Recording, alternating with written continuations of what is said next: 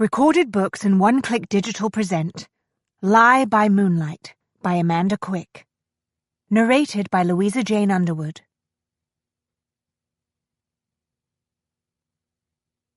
Chapter 1. Late in the reign of Queen Victoria. Midnight in a fog-shrouded graveyard. There could be no darker place on the face of the earth, Annie Petrie thought. She shivered and clutched her cloak more tightly at her throat. She had never been more frightened in her life. But the rumours regarding the man she was here to meet were very plain. An appointment with him was conducted at the time and place of his choosing, or not at all. She had changed her mind 1,000 times that day about whether to come here tonight. Her nerves had nearly failed her altogether that morning when she had awakened to discover the note on her bedside table. She had picked up the piece of paper with shaking fingers, stunned by the realization that he had entered her lodgings in the middle of the night. Somehow he had gotten past her locked doors and shuttered windows. She had never heard so much as a whisper of sound, never sensed his presence. It was as if she had been visited by a ghost. When she finally calmed down enough to read the brief message, she discovered that it contained a simple list of instructions. In the end, knowing that she would never be able to rest soundly again until she had some answers, she obeyed each item on the list with great care. The directions had included turning down the lantern when she came through the gates of the cemetery. Now the lamp cast only a weak glare that reflected off the eerie fog. The dark shapes of the stones, crypts, and monuments loomed in the vapour-laced shadows.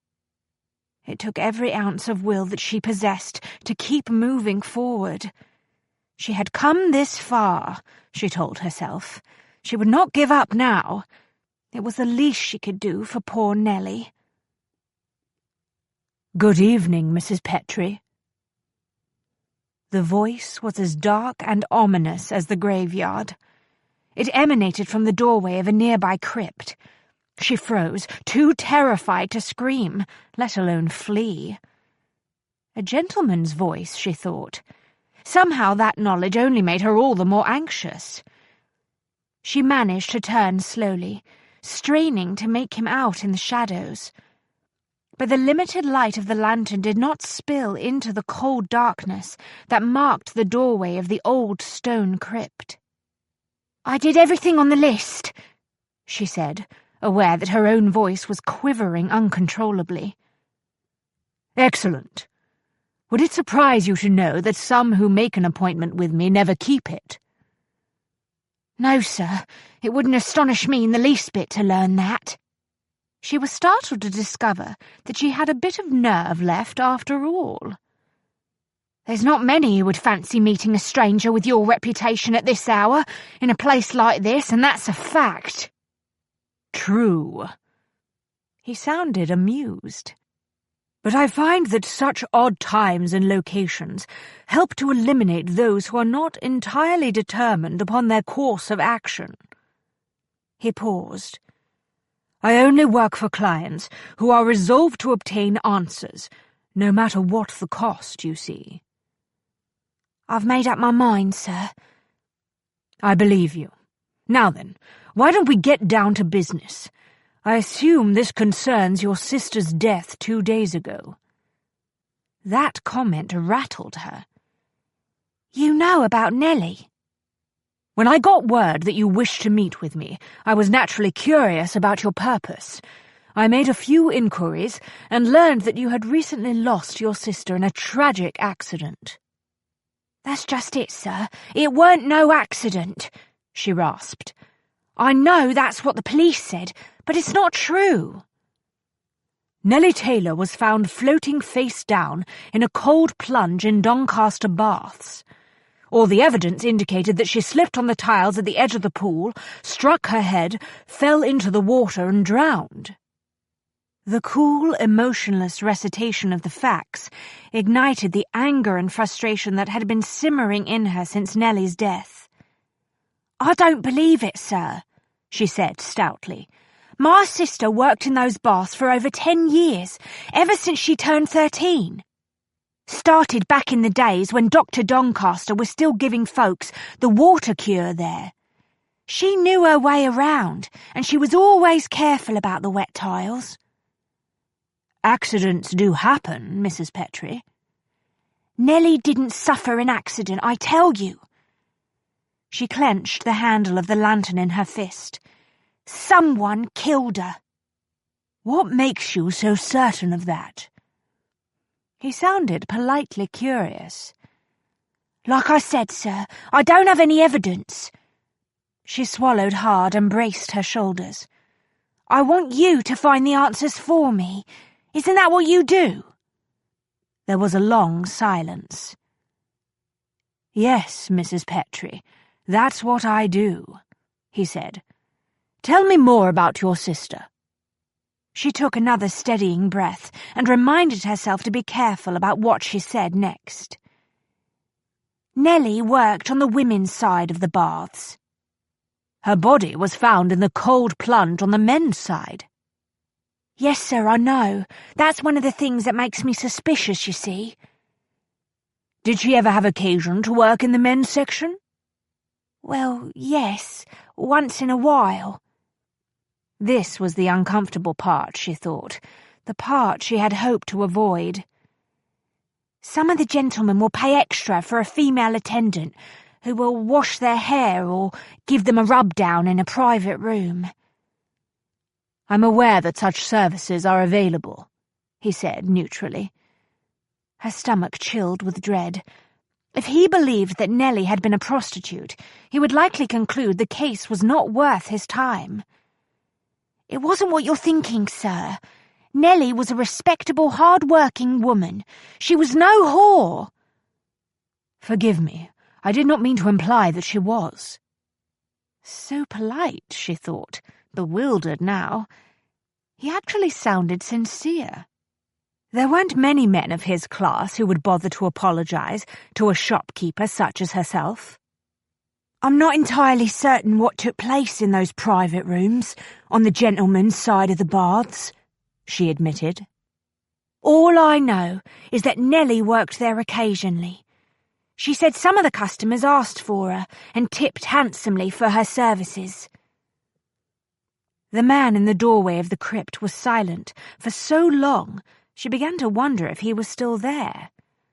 An unnatural stillness gripped the graveyard.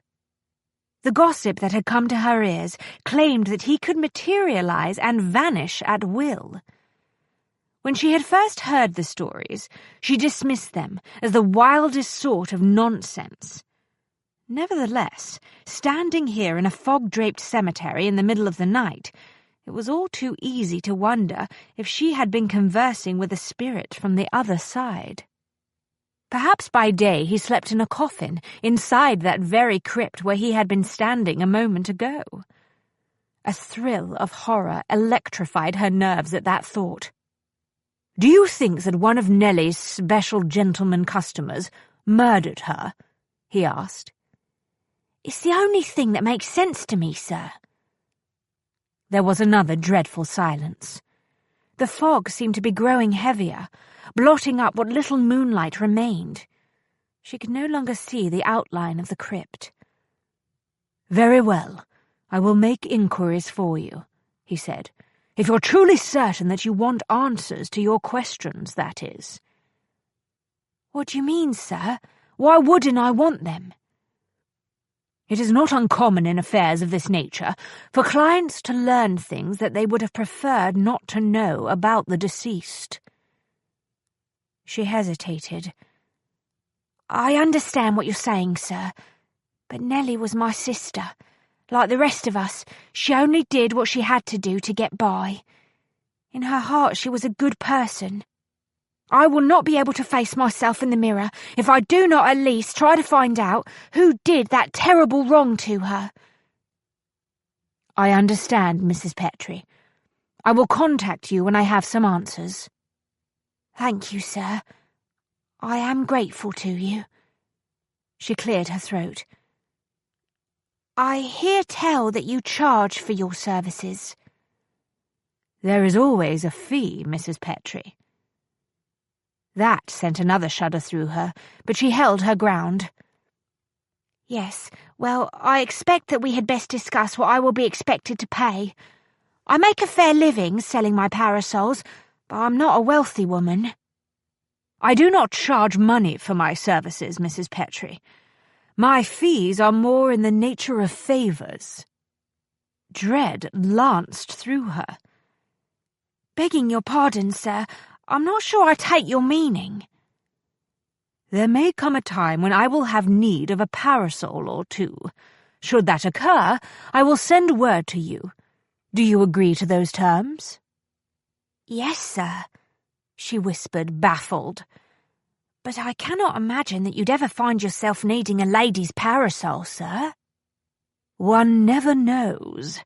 The important thing is that our bargain has been struck. Tell no one that you met with me tonight. No, sir, I won't, I promise. Good night, Mrs. Petrie. Good night, sir. She was not sure what to do next. Thank you. She turned and went swiftly back toward the gates.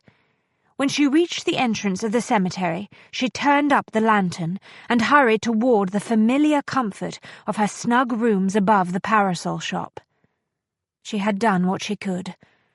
The whispers she had heard assured her that, whatever else might be true about the stranger back there in the cemetery, one thing was certain. He could be trusted to keep his word.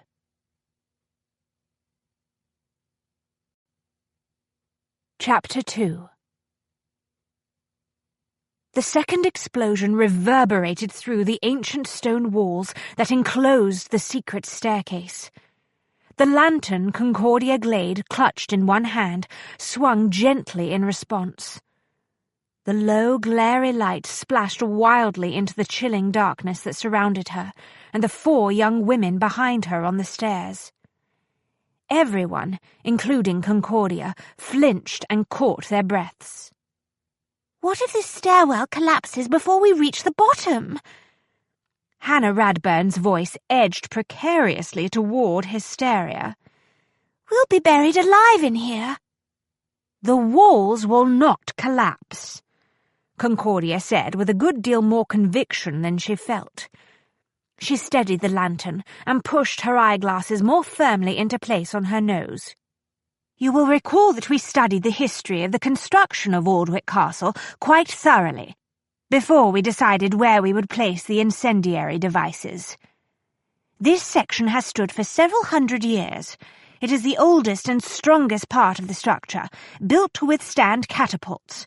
It will not fall apart tonight. At least I pray that it won't, she added silently.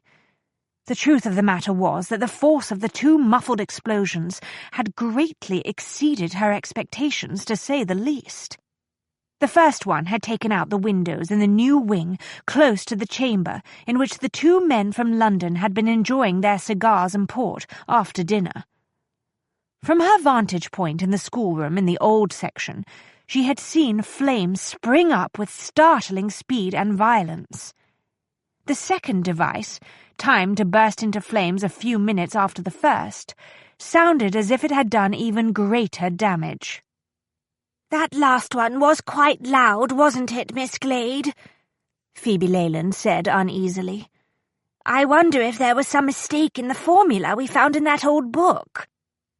The instructions for the mixing of the chemicals were quite clear, Concordia said. We followed them precisely. It is just that the devices were never meant to be ignited inside a closed room. Naturally, they are creating a startling effect. That is precisely what we hope to achieve. She kept her tone firm and reassuring. It could be fatal for all of them if she revealed even a hint of the fear that was pounding through her.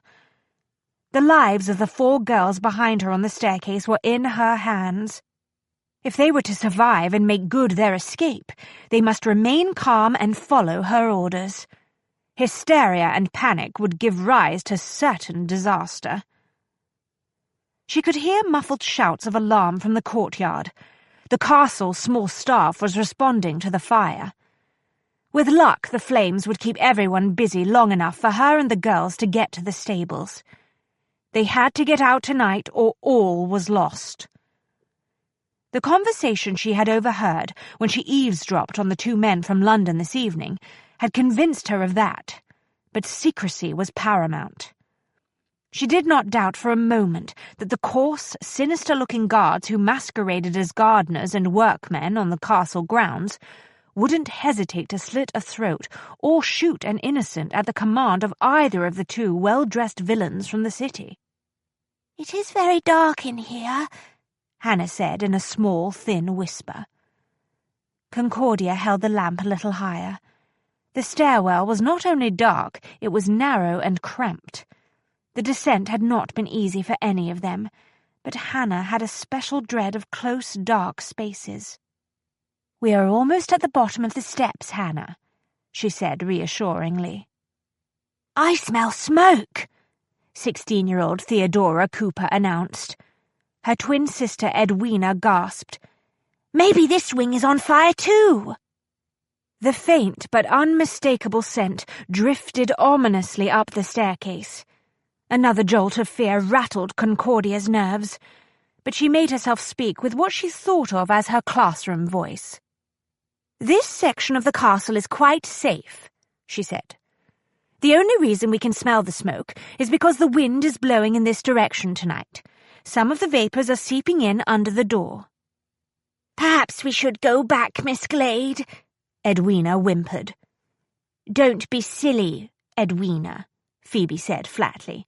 "You know very well there's no going back now, not unless you want to be taken away by those dreadful men." Edwina fell silent. So did the others. Concordia glanced back over her shoulder and smiled at Phoebe. Like her, the girl wore a pair of spectacles. Behind the lenses of the eyeglasses, her remarkably intelligent blue eyes were filled with a resolve that seemed far too mature for her 15 years. During the month that she had been at Aldwych Castle, Concordia had seen similar flashes of a disturbingly adult comprehension of the realities of the world in her students. One moment a girl would be caught up in the innocent pleasures and enthusiasms appropriate to a young lady hovering on the brink of womanhood. In the next instant, a flicker of fear or melancholia would settle on her, stealing the glow of youth and anticipation from her eyes. The deep, abiding anxieties that afflicted her students were well-founded, Concordia thought.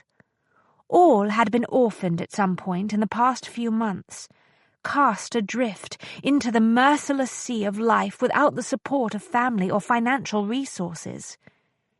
Their experience with devastating loss and the fear of an uncertain future gnawed ceaselessly at their valiant young spirits. Concordia understood. She had lost her parents and the unconventional community that had been her entire world the year she turned 16. That had been a decade ago. The grief and the fear returned frequently to haunt her dreams. "What if the stable is also on fire?" Edwina asked. "It is on the opposite side of the courtyard," Concordia reminded her. "It will be a long time, if ever, before the fire gets that far." "Miss Glade is right." Theodora's voice rang with renewed enthusiasm. "You will recall that we took great care in the placement of the devices so that the stables would not be immediately affected." "The die has been cast," Hannah declared. "We are in the hands of fate." When she was not obsessed with this seemingly endless list of anxieties, Hannah showed a remarkable gift for drama. She was the youngest of the group, having turned 15 quite recently, but she often surprised Concordia with her intuitive ability to slip into a role or mimic a person's mannerisms. "No, we are not in the hands of fate," Concordia said briskly. She looked back over her shoulder. "Do not forget that we have a plan. The only thing that is necessary is to stick to it, and that is precisely what we are going to do." Theodora, Edwina, Hannah, and Phoebe took visible strength from her show of confidence. She had been drilling the importance of the plan into them for days. It was their talisman in this hour of crisis, just as she had intended. She had learned long ago that as long as one had a plan, one could keep going against great obstacles. "Yes, Miss Glade." Hannah appeared decidedly more optimistic. Her expressive dark eyes were still very wide, but her voice had steadied. "We have all studied the plan." "Rest assured it will work." She reached the bottom of the stairwell and turned to face them once more. "Step 1 has already been accomplished successfully. We are now ready for step 2. I will open the door and make certain that the way is clear. Does everyone remember what to do next?" "We will proceed together to the stables, keeping to the shadows of the old storage sheds along the south wall," Phoebe recited dutifully. The others nodded in agreement. The hoods of their cloaks were thrown back, revealing the heart-wrenching mix of anxiety and determination in their solemn young faces. "Does everyone have her bundle?" Concordia asked. "Yes, Miss Glade," Phoebe said. She clutched her small canvas bag in both hands. It bulged suspiciously in one or two odd places, betraying the scientific instruments stuffed inside. The apparatus had been part of the collection of books and supplies that Concordia had brought with her to the castle last month. Earlier that afternoon, she had tried one last time to impress upon each girl that only absolute necessity should be packed for this venture. But she was well aware that when one was dealing with young persons, notions of what constituted a necessity varied widely. Hannah Radburn's sack appeared heavier than it should have. Concordia suspected that she had disobeyed instructions and packed one of her precious novels inside. Theodora's bag was bloated with some of the art supplies she had been told to leave behind. Edwina's bundle was stuffed with one of the fashionable new gowns that had arrived from London earlier that week. It was the gift of the expensive dresses that had alerted Concordia to the fact that the situation had become critical. "Remember," she said gently, "if anything goes wrong, I will give the emergency signal. If that occurs, you must all promise me that you will drop your sacks and run as fast as you can to the stables. Is that quite clear?" All four immediately tightened their grips protectively around the canvas bundles. There was a dutiful chorus of "Yes, Miss Glade," but Concordia got a sinking feeling. If disaster befell them, it was going to be difficult to persuade the girls to abandon their possessions. When one was alone in the world, there was a tendency to cling very tightly to whatever had personal meaning. She could hardly fault her students. She had certainly not set an exemplary example of emergency packing. She would confront the devil himself before she dropped her own canvas sack. It contained a mourning locket with a photograph of her dead parents and the book of philosophy that her father had written and published shortly before his death. She turned down the lantern. Hannah made a soft, frantic little sound when the stairwell was plunged into deep darkness. "Calm yourself, dear," Concordia murmured. "We will be outside in a matter of seconds." She slid the old bolt aside and tugged on the iron handle. It took more effort than she had anticipated to open the ancient oak door. A crack of fire-tinged light appeared. Cold air laced with smoke swept into the stairwell. The shouts of the alarmed men fighting to contain the fire grew much louder. She could see no one between the door and the first of the old sheds. "The way is clear," she announced. "Let us be off." She picked up the darkened lantern and led the way outside. The girls crowded behind her like so many goslings. The scene that confronted them was lit by a hellish yellow glow. Chaos reigned in the large courtyard. Concordia could see a number of darkly silhouetted figures rushing madly about, calling orders that no one appeared to be obeying. 2 men were occupied, hauling buckets of water from the well. but it was clear that the small staff of the castle was unprepared to deal with an emergency of this magnitude. Concordia was stunned to see how much devastation had already been wrought. Only a few minutes ago the flames had been long, searing tongues licking from the gaping mouths of a few shattered windows. In the short span of time it had taken her and the girls to descend the ancient staircase, the fire had grown into an inferno that was rapidly consuming the entire new wing. "Oh my," Theodora whispered. "They will never be able to quench those flames. I wouldn't be surprised if the entire castle burns to the ground before dawn." "I never thought the formula would create a fire of that size," Phoebe said, awed. "We have got just the distraction we require," Concordia said. "Hurry, everyone. We do not have a moment to spare."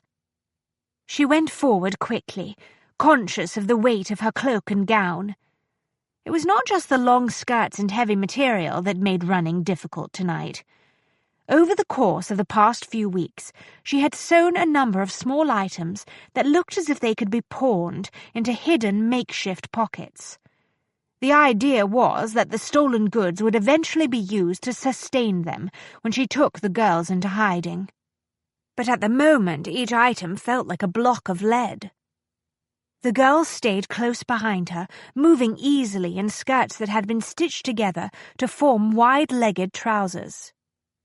They fled in a tight cluster past the row of sagging, boarded-up outbuildings that had once housed grain and supplies for the castle. A short time later they rounded the corner of the old smithy. The stables loomed ahead in the shadows. Concordia was concentrating on the next phase of the plan when a large man moved out of the shadow of the remains of the ancient windmill and planted himself squarely in her path. There was enough light from the glare of fire and moon to make out his thick features. She recognized Rimpton, one of the two men who had arrived from London earlier in the day. His coat was tattered and singed. He held a gun in one hand. She froze. The girls did the same, perhaps instinctively imitating her in the face of danger. "Well now, if it isn't the teacher and all her pretty little students," Rimpton said. "And just where d'you think you're going?" Concordia tightened her fingers into a death grip around the handle of the lantern. "We're escaping the flames, you dolt! Kindly get out of our way!" He peered at her more closely. "You're heading for the stables, ain't you?" "It would appear to be the building that is farthest away from the fire," Concordia said, putting every ounce of disdain she felt for the brute into the words. She had disliked Rimpton on sight. There had been no mistaking the lecherous manner in which he had looked at the girls. "You're up to some trick," Rimpton said. "Hannah?"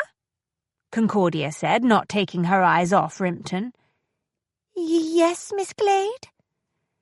"Kindly demonstrate Araminta's response to Lockhart's surprising revelation in Sherwood Crossing." Rimpton's heavy face screwed into a confused knot. "What the bloody hell?" But Hannah had already taken the invisible stage. She launched herself wholeheartedly into the role of Araminta, the heroine of the sensation novel she had finished reading the week before. Uttering a choked cry of anguish and despair, she crumpled to the ground in a perfectly executed swoon that would have done credit to the most talented actress. Startled, Rimpton swung his big head around to peer at the fallen girl. "What's that silly little bitch think she's about? I've had enough of this nonsense." "Not quite," Concordia muttered. She swung the unlit lantern with all her might. The heavy base crashed violently against the back of Rimpton's skull. Glass crackled and splintered. Stunned, Rimpton sagged to his knees. Incredibly, he still gripped the revolver. He was only dazed, Concordia realized, not unconscious. She watched in horror as he tried to regain his feet. Frantic, she raised the lantern and brought it crashing down a second time, putting everything she had into the blow. Rimpton uttered a strange grunt and fell flat on his face. He did not move. The gun clattered on the stones. There was enough light to see the dark wetness seeping heavily from the wound and pooling around his head. There was an instant of shocked silence. Then Hannah scrambled awkwardly erect and picked up her bundle. She and the other girls stared at Rimpton, stricken with the effects of the sudden violence. "Come along," Concordia said, fighting to sound cool and in control. Her fingers trembled in a very annoying fashion when she bent down to scoop up the gun that Rimpton had dropped. "We are close to the stables. Hannah, that was a very effective piece of acting." "Thank you, Miss Glade." Hannah spoke automatically. She seemed unable to take her eyes off the fallen Rimpton. Is he dead?" "He looks dead," Phoebe whispered. "Serves him right," Edwina said with a surprising show of satisfaction. "He and his friend Mr. Bonner were the two who took Miss Bartlett away. We told you that they did something dreadful to her. Everyone said she'd gone back to London on the train, but she would never have left her new gloves behind the way she did." "This way, ladies," Concordia said. She no longer doubted the girl's theory concerning the disappearance of her predecessor at the castle. "Stay close." Her crisp instructions had the effect of freeing the girls from the morbid spell cast by the too quiet Rimpton. Hurriedly they regrouped behind her. She guided them through the shadows, tensely aware that the most difficult part of the plan lay ahead. The task of getting the horses tacked up in the dark was not going to be easy, although she had made everyone practice the maneuvers many times. Crocker, the man in charge of the stables, had shrugged and shown little interest when she told him that the girls must be allowed to ride regularly as part of their exercise program.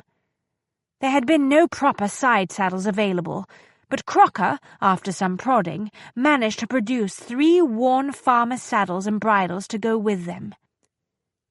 The only horses on the castle grounds were the sturdy patient beasts used to provide transportation to the village and to haul supplies. Fortunately, Edwina and Theodora had been raised on a wealthy estate. They had learned to ride from the cradle and were quite expert.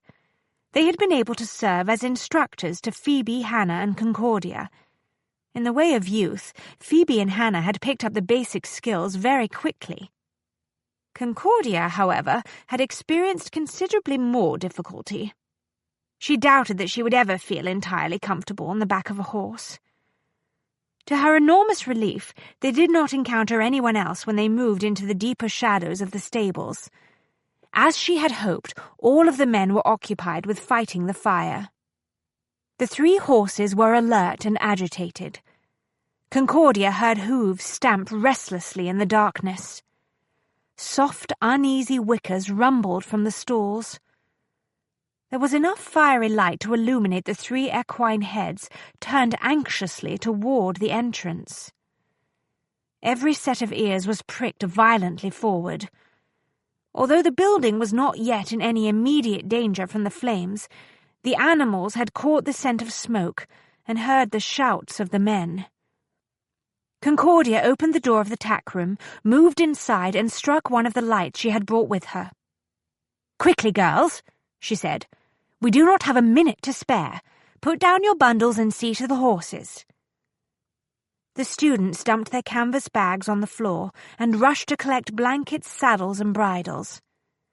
Concordia was relieved to note that the endless drills were now paying off handsomely. The process of tacking up the horses went swiftly and smoothly. Edwina and Theodora had decided in advance who would ride which horse. The twins took the liveliest of the 3 mounts, a mare, on the grounds that they'd had the most experience and would be better able to handle her if she got nervous. Phoebe and Hannah were assigned to a good-natured gelding. Concordia got the second gelding in the stable, a heavy-boned beast named Blotchy. Edwina and Theodora had made the decision based on their assessment of the horse's exceptionally placid personality. Under normal circumstances, it took a great deal of encouragement to get Blotchy to move at anything beyond a jolting trot.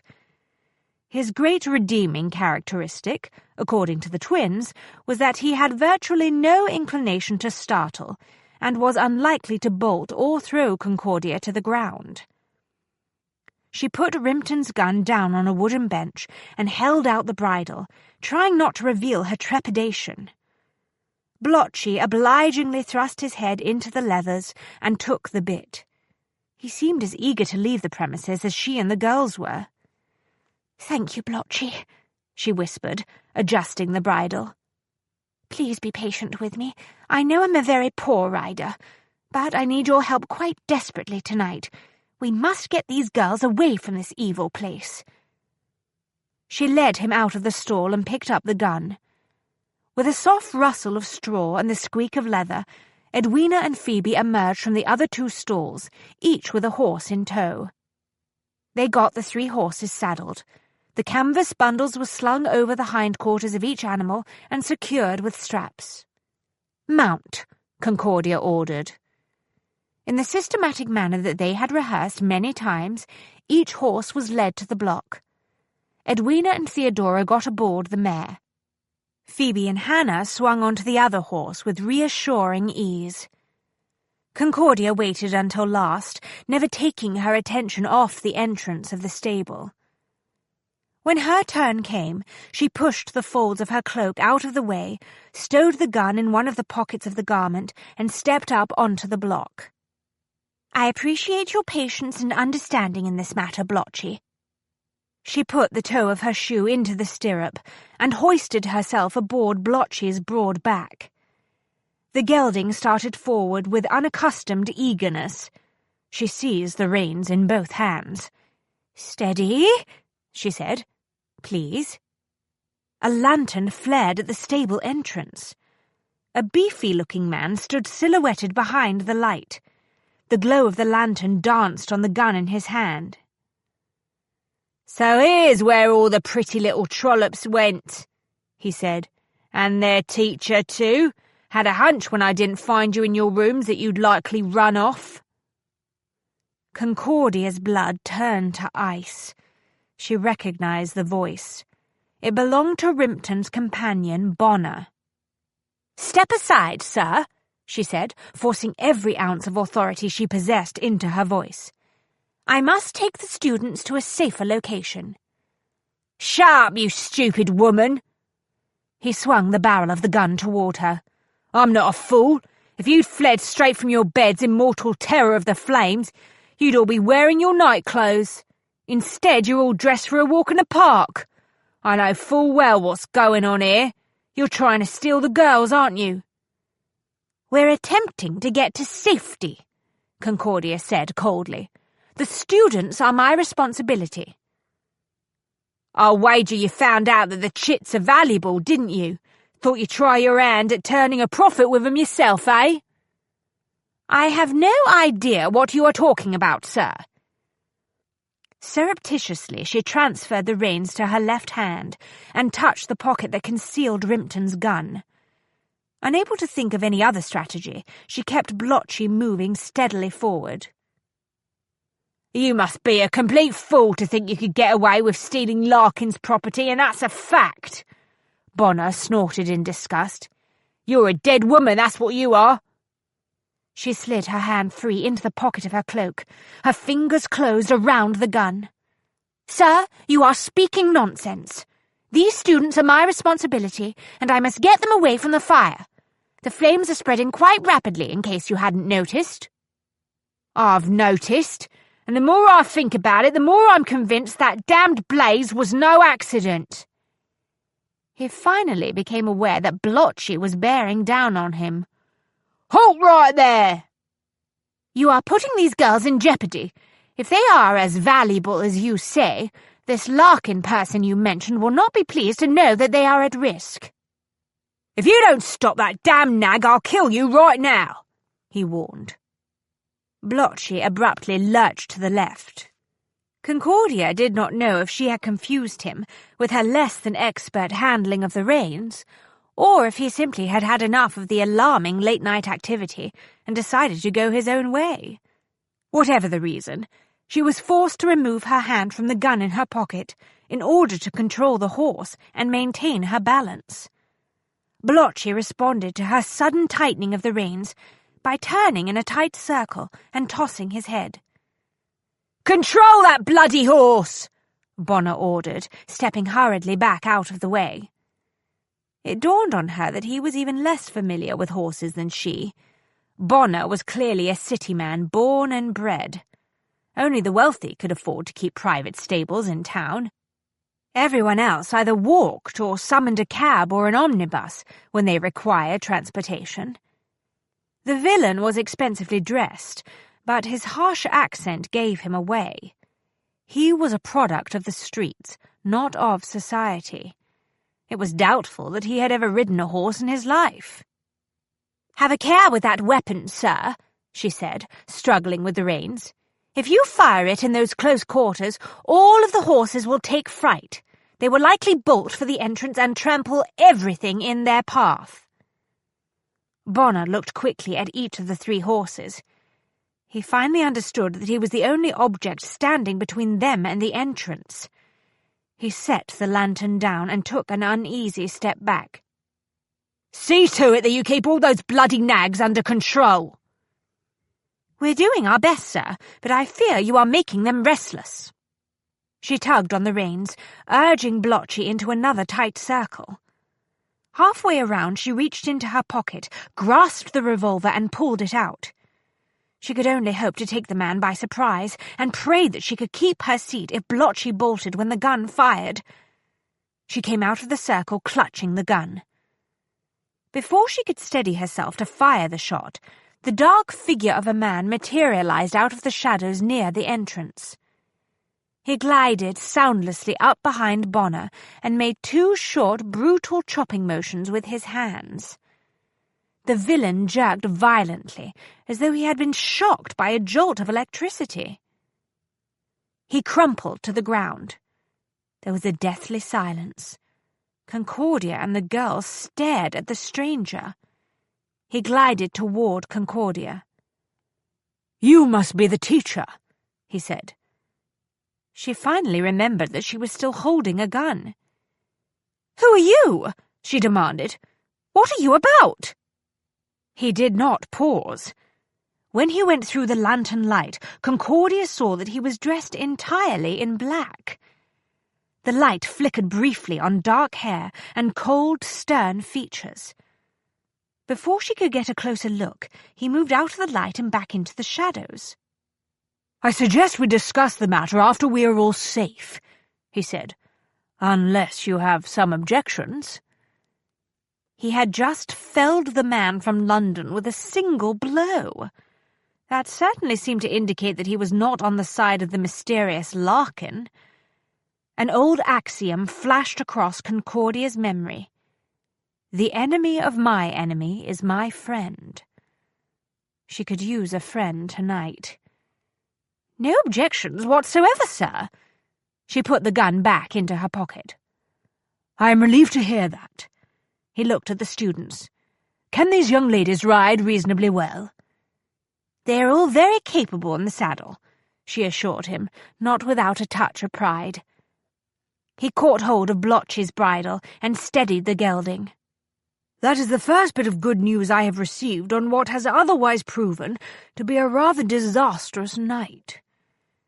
He unfastened the bundle she had so carefully strapped to the back of the saddle. "That's mine," she said sharply. "I cannot leave it behind."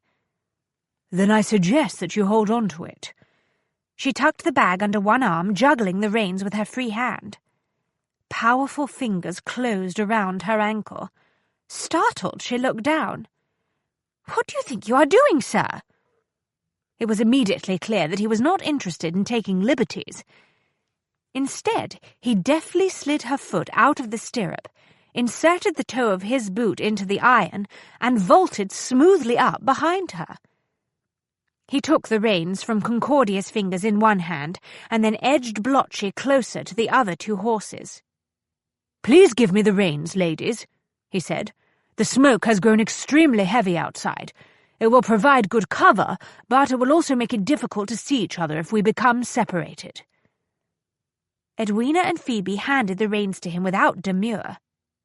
"Right then, we're off," he said. The stranger did something with his knees that made the geldings surge forward. The violence of the horse's forward lunge caught Concordia by surprise. She very nearly dropped her bundle when she grabbed wildly for the front of the saddle.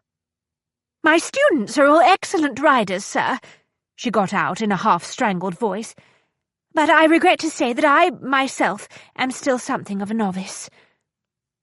"In that case, I suggest you hang on very tightly. You have caused me more than enough trouble tonight. If you fall, I cannot promise you that I will be in a mood to stop to pick you up." Something told her he might well mean every word of the warning. She clung to the saddle for dear life.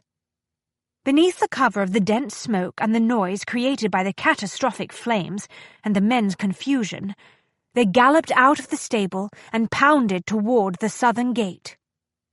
Concordia knew that she would always recall two things about that night with vivid clarity for the rest of her life: the astonishing roar of the fire as it consumed the castle, and the strength and power of the stranger's body pressed tightly against her as they rode to safety.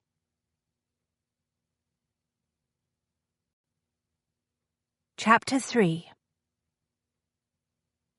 The stranger brought the small group to a halt on the low mound of a hill on the far side of the river.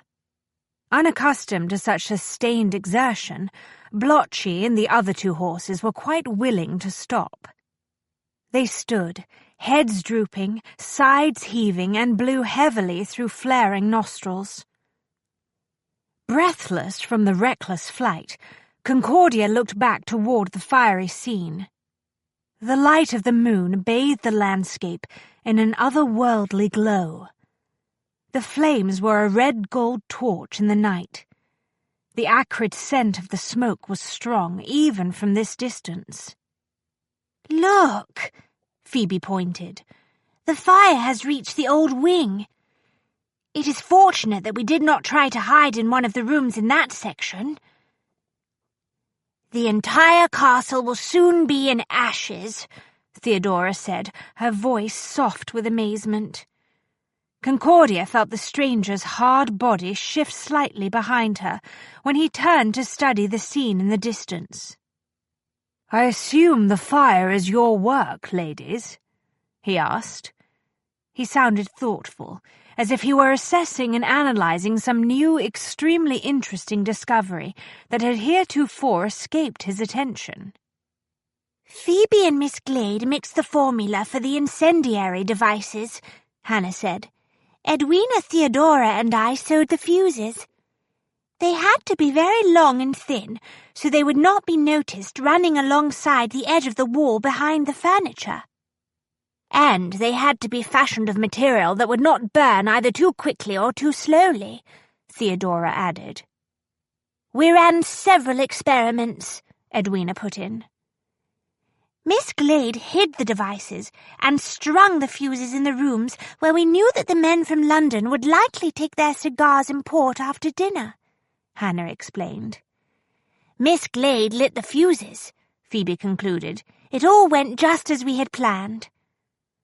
She paused and turned back to view the flames in the distance. "Except that we did not realize that the devices would ignite such a huge blaze."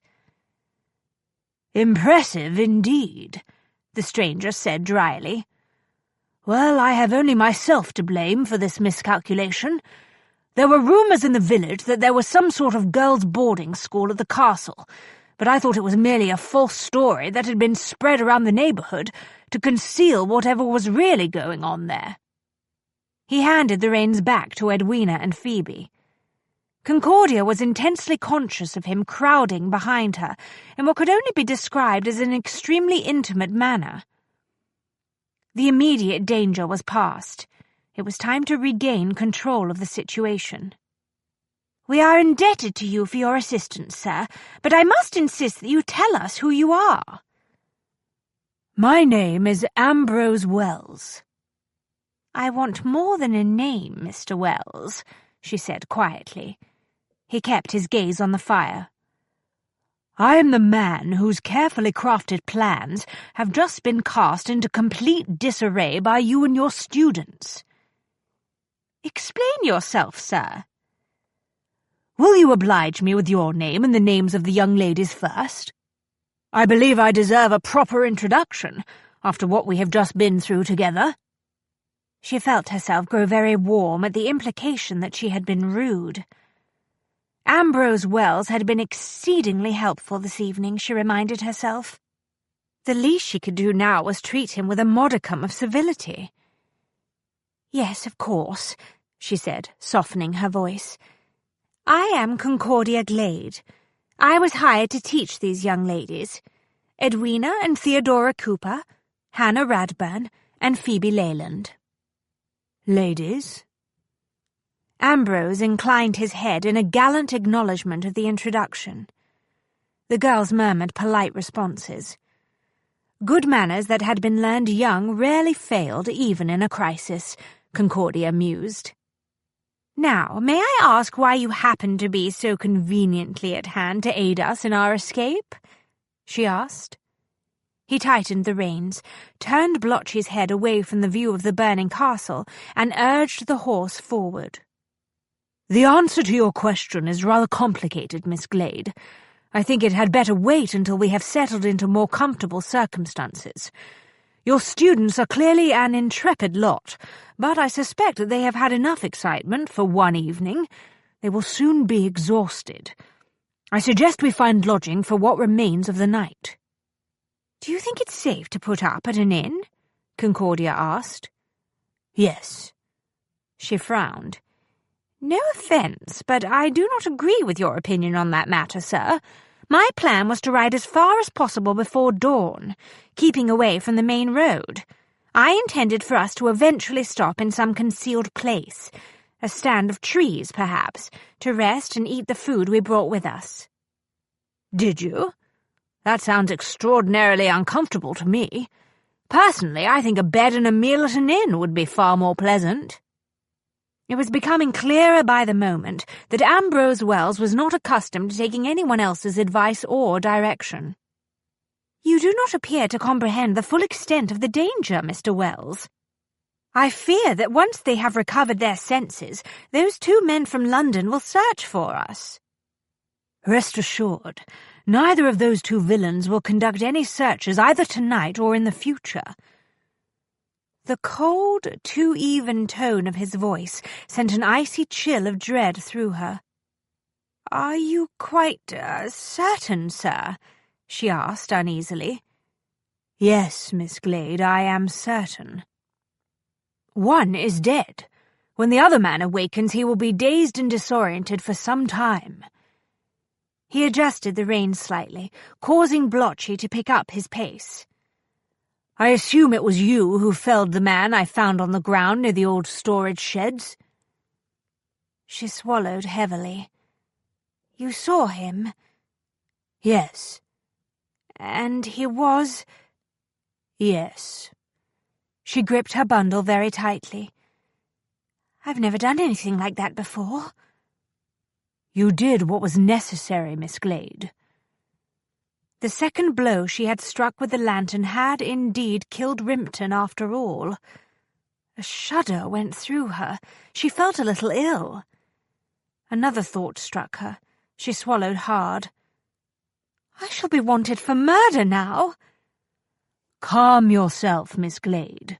When the local authorities eventually sort out the disaster at the castle, assuming they ever manage to do so, the death will be attributed to an accident that occurred while he was attempting to fight the fire and escape the flames." "How can you be so sure of that?" There was enough moonlight to illuminate the wry twist of his hard mouth. "Rest assured, Miss Glade, it will not occur to anyone to consider the possibility that a female who makes her living as a teacher of young ladies might have been capable of dispatching a hardened criminal with a gun. What of the man you injured? Won't he tell everyone what happened? When he awakens, he will very likely recall nothing of the events immediately before he was knocked unconscious. She gripped her bundle very tightly. It occurs to me, sir, that you know precisely what happened at the castle tonight. So do you, Miss Glade. It appears that neither of us has any choice at the moment but to trust each other.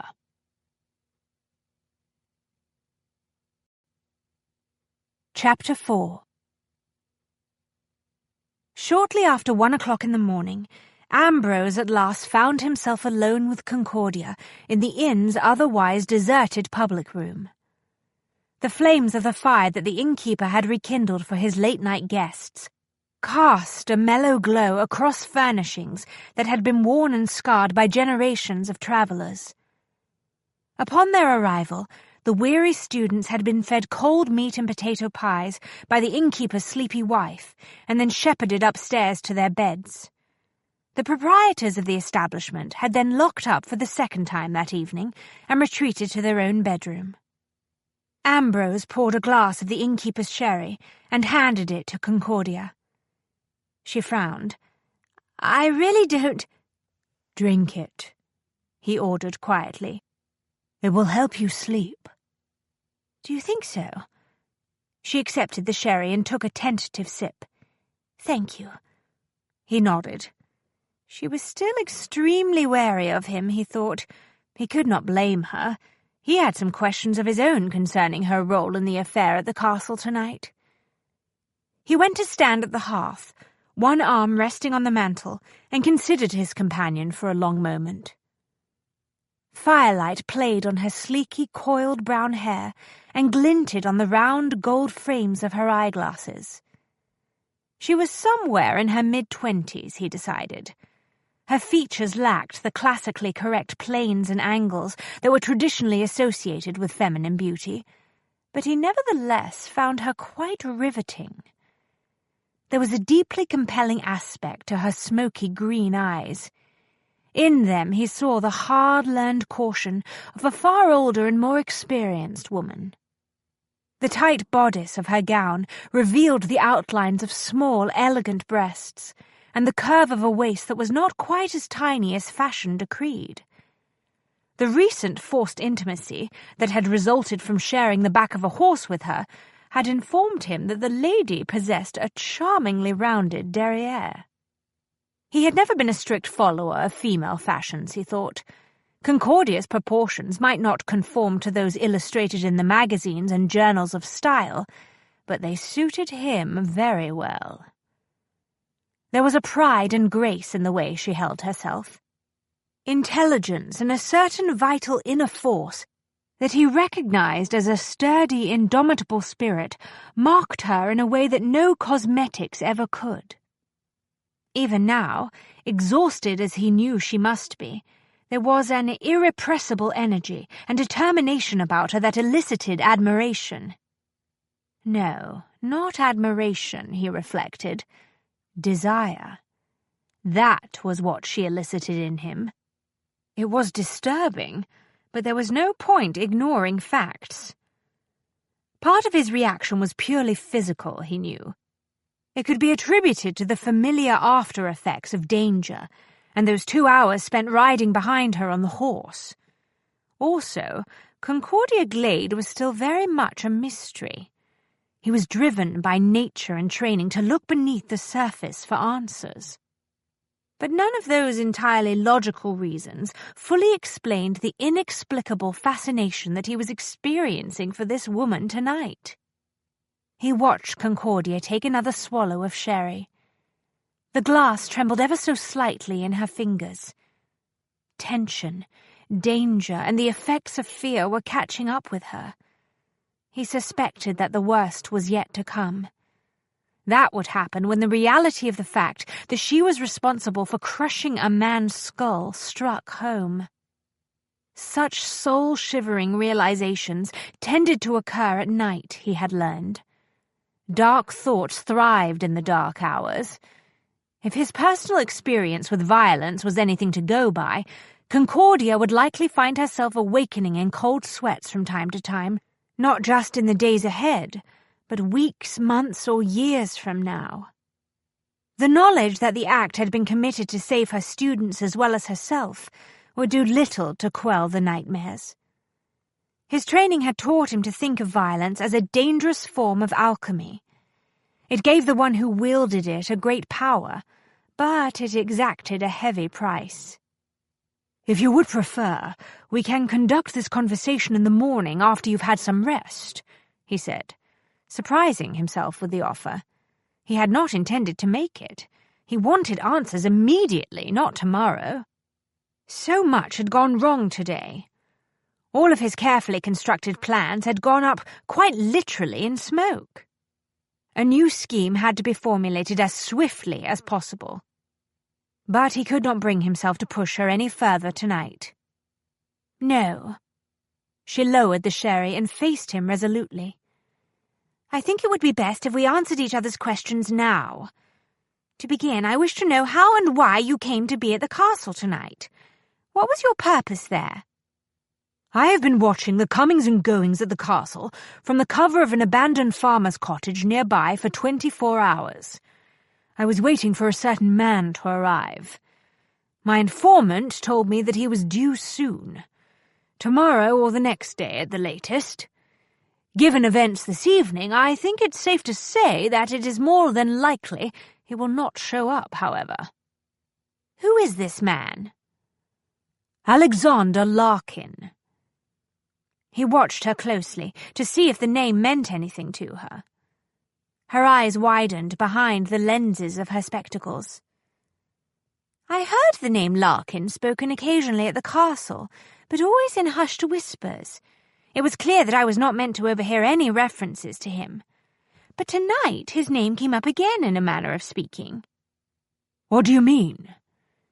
"The second villain from London, the one who confronted us in the stables, said something about me being a complete fool to think that I could get away with stealing Larkin's property." Her fingers tightened visibly on the glass. "He also said, well, never mind. It is no longer important." "What did he also say?" Ambrose prodded gently. "He said, 'You are a dead woman, that's what you are.'"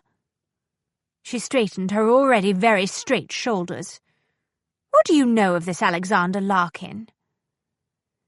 "He is one of the most notorious figures in London's underworld. A master criminal, or a sort of crime lord, if you like. He worked his way up from the toughest streets in the city. He now lives the life of a wealthy gentleman, but he lacks any genuine social connections and, of course, is not received in society." "All of the trappings of the upper classes, but not a part of that world." She turned the sherry glass between her palms, as though trying to warm her fingers. "Just like any other wealthy man who made his fortune in trade, I suppose." "He is certainly in trade. Larkin has financial interests in a variety of illegal enterprises, including brothels and opium dens. He has been suspected in a number of murders over the years. But he has always been extremely careful to keep a discreet distance between himself and his criminal activities. The result is that the police have never been able to obtain enough evidence to arrest him." Her mouth tightened.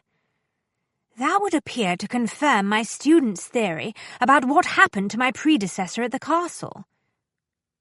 "There was another teacher before you?" "Yes, a Miss Bartlett. She was there for only a few weeks. One afternoon, Rimpton and his companion arrived at the castle. That night, the girls were locked in their bedroom. When they were let out the next morning, Miss Bartlett was gone. So were the two men from London. The castle staff told the girls that Miss Bartlett had been dismissed from her post, and that the men had escorted her, together with her trunk, to the train station very early that morning. But the girls were convinced that the men had done something terrible to Miss Bartlett." "What made them suspicious?" Miss Bartlett left a few things behind, including a favourite pair of gloves. He raised his brows. An astute observation. The girls are far more observant than anyone at the castle gave them credit for. Concordia angled her chin. Those who find themselves alone and without resources very quickly learn to pay attention to the little things going on around them, things that others might ignore. I am well aware of that, Miss Glade. She gave him a long, measuring look. Are you? Yes. He said nothing more, but she appeared to accept his assurance. As it happens, I eventually concluded that the girls may have been right about what had happened to their first teacher, she said after a while. I did not immediately subscribe to that notion, you understand. I am very well aware that young ladies can be extremely imaginative, especially when they have been left to their own devices for long periods of time. For the most part, my students were ignored while they were at the castle. Until I arrived, that is. I imagine that you kept them well occupied, he said, amused. I do not believe in strict regimentation, Mr. Wells, but I have found that a certain amount of order and routine provides a sense of stability that is quite comforting for many young people, especially those who have been orphaned. He was impressed with her insights. Please continue. She cleared her throat. When the girls showed me the gloves they had found in the room that Miss Bartlett had used while she was at the castle, I admit that I became quite curious. A teacher's pay is not so generous that she can afford to be reckless with her possessions, and the gloves were indeed quite new and rather expensive-looking. He raised his brows, acknowledging the point. When did the girls tell you of their suspicions? Not for some time. They were very cautious around me at first. She moved one hand in a small dismissive gesture. Only to be expected. They have been through so much upheaval and turmoil in their young lives. They are naturally quite careful about whom they take into their confidence. You seem to have an excellent understanding of young people, Miss Glade.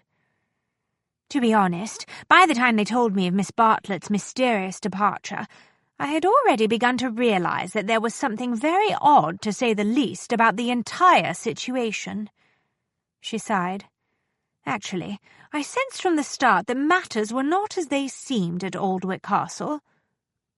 What alerted you? You know what they say about things that appear too good to be true? He considered that for a moment. I beg your pardon, Miss Glade, but why would a post teaching 4 young ladies at a remote, tumble-down castle, far from the nearest town, seem too good to be true? It sounds quite the opposite to me. One's perception of a post often depends upon the condition of one's circumstances at the time the post is offered, she said dryly. Point taken. As it happens, I had just been dismissed from a very pleasant situation at a school for girls not far from London. I was quite desperate for a new position. When the letter from Mrs. Jervis arrived with the offer of the post at the castle, I was extremely grateful and accepted immediately. He frowned. Who is Mrs. Jervis? The woman who operates the agency that found me the position at the girls' school. She supplies teachers and governesses to schools and private households. He nodded. What information were you given concerning the position at the castle? I was told that a new charity school for orphaned young ladies had been established at Aldwych Castle. I was to be the new headmistress. It was made clear that there were only 4 students in residence, but that more would be arriving in the future. It all seemed... She gave a tiny, forlorn little shrug. Quite wonderful. My dream come true, if you will. What is your dream, Miss Glade? To be in charge of a school of my own. In spite of her exhaustion, she suddenly became more animated.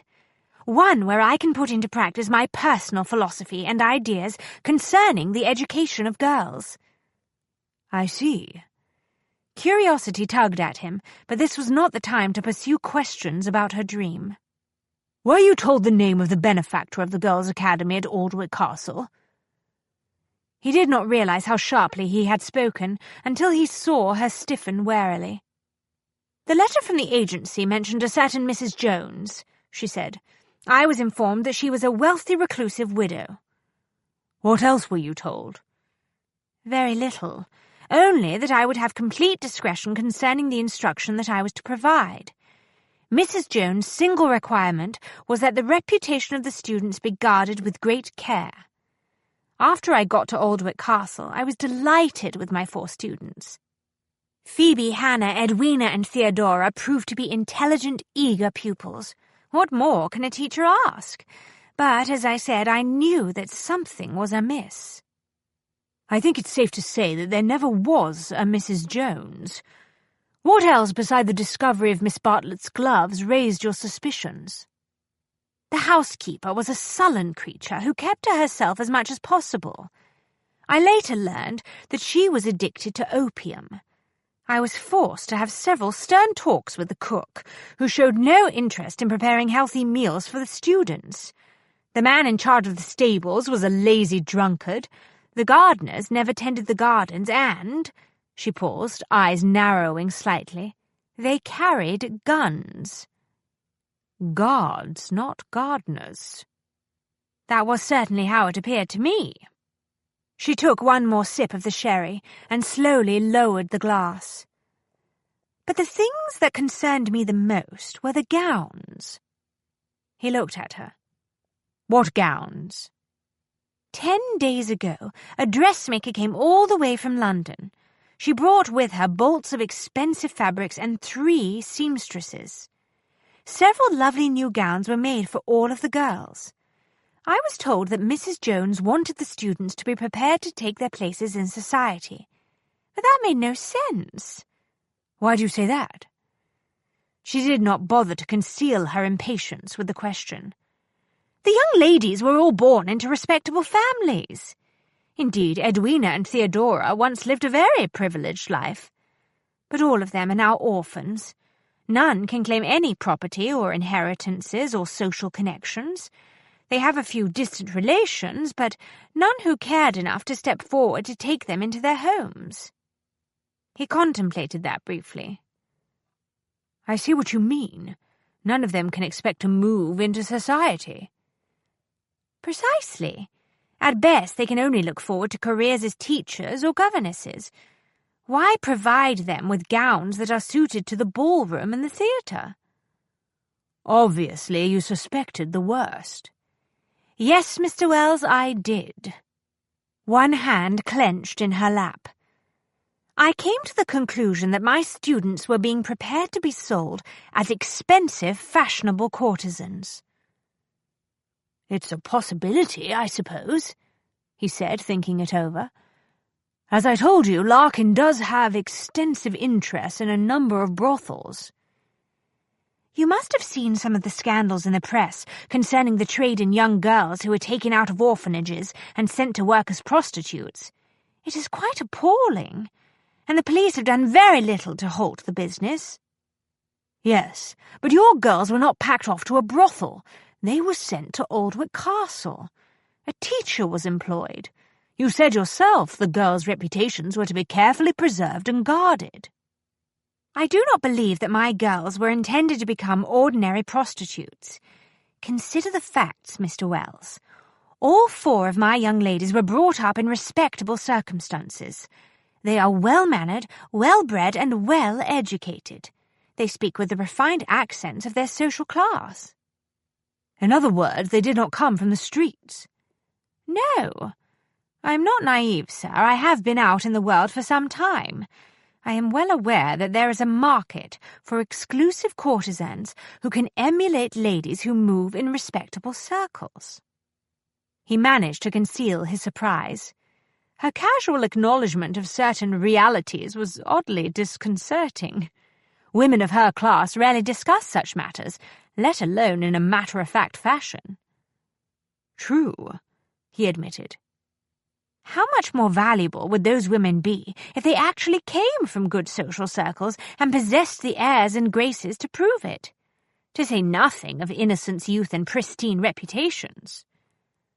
I will not argue with you on that account. Nevertheless, tonight I overheard Rimpton and his companion discussing some sort of auction that was to be held in the near future.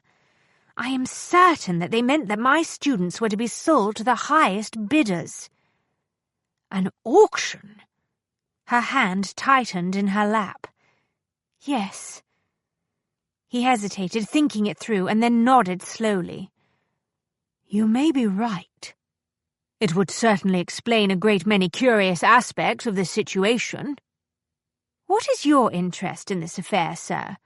Why were you watching the castle and waiting for Larkin's arrival? Her expression brightened. Are you a policeman, Scotland Yard, perhaps? No. I am engaged in a private inquiry on behalf of a client who hired me to discover the truth about her sister's death. You're a private inquiry agent? She was clearly startled. But in the next instant, curiosity flared in her fine eyes. How interesting! I've never met anyone engaged in that profession. I hope you continue to find me interesting, Miss Glade, because we are going to be seeing a great deal of each other for the foreseeable future. I beg your pardon? He left the mantel and went to stand in front of her. After what occurred at the castle tonight, Larkin will assume that you are aware of some of his plans. He will also want what he views as his property returned. That means that he will do his best to find you and the girls. She went very still. I realize that he will not like the fact that I spirited the girls away from the castle. That is why I intend to take them into hiding for a time. He reached down, closed his hands around her upper arms, and lifted her gently but firmly out of the chair. You do not comprehend the nature of the beast that you are dealing with. I doubt very much that you have the resources to hide yourself from Alexander Larkin, let alone conceal the young ladies. I was thinking that perhaps if we went to Scotland. You could take your girls to the South Seas and still not be safe. Not if Larkin makes up his mind to track you down. And I believe he will try to do just that. For a few weeks, or even a month or two, perhaps, she agreed calmly. But I cannot imagine that he will waste a great deal of time and energy chasing 4 girls and their teacher.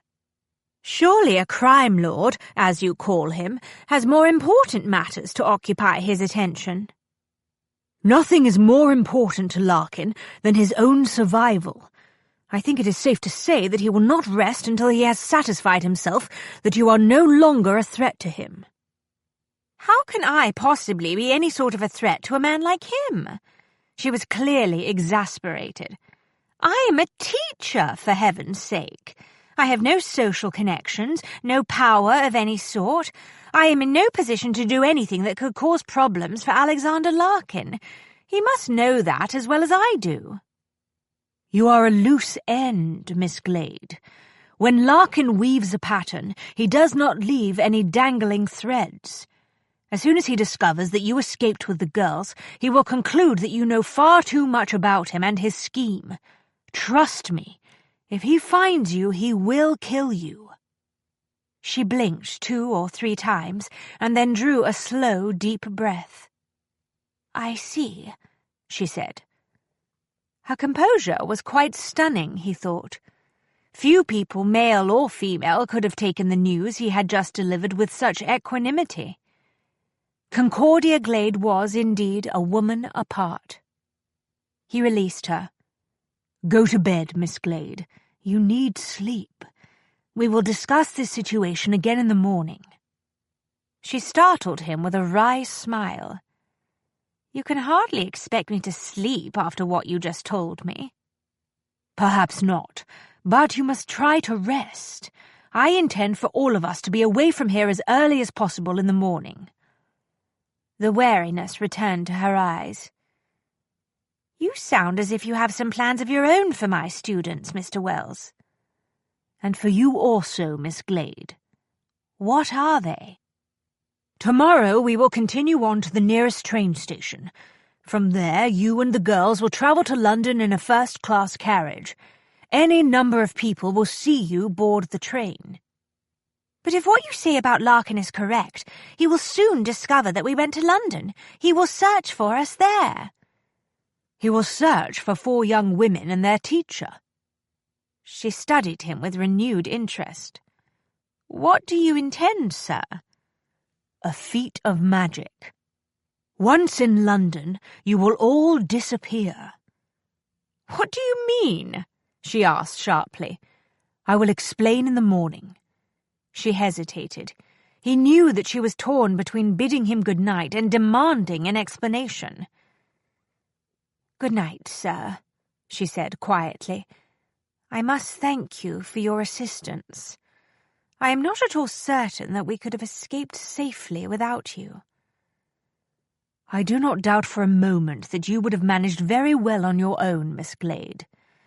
We have not known each other more than a few hours, but I feel confident in saying that you are, without a doubt, the most resourceful woman I have ever met. She nodded, evidently unsure how to take the observation, and started up the steps. He heard a soft thunk when the hem of her skirt brushed against the first riser. Miss Glade, I cannot help but notice that you seem to clank a bit when you walk, he said. I noticed it earlier when your skirts brushed against the door frame. I must admit I am curious. Is this some new fashion? She paused on the staircase and looked back over her shoulder. Hardly, sir.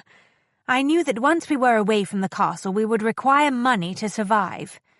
Over the course of the past few weeks, I helped myself to some of the smaller pieces of silver and several other items that appeared to have some value. I sewed them into my skirts. He inclined his head, impressed. A clever trick, Miss Glade. One that is much favoured by pickpockets and street-walkers, I believe. She bristled in outrage. I assure you I am no common thief, sir. What had possessed him to make such a stupid remark? He should have realized that she would not take it as the compliment he had intended. I never meant to imply that you were a thief, Miss Glade, he said. But he knew it was too late. The damage had been done. I only did what I thought I had to for the safety and security of my students. It was not as if I had a great deal of choice. I am aware of that. My apologies, Miss Glade. Good night, Mr. Wells. She stalked up the stairs, skirts clanking and thudding on every step, and vanished into the shadows. He went back to the fire and stood looking into it for a long time. It was plain that the teacher did not hold thieves in the highest regard. Pity. He was such a skilled one.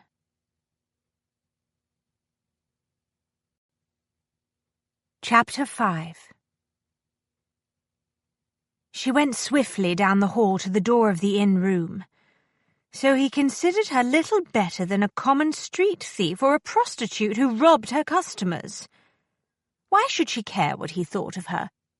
She and Ambrose Wells were 2 people thrown together by a strange twist of fate. When the situation had been sorted out, they would go their separate ways, and that would be the end of it. Just as well, she told herself. If he considered her a thief simply because, under extraordinary circumstances, she had stolen some small items that did not belong to her, what would his opinion be if he were to learn of her unconventional past? Try to maintain some perspective. Petty thievery was the least of her sins tonight. She had killed a man. Her mouth went dry. A vision of Rimpton lying face down, blood leaking from the grievous wound, rose in front of her like a scene from a nightmare. She pushed the image out of her mind. A suitable case of shattered nerves would have to wait for a more convenient occasion. She had other, more important things to concern her now. She must concentrate on taking care of Phoebe, Hannah, Edwina, and Theodora. She entered the small chamber quietly, trying not to disturb Hannah and Phoebe, who shared the room with her. There you are, Miss Glade. Phoebe sat up in the shadows, clutching the bedclothes to her throat. "Hannah and I were quite worried." "Yes." On the other side of the bed, Hannah stirred and pushed herself up on one elbow. "Are you all right, Miss Glade?" "I am perfectly well, thank you." She lit the candle on the washstand and started removing the pins from her hair. "Why on earth would you think otherwise?" "Hannah said that Mr. Wells might try to take advantage of you," Phoebe explained in her usual forthright manner. "Take advantage of me?" Concordia swung around, wincing slightly, when she heard her skirts clink against the side of the washstand. "Good heavens, Hannah, whatever were you thinking? I assure you Mr. Wells was a perfect gentleman." Aside from that odious remark, comparing her cleverness to the tricks of pickpockets and prostitutes, she added silently. But perhaps she was a bit oversensitive tonight. "Are you certain that he didn't try to take any liberties?" Hannah asked anxiously. "None whatsoever," she assured her, and immediately wondered why she found that fact oddly depressing. "Oh." Hannah sank back against the pillows, evidently disappointed. "I was afraid that perhaps he might expect you to kiss him." "Why would he do that?" She unfastened the front hooks of her tight-waisted gown. "We are barely acquainted." "Hannah suggested that Mr. Wells might play on your gratitude to make you feel that you owed him a kiss," Phoebe explained. "I see." Concordia stepped out of her gown, relieved to be free of the confining bodice and the weight of the items sewn into the skirts. "No need to concern yourself on that point, Hannah.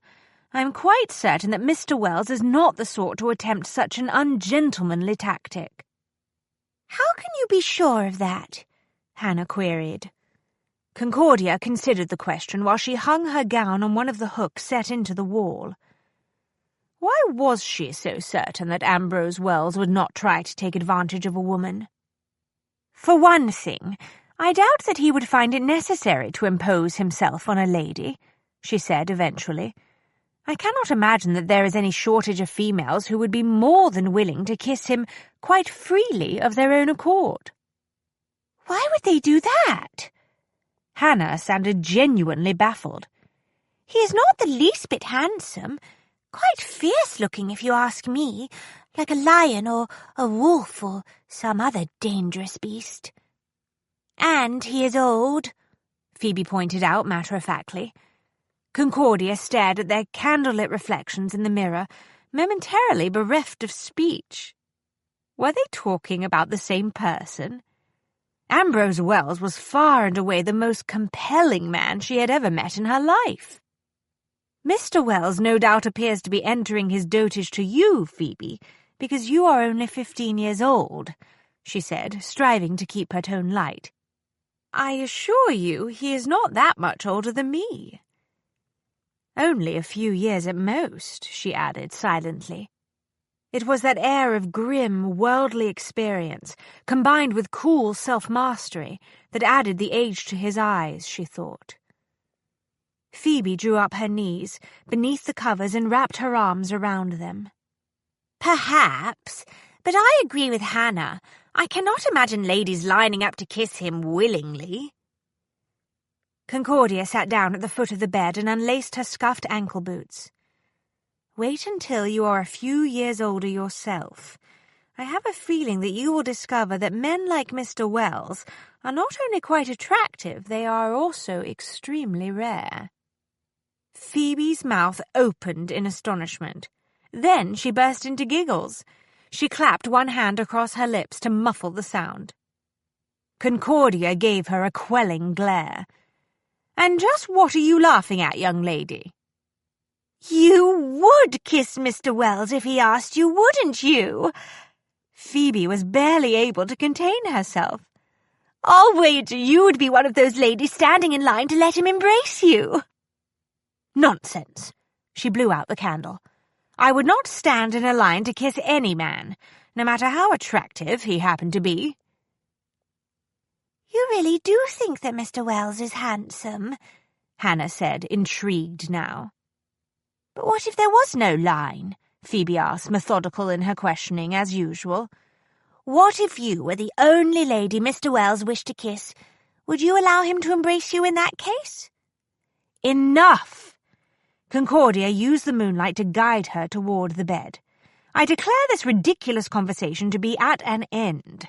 I refuse to discuss the subject of kissing Mr. Wells any further.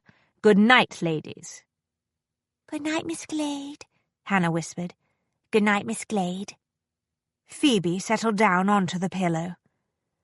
Concordia reached out to pull the quilt aside and slid beneath the sheets. She sensed the girls drift immediately into sleep. She envied them. As she had taught herself to do long ago, she forced her thoughts away from the past and concentrated on the future. Circumstances had changed on her tonight. This was certainly not the first time in her life that such a thing had happened. She needed a new plan. As long as she had a plan, she could keep going forward. But how was she supposed to incorporate Ambrose Wells into a new scheme? His knowledge of the mysterious Alexander Larkin could prove invaluable. It was clear that he had his own goals in this affair, however. What exactly did a private inquiry agent do? Who had hired him? Should she continue to entrust the safety of the girls to his care? And if so, for how long? The soft, hoarse cry from the other side of the bed brought her out of her moonlit reverie. Hannah sat up suddenly, gasping for air. No, please don't close the door, please. Phoebe stirred sleepily. Miss Glade? It's all right, I'm here. Concordia was already out of bed. She moved swiftly around to Hannah's side, sat down and gathered the nightmare-shocked girl into her arms. Calm yourself, Hannah.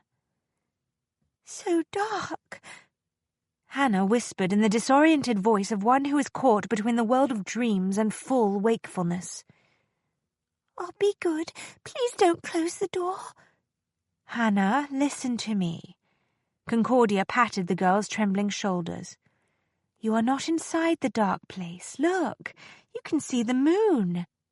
There is plenty of light. Shall I open the window? Hannah shuddered. Miss Glade? I am right here. So is Phoebe. All is well. It was the dream, Hannah mumbled. Yes, I know, Concordia said. I expect it was brought on by all the excitement tonight. But you are safe now. I'm sorry, Miss Glade. Hannah blotted her eyes with the edge of the sheet. I didn't mean to disturb you and Phoebe. We understand there is nothing to be concerned about. She continued to soothe and calm Hannah until the girl's breathing returned to normal. Eventually, Hannah lay down on the pillows. Concordia rose and went back to the other side of the bed. Miss Glade? Hannah whispered into the shadows. Yes, dear. When we get to London, may I send a message to my friend Joan at the Winslow School? I'm very concerned about her. She did not respond to any of the letters I wrote while we were at Aldwych Castle. Concordia hesitated, thinking of what Ambrose had said earlier concerning the murderous threat of Alexander Larkin. It may not be wise for any of us to contact anyone for a while, Hannah, she said gently. Don't worry. As soon as it is safe to do so, you may contact Joan. Phoebe shifted on the pillows. Are we still in great danger, Miss Glade? We must be careful for a while, Concordia said, choosing her words. But we have the assistance of Mr. Wells now, and he appears to be extremely competent at dealing with situations such as this. What sort of situation is this exactly, Miss Glade? Phoebe asked, predictably curious. I only wish I knew, Concordia thought. It is somewhat complicated, Phoebe, but we will manage, never fear. Now try to get some sleep. She lay quietly for a long time, listening to the steady, quiet breathing of her companions. When she was certain that Hannah and Phoebe were both asleep again, she closed her eyes and saw Rimpton on his knees, trying to get back to his feet. He still held the gun, There was something very wrong with the back of his head. She awakened with a start, aware that her pulse was pounding. There was someone in the corridor outside the room. She was not certain what had alerted her, but she could feel the presence on the other side of the closed door. Ambrose, she thought. It had to be him. About time he came upstairs to bed, she thought. She hoped he had not spent the past hour getting drunk on the innkeeper's sherry. But even as the notion occurred to her, she set it aside. She had seen enough of him tonight to be quite certain that he was not so lacking in self-restraint. In any event, he had not so much as a single glass of the stuff earlier when he had served it to her. She waited for the opening and closing of his bedroom door, but there was only silence. What was he doing? Why didn't he go into his room? What if she was mistaken? Perhaps it was someone else hovering out there in the hall. Another guest? Edwina or Theodora? Perhaps one of the men from the castle had managed to follow them after all. Fear knifed through her with the force of an electrical shock. She stared very hard at the razor-thin crack of greyish light beneath the door. For a second or two she was frozen, unable to move or breathe. With an effort of will, she managed to slide out from under the quilts. Neither of the two sleeping girls stirred. The room had grown very cold, but she could feel the icy trickle of perspiration under her arms. She found her eyeglasses and put them on. Then she made her way to her cloak and fumbled briefly in one of the pockets. Her fingers finally closed around the handle of Rimpton's revolver. She withdrew it quietly. When she reached the door, she paused again. Whoever he was still there. She could literally feel his presence. It had to be Ambrose, she thought, but she would not be able to relax until she made certain of it. Easing the bolt aside, she opened the door a bare inch. Moonlight spilled from the window at the end of the corridor. Through the narrow opening, she could just barely make out the top of the staircase. There was no sign of anyone about. She realized that from her vantage point, she could not see around the edge of the door to examine the hallway to the right. "I take it the sherry was not effective?" Ambrose spoke very quietly from the darkness. She jumped a little, and then drew a shuddering breath of relief. Lowering the gun, she opened the door a little wider and put her head around the corner. At first she could not see him at all. Then she realized why. He was not standing at eye level in the hall. He was sitting cross-legged on the floor, hands lightly curled on his knees. There was a great stillness about him. "Mr. Wells," she said softly, "I thought I heard you out here. What on earth are you doing sitting there on the floor? You should be in bed. You need your sleep as much as the rest of us." "Do not concern yourself, Miss Glade. Go back to bed." She could hardly demand answers at this hour. The last thing she wanted to do was awaken the girls, to say nothing of the innkeeper and his wife. "Very well, if you insist." She did not bother to conceal her doubts. "Believe it or not, I do know what I am doing, Miss Glade." Reluctantly, she closed the door and slid the bolt back into place. She made her way to the bed and removed her eyeglasses, put the gun down on the table and got under the covers. She watched the crack of light beneath the door for a time, thinking about Ambrose's odd behavior. She did not require an answer to her question. She knew why he was out there in the chilly hall, why he had not touched the sherry earlier. He was keeping watch. She chilled beneath the heavy quilts. The fact that he felt it necessary to guard them through the night told her just how dangerous he believed Alexander Larkin really was.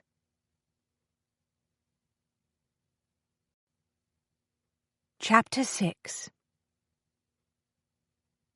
Ambrose listened to the almost inaudible snick of the bolt of the door sliding into place.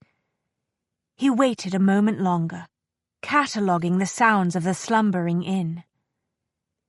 That part of him that had been trained to listen for the smallest dissonant note, concealed within the natural harmony of the night, detected nothing that gave cause for alarm. He allowed himself to sink back into the quiet place in his mind. There would be no sleep for him between now and dawn, but in this inner realm he could obtain a semblance of rest. Here, too, he could contemplate problems and consider possibilities. At the moment, none seemed quite as pressing or as disturbing as Concordia Glade's words a moment ago. "I thought I heard you out here." That was not possible. He knew that he had made no sound. He was equally certain that he had done nothing to disturb the shadows beneath the doors when he made his way down the hall. He knew how to move in the night. He had a talent for it. "I thought I heard you out here." He let himself drift into the memory of another night. The boy hovered, shivering in the deep shadows at the top of the stairs. He listened to the angry, muffled voices emanating from the study. His father was quarrelling with a mysterious visitor. He could not make out all the words, but there was no mistaking the rising level of rage in both men. It was a dangerous dark tide that seemed to flood through the house. His father's voice was tight with fury. "You murdered her in cold blood, didn't you? I can't prove it, but I know you did it." "She wasn't important." The stranger spoke in low, angry tones. "Just a chambermaid who learned more than was good for her. Forget her. We're on the brink of making a fortune. I won't be party to any more of this business. You can't just walk away. That is precisely what I'm going to do."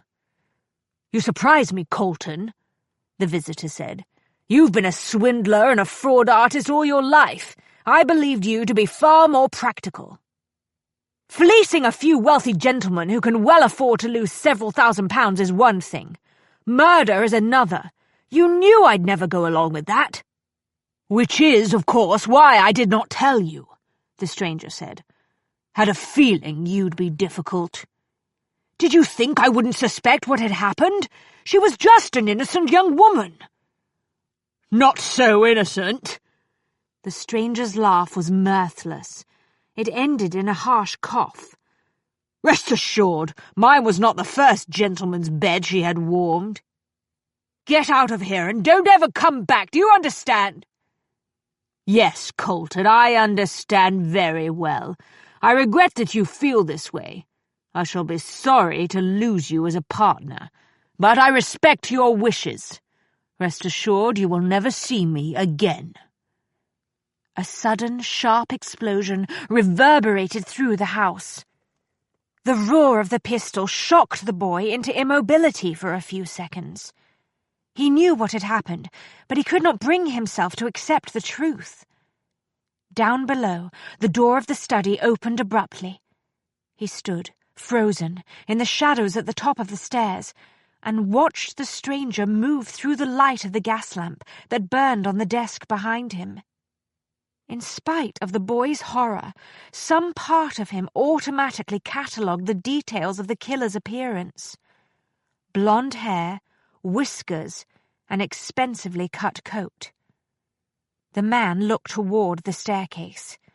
The boy was certain that the stranger was going to climb the stairs and kill him. He knew it as surely as he knew that his father was dead. The stranger put one booted foot on the bottom step.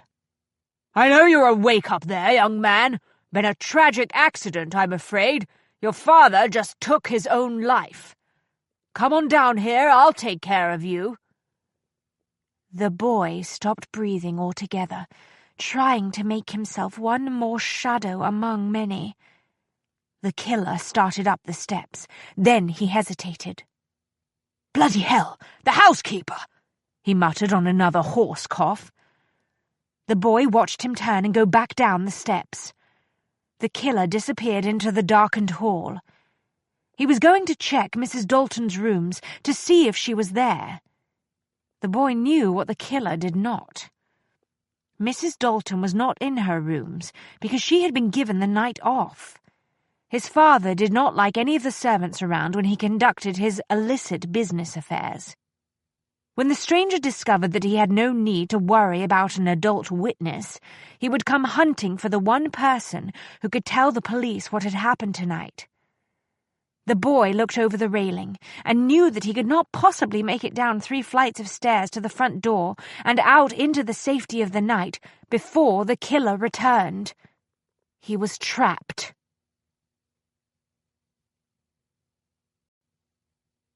Chapter 7. Ambrose's feat of magic went remarkably smoothly the following day.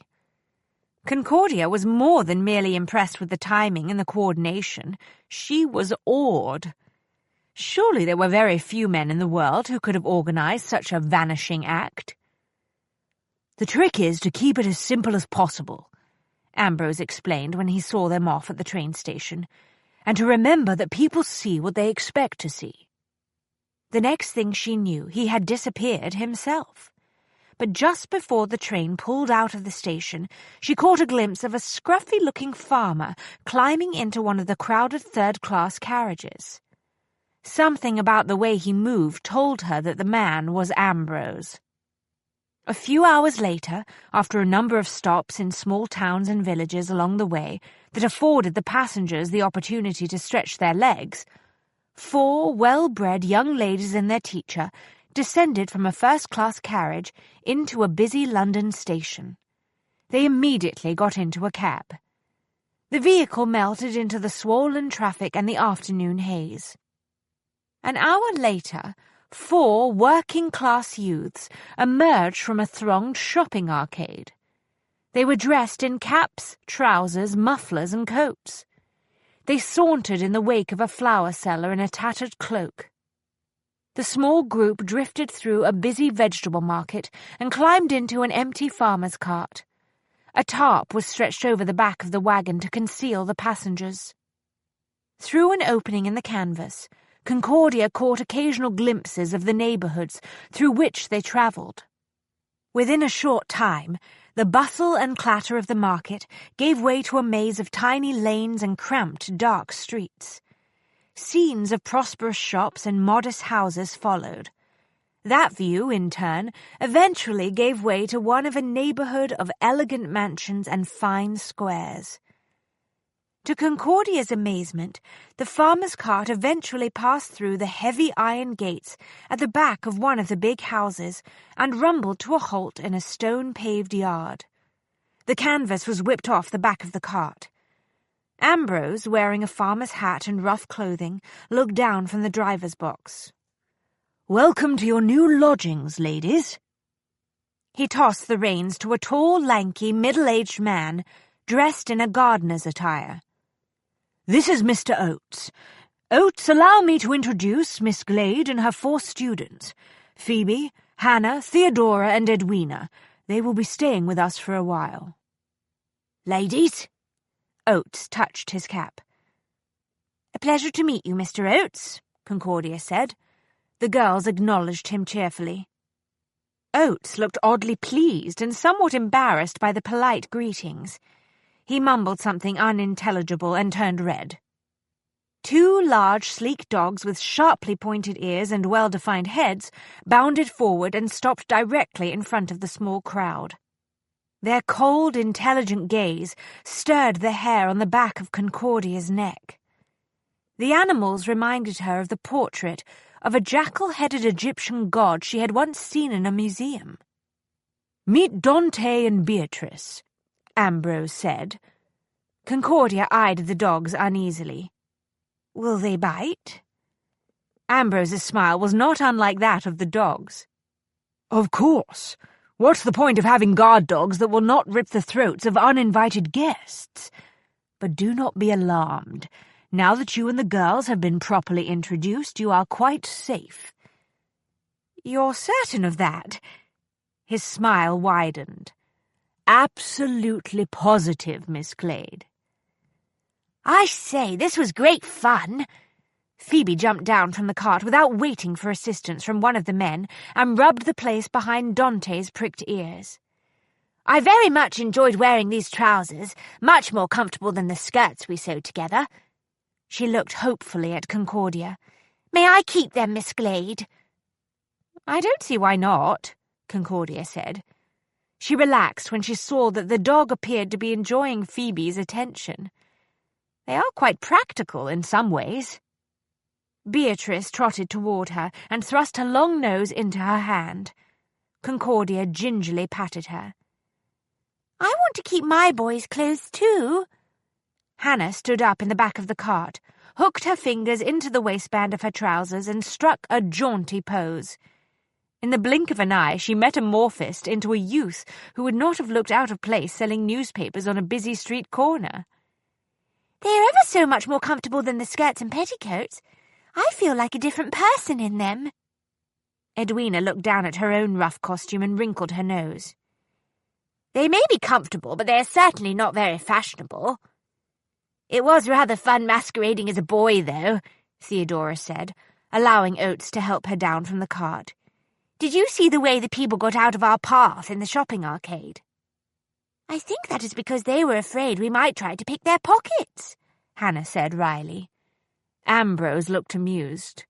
You are correct, Hannah, and that is a tribute to your acting skills. I was very impressed. He vaulted easily to the ground and surprised Concordia with a brief, wicked smile. And that includes you, Miss Glade. I have never seen a more convincing flower seller. He's right, Miss Glade, Phoebe said. You look ever so much older in those poor clothes.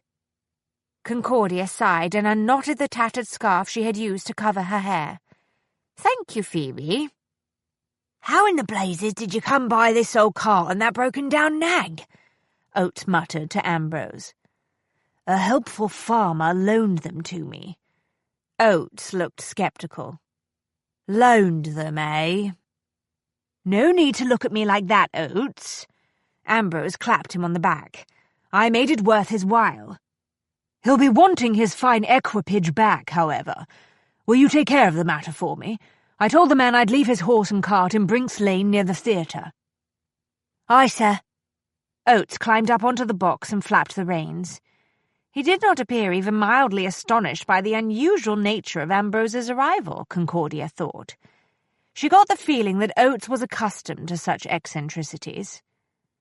Come, we'll go inside and I will introduce you to Mrs. Oates, Ambrose said. She manages the household and will show you to your rooms. Before Concordia realized his intent, he took her arm and drew her toward the kitchen door. She was very conscious of the feel of his strong fingers. For some ridiculous reason, she wished very badly that she was not dressed in such ragged, unfashionable clothes. To distract herself from that depressing line of thought, she examined the exterior of the big house as they moved toward the door.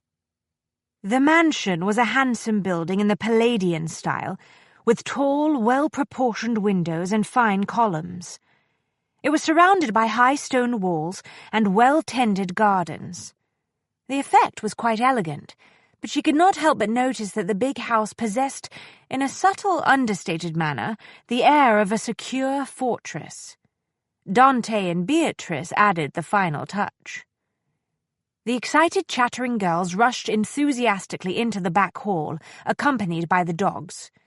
Concordia watched them, her insides tightening. Had she done the right thing by bringing them here?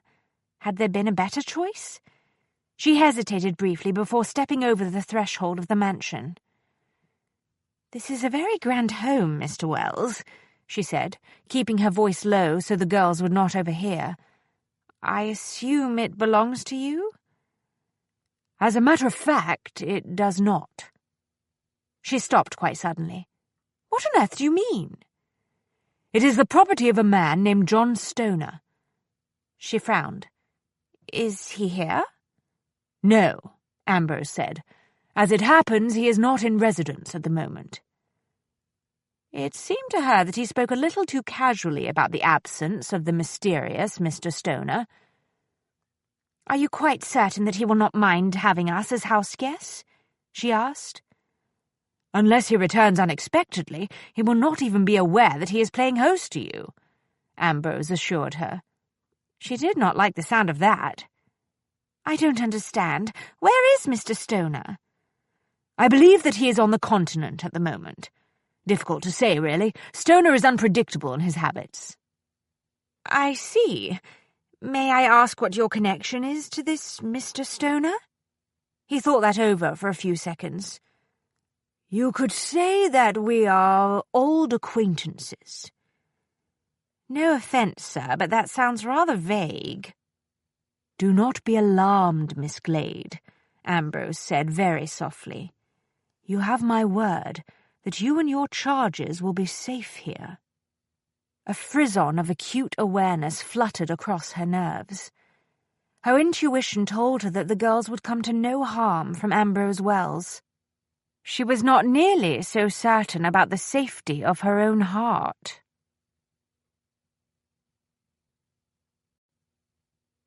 Chapter 8. Concordia awoke to the soft plink-plink-plink of rain dripping steadily outside the window. It was a peaceful, comforting sound. She lay quietly for a moment, savouring the sensation. This was the first time in several weeks that she had not experienced a rush of anxiety and tension immediately after awakening. The first morning when she had not had to think about the escape plan. True, things had not gone according to her original scheme, but the girls were safely away from Aldwych Castle. That was all that mattered this morning. Soon she would have to fashion a new plan for the future, but that could wait until after breakfast. She pushed back the covers, found her eyeglasses, and pulled on the wrapper that Mrs. Oates had managed to conjure last night. She gathered the few personal toiletries she had brought with her from the castle and opened the door. The hall outside her bedroom was empty. Mrs. Oates had mentioned that the only other room in use on this floor belonged to Ambrose. The girls had been given rooms on the floor above. Satisfied that she had the corridor to herself, she hurried toward the bath with a sense of cheerful anticipation. She had discovered the wonders of the grand room the night before and was looking forward to repeating the experience. John Stoner might be mysterious in his ways, but he was evidently a firm believer in modern bathing amenities. The bath was a marvellously decadent little palace, graced with vast stretches of sparkling white tiles. All of the fixtures were of the latest sanitary design. Water taps set into the walls supplied hot as well as cold water, brought up through pipes affixed to the side of the house. The basin gleamed. There was even a shower fixture over the tub. The water closet, located in an equally impressive room next to the bath, was a magnificent blend of art and modern engineering. A spectacular field of yellow sunflowers had been painted on both the outside and the inside of the commode. One did not encounter that sort of refinement and elegance very often. She could get used to this sort of luxury, she thought. The door of the bath opened just as she reached out to grasp the knob. Startled, she halted and glanced back over her shoulder at the entrance to her bedroom, gouging the distance. But there was no time to escape. Ambrose emerged from the white-tiled bath. He was dressed in an exotically embroidered black satin dressing gown. His hair was damp and tousled. "Mr. Wells!" She clutched the front of her wrapper with one hand and her little bag of toiletries in the other. She was aghast at the knowledge that she must look as though she had just gotten out of bed.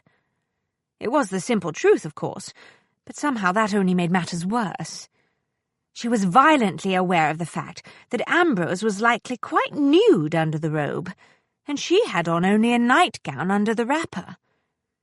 He gave her a slow smile that scattered her senses to the four winds. "I see you are an early riser, Miss Glade." "Yes, well, I assumed the household was still asleep." She cleared her throat. "I did not realize that you were up and about." "I also tend to rise early. It appears we have something in common." Flustered, she took a step back. "I will come back some other time." "No need to retreat. The bath is all yours." "Oh, thank you." She looked past him into the gleaming interior, aware of the warm, steamy air flowing out of it. "I must say it is a very lovely bath." The corner of his mouth twitched. "Do you think so?" "Oh, yes, indeed." She was unable to restrain her enthusiasm. "Modern and sanitary in every particular. It even has a hot water shower device." He shoved his hands into the pockets of his robe and nodded seriously. "I did notice that when I used it a few minutes ago." She was beyond a blush now. Her face was surely bright red. If only there was a convenient trapdoor beneath her feet. She would give anything to be able to drop out of sight. She sighed. "You must think me a perfect fool. It's just that I've never been employed in such a modern household." "You are not working here, Miss Glade." The faint crinkles at the corner of his eyes tightened, giving the impression that he was irritated. "You are a guest." "Yes, well, it is very kind of you to say so, but we both know that the situation is highly irregular, to say the least. What with the master of the house gone—" "And I am aware that you are no fool," he concluded, as though she had not spoken. "By the way, if you elect to employ the shower fixture, I advise caution. The damned thing spits hot and cold water out like so many small bullets. In my opinion, the entire concept needs a great deal more thought and considerable improvement if the device is ever to replace a proper bath and a tub." She cleared her throat. "I'll keep that in mind." He turned and walked away toward his own bedroom. "When you have finished indulging yourself in the pleasures of our very modern, extremely sanitary bath, I would like you to meet me downstairs in the breakfast room. I have some questions for you." "What is it you wish to know?" she asked warily. "Among other things, I would very much like to learn a bit more about you, Miss Glade. You are something of a mystery to me." Her heart sank. What do the details of my personal situation have to do with finding Alexander Larkin? Nothing, perhaps. He stopped at the door of his room and looked back at her. But among my many lamentable failings is that, when I have questions, I cannot seem to rest until I get answers. She gave him a repressive look, of the sort that could quiet a room full of chattering young ladies. "I expect you spend a good many sleepless nights, sir." "Yes, but I do not consider that to be a significant problem." He gave her a slow, devastatingly intimate smile. "I seldom have any difficulty finding other things besides sleep to occupy me at night." She did not doubt that for a moment. Aware that she was blushing furiously, she stalked into the glorious bath and closed the door very firmly.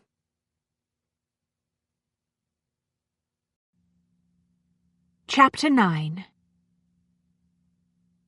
Downstairs, in the peaceful solitude of the breakfast room, he drank tea and read the papers, as was his habit. But he was aware that a part of him was waiting for Concordia with a sense of mingled expectation and irritation. It was such a small thing, but it annoyed him that she seemed so uneasy with the notion of herself as a guest in the household. It was as if she was determined to maintain as much formal distance between them as possible. He thought about how she had looked in the hall a short time earlier, dressed in a cosy wrapper, her hair in a chaotic knot on top of her head, face still flushed from sleep. His imagination had run wild with a heated fantasy that involved scooping her up in his arms and carrying her into his bedroom. It was not hard to imagine how she would have reacted to a suggestion of a passionate interlude in his room, he told himself, wincing. She was already extremely wary of him as it was, and he could not blame her. He did not relish the prospect of pressuring her to give up her secrets when she came downstairs in a few minutes. She would resent his intrusion into her private life, and that would make things even more difficult between them. But he had no choice. The questions that he was grappling with had become more complicated of late. He needed answers. Concordia had spent a considerable amount of time at the castle, associating with Larkin's employees. Whether or not she realized it, she was an invaluable source of information, Ambrose thought, turning a page of the newspaper. He had been giving himself the same lecture from the moment he vaulted up onto the horse behind her and led the girls out of the stable. And he knew very well that he was lying to himself. From that first instant, when he realized that Concordia was the reason his plan had failed, he had known that he had wanted more than information from her. At the very least, it would be pleasant if she demonstrated as much enthusiasm for his company as she had for the damned bath. "Newspapers," Concordia exclaimed from the doorway. "Excellent!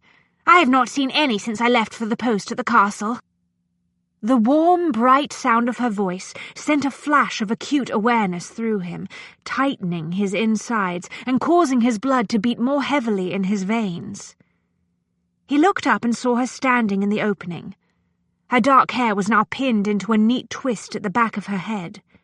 The lenses of her spectacles sparkled. She had on the same severe, unadorned dress she had worn out of the castle. There was no bustle. When a lady prepared for a dangerous flight into the night, she had to make fashion choices, he thought. He made a note to do something about the wardrobe situation. When one entertained a house full of ladies who had arrived with only the clothes on their backs, one had to think about such things as gowns and gloves. "I doubt that you have missed anything of great importance." He put down the paper and got to his feet to pull out a chair. "Just the usual scandals and gossip." "I'm sure you're right." She sat down and unfolded her napkin. "But when one has been out of touch with any current events as long as I have, one comes to miss any sort of news, even that supplied by the sensation press." She pulled the nearest paper toward her. "Speaking of which, what is the latest sensation?" "A murder, of course." He indicated the story he had just finished reading. "Evidently, while you and I were busy dashing about the countryside, a gentleman here in town was dispatched by his mistress after he told her that he intended to cast her aside in favor of another woman. They said she fed him poison. Each of the papers printed various versions, all of which are most likely inaccurate, of course." "I see." She adjusted her eyeglasses and scanned the piece briefly. "The murder stories do seem to sell best when they are associated with rumours of an illicit love affair, do they not?" The serious manner in which she made the observation amused him. "I have noticed that myself," he said dryly. "It is, in fact, quite startling how often love and death go together." She lowered the paper and regarded him with a curious frown. "Do you suspect that is the case in the affair you are investigating, sir?" He shook his head. "There is nothing to indicate that love or passion is involved in this. From all accounts, Larkin is motivated solely by two things: power and money." The door that connected the breakfast room to the kitchen opened. Mrs. Oates appeared, her round, cheerful face reddened from the heat of the stove. She carried a large silver platter of scrambled eggs, crisply cooked fish and toast. "Good morning, Miss Glade." Mrs. Oates smiled warmly. "I trust you had a good night's rest." "Yes, thank you," Concordia said. "The young ladies are still in their beds, though. I think it would be best if they were not disturbed. They were quite exhausted." "Of course, poor dears, never fear. I'll make certain that they are not bothered." Mrs. Oates set the platter on the table and poured tea into Concordia's cup. "So nice to have a house full of guests. We rarely entertain here." She glanced at Ambrose. "Isn't that right, sir?"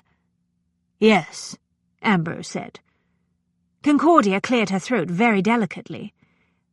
"Mr. Stoner does not care for house guests?" "Oh, no, that's not the problem," Mrs. Oates said. "The problem is there's no lady in the house. You know how it is with gentlemen living on their own. They can't be bothered to plan a dinner party or a ball, let alone invite guests to stay." "I see," Concordia said. "I hope we won't be too much trouble." "Not at all, not at all." Mrs. Oates went back through the door and vanished into the kitchen. Concordia took a spoonful of eggs from the platter. "Mr. Wells, I have been contemplating the extremely unusual nature of our association."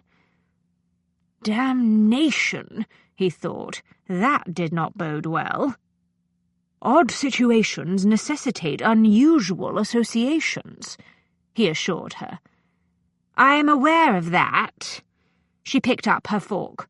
"But it occurs to me that it would be best if you and I were to put our connection on a business-like footing, as it were." "No offence, Miss Glade, but what the deuce are you talking about?"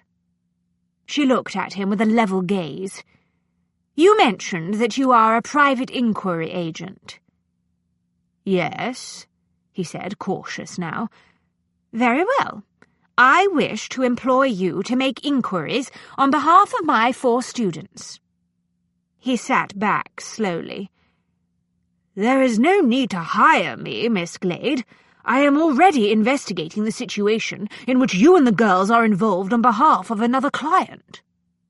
A speculative light appeared in Concordia's eyes.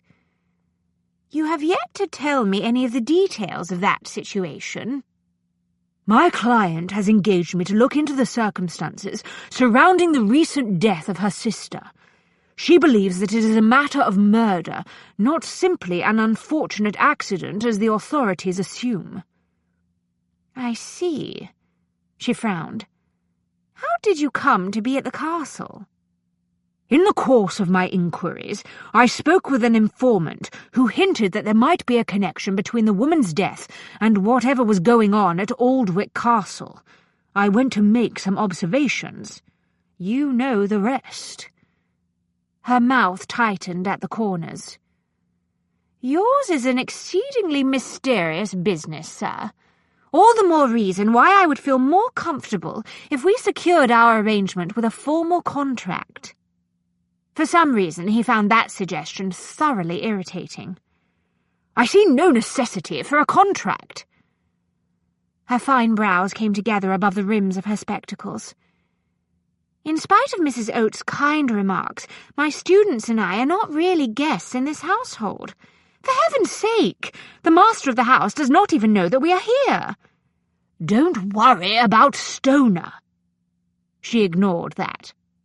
"You have offered us protection, and I have accepted because I think it is in the best interest of my girls to do so. However, I would prefer that we establish a clear understanding of our arrangements.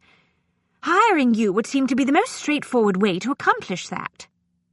He propped his elbows on the arms of the chair and put his fingertips together. He wanted to take her to bed, and she wanted to do business with him. Matters between them were not proceeding along optimistic lines. "I see," he said neutrally. Always a safe response, he assured himself. "Excellent." She smiled, evidently taking his comment for agreement. "Now then, what is your customary fee? I believe that a number of the items I removed from the castle are somewhat valuable. There is a rather nice silver and crystal salt cellar that is surely worth several pounds." "You mean to pay me in stolen goods, Miss Glade?" She flushed, but her eyes remained steady. "I'm afraid I do not have any money, and, under the circumstances, I am highly unlikely to receive my quarterly wages for my work at the castle." "Yes, I think that is a safe assumption." Her chin came up. "If you feel that you cannot accept what you term stolen goods in exchange for your services, sir, then I shall have to consider other alternatives."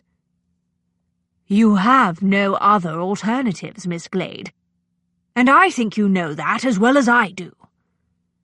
She took a deep breath. Nevertheless, you want to hire me so that you will feel that you are in control of this situation." "That is putting it somewhat crudely, but yes, I suppose that is an accurate statement." "Very well, Miss Glade. If you insist upon paying me, I hereby officially accept your business. Now then, About my fee, you should know that I do not charge money for my services. I don't understand, sir. I deal in favours. She stiffened. Favours? Most of my clients cannot afford to pay me in hard coin of the realm, Miss Glade, so I long ago established a system of barter. It works in this manner. I perform the services required to obtain the answers my clients want. In turn, they agree to repay me at some future date, should I ever happen to need a favour that they are in a position to grant. What sort of favours do you generally request? She asked coldly. It varies. Sometimes I need information, sometimes goods and services. For example, a few years ago, I was hired by a housekeeper in a wealthy household. She wanted me to find answers to some questions she had concerning her employer's private activities. After I conducted an investigation and confirmed her fear that her employer was, indeed, a member of a rather nasty club, she determined that she could not continue on in her position. I asked her if she would consider a new post in this household.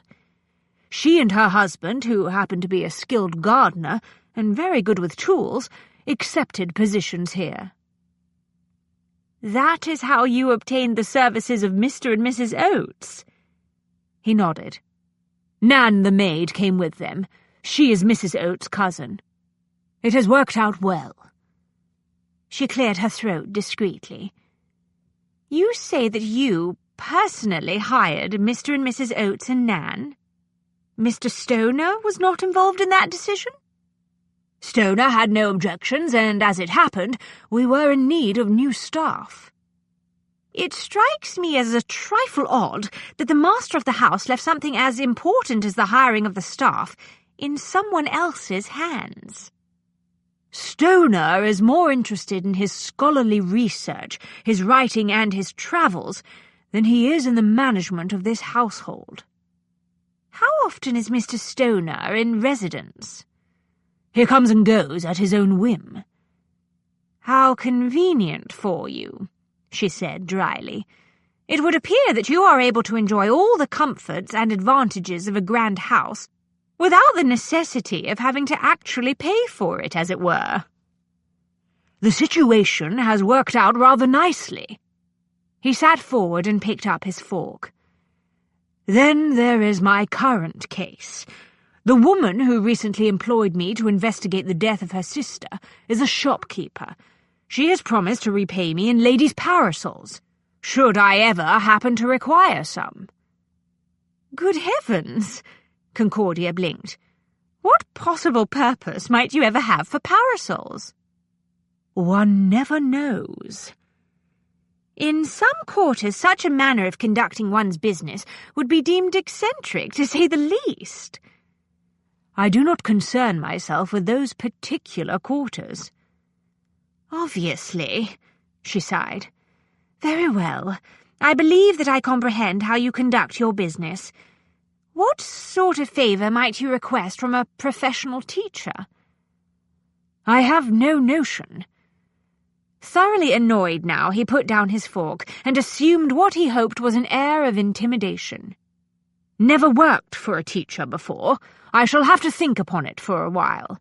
I will let you know when I have decided what would constitute suitable payment. In the meantime, you may consider me hired. Concordia did not appear to notice his intimidating expression. It is settled, then, she said with cool satisfaction. Henceforth you may consider me your employer.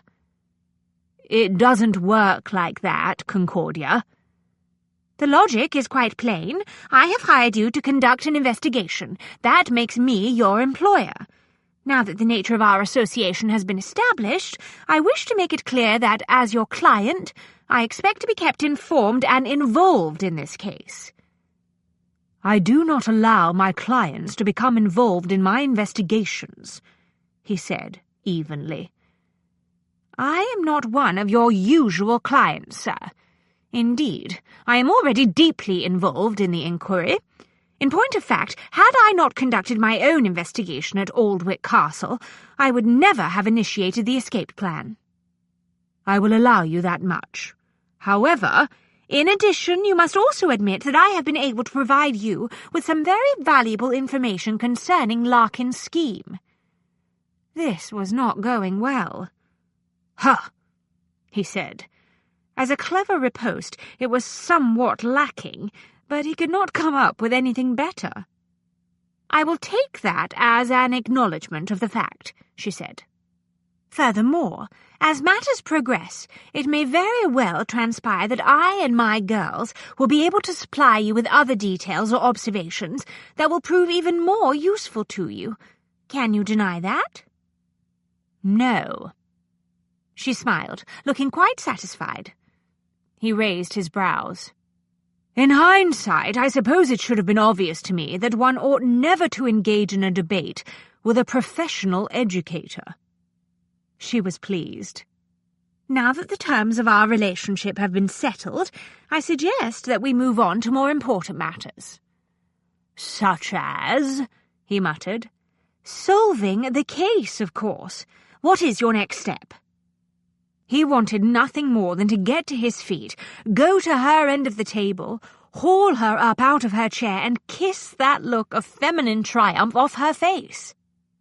Instead, he forced himself to move on to the only subject that seemed to interest her at the moment. "You mentioned that you got the post at the castle through an agency operated by a Mrs. Jervis," he said. "That's right." "Do you happen to know if the ill-fated Miss Bartlett came from the same agency?" She looked at him in surprise. "I don't know. I never considered the matter. Why do you ask?" "If you and Bartlett both were employed through the services of Jervis's agency, it would be an interesting link of sorts." "Good heavens! You think Mrs. Jervis might be involved in this affair?" "I have no idea at the moment, but I intend to look into the matter. Do you have the address of the firm?" "Yes, of course, but you can hardly walk through the door and start making inquiries about Miss Bartlett or the post at the castle. If Mrs. Jervis is somehow connected to Larkin's scheme, she will become suspicious and perhaps alert him." "Believe it or not, that possibility has occurred to me." "Naturally." She wrinkled her nose and reached for the teapot. "You must forgive me for trying to tell you how to manage your professional affairs, sir. It is the teacher in me, I suppose. I cannot resist the opportunity to instruct." He startled himself with a laugh. "You did not offend me." "How will you proceed, if I may ask?"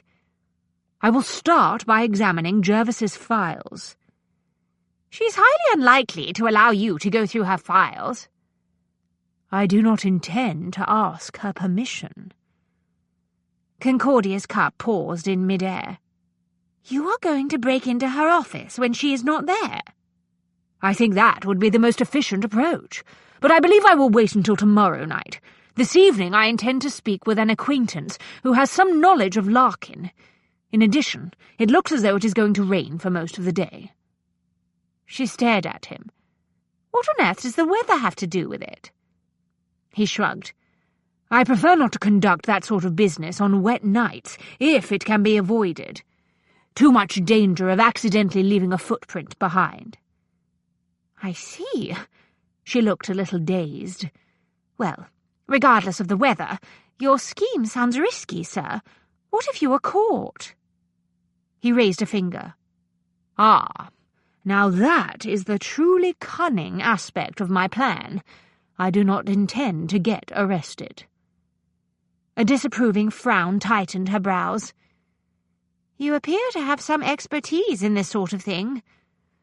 "Such skills are useful in my line." "I confess, I find you something of a mystery, sir." "We are even in that case, Miss Glade, because you are a great enigma to me. Speaking of interesting questions, you mentioned that you took the post at the castle because you had recently been dismissed from one at a girls' school." Her jaw tensed, but her voice remained very cool and even. "That is correct. I was told there would be no reference." "Why were you let go?" She put down a slice of toast and gave him a considering look. I cannot see how knowing the reasons for my dismissal would be of any help in this matter, sir. He inclined his head in understanding. There was a man involved, then. She crushed the napkin in her lap, anger leaping into her eyes. Of course you would leap to such a conclusion. It is a common enough tale, is it not? It takes so little to shred a woman's reputation, even less to ruin a teacher. Rumours of a love affair, being caught in a compromising position, or even a small indiscretion, and one discovers that one's career has been destroyed. Forgive me, I did not mean to dredge up unhappy memories. Rubbish! That is exactly what you meant to do, sir. You no doubt assumed that if you made me lose my temper, I would tell you what you wish to know. Well, you have succeeded. For your information, my situation did not involve an illicit love affair with a man. A woman, perhaps. She stared at him, nonplussed. Then she broke into a light, lilting laughter. It was the first time he had heard her laugh. He was enthralled. Hastily, she clapped her napkin over her mouth. "Forgive me," she mumbled into the linen. He pushed his empty dish aside and folded his arms on the table. "You find my question humorous?" "Not the question." She recovered her poise and lowered the napkin. "It was the remarkably casual way you asked it that caught me unawares. There are very few gentlemen who could have voiced the suggestion of the possibility of a love affair between two women with such an air of—" She paused. "Shall we say equanimity?" "I have been out in the world a very long time, Miss Glade. I am well aware that for some, love and passion do not always follow the traditional path. I cannot help but observe that you were not the least bit shocked by my question, merely amused." She made an offhand gesture and selected another slice of toast. "I was raised in what most would call a highly unconventional manner." "So was I." She gave him a long, considering look. He got the feeling that he was being weighed and judged on some invisible scale. He sensed that he had passed the test when she lowered the uneaten portion of toast and sat back in her chair. "While I appreciate and admire your open-mindedness," she said, "I can state quite honestly that I did not lose my post because of an indiscreet liaison. My problem stemmed from that unconventional upbringing I mentioned." "I see." "You may as well know that you have just been hired by a woman who has spent her entire professional career concealing her past from her own employers." "This is becoming more interesting by the moment, Miss Glade." "I regret to say that I had very little choice," she continued, her voice unnaturally even in tone. "There are very few professions open to women as it is. Those who possess pasts such as mine have an even narrower range of opportunities." "Believe it or not, I do comprehend the predicament." "I used a fictitious name to secure my post at the girls' school. I called myself Irene Colby. The ruse worked well enough in the past, but not this time. Somehow the truth emerged, and the instant it did, I was, of course, dismissed immediately." It was an unhappy story, but he could not resist a smile. "You have used false names to obtain employment on several occasions? How very inventive of you, Miss Glade. I admire your resourcefulness. What of the rest of your family? Are they as unusual as you?" "I can no longer claim any close relations, sir. My parents both died a decade ago when I was 16. There are some cousins on my father's side, I believe, but I have never met them. They do not consider me a legitimate member of the family." "Why not?" "Very likely because I am not legitimate," she said lightly. Too lightly, he thought. That unconventional upbringing again. Yes." She tilted her head slightly to one side to study him. "You are not going to let this matter drop, are you?" "I did tell you that I like answers," he said. She hesitated, as though pondering something of vital importance, and then appeared to come to a decision. My parents were notorious free thinkers, Mr. Wells. They did not believe in marriage, very likely because both of them were already unhappily wed to other people when they met. They viewed the institution of marriage as a cage, one that was particularly cruel and unfairly confining to women. I see. I don't think you do. She gave him a steely smile, challenging him to brush off her past. My father was William Gilmore Glade. My mother was Sybil Marlowe. The names chimed distantly in his head. It took a few seconds, but finally the old scandal surfaced. Not the Marlowe and Glade who established the Crystal Springs community? He asked, intrigued in spite of himself. I see you have heard of it. A decade ago everyone had heard of Marlowe, Glade, and the Crystal Springs community. Her mouth tightened at the corners. When it disbanded, there were several articles in the Sensation Press and a number of penny dreadfuls purporting to provide the so-called shocking details of the scandalous activities that were rumoured to have gone on inside the community.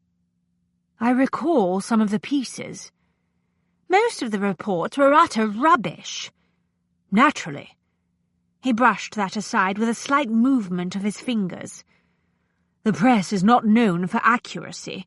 It thrives on scandal and rumour, not facts. He paused, frowning slightly. Why did the community disband? It fell apart almost immediately after the news of my parents' death in a dreadful snowstorm in America, she said quietly. They were the community's founders and leaders. Without them, the others were unable to sustain their purpose and direction. What were your parents doing in America? They sailed there with the intention of establishing a sister community. She picked up her teacup. They believed that America would prove more hospitable ground for their free-thinking philosophy. My condolences on the loss of your parents at such a young age, he added. It must have been very difficult for you. Yes. The single word was clipped and neutral. Her expression was cool and veiled, but he could feel the tension simmering inside her. She was waiting for him to mock or condemn.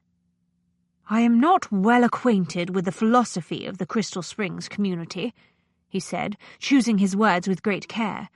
But I believe your parents advocated what some would call an extremely liberal view of the relationship between the sexes. Thanks to the press, that is all anyone remembers about the community, she said, suddenly fierce. But my parents held many other advanced views as well. They believed that women should be educated to the same standards as men, for example, and that females ought to be admitted to colleges, universities, and professions on an equal basis with males. I see. It was my mother's dream to attend medical school. Concordia's self-control returned quickly, masking the brief flash of pain and anger. When she was refused admission, her parents forced her into a loveless marriage. And your father? He was a brilliant man, a philosopher and a scientist who was passionate about modern ideas of all types. He also found himself in an unhappy marriage. He met my mother at a lecture on the rights of women. Her smile was oddly wistful. They always claimed that it was a case of love at first sight. Your tone implies that you do not believe in that phenomenon. On the contrary, my parents were proof that it does exist. But in their case it demanded a very heavy price. They destroyed 2 marriages and created a great scandal in order to achieve their own happiness. And they saddled you with the burden of illegitimacy. She uttered a soft, mirthless laugh. That is the least of it.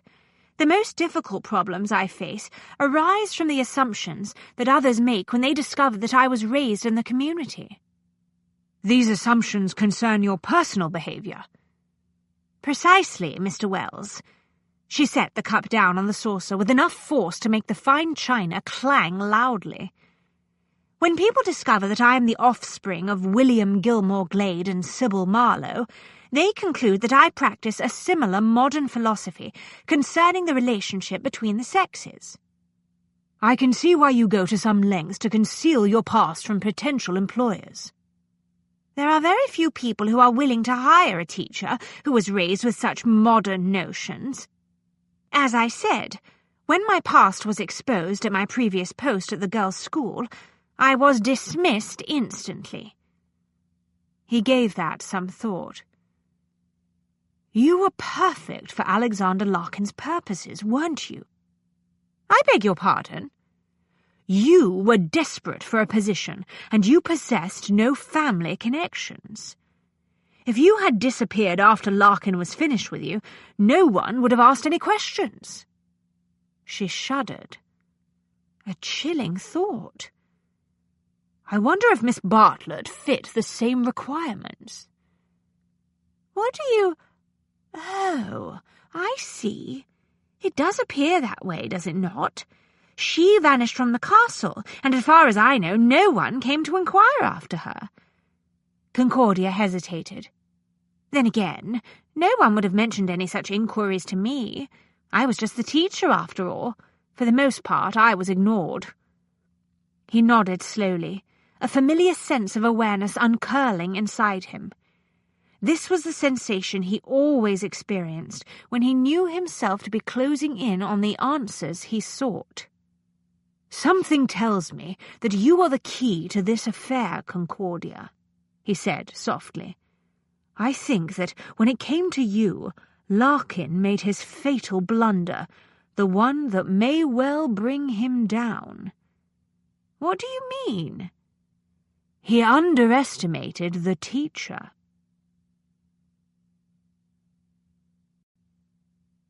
Chapter 10. The innkeeper's wife did not like the man who was questioning her husband so closely. It was not merely because the stranger had made his disdain of their modest establishment evident when he walked through the door a short time ago. She had been in this career a very long time. Wealthy, arrogant gentlemen who treated her neat, respectable, well-kept inn as though it were a hovel were a fact of life. At worst, they got drunk, tried to accost the serving girl, and sometimes soiled the sheets. This one was different, though. She doubted that this elegant man would be the sort to commit any of those small, annoying crimes. Very neat and proper he was. He had come all the way from London on the train the day before, spent the night in the village near Aldwick Castle, toured the ruins this morning, and then hired a carriage to go about making inquiries. Yet in spite of all that dashing around the neighbourhood, there was not so much as a speck of dust on his fine coat. His shirt collar was clean and crisply ironed.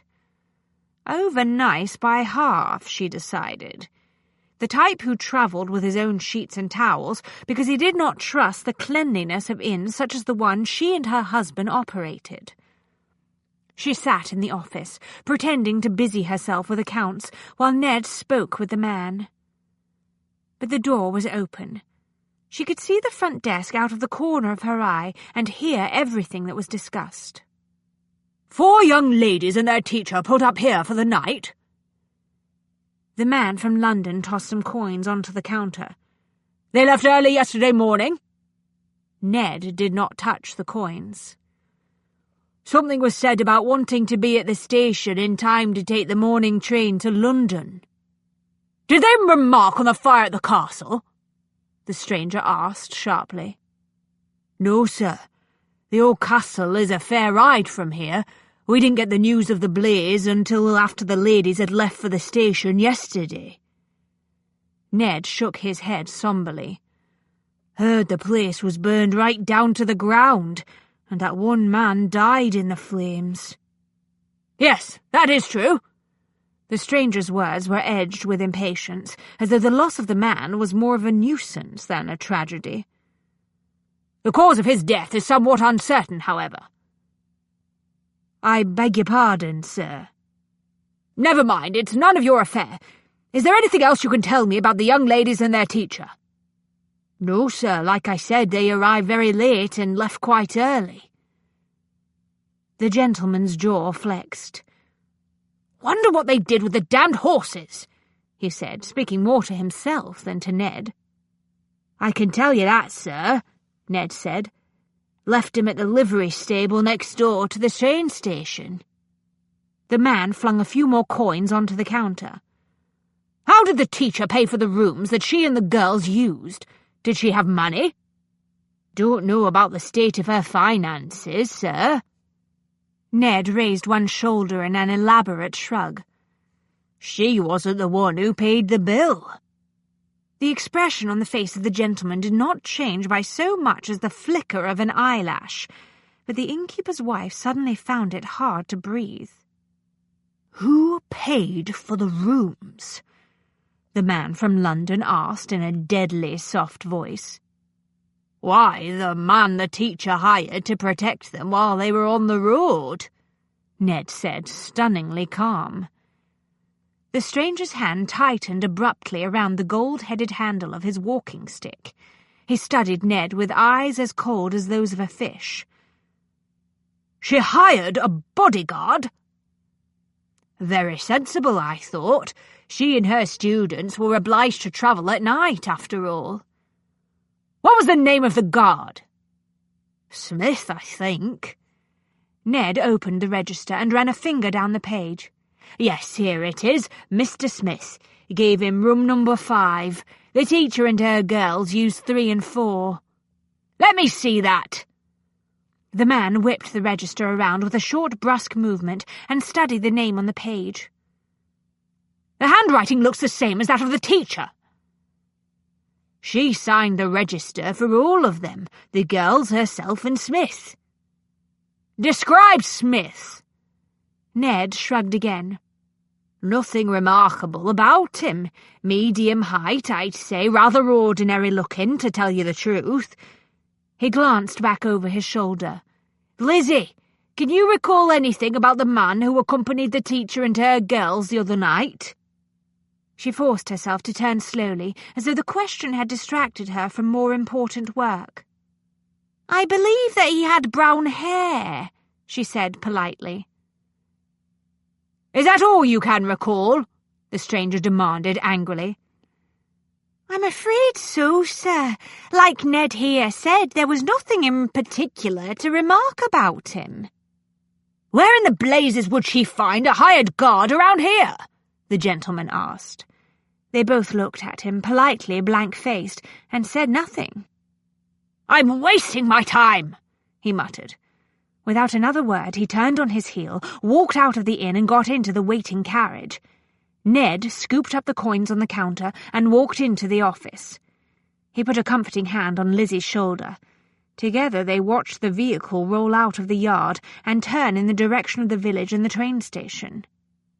"Mr. Smith was right when he said that someone would likely come round making inquiries about the teacher," Ned said. She shivered. "Thank goodness Smith did not ask us to lie in exchange for the money he gave you. I don't think it would have been easy to fool that man." Smith's request yesterday morning had been simple and quite straightforward. He had put £10 on the counter and spoken very politely to Ned. "There will be questions asked. Feel free to say that the teacher hired me to see her and the girls safely onto the London train. But I would take it as a great favour if you could keep your description of me as vague as possible." "In a manner of speaking, we did lie," Ned said. "We told the man from London that there was nothing remarkable about Mr. Smith." "Well, there wasn't," she said. "At least not in regard to his features or his height." "There was something about him, though." Ned let the sentence fade away unfinished. There was no need for words, she thought. They had both been in the innkeeping profession long enough to have become sound judges of human nature. There had indeed been something about Mr. Smith, something remarkably dangerous. But the teacher had seemed to trust him, and that had been good enough for her, because there had been something about the teacher, too. Lizzie had seen the sort of fierceness and determination in the woman that one saw in females throughout the animal kingdom when their young were threatened. She reached up to cover Ned's fingers with her own. "Never mind. The business is finished, at least as far as we're concerned, and we've got nothing to complain of. We've turned a nice profit." "True enough." "What is it that still troubles you?" Ned exhaled deeply. "I'm damned curious about why Mr. Smith didn't ask us to lie outright. Given the amount of money he put onto the counter yesterday morning, I expected him to instruct us to say nothing at all about him or his companions. Instead, he merely asked us to keep any description of him to a minimum. It does seem peculiar, doesn't it? £10 is a lot of money for such a simple request." "Got a hunch," Ned said slowly, "that Smith wanted to be certain that the gentleman from London was told that the teacher and her students had a bodyguard." "Why?" "Perhaps because he wanted to warn him off." Ned rubbed the back of his neck. "But there is another possibility." "What?" "Smith may have wished to distract the elegant man." "I don't understand." "If you saw a hungry tiger closing in on a flock of helpless lambs, one way to turn him aside from the kill would be to drag the scent of more interesting prey beneath his nose." She tightened her hand abruptly around his. "Must you use the word kill?" "Figure of speech, my dear," he said quickly, soothingly. "I wish I could believe that," she sighed. "I hope we do not see either of those men again."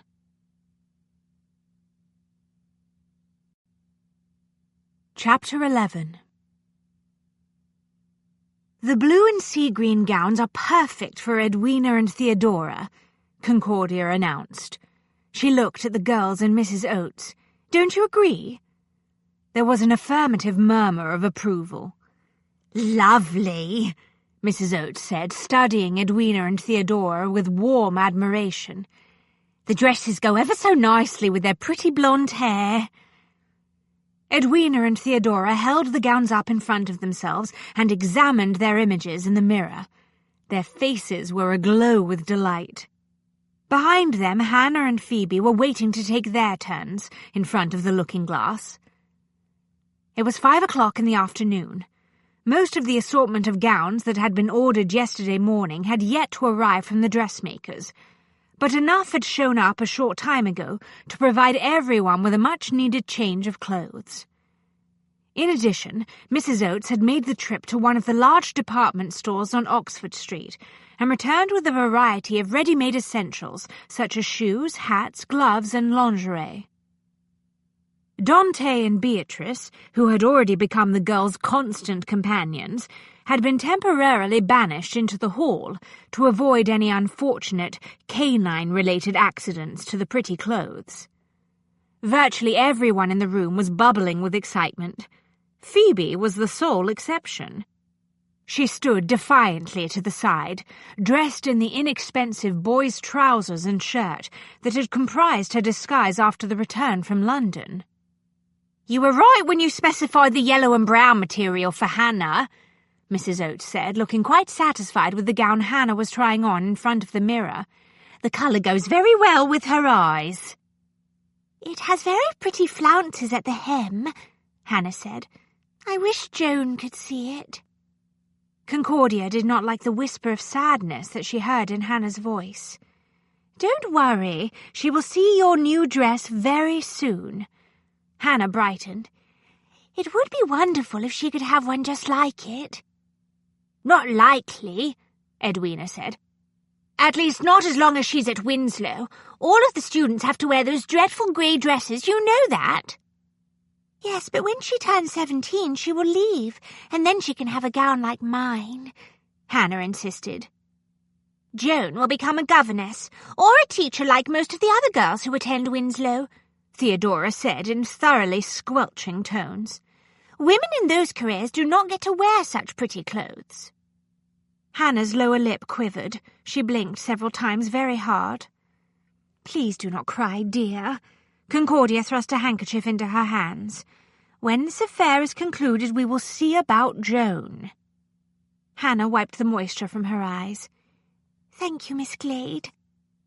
"Cheer up now and try on these pretty shoes," Mrs. Oates said, holding up a pair of pale yellow high-button boots. "They will go nicely with that gown." Concordia looked at Phoebe. "What do you think of the pink dress?" Phoebe scowled at the gown. "I do not want to go back to wearing dresses. I prefer my trousers instead." "And you look quite dashing in them indeed," Concordia said calmly.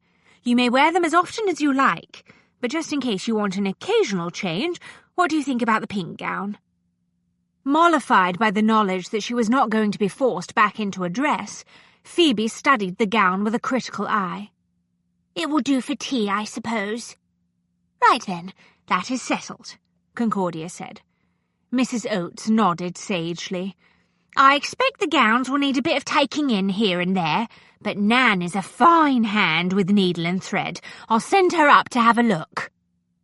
Concordia waved a hand at the unopened packages. "Onward to the gloves, ladies." Edwina, Theodora, Hannah and Phoebe tore into the wrappings. Concordia went to stand next to Mrs. Oates. Together they watched the girls try on the gloves. "I'm very grateful to you, Mrs. Oates," Concordia murmured. "You did a fine job with the shopping." "It was no problem," Mrs. Oates chuckled. "Indeed, I quite enjoyed myself."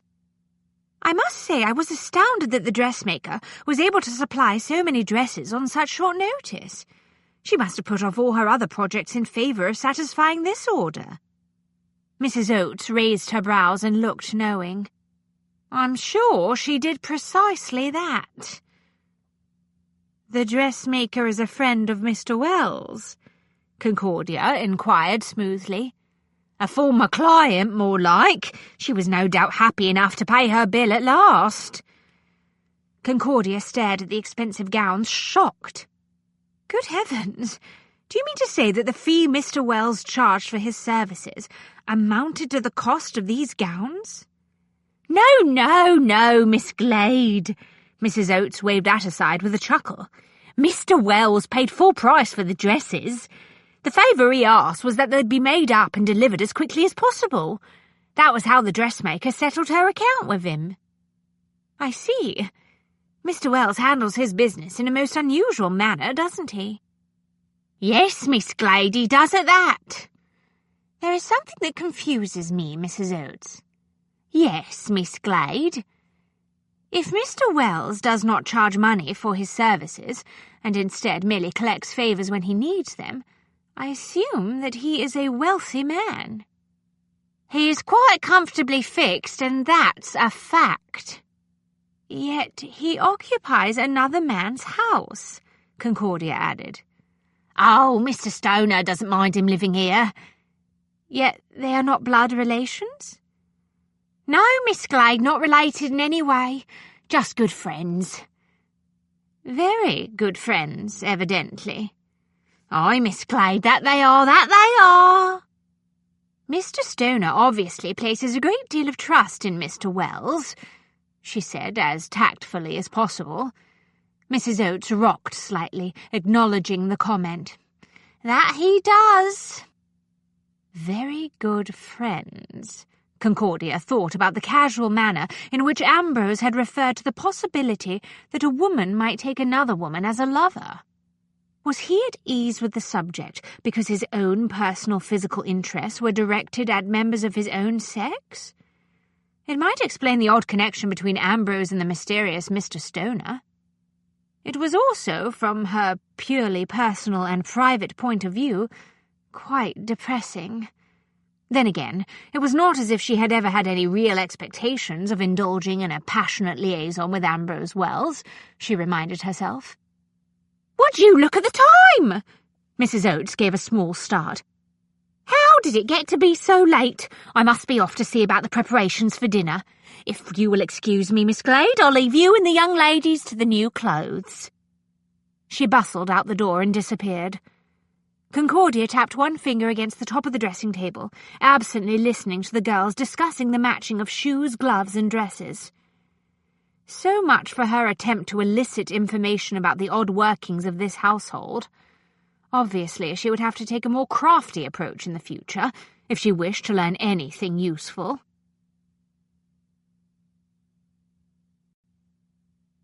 Chapter 12. The knock on the library door pulled Ambrose out of a deep contemplation of the garden on the other side of the French doors. He surfaced slowly from the meditative trance. "Come in," he said. He heard the door open behind him, but he did not turn around. He remained where he was, seated cross-legged on the carpet, hands resting on his knees. Mrs. Oates cleared her throat.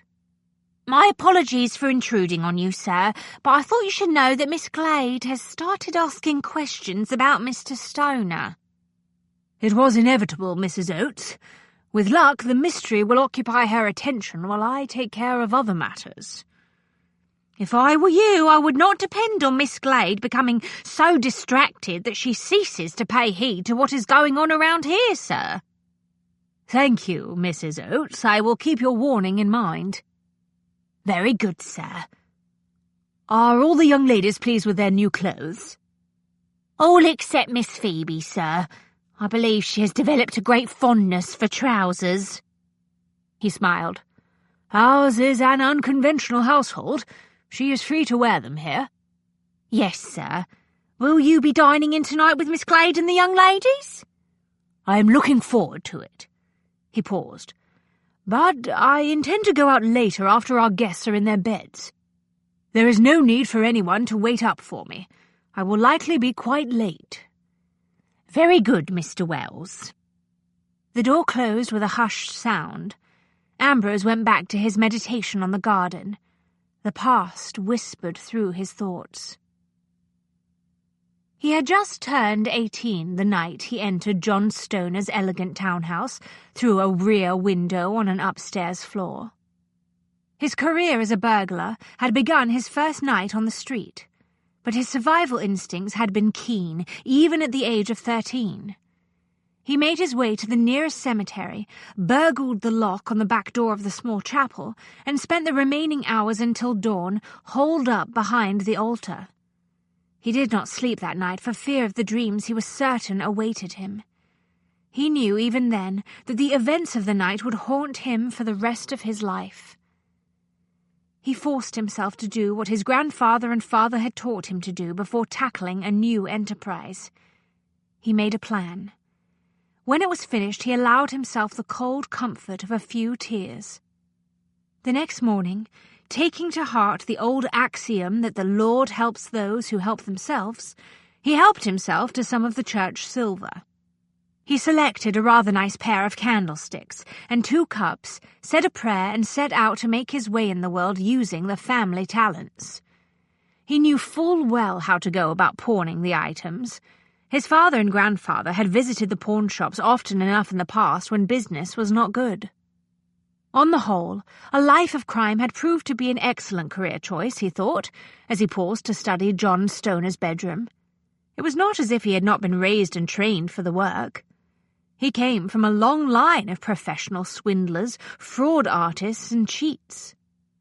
The room was empty, as he had anticipated. He had done his research carefully, watching John Stoner for nearly a week before making his plans. In that time he had learned that his intended victim was a scholarly man who had, in his younger days, spent a great deal of time in the Far East. This was the night the servants had off. A survey of the house a short time ago had disclosed the information that the lights still burned downstairs in the library. Through the crack in the curtains, he had glimpsed Stoner, dressed in an expensively embroidered maroon dressing gown, sitting in front of a comfortable fire. He had a glass of port by his side and was deeply involved in a weighty tome. Ambrose opened a drawer. The first thing he saw was a pocket watch. He recognized the unmistakable gleam of gold, even in the dim moonlight. He reached for the watch. The door to an adjoining room opened without warning. "I do believe your eyes are even better than my own were at your age," John Stoner said from the shadows. It was the first time he had been caught while going about his business, but Ambrose had known that sooner or later disaster might strike. He had practice for just such an eventuality, just as his father and grandfather had taught him. And, as they had always admonished, he had not one plan but two. Speed and agility formed the basis of escape plan number 1. He did not stop to think, let alone grab the pocket watch. He leaped for the open window and the rope he had left secured to the sill. It would take only seconds to get to the ground, but he never reached the window.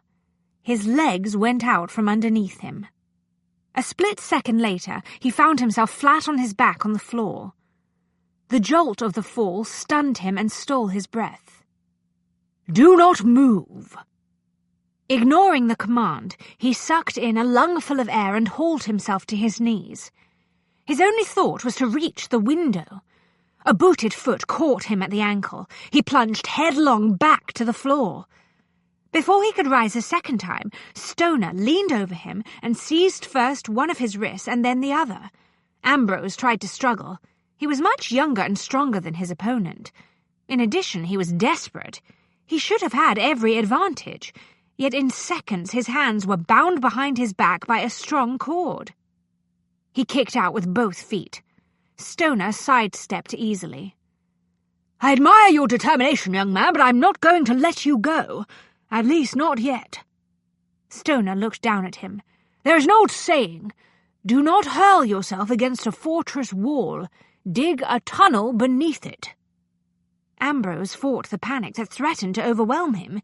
He knew that it could destroy him as quickly as any bullet. Time to fall back on escape plan number 2. He started talking fast. "I beg your pardon, sir. I don't believe I've ever heard that old saying. Shakespeare or Proverbs, perhaps?" He employed the cool, carelessly cultured voice that he adopted when he dealt with men of this gentleman's world. It was a tone that conveyed the impression that he had been born in the same circles, that he was one of them. It was nothing less than the truth. His father and grandfather had been scoundrels and rogues by choice, but they had been gentlemen by birth. He was well aware that one's social class was infinitely more important than one's morals. With a little luck, he might be able to talk his way out of this affair. Gentlemen did not like to send other gentlemen to prison. Stoner shoved his hands deep into the pockets of his dressing gown and inclined his head, as though pleased. "Well done, young man. Not every housekeeper would be capable of making polite conversation at a time like this. You're thinking on your feet, or off them, as the case may be, and that is the important thing." Ambrose did not have the vaguest notion of what he was talking about, but at least Stoner was making conversation, not summoning the constables. "I apologize most sincerely for this unfortunate meeting, sir." Ambrose sat up cautiously. "I assure you, matters are not as they appear." "Indeed?" "I fear that tonight's work is the result of a few bottles of port and an unfortunate wager made with some of my friends." He grimaced. "You know how it is among men who have Oxford in common. Can't resist a dare." "What was the nature of the wager?" Stoner sounded genuinely curious. "As I said, a group of us spent a recent night drinking. Someone, Kelbrook I believe it was, brought up the stories that may have been appearing lately in the sensation press. You may have noticed them. A great deal of nonsense about a burglar who is said to prey exclusively upon wealthy gentlemen." "Ah, yes. Now that you mention it, I do recall reading one or two of those pieces. I believe the journalist who was writing them had nicknamed the rogue the Ghost." Ambrose grunted in disgust. "The sensation press is very fond of attaching fanciful names to villains in an attempt to make them more interesting to their readers." "True." "Yes, well, as I was saying, Kelbrook mentioned the Ghost. My friends and I fell to arguing about how difficult it would be to imitate a successful burglar. I claimed it would not be at all hard to do. Someone else disagreed. One thing led to another, and I'm sorry to say that I accepted the bet." I see.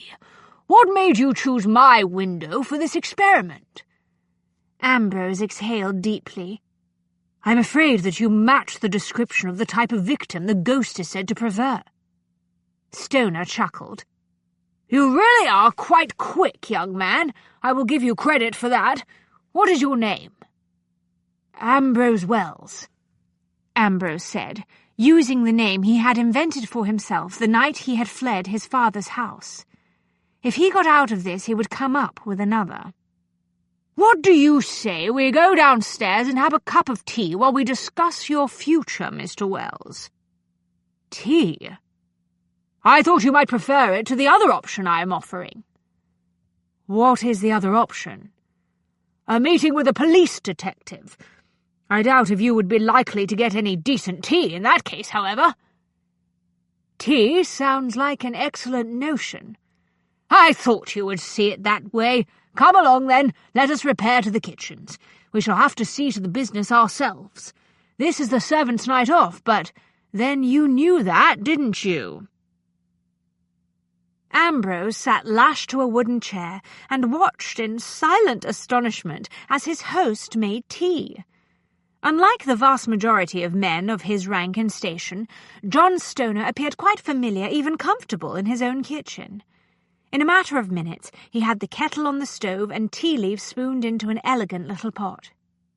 "How long have you been pursuing your career as a ghost, Mr. Wells?" Stoner asked. "No offence, sir, but that is a rather awkwardly worded question. Regardless of how I choose to answer it, you will have me admitting that I am the ghost." "I think that under the circumstances we can dispense with your artful little tale about a wager, don't you?" Stoner carried the pot and 2 small cups to the wooden plank table and set them down. "Let me see. From what I observed upstairs in the bedroom, you are right-handed. Therefore, you will likely be a bit less agile with your left hand, so I shall free that one." "You could see me that clearly in the shadows?" In spite of his predicament, he was rapidly developing a great curiosity about John Stoner. "As I mentioned, my night vision is not what it used to be, but it is still a good deal better than most men my age." Stoner sat down on the opposite side of the table and poured tea. Ambrose noticed that the delicate cups had been fashioned without handles. Like the pot, they were decorated with exotic scenes that he could not identify. Not Chinese or Japanese, he thought, but there was something about the designs that let him know they had come from somewhere in the East. He picked up one of the cups very carefully and inhaled the fragrance of the tea. It was delicate, complex, and intriguing. "Would you mind telling me how you discovered that I was upstairs?" he asked. "I thought you were engaged reading a book in the library." "I have been expecting you for the past several days." The elegant little teacup nearly slipped from Ambrose's fingers. "You noticed me?" Stoner nodded absently, as if it were no great feat. But Ambrose knew that was not the case. None of his previous victims had ever detected him while he was following them about, making notes of their habits. "I cannot say I was greatly surprised when you showed up here tonight," Stoner said. "From what I had read of the ghost in the papers, I suspected that he made a thorough study of his victims before he entered their houses. I was interested in your methods. Most burglars lack either the intelligence or the patience to take such a careful approach. They are, by and large, opportunists rather than strategists." "I told you, sir, I am not the ghost. I was merely trying to copy him for the sake of a wager. As you can see, I made a poor job of it." Stoner sipped tea, looking thoughtful. "Actually, you managed the business quite skillfully. Who taught you your trade?" "I am a gentleman, sir. I would not think of lowering myself by going into trade." Stoner chuckled. "This is going to be a very one-sided conversation if you insist upon evading all of my questions." "I beg your pardon. You asked me a question. I attempted to answer it." The strategy of false sincerity is a useful tactic upon occasion, and you appear to have a talent for it, but I can assure you that there is no point employing it with me tonight." For the first time, Ambrose started to wonder if John Stoner was a madman. "I don't understand, sir," Ambrose said. "Perhaps I'm going about this in the wrong manner." Stoner held the little cup between his fingers in a way that implied both elegance and control. "Since you are not disposed to tell me your story, I shall tell you mine. When I have finished with it, we will discuss your future."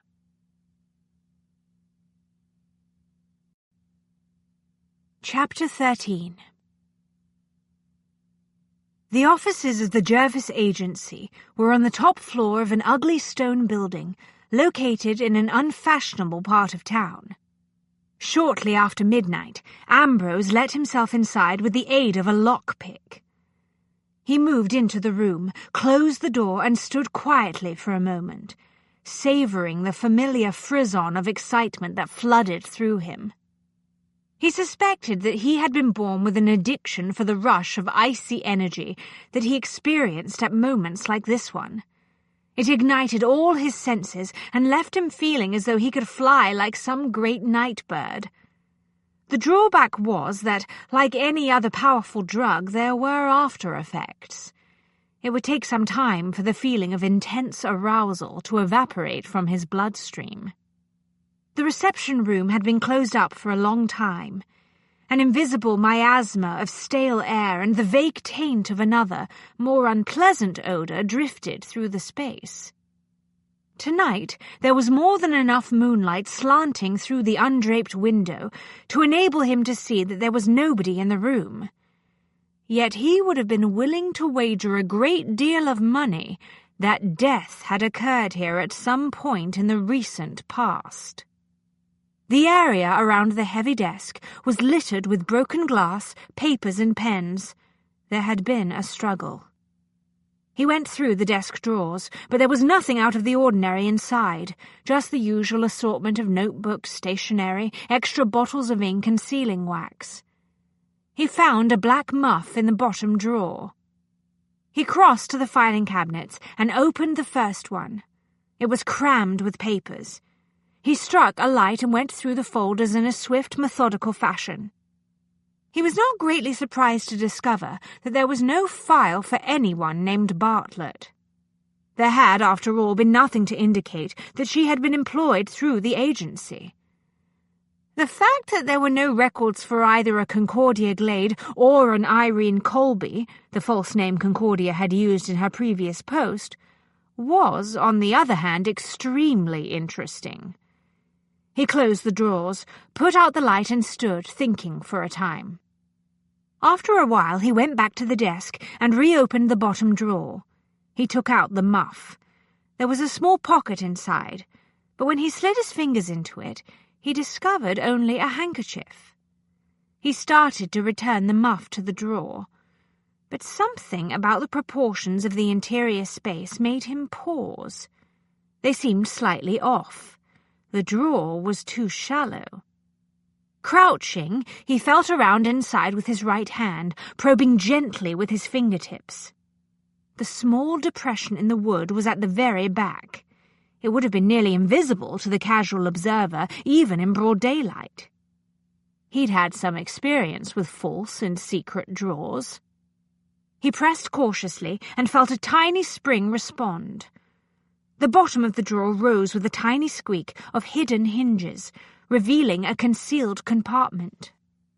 The hiding place was empty, except for a newspaper that had been folded in half twice, reducing it to a small rectangle. He took it out of the drawer and opened it once, so that it was only folded across the middle. He struck another light and read the familiar masthead. The Flying Intelligencer was a particularly lurid example of the sensation press, well known for its dramatic accounts of bloody crimes and its overheated serialized novels.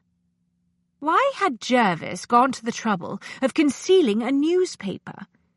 Perhaps she had put it out of sight so that a prospective client would not catch her with it. The flying intelligencer was occasionally entertaining, but it was hardly the sort of thing that the proprietor of an agency that supplied teachers and governesses would want to be seen reading. Still, it seemed rather extreme to conceal it in a secret drawer in her desk. If Jervis's goal was to place it out of sight of visitors, it would have been sufficient to simply drop the paper into the top of the drawer along with her muff. He slipped the folded paper inside his coat and let himself out of the office. Downstairs, he exited the empty building through a rear door. Outside in the alley, he turned up the high collar of his coat, pulled the low-crowned hat down to veil his face, and walked away into a maze of unlit lanes and cramped streets. He took a different route out of the neighbourhood than the one he had used to enter it, emerging near a nondescript brothel. A number of hansom cabs waited in the street. He chose one at random. Seated in the cab, he turned down the carriage lamps. It was unlikely that anyone would notice one more drunken gentleman making his way home after a night spent pursuing various vices, but there was no point in taking chances. He lounged deeper into the darkness of the cab and wondered if Concordia would still be awake when he returned. The urgent desire to see her and talk to her about what he had discovered tonight was disturbing in some ways. The newspaper crackled softly under his coat. He would wait till he got home to examine it more closely. His night vision was excellent, but not even he could read in the dark.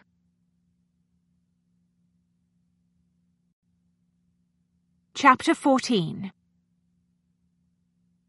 The click of the dog's nails dancing on the floorboards of the landing was the first indication that Ambrose had returned. Concordia experienced a profound rush of relief. He was safely home. Now, perhaps, she would be able to shake off the feeling of dread that had descended on her after he had left. Her second reaction to his presence in the house was a jolt of anticipation. She could hardly wait to learn what, if anything, he had discovered in the course of his investigation of the offices of the Jervis agency. She heard him say something very softly to the dogs. There was another soft patter of paws on wood, and then silence. He had sent Dante and Beatrice upstairs to the floor on which the girls were sleeping. The deep shadows beneath her bedroom door shifted faintly. Ambrose had paused in front of her room. Expecting to hear his soft knock at any instant, she pushed the covers aside, sat up and groped for her spectacles. When she got the eyeglasses securely on her nose, she reached for her robe. Still no knock. The shadows under the edge of the door shifted again. She realized that Ambrose had changed his mind. He was continuing on down the hall to his own bedroom. Alarmed, she tied the sash of her robe, slid her feet into the new slippers that Mrs. Oates had provided, and rushed to the door. If Ambrose thought he could get away without making a full report to her tonight, he could think again. She yanked open the door and leaned out into the darkened hall, just in time to hear the hushed whisper of sound made by the closing of Ambrose's door. She stepped into the chilly corridor and walked briskly to his bedroom. Ambrose opened his door just as she raised her hand to knock. As if he had been expecting her, she thought. He stood silhouetted against the light of the lamp that glowed on the small desk behind him. His black linen shirt was unfastened. It hung loosely outside his trousers. "You keep odd hours, Miss Glade," he said. It dawned on her that she was staring at the deeply shadowed wedge of bare masculine chest that was just visible between the edges of his open shirt. Mortified, she pulled herself together with an act of sheer willpower, shoved her glasses firmly in place on her nose, and reminded herself that she was on a mission. "No odder than your own, sir," she whispered. "What happened? Did you learn anything of interest?"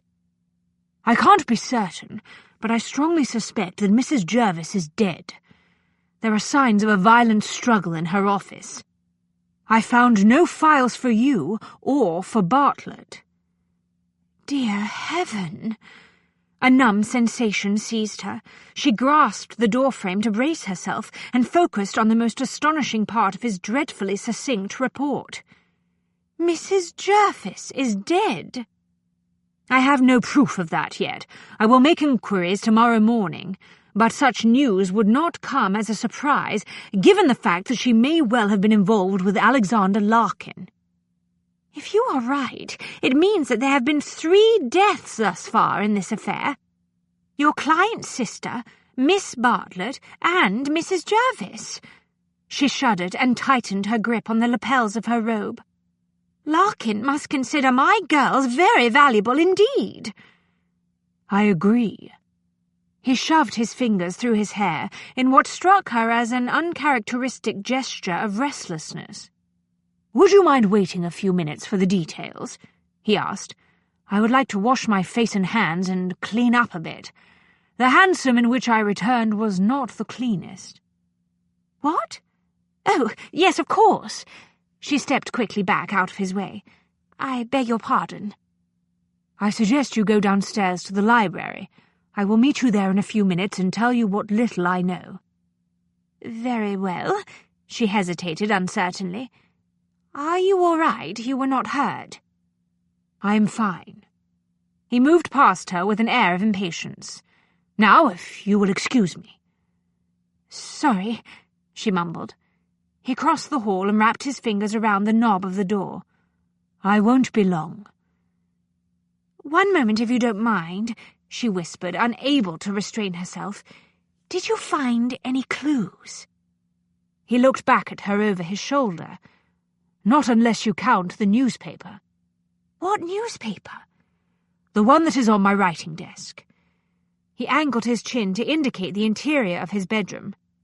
I doubt if it will amount to a clue, but it looked as though it had been deliberately hidden. I found it tucked away beneath the false bottom of a drawer in Jervis's desk. You may take a look at it if you like. He disappeared into the bath and closed the door. She waited until she heard the muffled sound of water flowing through the pipes before she went slowly back to the doorway of Ambrose's bedroom and peered inside. It was a decidedly masculine room, done in shades of green and rich amber. The thick carpet was heavily patterned with giant ferns. The massive 4-poster bed and a large wardrobe occupied a great deal of the space. The coat that Ambrose had recently discarded was flung carelessly across the bed. She could see the folded newspaper on the writing table that stood near the window. All she had to do was take a few steps, pick up the paper and depart. Yet she found herself hesitating. Entering Ambrose's bedroom struck her as an almost overwhelmingly intimate thing to do. She drew a deep breath, strode briskly into the room, seized the newspaper and scurried back to the door. It was only when she was safely out into the hall that she realized she had been holding her breath. Ridiculous. It was merely a bedroom. Not only that, it was, if she had interpreted the few hints she had picked up from Mrs. Oates correctly, the private quarters of a man who did not have any sexual interest in women. She hurried into her own room, turned up the lamp and opened the newspaper. Disappointment descended when she realized that she was looking at an edition of the Flying Intelligencer that was some 6 weeks old. She opened the paper to its full width and turned the first page, looking for markings or notations that might have been made by Mrs. Jervis. When she turned the second page, 2 sheets of writing paper fell out and fluttered lightly on the carpet. She looked down at the papers and saw that they were letters. Both were addressed to R.J. Jervis. Both were signed by S. Bartlett. She scooped up the letters and read each one quickly, her blood chilling with every sentence. When she finished, she rushed back out into the hall. The water had stopped. She rapped sharply on the door of the bath.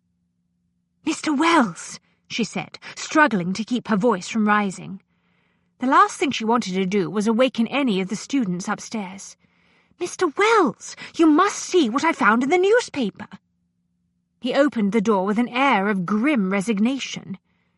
He had removed his shirt entirely, leaving himself quite nude above the waist. She could see the glistening dampness of his bare skin, where he had splashed cold water on his face and upper body. His shoulders appeared astonishingly broad. The contours of his chest and lean waist would have done credit to a statue of an ancient mythic hero.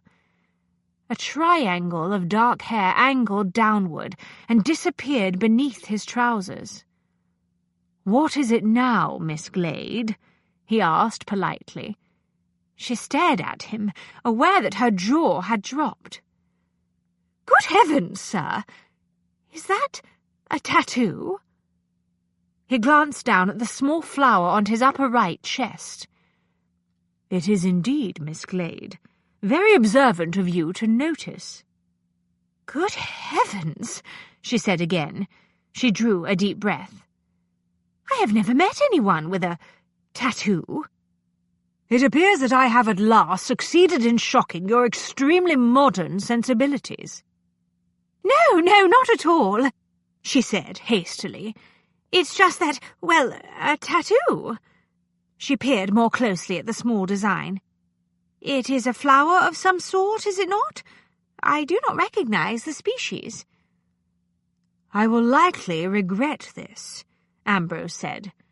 He captured her chin and tilted it up so that he could look into her smoky eyes. "But I cannot seem to resist. You have caught me in a very weak moment, Miss Glade. The cold water was supposed to act as an antidote, but it does not seem to have been effective." "Antidote for what? Are you feverish, sir?" "I am on fire, Miss Glade." The next thing she knew, his mouth was on hers in a kiss that made her forget everything else, including the tattoo.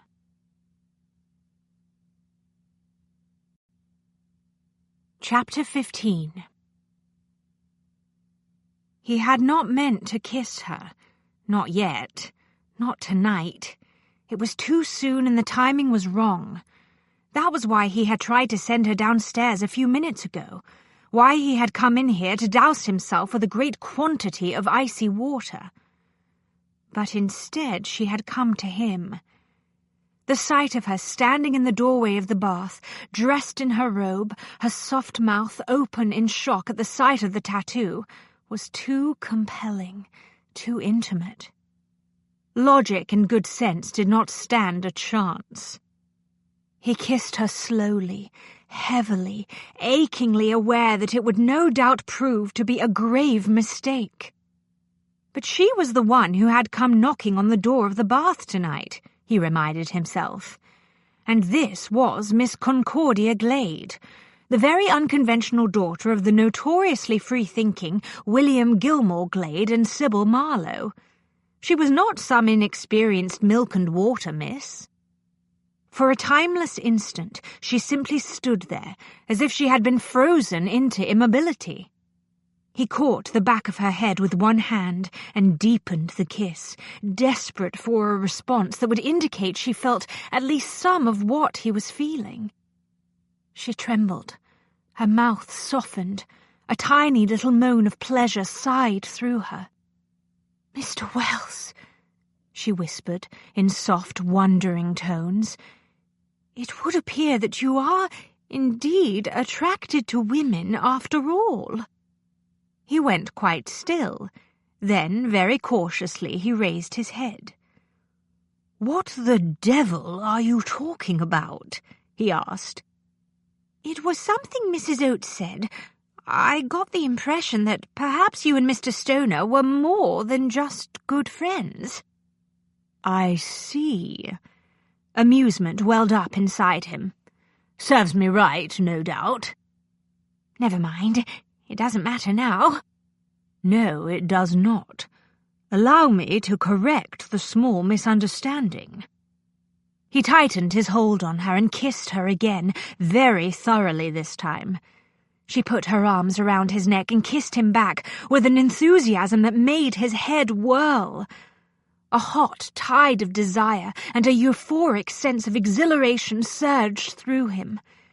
He tangled his fingers in her hair and devoured her mouth.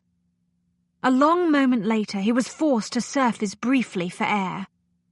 "After all that we've been through together," he said, "I think it's time you started calling me Ambrose, don't you?" Ambrose. He pulled back slightly and saw that her eyeglasses had become clouded from the effects of their combined breaths. "My apologies." He smiled and removed her spectacles. "That must have been a bit like kissing a stranger in the dark."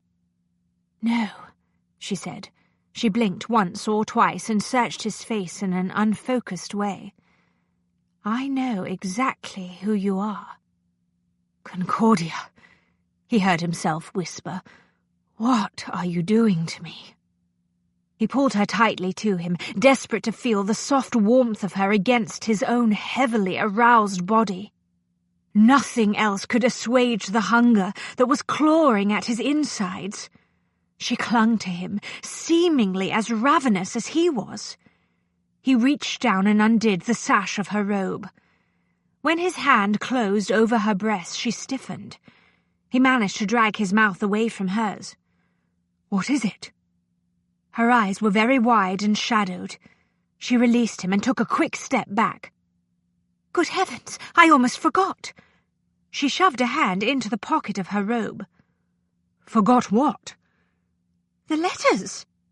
She waved 2 sheets of paper at him. "This is what I came here to tell you. I found them tucked inside the newspaper.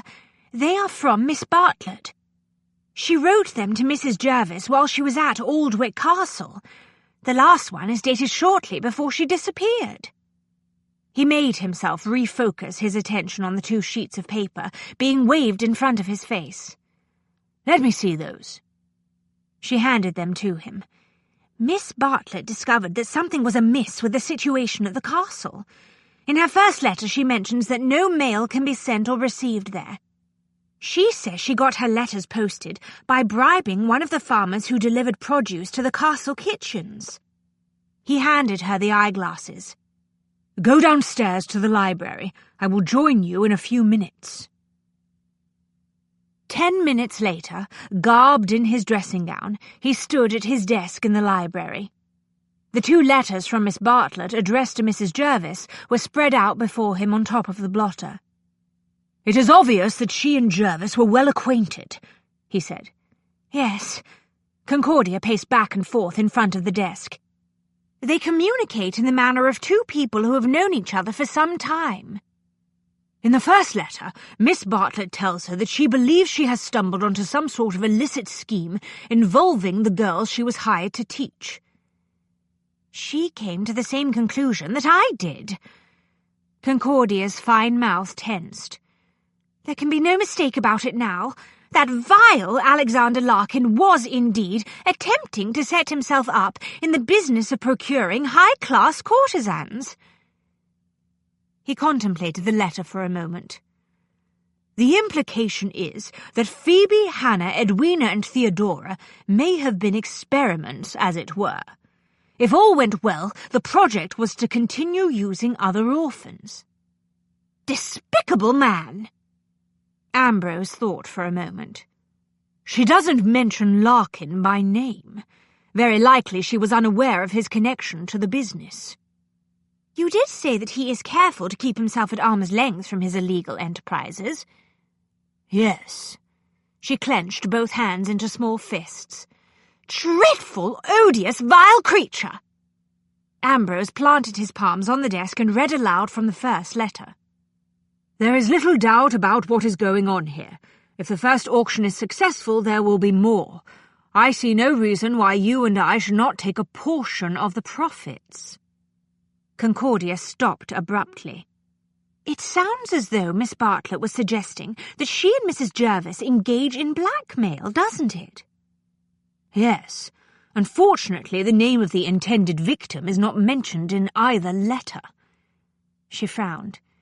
"You just told me that Larkin would have been careful to make certain that his name was not associated with this business. They must have had someone else in mind to blackmail. I think so, yes, and it makes some sense. Ambrose walked around to the front of the desk and lounged back against the edge. There is more going on here than I have told you, Concordia. What do you mean? There have been rumours for months that Larkin has formed a partnership with a gentleman who moves in society. It may be that the new business associate was the person who approached Mrs. Jervis and asked her to find a teacher for the first 4 girls in this experiment. Miss Bartlett and Mrs. Jervis may have attempted to blackmail him. She folded her arms beneath her breasts. If Larkin's new partner moves in society, he would certainly have been vulnerable to blackmail, and no doubt willing to commit murder to protect himself. There was a long silence while they both considered that. How could Miss Bartlett do that? Concordia asked after a while. Risk blackmail? He shrugged. She was making her living in a profession that does not pay well. She saw an opportunity to improve her finances, so she seized it. Concordia shook her head. I wasn't talking about the blackmail attempt. I meant, how could she consider getting more deeply involved in that dreadful scheme? How could she even think of doing that to the girls placed in her care? He smiled a little, recalling that first sight of her in the stable, struggling to control a nervous horse and aim a pistol at a villain so that she could engineer the escape of Edwina, Theodora, Hannah, and Phoebe. I think it's safe to say that Miss Bartlett's character was very unlike your own, he said gently. But she was a teacher. No, Concordia. He straightened and walked to stand in front of her. You are a teacher. Miss Bartlett was in another line altogether. What are you thinking? She asked, using every effort to compose herself. That if I had any sense, I would send you upstairs to bed. It is late. She stilled. Yes, it is very late. Much too late for me, certainly. He raised his hands and slid them around the nape of her neck, bent his head and kissed her again. She shivered in the most delicious manner. He eased her lips apart with the edge of his thumb and drank deep. Her fingers convulsed on his shoulders. He undid the sash of her robe for the second time that night. The garment parted, revealing the white linen nightgown underneath. She mumbled urgently when he cupped her breasts in his palms. Through the thin material of the gown, he could feel the tight little peaks of her nipples. He moved his hands lower and found the full, round curves of her thighs. She shuddered and pushed her fingers up into his hair. He lifted her into his arms and started toward the sofa. She looked up at him with eyes that were pools of dreams. He set her down on the sofa and reached out to remove her eyeglasses. A staccato of sharp, demanding raps sounded on the library door. "Miss Glade!" Theodora's voice was muffled by the heavy wood panel. "Please come quickly. Hannah has had another one of her nightmares. She is crying and will not stop." Ambrose saw Concordia tense instantly. The sensual invitation evaporated from her eyes in a heartbeat. She bounded up from the sofa, grabbing at the sash of the robe. "I must go to Hannah at once," she said. She hurried toward the door and raised her voice. "I am coming, Theodora!" He adjusted his own robe while he watched Concordia rush to the mirror to check her appearance. When she had set herself to rights, she went to the door and opened it. Theodora, dressed in a robe and slippers, hovered in the hall, looking appropriately anxious. When she caught sight of Ambrose, her eyes narrowed. "I went to your bedroom, but you weren't there," she said to Concordia. "Then I noticed that there was a light on down here." "Mr. Wells and I were discussing something of importance that occurred today," Concordia said crisply. She moved out into the hall and paused to look back at Ambrose. "I trust you will excuse me, sir. I had hoped that Hannah would not suffer another nightmare quite so soon." He studied Theodora, who was watching him with an expression that struck him as somewhat too innocent. "The timing of this particular bad dream is indeed quite interesting," he said. Concordia was clearly baffled. "I beg your pardon?" "Good night, Miss Glade." He inclined his head in a small bow. "Rest assured we will finish our conversation at another time." She blushed. "Good night, sir." She went out into the hall and closed the door very quickly behind her. Ambrose waited for a moment or two, then he turned down the lamp and let himself out of the library. He went up the stairs, listening closely. When he reached the landing, he heard muffled whispers and a faint giggle emanating from the darkened landing of the next floor. There was a light flurry of footsteps overhead, a hastily closed door, and then abrupt silence.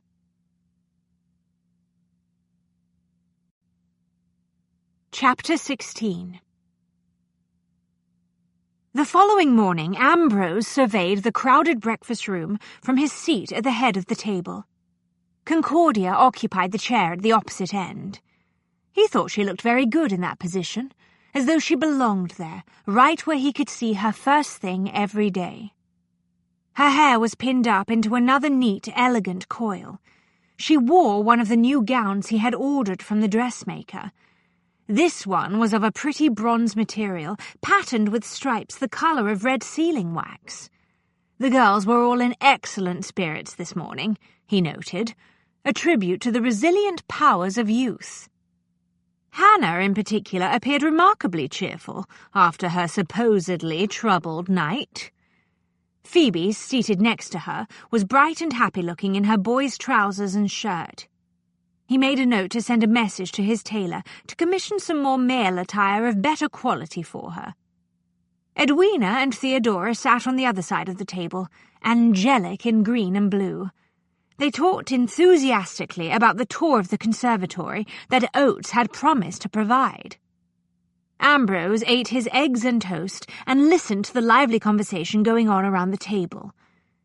He was amused and bemused by his own reaction to the presence of Concordia and the girls. For years it had been his custom to spend this hour of the day alone with his newspapers. But this morning the papers sat untouched on a side table.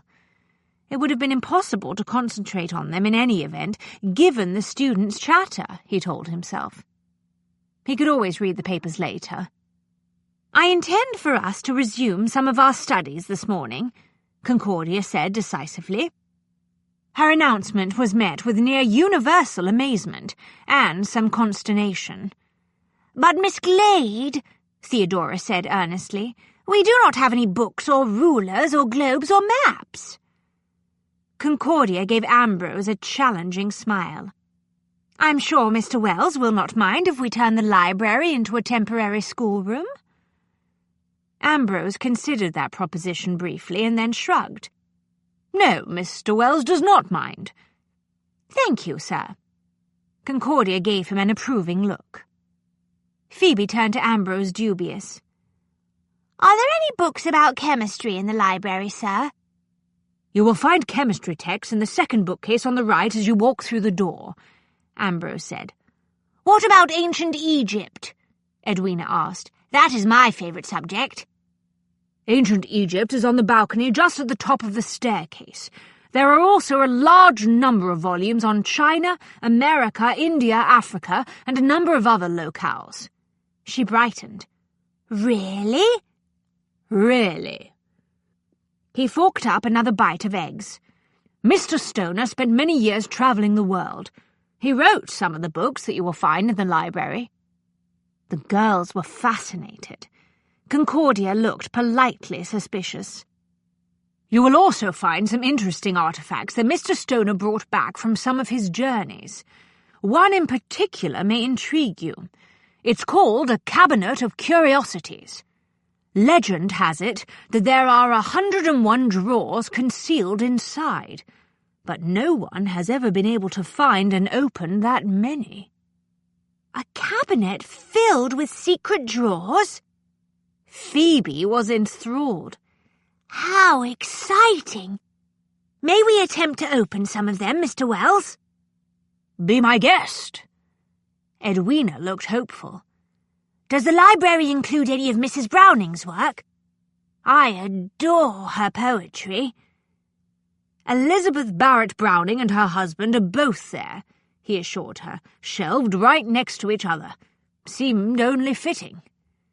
Theodora leaned forward slightly to look down the length of the table at him. Are there any watercolour paints and brushes? He thought about it. I believe there may be some art supplies in one of the cupboards. They will be quite old, though. I will have Oates purchase some fresh paints today. Theodora was pleased. Thank you, sir. That would be lovely. When Miss Glade arrived at the castle, she brought some excellent paints and brushes with her, but we were forced to leave most of them behind when we escaped. I understand, he said. What about novels, sir? Hannah asked. I'm very interested in them, especially the sort that feature secret marriages and missing heirs and mad women in the attic. You refer to sensation novels, he said. Yes, sir. Hannah smiled encouragingly. He helped himself to some toast. I think I can say with absolute certainty that the library does not contain a single sensation novel. Oh. Hannah's face fell.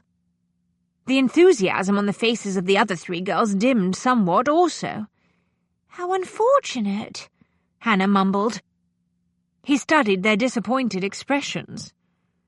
This household receives a number of newspapers, he said finally. Several of them feature serialized novels. You are welcome to read those. He hesitated, catching Concordia's eye. Assuming Miss Glade does not object. Not at all. Concordia buttered a bit of toast. I am a firm believer in the value of novel reading. It encourages the development of the creative imagination and allows one to experience certain strong passions and emotions that must, of course, be restrained in polite society. He raised his brows. You amaze me, Miss Glade. I doubt there are many in your profession who would agree with your views. I'm certain that the vast majority of educators and most parents, for that matter, consider sensation novels to be a very improper influence on young minds. I am aware that my approach to the education of young ladies is somewhat unusual. Unique might be a more fitting word, he said, amused. Perhaps. Enthusiasm lit her eyes. But I believe very strongly in my theories. One day I intend to establish my own school for young ladies based on the principles that I have developed. He lowered the uneaten slice of toast, fascinated by the small glimpse of her personal hopes and dreams. I believe you did mention that, he said quietly. My school will be founded on the same notions of education that inspired my parents, she said. They were convinced, and I agree, that a broad, wide-ranging curriculum not only develops powers of logic and reasoning in young ladies, it will prepare them for the various professions and careers. It is my firm conviction that young ladies who are equipped to make their own way in life will no longer feel pressure to marry for reasons of financial necessity. But, as you have noted, many of the professions and careers remain closed to women, he pointed out. Her brows snapped together above the rims of her spectacles. One of the arguments used to keep women out of the medical schools and other professional institutions is that they are not properly prepared academically. But the girls who graduate from my school will be able to hold their own with male students. What is more, they will emerge resolved to take a stand and agitate for their right to be admitted to the professions. I see. Mark my words, sir, when a sufficient number of women unite to demand their rights, there will be great changes in the world. He inclined his head respectfully. I am impressed with your dedication to your goals, Miss Glade. I wish you the best of luck with your grand plans. She gave him a glowing smile. Thank you, sir. Your attitude indicates that you are very advanced in your thinking on such matters. He grinned. For a man, do you mean? She turned pink. For anyone, male or female. Generally speaking, there is a great resistance to the notion of equal rights for women, as I'm sure you are aware. That may be true of society in general, but this household, like the one in which you were raised, Miss Glade, subscribes to a somewhat unconventional approach to many things. She cleared her throat. Yes, well, enough of that topic. We all have a busy day ahead of us. She crumpled her napkin and placed it on the table beside her plate. If you will all excuse me, I am going to have a look around the library and gather some materials together for today's lesson. He got to his feet and circled the table to hold her chair. Let me know if you have any questions about the contents of the library. Yes, thank you. I will do that. She rose and walked quickly to the door, where she paused to look at Hannah, Edwina, Theodora, and Phoebe. I will expect you all in the library in 20 minutes. There followed a dutiful series of, Yes, Miss Glades. Concordia swept out of the room. The small bustle at the back of her gown caused the bronze and red-striped skirts of the dress to sway in an elegant, enticing manner that Ambrose was certain he could have studied for hours. He became aware of the fact that the room had gone very quiet behind him. When he turned, he discovered that the 4 girls were watching him with intent, serious expressions.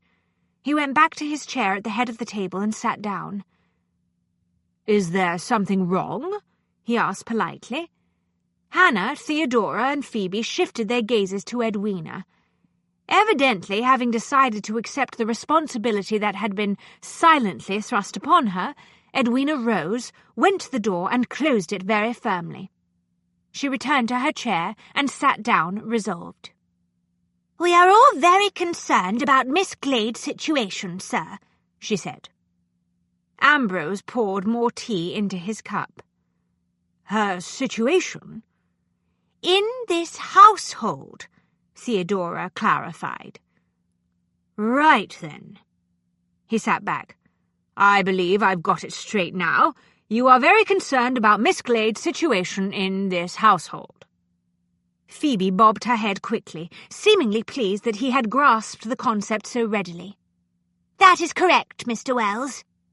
The thing is, Hannah said very gravely, although Miss Glade is quite intelligent and well-educated and extremely modern in her notions, she has not had a great deal of practical experience. He considered each of the girls in turn. I think you may all be underestimating her. Miss Glade has managed to survive on her own in the world for several years. You must trust me when I tell you that no one can manage that feat successfully without acquiring a good amount of practical experience. You are missing the point, sir, Edwina said with a flash of impatience. Certainly Miss Glade has some types of practical knowledge. She knows how to read train schedules and how to rework a gown so that it can be worn for more than one season, for example, but she has had very little experience in the ways of gentlemen. I see. Ladies who make their living as teachers are obliged to be extremely cautious in their dealings with gentlemen, Theodora said, earnest and helpful. They cannot afford the least hint of scandal because it will cost them their posts. Therefore, they get very little experience in that sort of thing, Hannah added. Ambrose reached for his cup. You are all quite certain that Miss Glade does not know how to deal with gentlemen? Miss Glade has spent her entire career working as a governess and teaching in girls' schools, Phoebe said flatly. That is why we can be sure that she has had very little practical experience in that direction. Ambrose put down his cup. This is about the events of last night, isn't it? Phoebe, Hannah, Edwina, and Theodora exchanged sombre glances with one another and then turned back to him. He found himself facing 4 extremely determined pairs of eyes. I see we must be blunt, sir, Edwina said ominously. Last night we were obliged to rescue Miss Glade because she is too lacking in experience to perceive the dangers of the situation in which she found herself. What dangers precisely would those be? Ambrose queried. They all blushed and exchanged another round of anxious glances, but no one backed down. He wondered if they realized that they were all angling their chins and shoulders in the same determined manner that Concordia did when she was intent upon a goal. They had learned more from her in the past few weeks than they even knew, he mused. Concordia had become a model of feminine behavior for them. "We are talking about the risks a lady takes when she is alone with a gentleman in the middle of the night," Phoebe said in a quick little rush of words. "When she is alone with him in her robe and nightgown," Hannah elaborated. "When the gentleman in question is also dressed in only a robe," Edwina said. "We do realize," Theodora added, not unkindly, "that because Miss Glade is so clever and because she holds such advanced views, a man of the world might assume that she possesses more experience in certain matters than is actually the case." He inclined his head. "I comprehend your concerns." Hannah, at least, appeared satisfied. "We would not want Miss Glade to suffer the fate of Lucinda Rosewood." "Who is Lucinda Rosewood?" he asked. "She is the heroine of The Rose in the Thorns," Hannah said. "It is an excellent new novel by one of my favourite authors. In Chapter 7, Lucinda Rosewood is seduced by Mr. Thorne, who takes advantage of her naive and trusting nature. Afterwards, she realises that she has been ruined, so she flees into the night." "Then what happens?" he asked, reluctantly fascinated. "I don't know," Hannah admitted. "I brought it with me when we left the castle, but I have not had time to finish it." "I see." Ambrose pondered that briefly. "Well, I wouldn't worry about it if I were you. I expect when you get the opportunity to finish the book, you will discover that Mr. Thorne races after Lucinda Rosewood, apologizes for taking advantage of her, and asks her to marry him." "Do you really think so?" Hannah asked eagerly. "Don't be ridiculous," Phoebe said in a thoroughly squelching manner. "Gentlemen never marry ladies they have ruined unless the lady in question happens to be an heiress. Everyone knows that." "Quite right," Edwina agreed. "Impoverished ladies who are ruined always come to a bad end in novels, just as they do in real life." Theodora scowled. "It isn't fair. It is the gentleman who should come to bad ends, just as Miss Glade says." "She may be correct in the highest moral and philosophical sense, but the fact is that is not the way of the world," Edwina declared. She fixed Ambrose with such a forceful expression.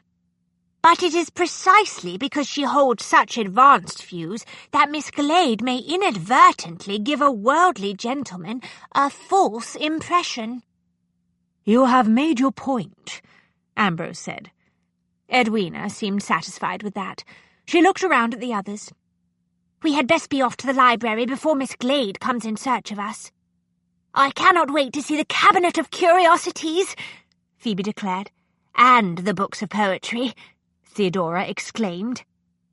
Ambrose rose and reached for the nearest chair, but the girls were already on their feet, dashing toward the door.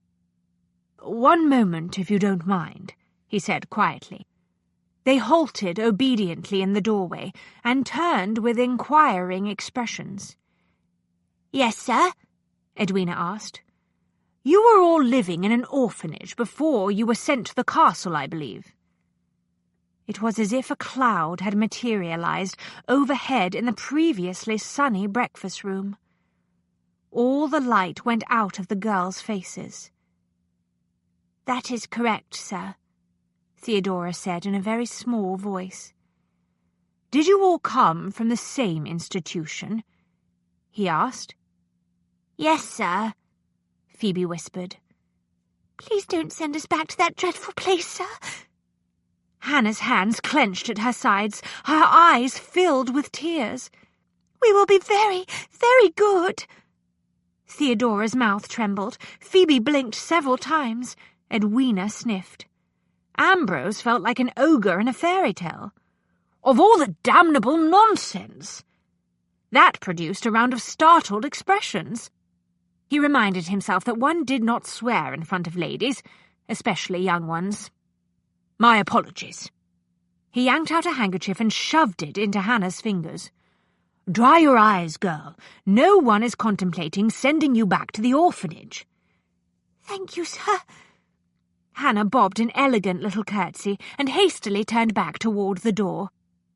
Theodora, Phoebe, and Edwina made to follow in her wake. One more question, he said. All 4 girls froze like so many rabbits confronting a wolf. Theodora swallowed heavily. What is the question, sir?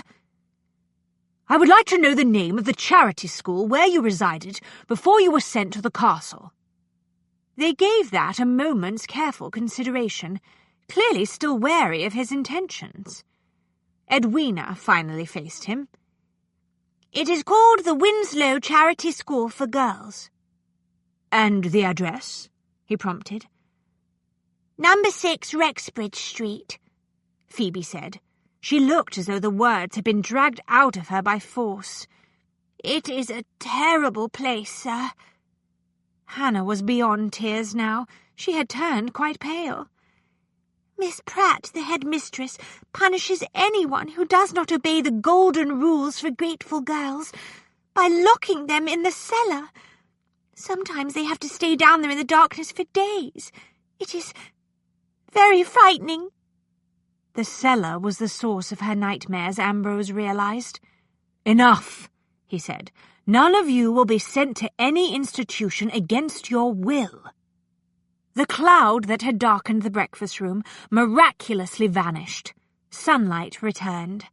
The girls dashed off down the hallway.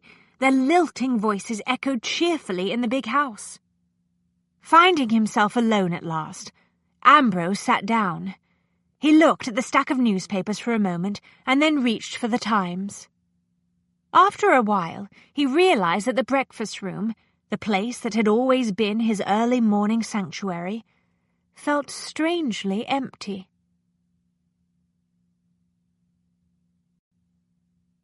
Chapter 17. Shortly after 3 o'clock that afternoon, Concordia felt the now familiar frisson of awareness. She looked up from the menu she had been preparing to give to Mrs. Oates and saw Ambrose standing in the doorway of the library. He carried a box under one arm. "There you are, sir." She set her notes aside and surveyed him from the depths of the wing-back chair. "I was just making out a list of fresh fruits and vegetables that I would like to see included in Mrs. Oates' menus. What kept you? You said you were going out to conduct a few inquiries, but you have been gone for several hours." "I thought you would be occupied with the girls and their lessons until I returned." He walked across the library and sat down behind his desk. "Where are your students?" "I sent them off on a tour of the conservatory with Mr. Oates. I suspect that he will do a far more expert job of instructing them in botany than I ever could." "He will certainly enjoy the task." Ambrose set the box on top of the desk. "Oates has a great passion for his gardening." "That is obvious." She watched him sit down behind his desk. "Well, are you going to tell me what you have been about while you were out?" "Among other things, I made some inquiries in the street where Mrs. Jervis lived." She caught his use of the past tense instantly. "She is dead, then?" "Her body was pulled out of the river nearly 6 weeks ago. Suicide was the verdict." "If it was indeed murder, it occurred very close to the time that Miss Bartlett disappeared." "Larkin, or his partner, probably used Jervis's files to find a replacement for Bartlett." Concordia tightened her grip on the arm of her chair. "Me?" "Yes. After I got that information, I paid a visit to a certain institution located on Rexbridge Street." "The charity school where my students lived? Why did you go there?" Alarm stiffened her entire body. Surely you are not thinking of sending the girls back to that dreadful place, because if that is the case, I must tell you it is out of the question. If my young ladies have become a nuisance to you, and you would prefer that we leave this house, we will of course do so, but I cannot allow— Not again, I beg you. He held up a hand to ward off the lecture. I went through this with your 4 pupils this morning. No one will be returning to the Winslow Charity School for Girls against her will. You have my word on it. She relaxed. I know it cannot be convenient having all of us here. This is a big house, he said. There is plenty of room. Thank you. Winslow is such an unhappy place by all accounts. I gather that the headmistress, Miss Pratt, was not the least bit modern in her approach to instruction, and the employees of the school were very unkind. That is where Hannah started having nightmares. I heard all about the cellar. Such a cruel punishment. Every time I think about it, I want to strangle Miss Pratt. I don't blame you. Now, if you don't mind, may we return to the subject at hand?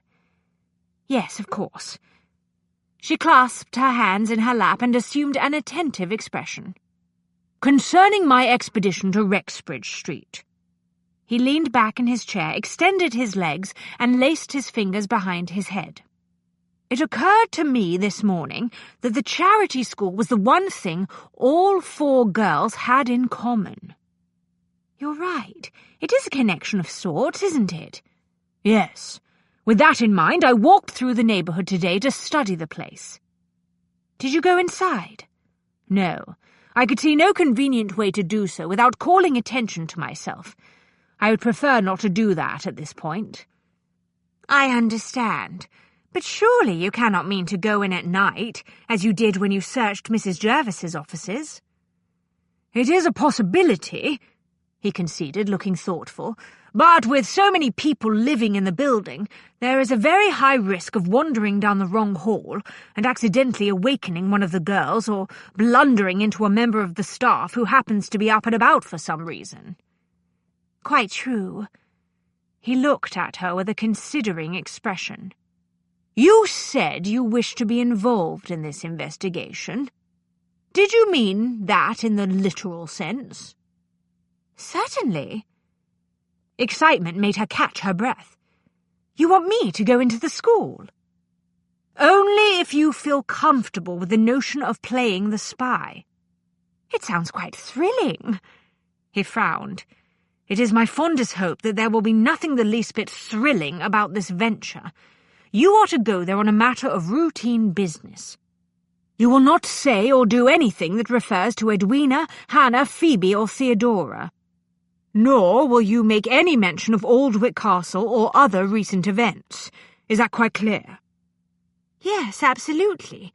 No one at Winslow knows me, so there should be no problem. True. Nevertheless, there is no point taking chances. I do not want anyone, especially Miss Pratt, to get a close look at your face. Am I to wear a disguise? Of a sort. He unlaced his fingers, sat forward, and reached for the box he had put on the desk. I picked this up on the way back here this afternoon. It is the reason that I was late. He removed the lid of the box, reached inside, and took out a large, wide-brimmed hat, fashioned of black straw. It was trimmed with black silk flowers and a long fall of heavy black netting. A widow's veil! Delighted, she sprang from her chair and hurried to the desk. She picked up the hat and turned it slowly in her hands, noting the circular sweep of the netting. Very clever, sir. No one who sees me will be able to view my face. There are black gloves to match. Wear your dark grey cloak. You will look like any other fashionable widow.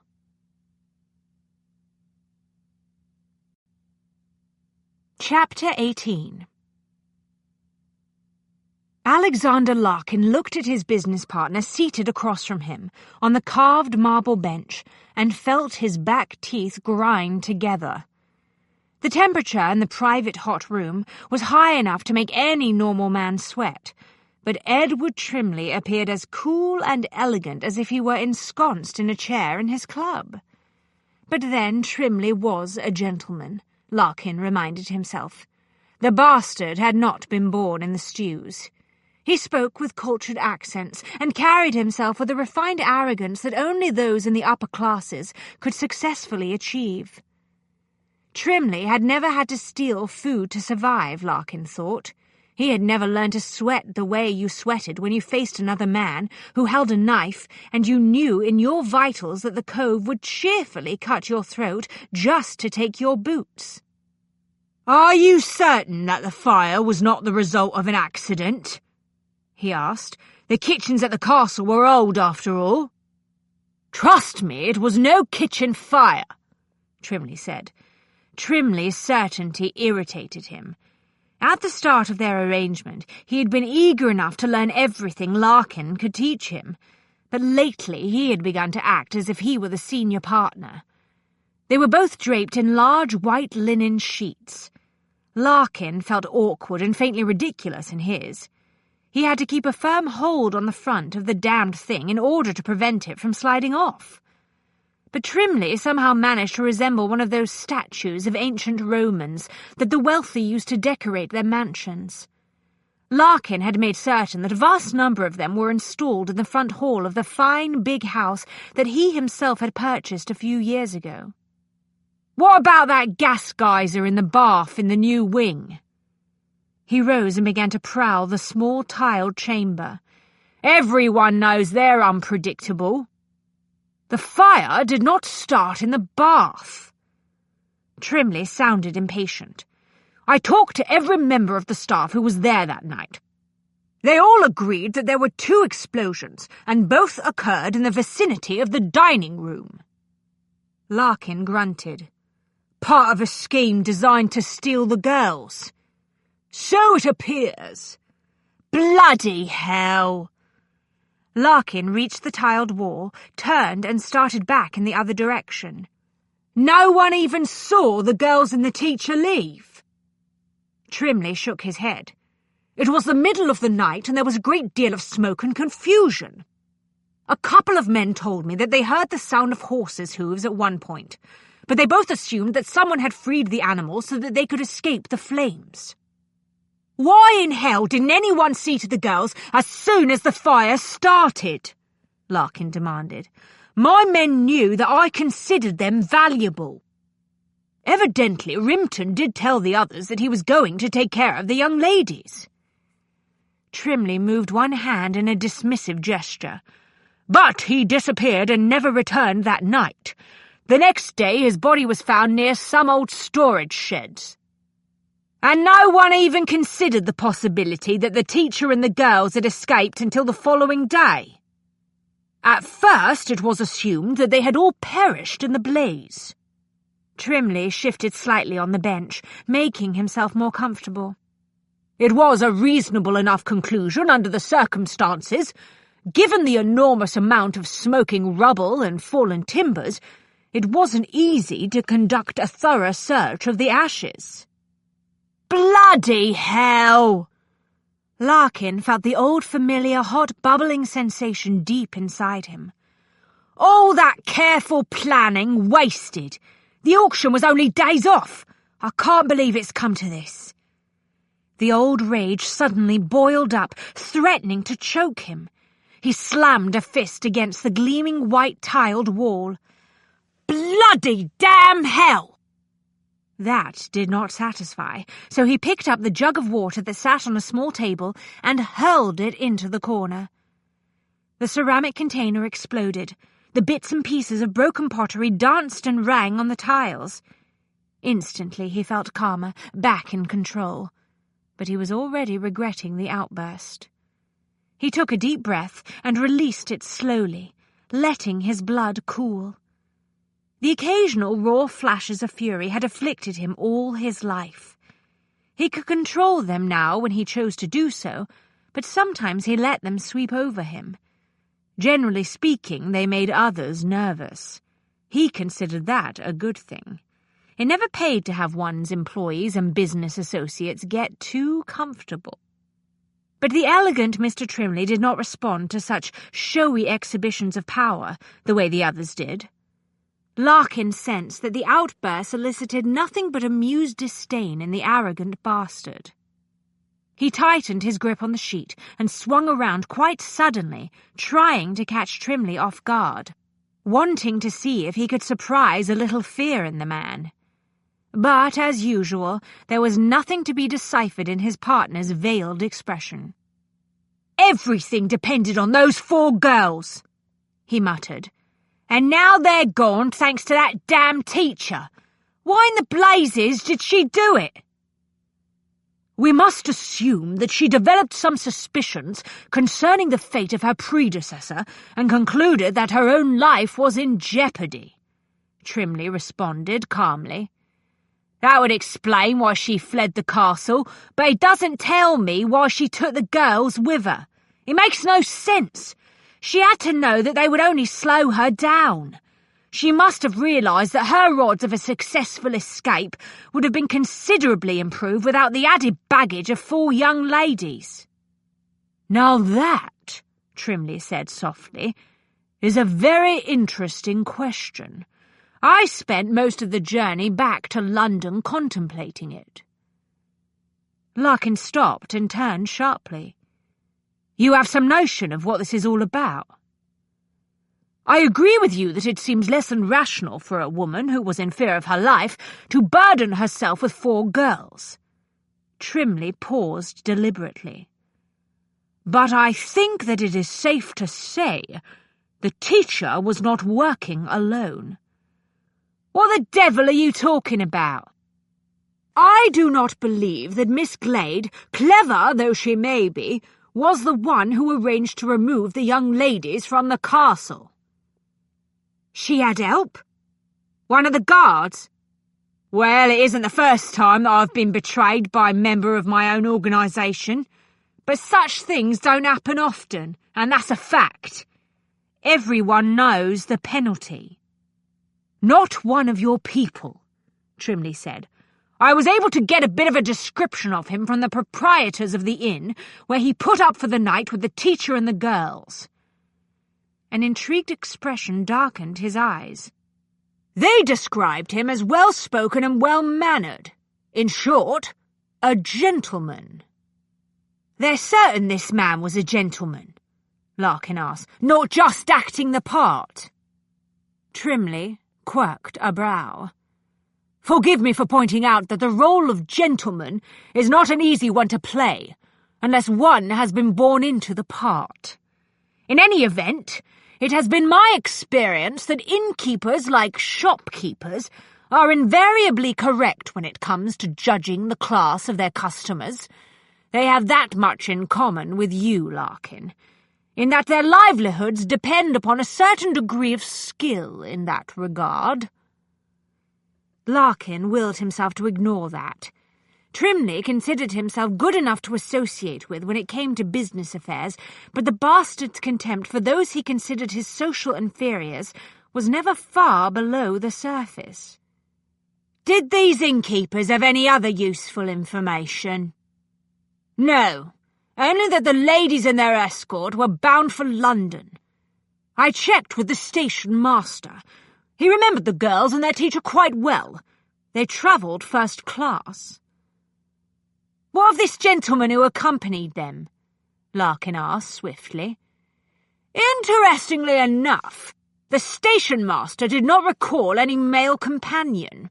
He seems to have disappeared somewhere between the inn and the train." Larkin could feel the sweat running down the back of his neck.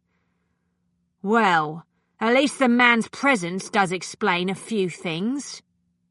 Most especially Rimpton's crushed skull and Bonner's concussion and broken arm," Trimley said. Larkin frowned. "What's this? I thought you said that Rimpton died in the fire." "I said he died that night, but I was able to examine the body and I'm quite certain that he was killed by human hand, not the flames." Larkin snorted. "No lady teacher could have done that." You're right, she had help. The question is, what does the lady's gentleman associate have in mind?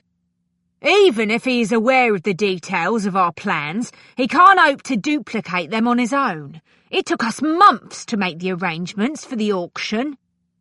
There is no need for him to imitate us in order to achieve a profit, Trimley said. You have to have a head for business, Larkin. What would you do if you found yourself in a possession of certain commodities that you knew to be of great value to someone else? Larkin started to relax for the first time since he had gotten word of the loss of the girls. I'd offer the former owner a chance to repurchase his missing valuables. Precisely! I expect that sooner or later, whoever took the girls will put out the word that he is ready to negotiate, and then we'll have him. Bloody hell! We can't just sit around and wait for them to contact us. I'm Alexander Larkin. I don't wait on the convenience of others.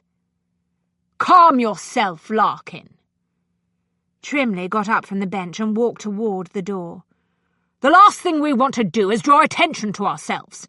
Sooner or later, our gentleman thief will find a way to send word to you that he is prepared to do business. I don't take orders from you, Trimley. He tightened one hand into a fist. I'm going to turn the city upside down until I find those girls. Suit yourself, but you will be wasting your time. Why do you say that? Trimley paused at the door.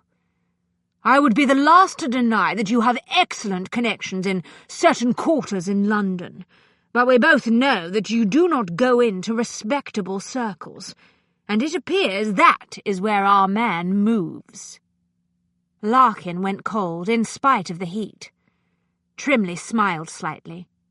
Your crude approach has its uses, Larkin, but this situation requires a degree of finesse. Let me handle it. That was one of the reasons you agreed to our partnership, if you will recall.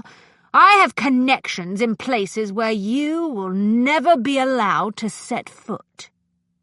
Trimley went out into the cold plunge room and closed the door. Larkin stared at the door for a long time. That finished it, he decided. Trimley had been useful during the past year, but enough was enough. When this business involving the 4 girls was concluded, he would see to it that the partnership was permanently dissolved. Larkin rearranged his drooping sheet and thought about how he would handle the matter. Getting rid of a gentleman who moved in social circles required some planning, after all. When men from Trimley's class expired in suspicious circumstances, the police were inclined to conduct serious investigations. The press got excited. Inquiries were made. There had already been too many risky disappearances in this affair, he thought. The last thing he wanted to do was draw the attention of Scotland Yard. Nevertheless, such things could be managed provided they were handled with great care. Trimley was wrong. The wall that separated respectable society from the other sort was not as impenetrable as he appeared to believe. Death could reach across any class barrier.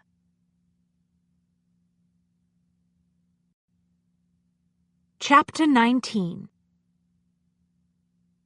The Winslow Charity School for Girls was housed in a vast mansion. It seemed to Concordia that the building somehow managed to absorb every trace of the spring sunlight and render the brightness and warmth into cold, unrelenting night. The office of the headmistress was of a piece with the rest of the place. It was steeped in an atmosphere of unrelenting gloom. The surroundings were well suited to Edith Pratt, the woman who sat behind the large desk. The formidable Miss Pratt was not nearly as ancient as Hannah, Phoebe, Edwina, and Theodora had led her to believe. Pratt was, in fact, only a few years older than herself, 30 at most. She was not unattractive. Edith was tall and well-proportioned with a full bosom, fine features, light brown hair, and hazel eyes. But whatever physical beauty Edith had possessed had long since been submerged beneath a grim veneer. It was obvious that Pratt was a woman who had been bitterly disappointed by life. Concordia suspected that her chief ambition was to ensure that the students in her care learned to expect the same sad reality that Edith herself had discovered. "My condolences on the loss of your husband, Mrs. Thompson," Edith said. She did not sound the least bit sympathetic, Concordia thought. If genuine compassion had ever flowed in Edith Pratt's veins, it had been leached out of her years ago. "Thank you, Miss Pratt." Concordia stole a quick look around the room from behind her black net veil. The walls were darkly panelled and quite bare of decoration, with the exception of 2 photographs and a framed plaque. One of the photographs predictably showed the Queen. Victoria was dressed in the sombre attire that she had adopted decades earlier, following the death of her beloved Albert. The second picture was of an expensively gowned, heavily bejewelled woman of some 40 or 45 years. Beneath the photograph, the words "Mrs. Hoxton, our beloved benefactress," were inscribed in elaborate gold script. The plaque mounted behind the desk was headed, "Golden Rules for Grateful Girls." Beneath it was a daunting list of some 20 admonitions. Concordia read the first one. "A grateful girl is obedient." She did not read any further. Edith folded her hands on top of the desk and regarded her with an expression of polite inquiry. "How can I be of service?" she asked. "I have come upon a matter of great delicacy, Miss Pratt. It involves some revelations that were made in my late husband's will. I hope that I can depend upon your professional discretion." "I have been a headmistress for many years, Mrs. Thompson. I am quite accustomed to dealing with delicate matters." "Yes, of course." Concordia affected a deeply troubled sigh. "Oh, forgive me. I am still attempting to recover from the shock, you see." "What shock?" "It appears that, unbeknownst to anyone else in the family, my husband fathered an illegitimate child a number of years ago." Edith made a tut-tutting sound. "Unfortunately, an all too common story, I'm afraid." "I realise that in your position here at Winslow, you often encounter the results of that sort of masculine irresponsibility." "Men will be men, Mrs. Thompson." Edith gave a small snort of disgust. "I fear there is little prospect of changing their basic nature.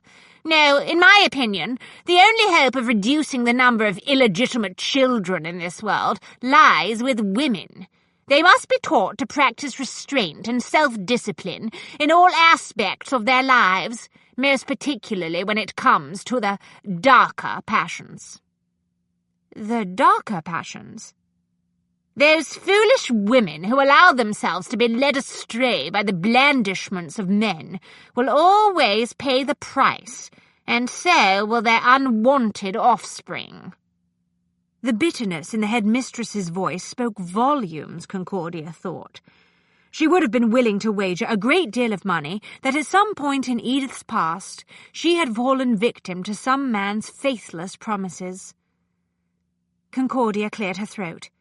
"Yes, well, as I was saying, rest assured that here at the Winslow Charity School for Girls we strive with extreme diligence to instill the tenets of self-discipline, restraint, and self-control in each and every student," Edith said.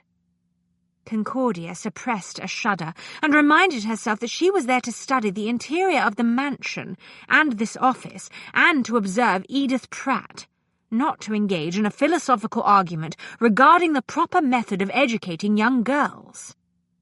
"An admirable goal, Miss Pratt," she said neutrally. "I assure you it is not an easy task. Young girls are prone to excessively high spirits and reckless enthusiasms. Here at Winslow, we make every effort to suppress that sort of thing." "I'm sure you do an excellent job of crushing high spirits and reckless enthusiasms." Concordia realized that she was clenching one hand into a fist on her lap. She forced herself to relax her fingers. "As I was saying, The result of my husband's dalliance was an infant girl. She was named Rebecca. The mother evidently died a couple of years ago. My husband saw to it that the girl was sent to an orphanage. He never mentioned the matter to me. Indeed, I had no notion that he had a second family until after his death. It has all been extremely trying." "No doubt." Edith's severe features tightened into a genuinely baffled frown. "How does this concern you, Mrs. Thompson?" "In his will, my husband expressed regret for having allowed Rebecca to be put into a charity home. He evidently felt that the girl should have been brought up in her father's house." "Nonsense! Your husband could hardly have expected you to raise his illegitimate daughter. That would have been asking far too much from a decent, well-bred lady endowed with any delicacy of feeling whatsoever." "But what of the feelings of the innocent child?" Concordia wanted to scream. "Doesn't the little girl's pain and suffering matter? It was the duty of the adults involved to take care of that poor little girl. It wasn't Rebecca's fault that she was born on the wrong side of the blanket." Concordia could feel her pulse pounding with the force of her emotion. "Get a hold of yourself," she thought, "or you will ruin everything. This isn't a real-life tragedy. You are acting a part in a play." But she knew all too well that the tale rang true, because there were indeed many real-life Rebeccas in the world. "Perhaps," she said through her teeth, "but the fact remains that my husband deeply regretted the decision to put the child in an orphanage. In his will, he requested that I make every effort to locate Rebecca, so that I could provide her with a small inheritance and a photograph of her father." "I see. You say there is an inheritance involved?" Edith was suddenly showing a good deal more interest in the matter, Concordia thought. "Yes, not a large one, you understand." "Oh." Edith's brief spark of concern faded. "The problem," Concordia said, determined to stick to the script, "is that there is no record of which orphanage my husband chose for the girl. I am, therefore, attempting to call on as many of them as possible, in hopes of identifying the one in which Rebecca was placed." "Well, if she was sent to a workhouse or one of the orphanages that take in children who lack respectable connections, she will likely have gone into service by now." "Rebecca is only 9, Concordia said, forgetting her role again.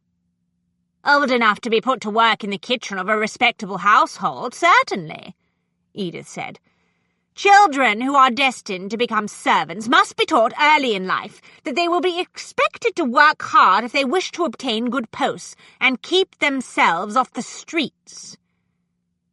"Do you send your girls into service, Miss Pratt?" "I should say not." Edith appeared deeply offended. "Winslow accepts only orphans from the better classes. Our young ladies are educated to become governesses and teachers. They usually remain here until the age of 17. She frowned. "They could certainly start to earn their keep at an earlier age, but it is difficult to convince a school or a family to employ a teacher who is younger than 17. "Indeed," Concordia said stiffly. Her own age had been one of many things that she had been forced to lie about when she sought her first post, she recalled. She had claimed to be 18. "Do all your students eventually find suitable employment?"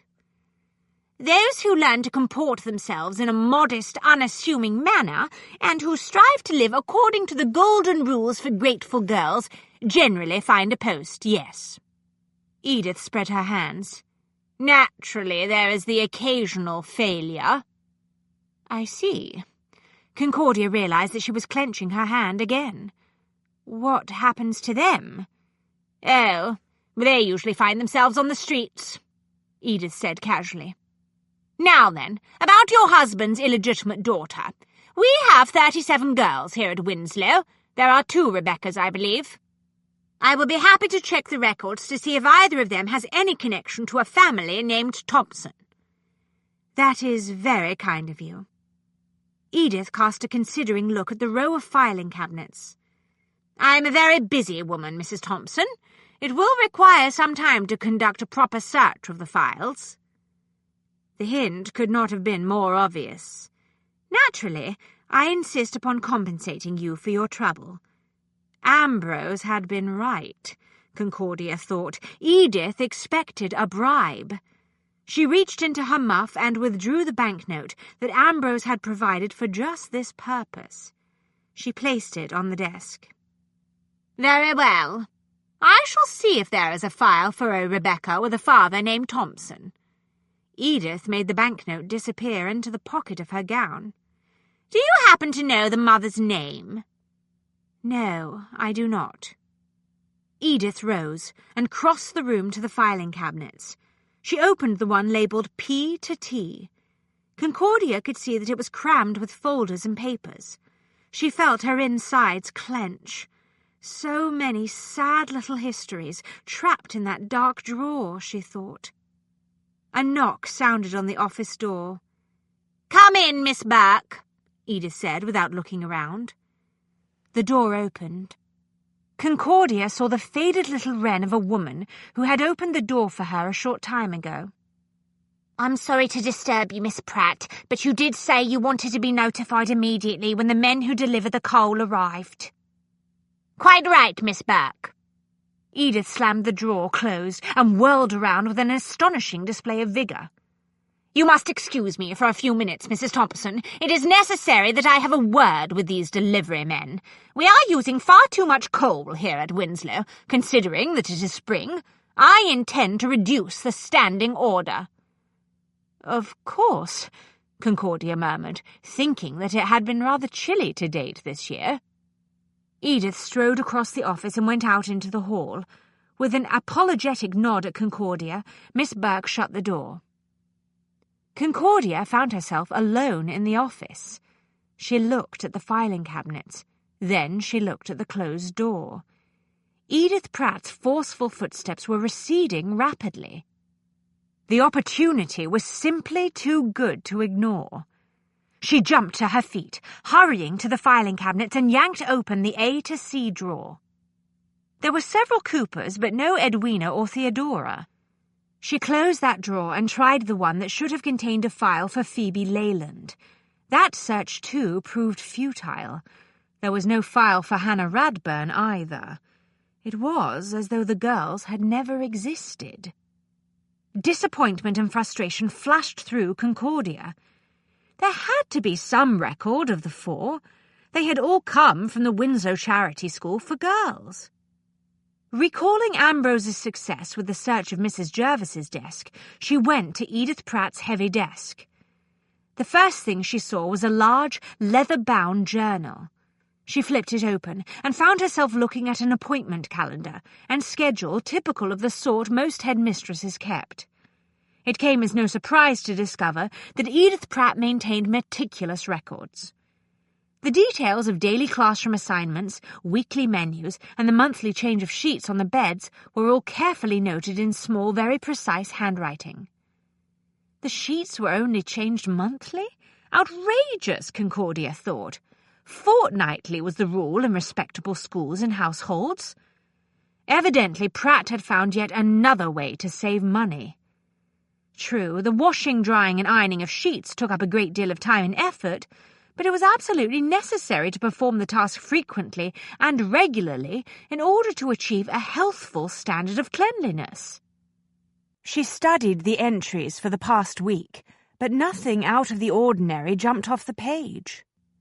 Unable to think of anything else, she turned back to the month that Phoebe, Hannah, Edwina, and Theodora had been removed from the school and sent to Aldwick Castle. 2 days prior to the day that the girls recalled having been summoned to the office and told to pack their bags, the name H. Cuthbert, Dorchester Street, was written down and underlined twice. The words "bill for 4 pairs of new gloves and 4 new bonnets" were jotted down directly beneath the address. She searched the schedule for a few days prior to the date, but saw no other useful notes. Closing the journal, she reached down and opened the largest of the desk drawers. A file labelled Correspondence caught her eye. It was a very slim folder. She sifted through it quickly. Most of the letters were from potential employers requesting descriptions and details of the physical looks and educational accomplishments of the school's most recent graduates. There was, Concordia noticed, a strong demand for modest young women of plain and unremarkable appearance. Few wives wanted to hire governesses who might prove attractive to the men in the household. She was about to drop the file back into the drawer when a signature at the bottom of one of the letters caught her eye. W. Leyland. Phoebe's last name was Leyland. Footsteps echoed loudly in the hall. There was no time to peruse the letter. Concordia yanked it out of the file and jammed it into the inside pocket of her cloak. She hurried around the corner of the desk and went to stand at the window, making a pretense of looking out at the street. The office door opened abruptly. "That takes care of that little matter," Edith announced. She was flushed with satisfaction. "There will be no more fires in any of the rooms until the end of October." "You are about to check your files for a record of Rebecca," Concordia said, turning away from the window. "Yes, of course." Edith went to the cabinet containing the teas, rummaged around briefly, and then shut the drawer. "Sorry. There is no file for a 9-year-old illegitimate girl named Rebecca who was fathered by a gentleman named Thompson."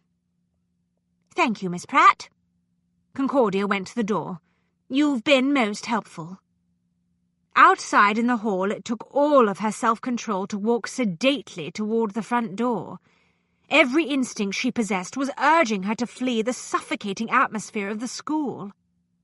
The wan-looking Miss Burke opened the door for her and uttered a weak farewell. Concordia got the impression that the woman longed to follow her out of the mansion. But Miss Burke was evidently as much a prisoner of the school as any of the students. Concordia breathed a small sigh of relief when she reached the street. It occurred to her that during the entire time she had been inside the school, she had not seen a single student. That was not surprising. Hannah, Phoebe, Edwina, and Theodora had explained that for the most part the girls were restricted to the upper floors of the old mansion. The exceptions included the 2 meals a day served in the dining hall and the thrice-weekly 20-minute exercise sessions outside on the walled grounds at the back of the big house. At the corner, Concordia paused to look back at the dark mansion one last time. There was a flicker of movement in one of the upstairs windows. She glimpsed a pale face looking down at her. She thought about Hannah's friend Joan, who was somewhere inside the school. Concordia shivered. She was fortunate. She could walk out of that dreadful place today. But that young girl up there and 36 others were trapped in the shadows. Her eyes blurred as she rounded the corner and started down the street toward the cab in which Ambrose waited. She pulled out a handkerchief. None of the passers-by took any notice of her when she dabbed the moisture from her eyes. Widows, after all, were expected to burst into tears at odd moments.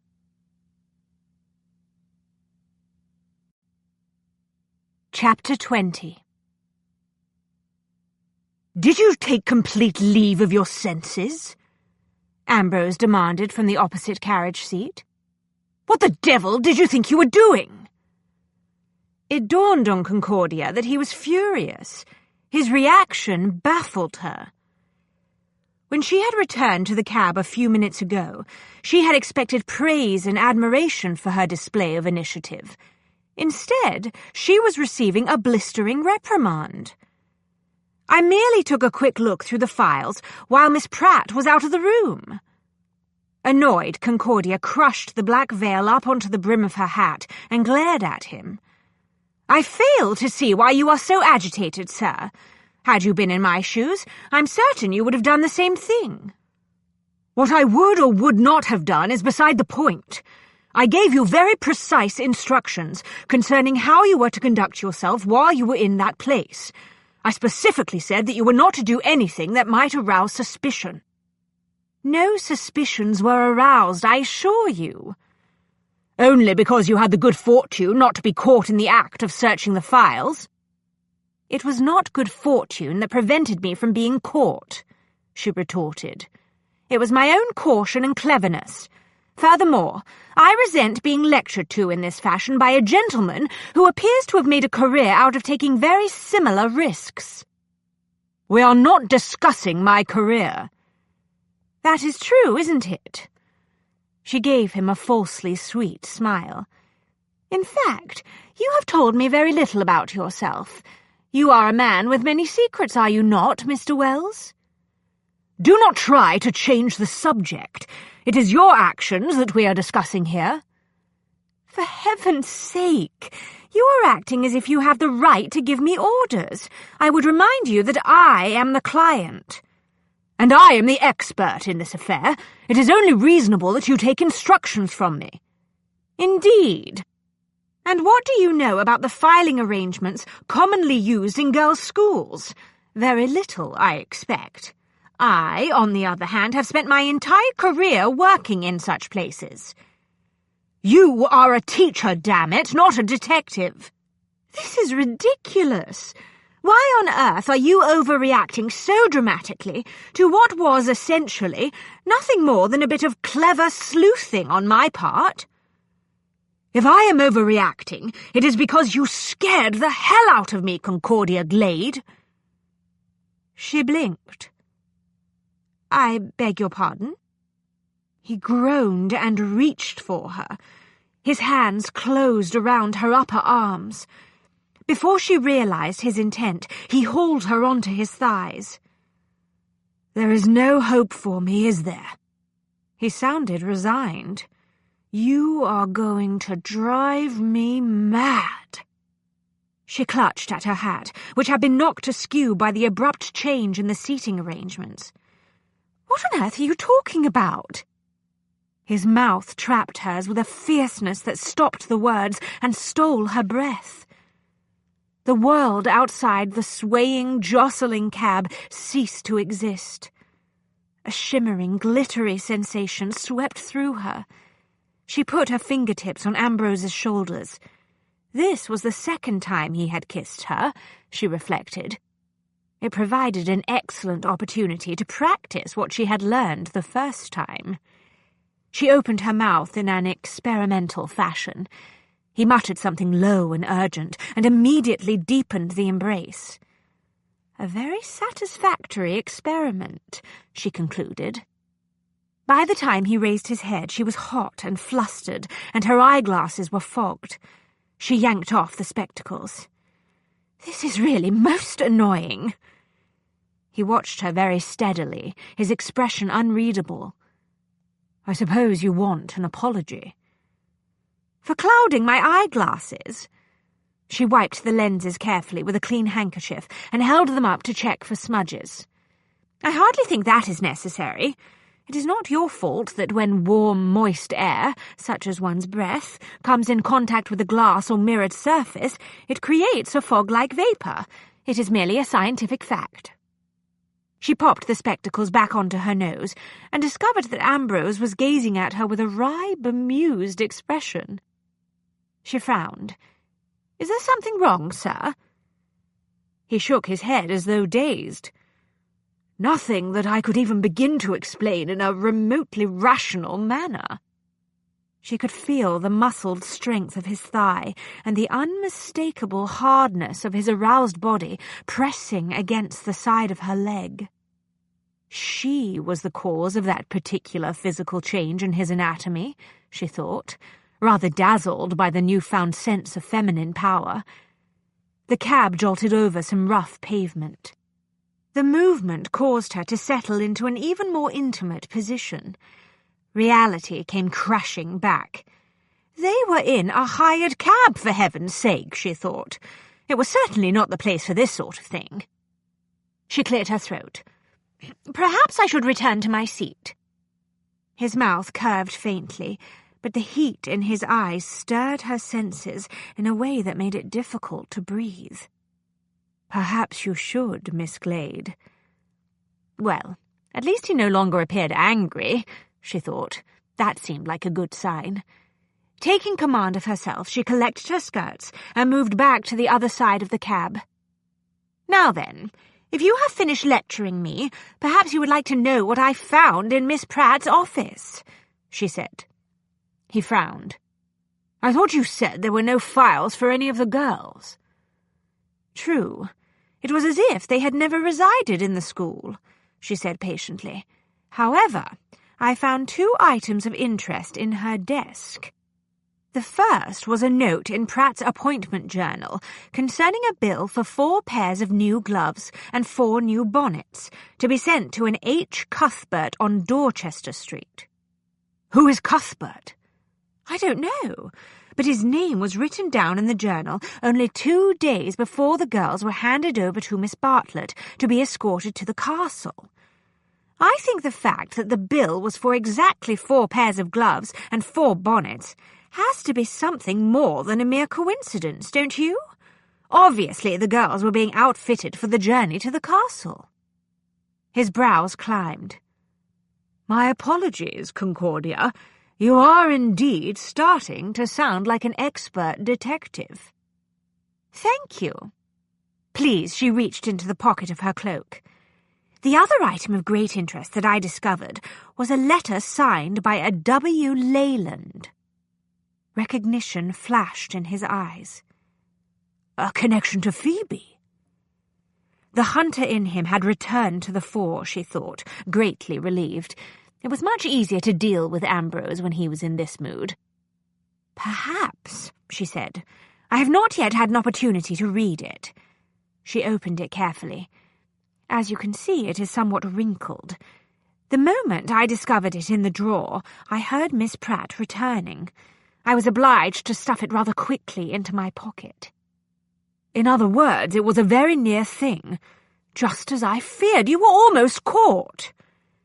She smoothed the letter on the cushion of the seat. "For the sake of our mutual goal in this matter, I suggest that we do not return to that subject." His jaw flexed, but he did not pursue the matter. "Read it to me," he said. She picked up the letter.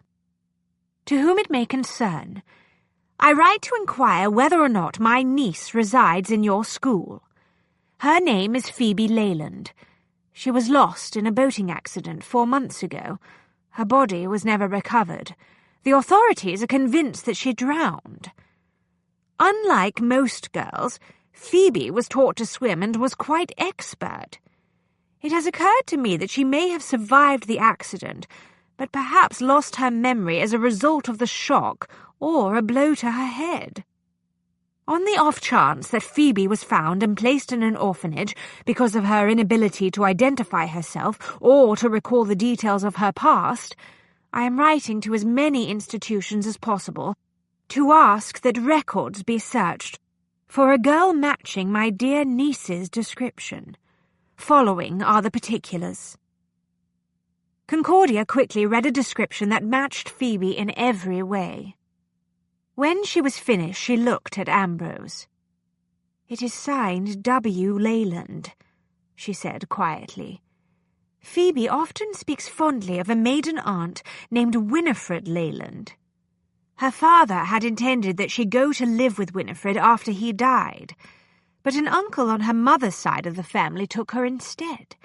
The uncle and his wife told Phoebe that Winifred had succumbed to a fever." "And then they sent Phoebe to the orphanage?" "Yes." Concordia tapped the letter. "It doesn't make any sense. If the uncle and his wife wanted to be rid of an unwanted niece, why not send her to live with Winifred Leyland? Why did they pack her off to Winslow and tell her that her aunt was dead?" Ambrose settled back against the seat, looking thoughtful. "In my opinion, the most interesting aspect of this matter is that the aunt and uncle also appear to have gone out of their way to inform Winifred Leyland that Phoebe had drowned." Concordia's fingers clenched around the letter. Why would anyone do such a cruel thing to an orphaned girl, and the only other person on the face of the earth who wanted her? It's monstrous. I suspect that Larkin or his partner compensated the aunt and uncle very well for their cooperation and silence." She stared unseeingly down at the letter. "You mean they sold Phoebe to those dreadful men?" "That is certainly how it appears. It is obvious that Edith Pratt was involved in the business too. Larkin and his associate probably paid her to take the girls into the school with no questions asked, and hand them over when they were ready to move them to Aldwych Castle." "I suspect that they paid Edith Pratt quite handsomely for her assistance," Concordia said, closing her fingers into a small fist. "She appeared rather expensively dressed for a headmistress of a charity school. What are you thinking, sir?" Ambrose leaned back in his seat. "I believe it is time that I interviewed the 4 people who know more about this affair than anyone else."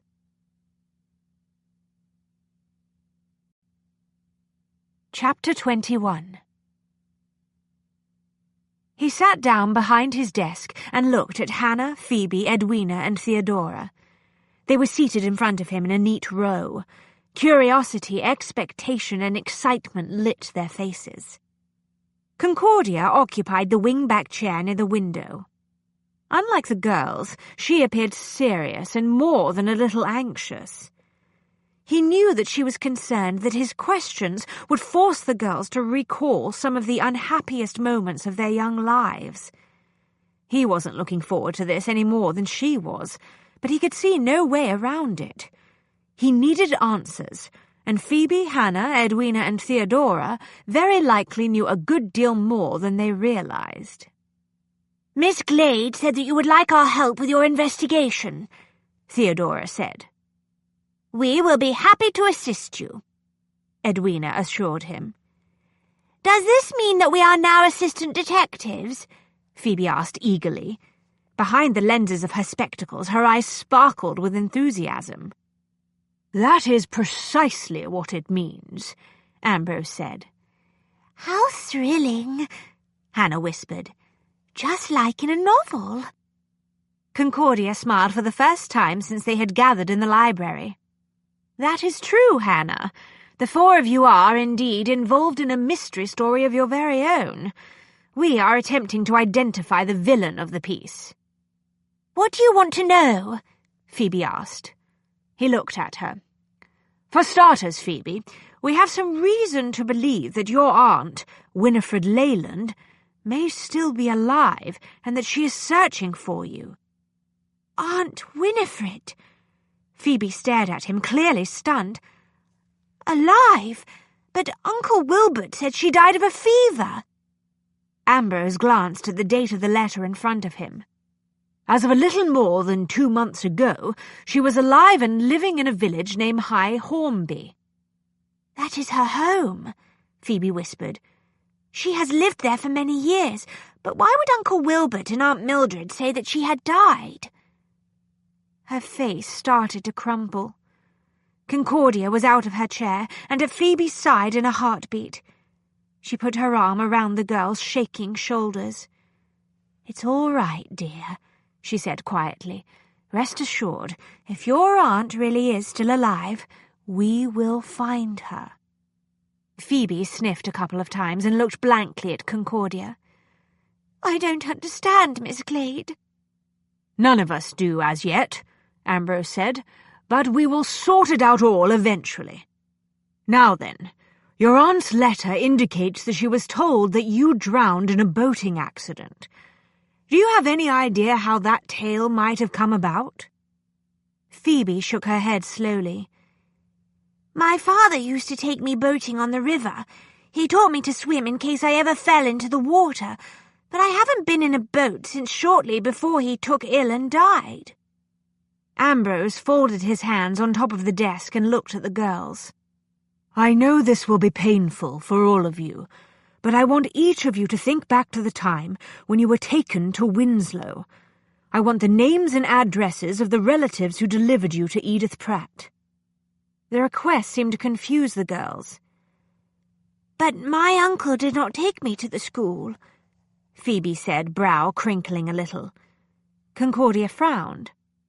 Do you mean to say that he sent you off alone on the train? No, Phoebe said. Uncle Wilbert took me to an inn.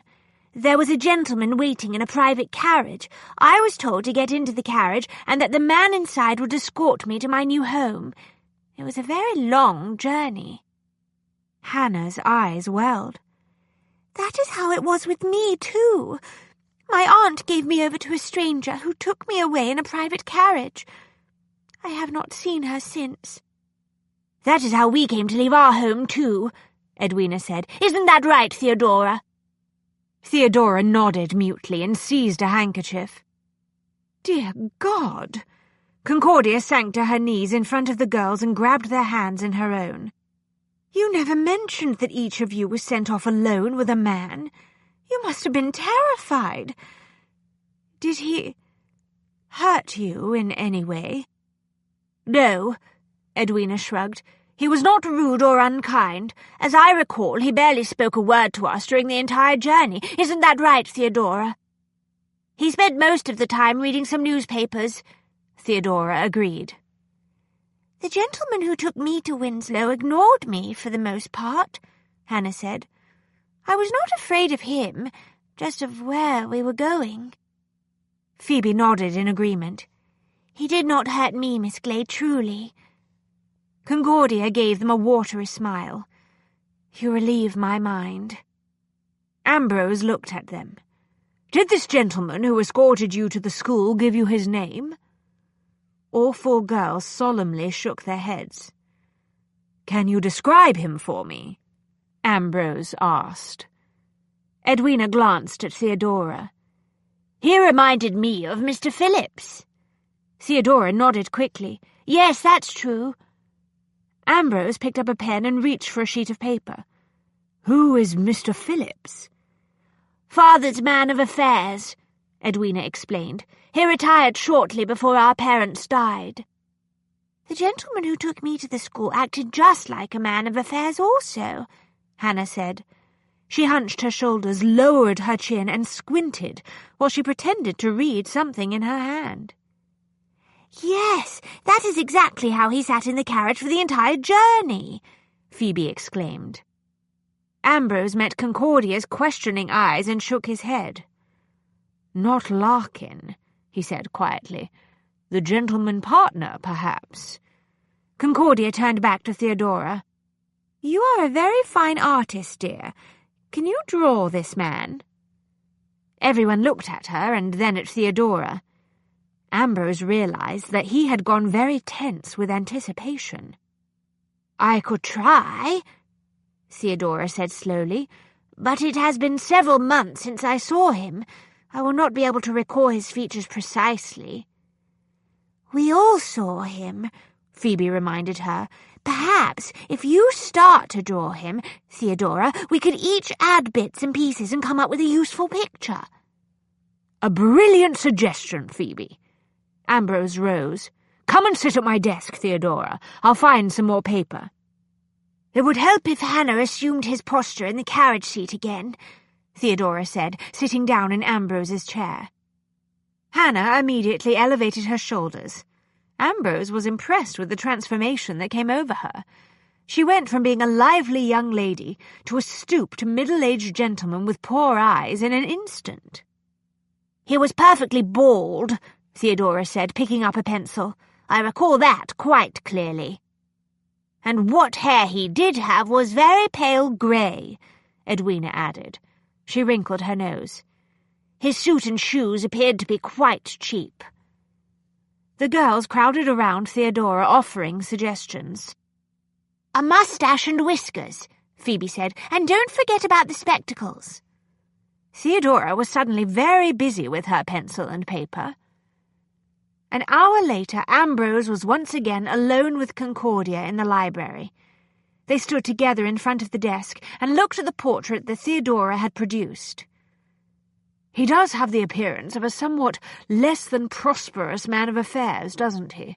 Ambrose said, studying the picture. The girls were right. I told you, they are very observant. She studied the image. Do you think that is Larkin's mysterious gentleman partner? No. I believe it is far more likely that he is precisely what the girls believed him to be, a man of affairs. Why do you say that? He lounged on a corner of the desk.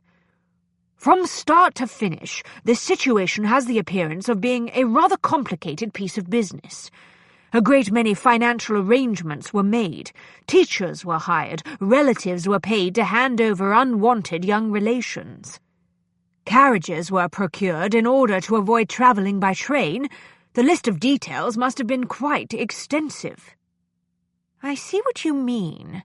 A man like Larkin or his partner could not have been bothered to make all those arrangements. He would have employed someone else to handle the details. Ambrose spread his hands. Who better to perform such tasks than a genuine man of affairs? She brightened. You are thinking about the H. Cuthbert in Pratt's appointment schedule, aren't you? The one to whom she sent a bill for 4 pairs of gloves and 4 bonnets. Ambrose contemplated the picture again. I believe I will pay a visit to Dorchester Street this afternoon. Excellent notion. I will go with you. Concordia. Whoever this Cuthbert is, it appears he was involved in stealing my 4 girls. I am going with you, Ambrose.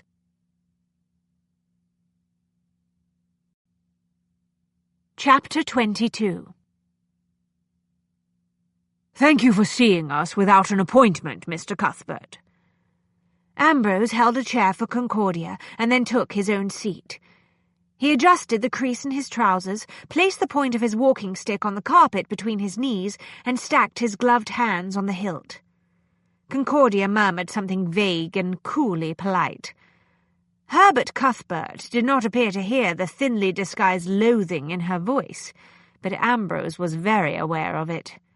Fortunately, the black net veil of her hat concealed her expression. "Not at all, sir," Cuthbert said. An eagerness bordering on desperation glistened in his pale eyes. "As it happens, I had some free time this afternoon." Ambrose suspected that the role he and Concordia had chosen to play today, that of an upper-class couple of obvious means, was the real reason Cuthbert had discovered some free time in his appointment book. Theodora had captured the essence of H. Cuthbert, he thought. He was, indeed, a less than prosperous man of affairs. Judging by the faded curtains and the shabby furnishings of his office, he could not afford to turn down potential new clients. "Very kind of you," Ambrose murmured into his beard. The false hair, which included wig, moustache, and whiskers, was laced with a great deal of silver and grey.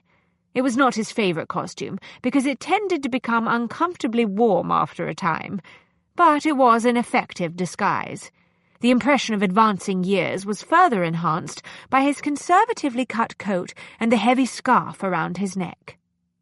Hannah, Phoebe, Edwina, and Theodora had examined him with great interest before he and Concordia left the house an hour ago. They had been delighted by the change in his appearance. "You look even older than you really are," Phoebe declared, "rather like someone's elderly grandfather." "But still quite fit for a gentleman of such advanced years," Concordia had assured him in a suspiciously serious manner. Cuthbert fixed him with an expression of attentive inquiry. "How can I be of assistance, Mr. Dalrymple?" "I will come straight to the point. Mrs. Dalrymple and I are searching for a young lady. She is a distant relative who lost her parents some months ago and was sent to an orphanage. We wish to employ you to locate her." Cuthbert's expression congealed. Something that might have been panic flared in his eyes. "Beg your pardon, sir, I am a man of affairs. I handle financial matters, wills, investments, that sort of thing. I do not search for lost relatives." "Not even when there is a fortune involved?" Concordia asked coldly. Cuthbert was having some trouble breathing. His cheeks flushed an unhealthy shade of red. He fiddled nervously with the knot of his tie, evidently trying to loosen it. "A fortune, you say, Mrs. Dalrymple?" Acute interest was rapidly replacing the startled fear in his expression. Indeed. She was taunting him, Ambrose thought. As he had feared, her animosity toward Cuthbert was threatening his plan. It was time to take control of the situation. "We will not bore you with all the unfortunate details," he said smoothly.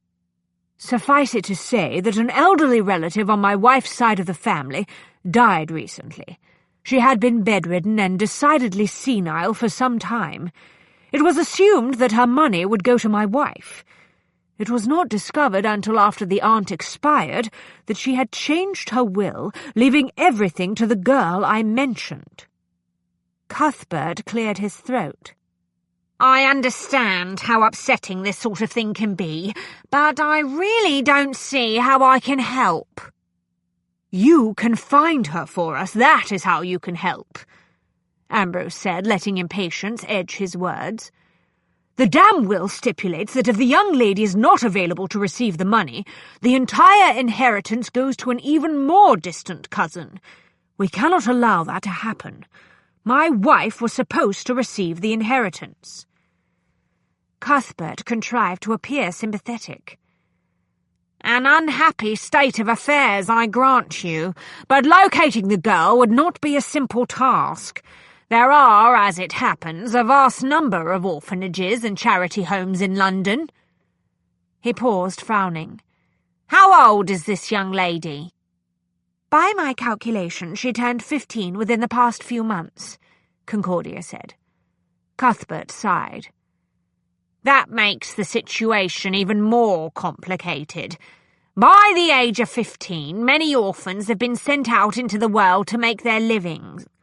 Can't have a lot of lazy, shiftless young people hanging about, frittering away their time and taking advantage of the kindness of their benefactors, you know."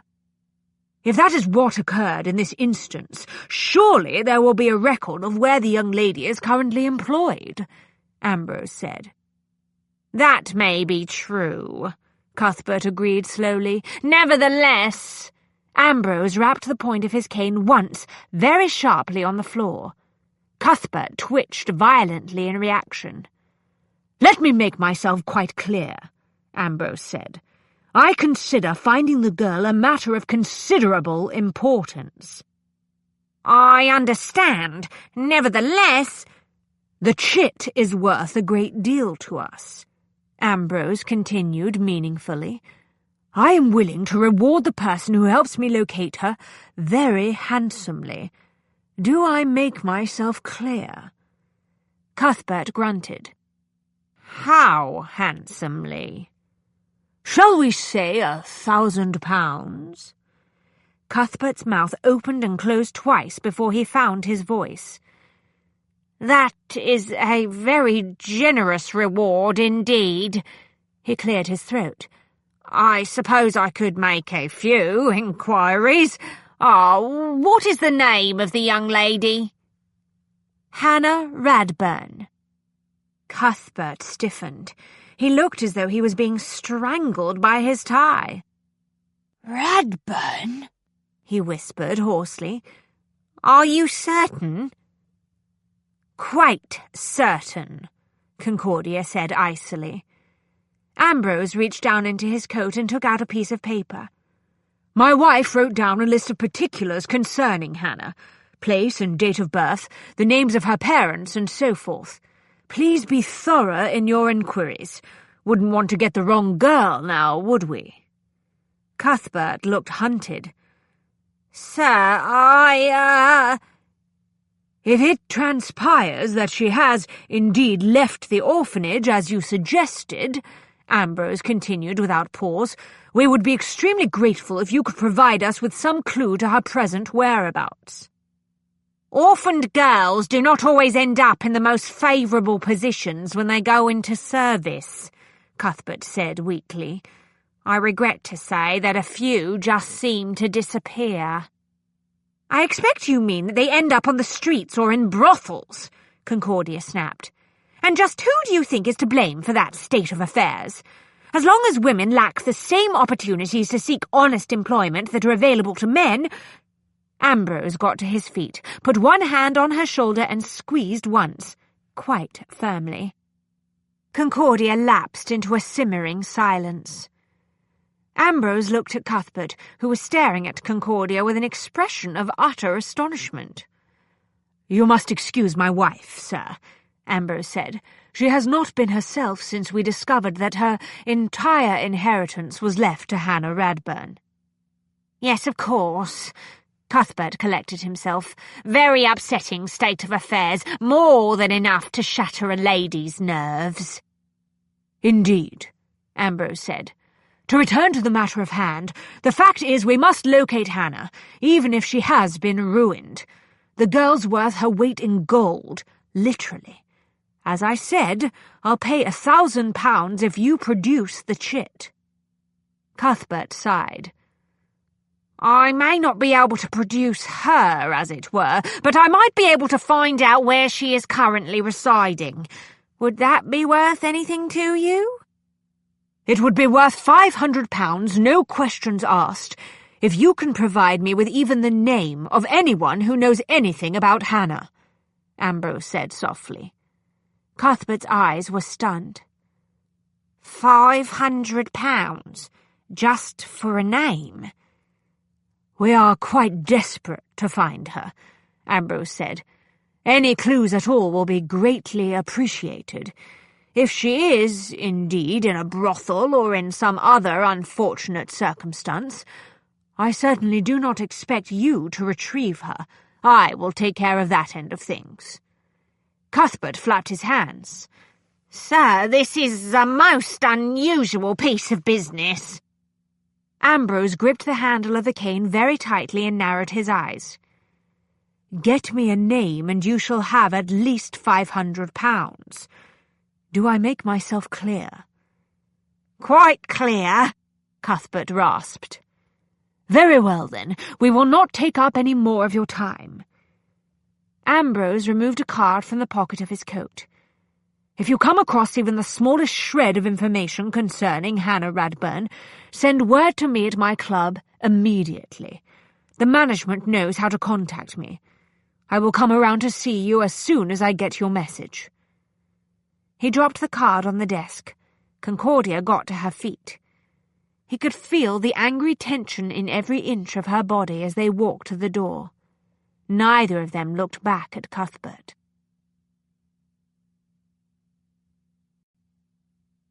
Chapter 23.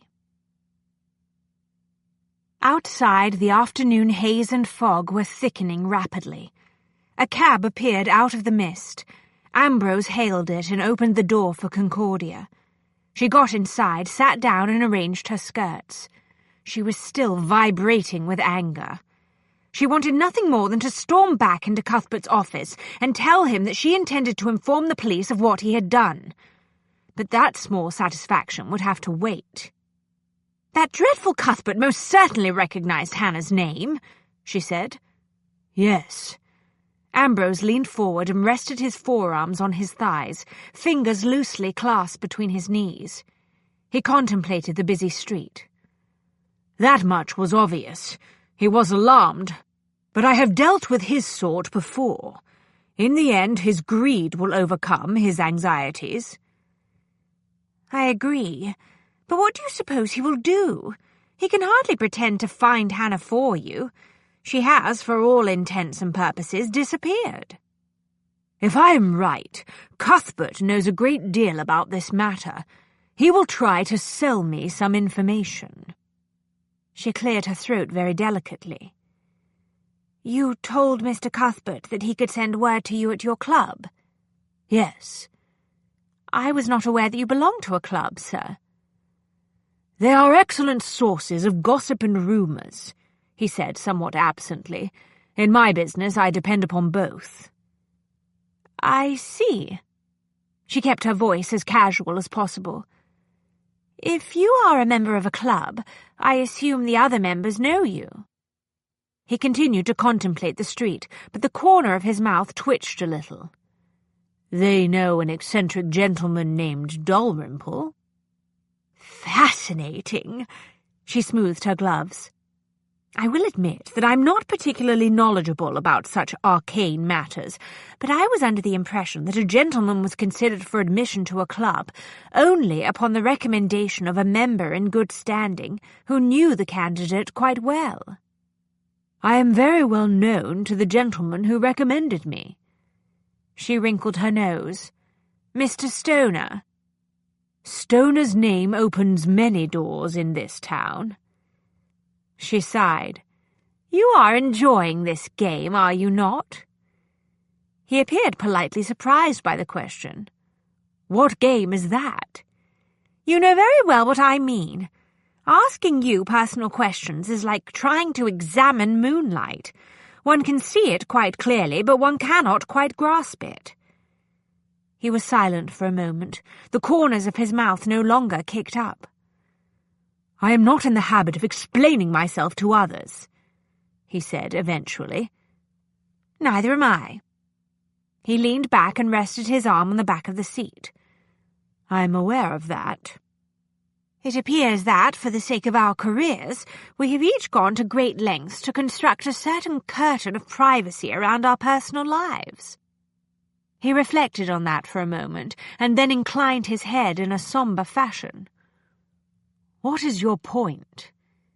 My point, sir, she said gently, is that when one has lived with secrets for a long time, it can be difficult to shed the habit. Shadows moved in his eyes. For a moment she thought she had gone too far. To her surprise, he leaned forward and drew the edge of one finger along the underside of her jaw. Sometimes it is better not to break old habits, he said. I broke mine when I told you about my past in the Crystal Springs community. Rest assured I will keep your secrets. I do not doubt that, but there has not been an even exchange between us, Ambrose. I have trusted you. Can you not trust me? He sat back in his seat again, drawing in on himself. She could almost hear the click of invisible locks. It is not a question of trust, he said. Are your secrets so terrible, then? His brows rose in a subtle warning. I am not one of your students to be comforted with the offer of sympathy and a kind ear, Concordia. I have lived with my secrets a long time. She tensed at the rebuff. He was not going to confide in her, and that was that. Very well. She folded her hands together in her lap. You are entitled to your privacy, sir. I will not press you. He returned to gazing meditatively out the window. The silence lengthened between them. When she could not abide it any longer, she tried to think of a way to break it. I wonder what Mrs. Hoxton would say if she knew what was going on at the Winslow Charity School for Girls, she mused. Ambrose frowned. Who the devil is Mrs. Hoxton? The benefactress of the school. Her picture was on the wall of Edith Pratt's office, directly across from a photograph of the Queen. Was it indeed? He raised his brows. In that case, your question is a very interesting one. I wonder what this Mrs. Hoxton does know about the goings-on at the school. Nothing at all, I expect. What makes you so sure of that?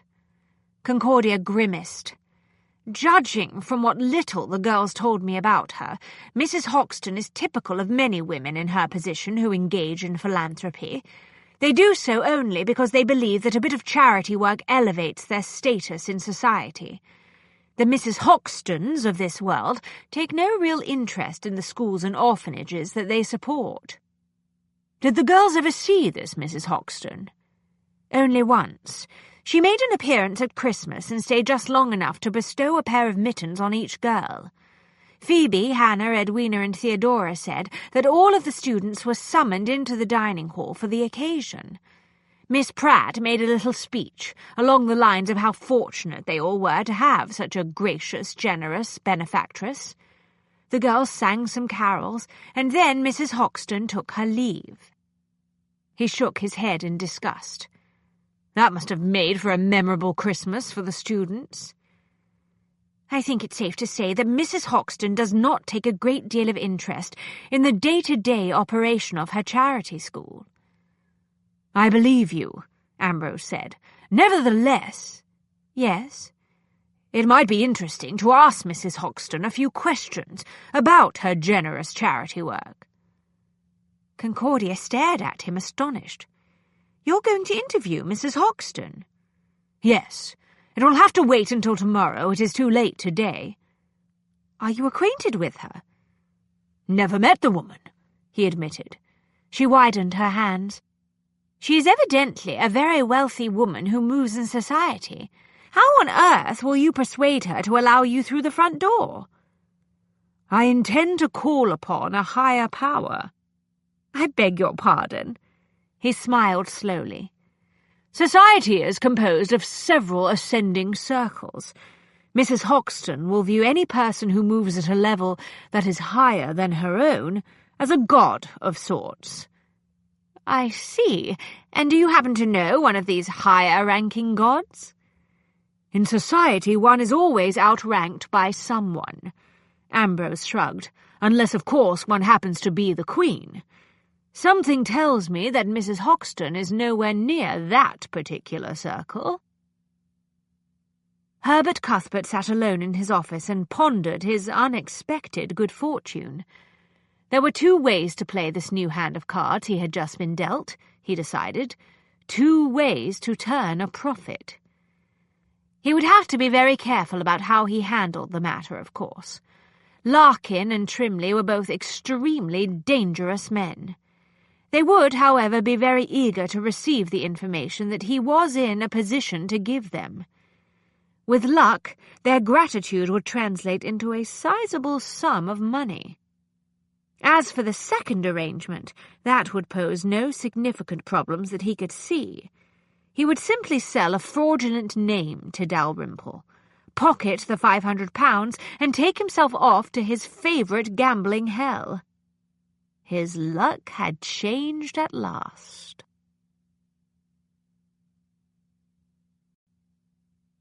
Chapter 24. "Whoever he is, the bastard managed to locate Cuthbert." Trimley paced the hot room. "Do you realize what this means?" Larkin lounged on the bench, a cup of cold water in one hand, and savoured the satisfaction that was flowing through him. Trimley, he thought, was finally starting to show signs of strain. The man was actually sweating. His elegant Roman toga was slipping, too. About time. But then he had always known that Trimley's nerves would weaken sooner or later. Trimley was soft at the core. He lacked the hard-tempered steel that could only come from being raised on the streets. "It means," Larkin said, stretching out his legs in a leisurely manner, as though ensconced in a comfortable club, "that we are in a position to set a trap. I must admit I am curious to find out just who this Dalrymple is." "It's obvious who he is. He's the one who stole the girls from the castle." "Not necessarily," Larkin said. "He may be working for someone else, someone who wants to take my place, perhaps." He never did his own dirty work any more, he mused. Perhaps whoever was behind the theft of the young ladies kept a similar distance between himself and his business activities. Trimley clamped a fist around the knot of his toga-style sheet, barely managing to keep it from sliding off his shoulder. "Either way, we will get him when he goes to see Cuthbert." "That would be very stupid." Larkin drank some water. "I am not a stupid man, Trimley." "What the devil are you talking about? We have to stop Dalrymple before he gets any closer. Matters are slipping out of control, can't you see that?" "Matters are still in hand, Trimley," Larkin said patiently. "If this Dalrymple is indeed involved in this thing, he can lead us to the girls and the teacher. I want him followed after he visits Cuthbert's office. Once we have recovered the young ladies and Concordia Glade, we will deal with him." Trimley's jaw jerked once or twice, but he did not argue. "Yes, that makes sense, I suppose. But what of Cuthbert? He expects to be paid for informing us of Dalrymple's visit." "He will receive his reward." Trimley came to a halt. "Damn it to hell, don't you understand? If this Dalrymple managed to track down Cuthbert, the police may well do the same. There is no reason to think that the police have any interest in this affair, but be that as it may, I promise you that Cuthbert will not talk. I would not depend on that if I were you." Larkin almost smiled. Trimley was definitely starting to fray around the edges. "Calm yourself, Trimley. Cuthbert will not give us any more trouble."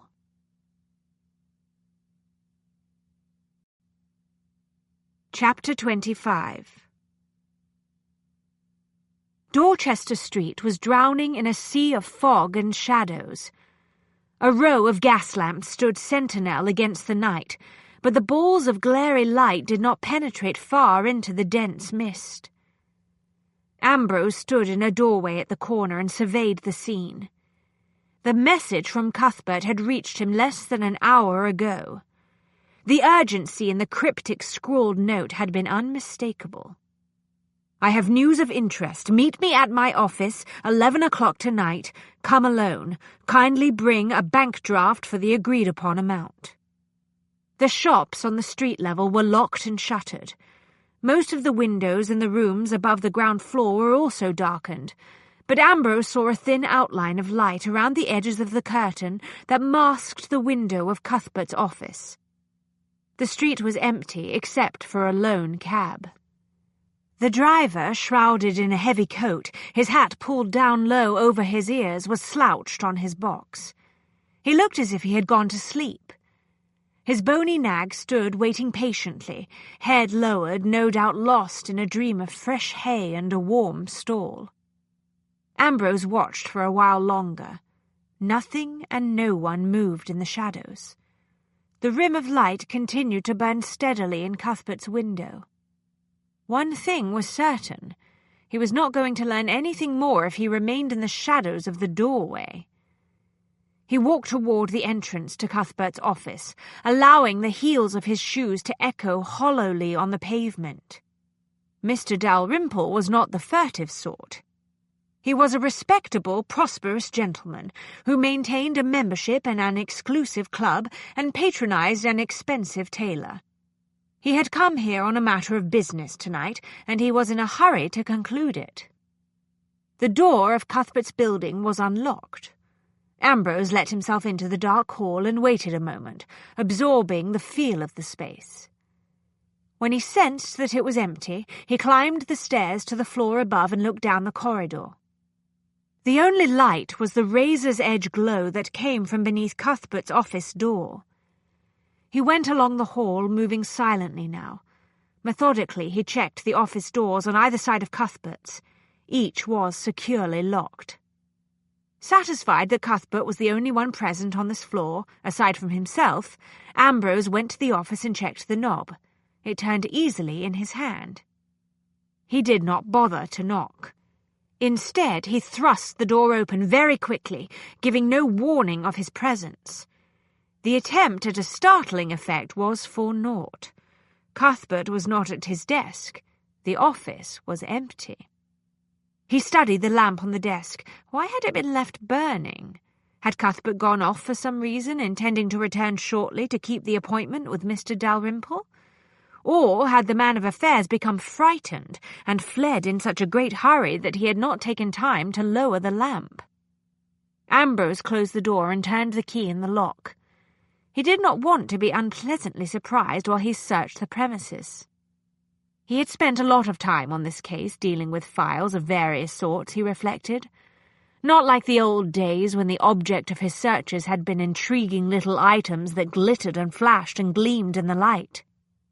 Ah, but the snap and crackle of the exhilarating energy was still as potent as it had always been.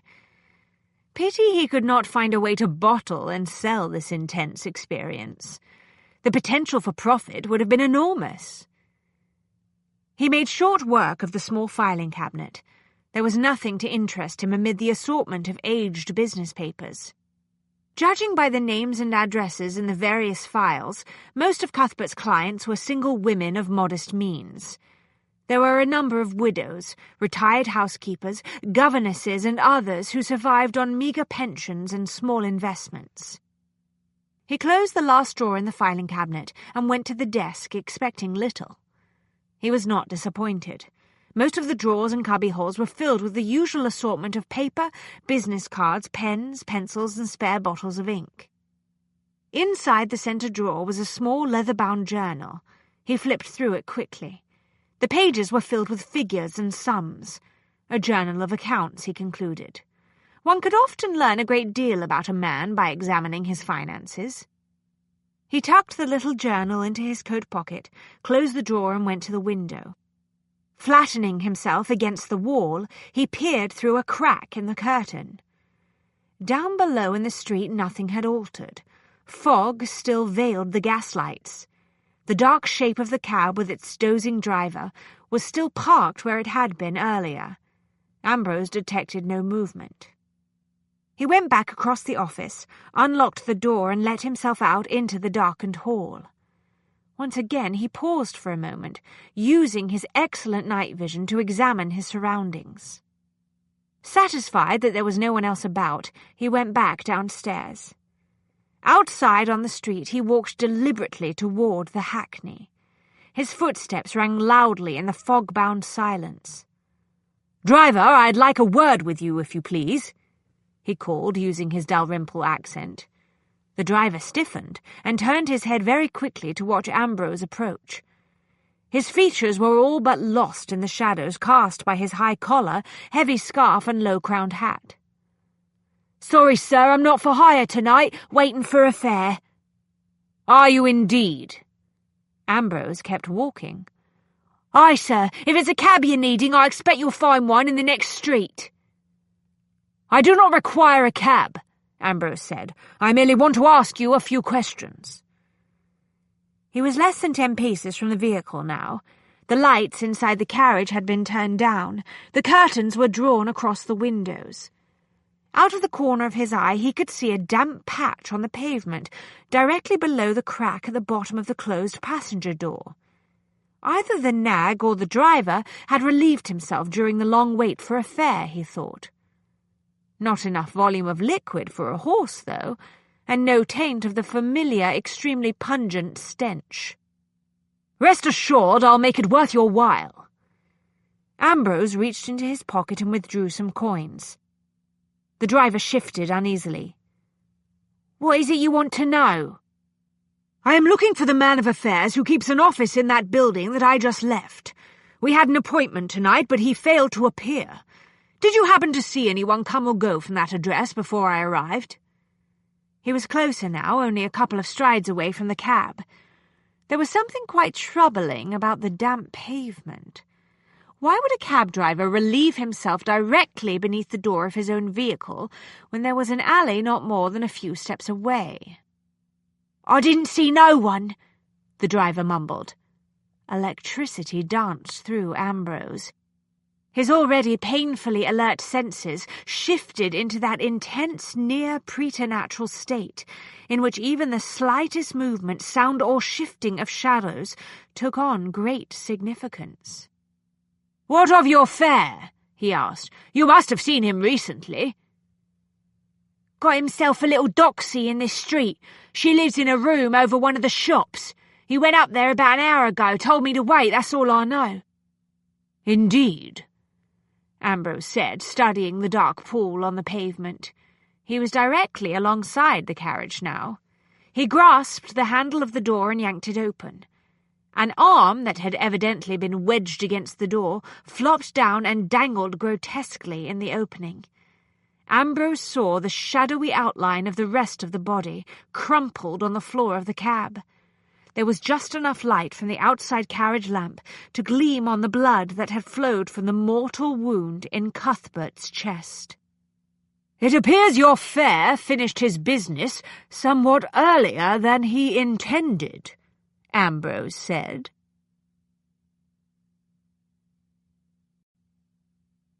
Chapter 26. "You're a right stupid bastard, that's what you are." The driver straightened and reached inside his heavy overcoat. "Should have minded your own business." Ambrose already had one foot on the step beneath the driver's box. He grabbed the handhold with his left hand, rose halfway up the side of the vehicle, and rammed the tip of his walking stick into the driver's belly. The man grunted and doubled over in pain. The knife that he had just taken out of an inside pocket clattered from his hand and tumbled onto the pavement. Footsteps pounded from the direction of the alley. Ambrose looked over his shoulder and saw a second man charging toward him. The glare of a nearby gas lamp glinted on the barrel of a revolver. He jumped back down to the pavement and dove beneath the wheels of the carriage, rolling into the deep shadows on the far side of the vehicle. The gun roared. The bullet thudded into the wooden panels of the four-wheeler. Startled out of his dozing slumber, the horse snorted, tossed its head, and lurched forward violently. The man on the box, still grasping for air, scrambled about and managed to seize the reins. "Bloody stupid nag!" Ambrose got to his feet and vaulted quietly up onto the back of the hackney. He crouched there. His training had taught him that people rarely look up until they had searched everywhere else first. "Where are you bloody bastard?" The second man turned nervously from side to side in an attempt to spot his quarry. He peered under the carriage. "If you come out quietly with your hands in the air, I'll let you live." The hackney jerked violently in response to another lunge from the horse. "Get that damn nag under control." The man with the gun shouted at his companion, clearly unnerved by the manner in which events had spiraled out of control. Ambrose rose and dropped down over the side of the carriage, feet first. He struck the man below with his full weight. The impact sent them both to the ground. "Get out of the way, Jake!" the driver shouted. Ambrose got to his feet in a quick, twisting move and leaned over to scoop up the gun. Out of the corner of his eye, he saw the driver reach into his heavy leather boot. A second knife. Should have thought of that. He dodged behind the back of the hackney. The hurtling blade missed him by inches and thudded into the side of the vehicle. The second man was on his feet, running toward the front of the hackney. "Bastard's got my gun!" he yelled at the driver. He grabbed the handhold on the side of the vehicle and hauled himself up beside his companion. "Get away from that bloody cove!" The driver loosened the reins. The horse, in a complete panic now, surged forward. The carriage swayed precariously but remained upright. Ambrose stood in the mist-draped street, aware of the cold thrills of dark energy still flashing through him. He listened to the clatter of hooves and carriage wheels until the sound faded into the night. Employing his customary tactic to find a cab late at night, he walked to the nearest tavern and chose a hansom at random. 20 minutes later, he ordered the driver to stop in a pleasant little square lined with handsome town houses. There were no lights on in any of the residences. He made his way around to the alley that lined one row of houses, unlatched one of the gates, and walked through the well-tended garden. He used the head of his cane to rap lightly on the back door. A short time later the door opened. The sandy-haired man in a dressing gown who responded was approximately his own age, albeit somewhat taller. Ambrose knew from past experience, when he and Felix Denver had put the question to a scientific test in a wide-ranging variety of venues, including several taverns, 2 theatres, and an assortment of public houses, that women considered Felix to be the better-looking of the two. "I trust this is important, Wells. I've got company." Ambrose smiled slightly. It was the great misfortune of the ladies of London that Inspector Felix Denver of Scotland Yard was not interested in women in anything other than a friendly social way. Whoever was upstairs in his bed tonight, that individual was of the masculine gender. "Sorry to disturb your rest, Felix." Felix raised the candle in his hand to get a better look at Ambrose's face. He grimaced. "I would reconsider the whiskers and moustache if I were you. They do nothing to enhance your appearance." "No, but they do conceal it, and that is all that concerns me. I came here because I wanted to let you know that the situation has become more complicated." "It always does when you're involved, Wells." He told Felix what had happened in the street in front of Cuthbert's office. All this blood and mayhem merely for the sake of transforming 4 respectable young women into high-class courtesans doesn't seem logical, he concluded. "Larkin is a businessman at heart. He prefers not to take unnecessary risks. There is something else going on here. I can sense it. I suspect that the 4 girls you and the teacher rescued may be part of a much vaster trade in young women that is being carried on by Larkin and his new gentleman partner," Felix said. "If the business is sufficiently lucrative, it would explain why the proprietors are willing to kill to protect it." "Have you learned anything new from your inquiries?" "The responses I got from the telegrams I sent merely confirm what you already suspected. All 4 of the girls at the castle supposedly died in various tragic accidents. None of the relatives appear to be in deep mourning. Phoebe Leyland's aunt may be the exception. She evidently made some inquiries of various orphanages after her niece disappeared. I suggest you send someone to speak with her." "Do you have an address?" "Yes." Ambrose gave it to him and then stepped back. "I'm going home. It has been a long night." He glanced up at the darkened bedroom window. "There is someone waiting for me." Felix smiled a little. "Makes a change for you, doesn't it?" "Yes," Ambrose said. "It does."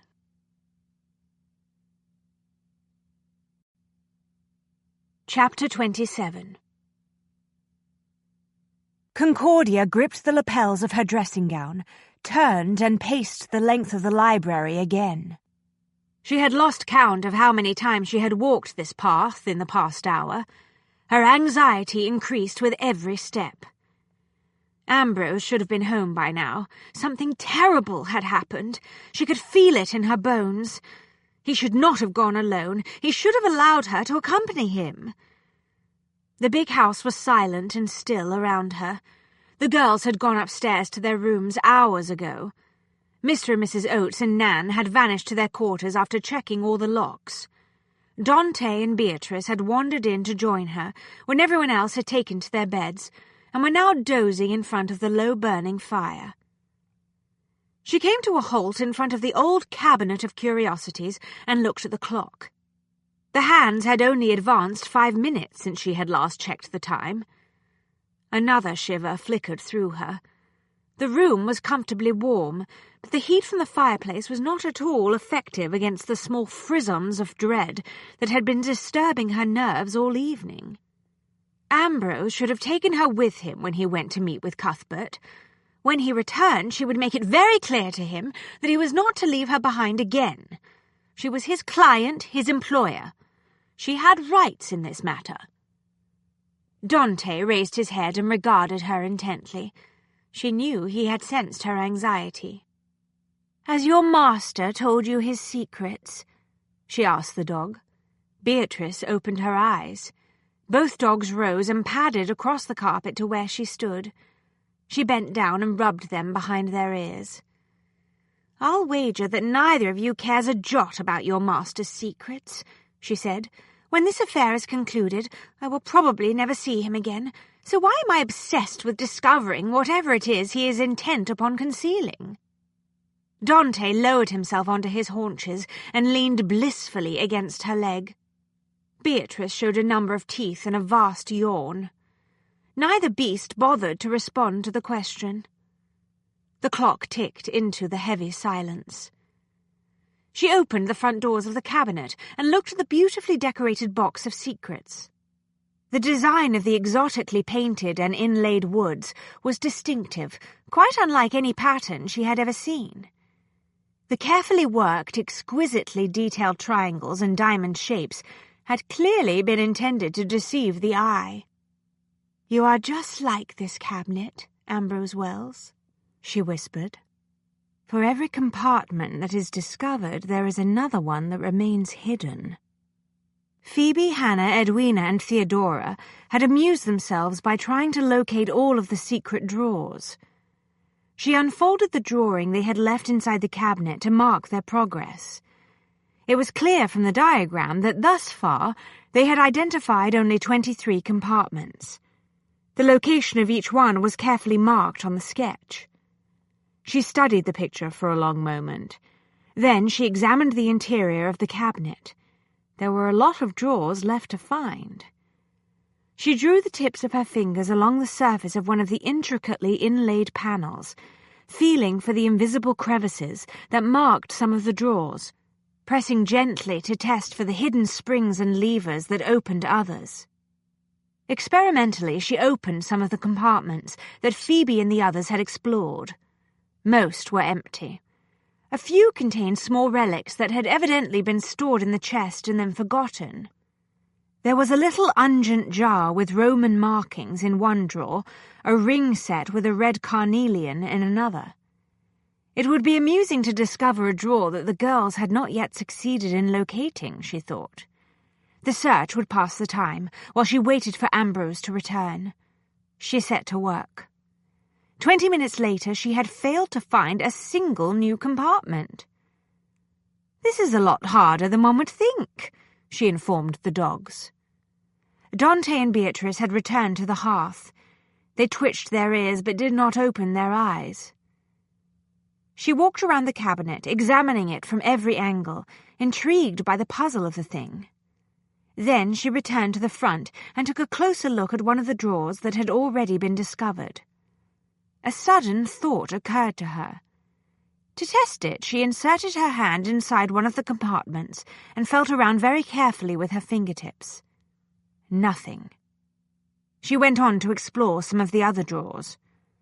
When she came to the one labelled number 15 on the sketch, her fingertips skimmed across a tiny depression at the very back of the compartment. She pressed tentatively and heard the faint, muffled squeak of tiny hinges and springs. Without warning, an entire section of drawers swung open to reveal a second interior cabinet that had been concealed within the outer one. "Very clever," she murmured to the dogs. "I will not tell the girls. They'll have more fun if they discover this secret for themselves." She probed with her fingertips, her curiosity heightened by her small success. When she pushed a series of triangles within triangles, a long, narrow compartment slid open. A faded newspaper folded in half was inside. It had no doubt been tucked away in the cabinet years ago and forgotten. She removed and unfolded it. Several columns on the front page were taken up with a lurid report of a suicide and a financial swindle. The date of the paper was nearly 20 years old. She started to read the report. The body of a gentleman believed to have been engaged in a number of remarkably clever financial swindles was found in his house in Lexford Square on Tuesday. Evidently consumed by remorse for having brought ruin upon so many innocent investors, Mr. George Colton put a pistol to his head and took his own life sometime during the night. The housekeeper discovered the bloody scene when she arrived to take up her duties the following morning. The distraught woman was unable to supply many coherent details, but she did express grave concern for Mr. Colton's young son, who is missing. Dante and Beatrice bounded to their feet, dashed toward the door and disappeared down the hall. Ambrose was home at last. She listened for his footsteps in the hall while she closed up the cabinet. When the outer sections were shut, she realized she was still holding the old newspaper. She put it down on a nearby table and turned toward the door of the library. Ambrose appeared in the opening, the dogs at his heels. He had removed the false whiskers and beard. She sensed the dangerous energy that crackled invisibly in the air around him. She had been right, she thought. Something terrible had happened. "Imagined you'd be in bed," he said from the doorway. "Are you all right?" she asked. She took an anxious step forward, wanting to go to him, to touch him, and make certain that he was not injured. "I've been very worried. Were you hurt?" "Do I look that bad?" He walked into the room, shrugging out of his coat. "For heaven's sake, Ambrose, tell me what happened." "Cuthbert is dead." He slung his coat over the back of the sofa. "I never got a chance to speak with him." "Dear Lord." She sat down very suddenly on the arm of a leather reading chair. "I knew something dreadful had happened." There were 2 men at the scene. He went to the table where the cut-glass brandy decanter stood and picked up the bottle. "Got the impression they were waiting for me, perhaps, hoping to follow me after I left Cuthbert's office." She watched him down a considerable amount of the brandy in a single swallow. A fresh jolt of alarm swept through her. "You were hurt." She sprang to her feet and rushed toward him. "Shall I send for a doctor?" "I am not hurt. The very last thing I need is a doctor." He downed another large dose of the brandy. "There is dirt and grime on your clothes. Did those 2 men assault you?" He considered that briefly and then inclined his head. "Yes, I believe they did assault me. I tried to assault them right back, mind you. I regret to say that I was not quick enough." "Ambrose." "Sorry to report that they got away." He frowned. "They took Cuthbert's body with them. I expect they will have dropped it into the river by now." "This is terrible. What are we going to do?" "Well, for starters, I suggest we both go to bed." "Are you mad?" She swept out her hands. "You can't just walk in here, announce that you've found another dead body, and then tell me to go upstairs to bed." "I think it would be best if we saved this discussion until tomorrow morning." "We will discuss this now." Something dark and dangerous moved in his eyes. "This is my household. I give the orders here." "Really, sir?" She raised her chin. "I was led to believe that this was Mr. Stoner's household." He shrugged. "In Stoner's absence, I am in command." "How very convenient for you." "Not at the moment." He glanced at the table where she had placed the newspaper. "What is that?" She followed his gaze. "An old paper. I found it in one of the drawers in the cabinet of curiosities." Bloody hell. He crossed the space with 2 quick, gliding strides, picked up the newspaper and looked at the front page. I had forgotten about this. He started toward the fire. Brooding anger and an old anguish etched his hard face. "Ambrose, wait!" She launched herself forward and grabbed his arm. "Why do you wish to burn it? What is so important about that newspaper?" "There is nothing important about it, not any more." He reached over with one hand and pried her fingers loose from his sleeve. "It is merely old news, Miss Glade." "Stop!" Unable to restrain him physically, she stepped directly into his path. "I have had enough of secret and cryptic remarks. I want answers, sir. I mean to have them before this night is over." "You want answers?" He halted, inches away, raised his hand and captured her chin with his fingers. "What an astonishing coincidence. As it happens, I want something too, Miss Glade." She could scarcely breathe. She would not let him intimidate her, she vowed. "And what is it that you want, sir?" "You," he said. By rights, his wintry smile should have iced her blood, but for some reason she was suddenly unbearably warm.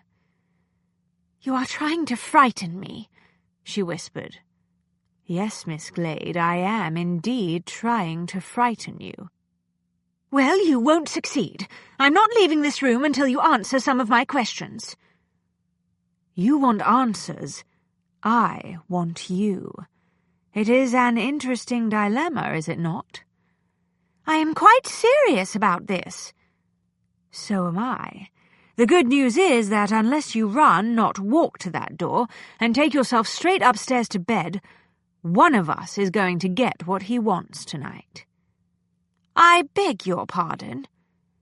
The bad news, he continued very deliberately, is that it won't be you. Do I make myself clear, Miss Glade? Comprehension struck her with the force of a lightning bolt. She stared at him, disoriented with shock. Then a thrilling anticipation sparkled through her. She could insist upon getting answers later. "Are you threatening to ravish me, sir?" she asked. "Because if so, I think it would be best if I removed my glasses first. You know how they tend to fog up when you become passionate." He closed his eyes, bent his head, and rested his forehead against hers. She heard the newspaper drop to the carpet behind her. "What am I going to do with you, Miss Glade?" he whispered. She slipped her arms around him. "I thought you intended to ravish me. Sounds like an excellent plan." He threaded his fingers through her hair. Pins popped free and dropped to the carpet. "I am lost, aren't I?" he murmured. "I don't know. Are you?" "Yes."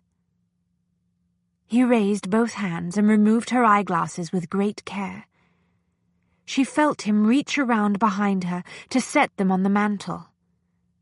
There was a soft clink when he put the spectacles down on the marble. In the next moment, his mouth was on hers. The aura of dark energy that she had sensed in him was suddenly transformed into another kind of force. It flooded her senses, igniting a dizzying response. "Ambrose!" She pressed herself against his solid chest.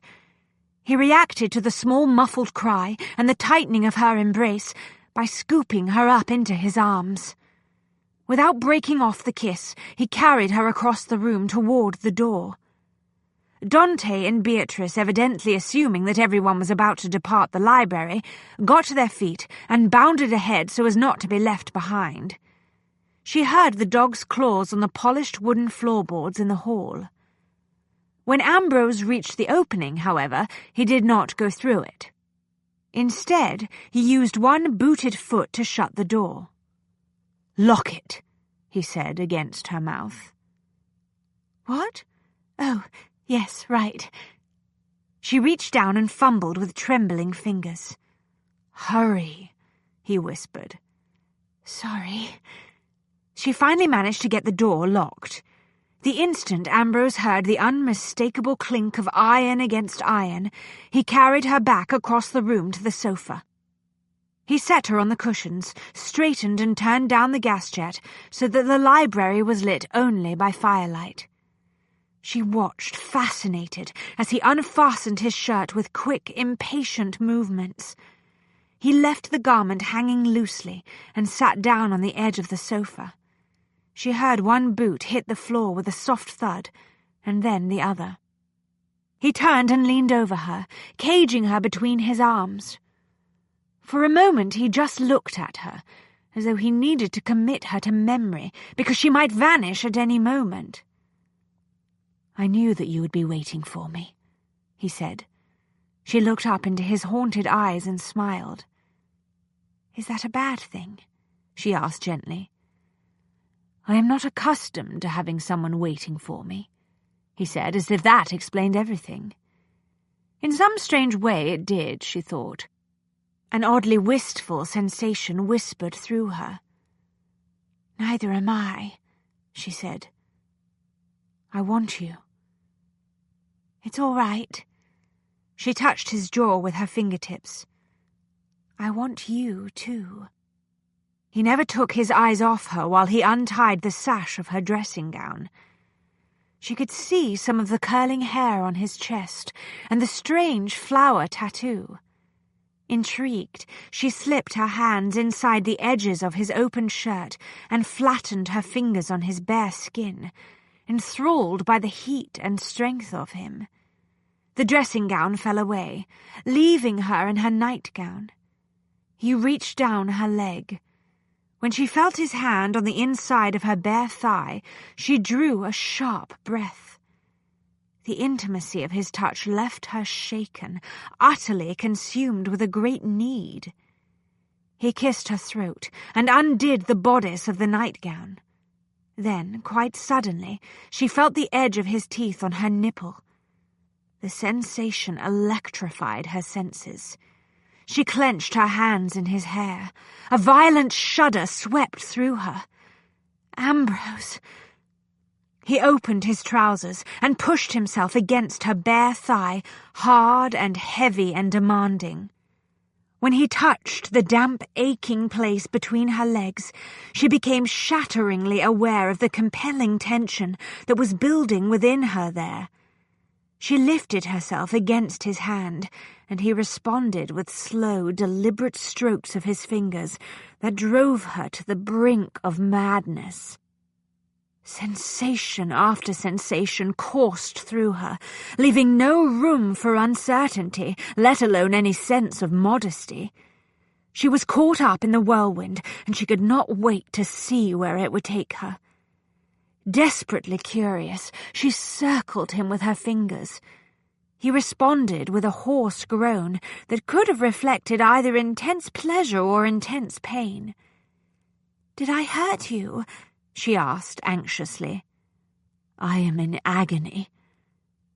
"Oh, Ambrose, I never meant—" "Do it again," he ordered roughly.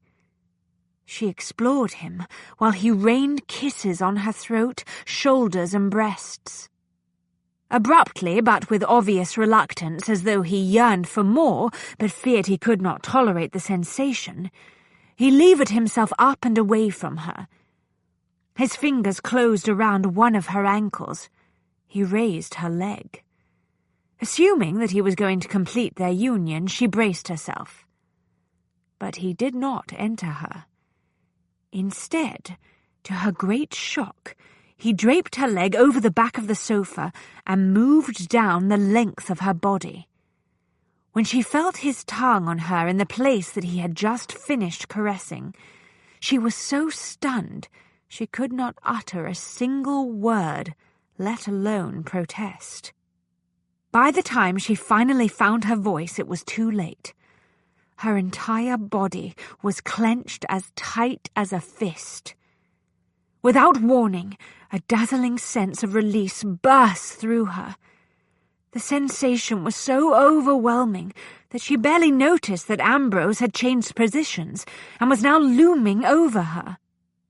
She opened her eyes just in time to catch a glimpse of his intent, fiercely shadowed features, and then he was sinking himself into her body.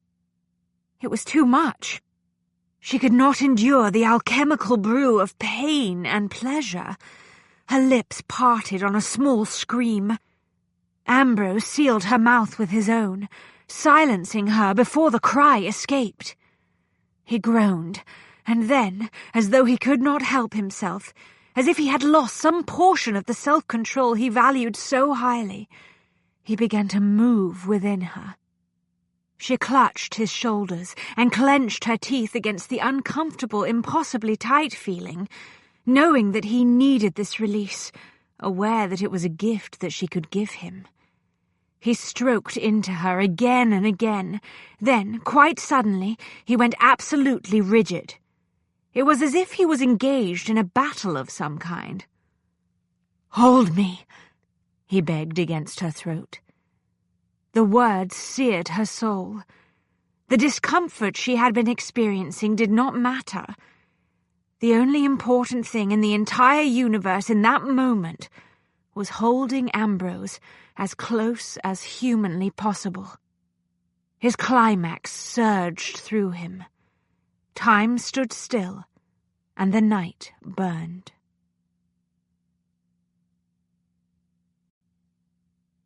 Chapter 28.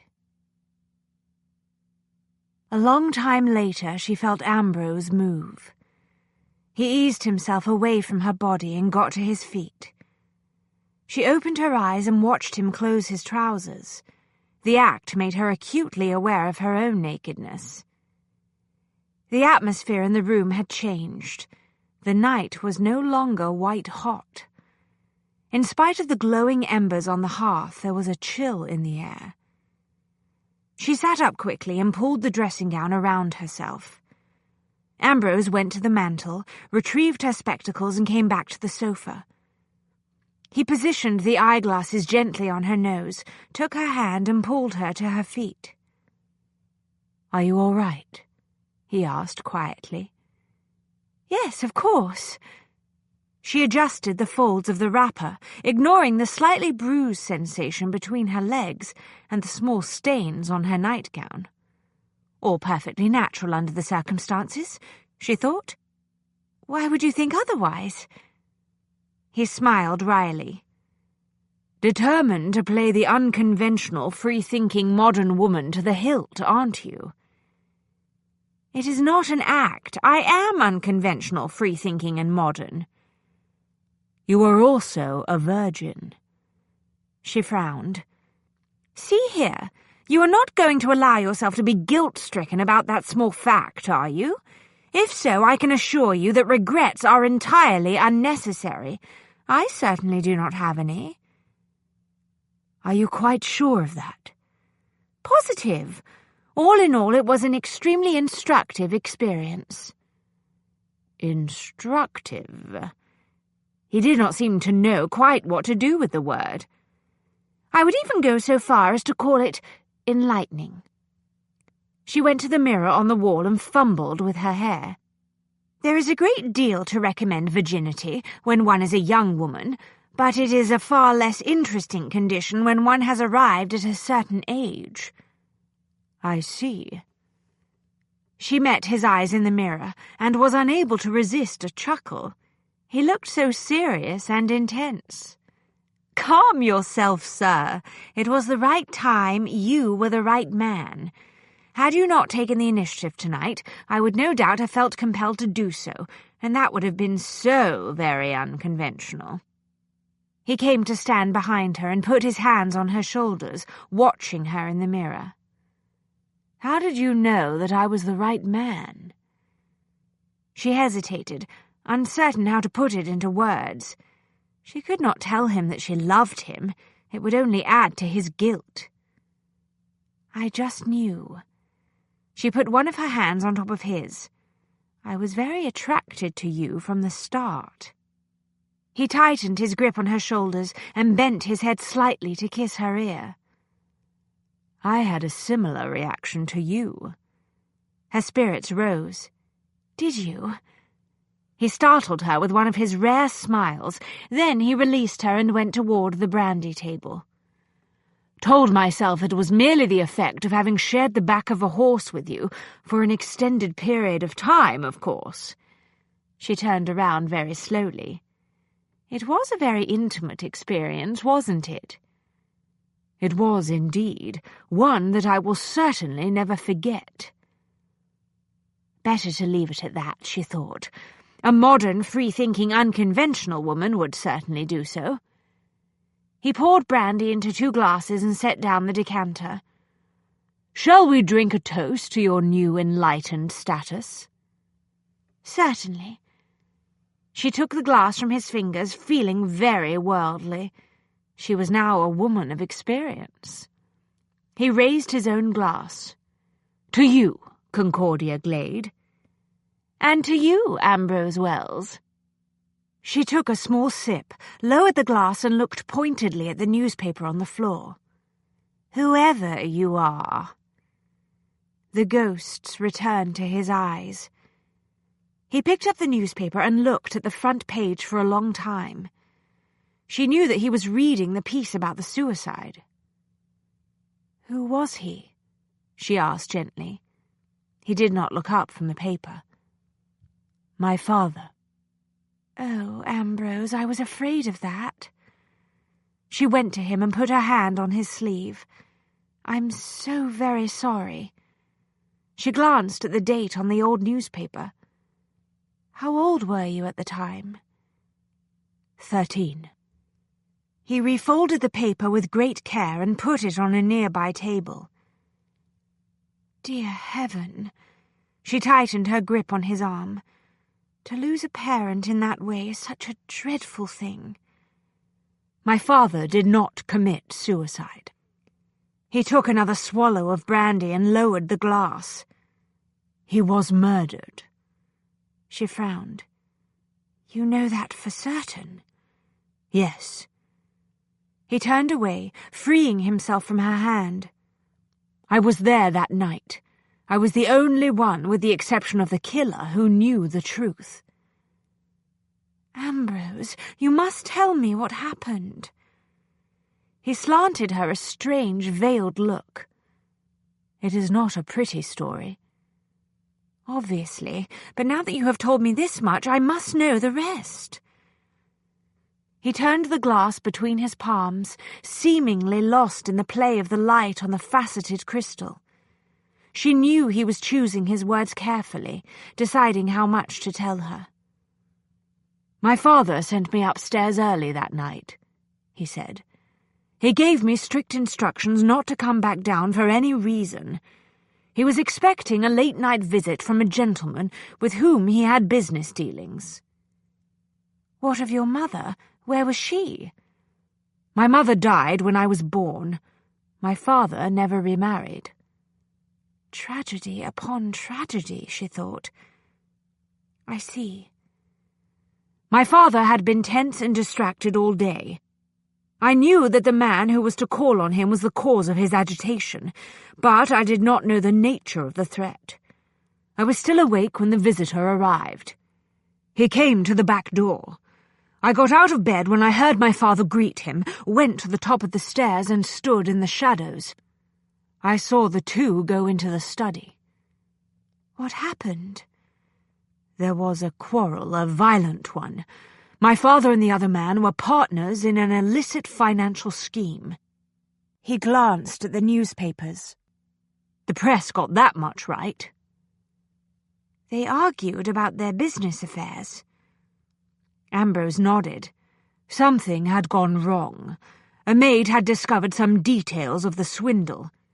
My father's partner had murdered her to ensure her silence. Dear God, she whispered.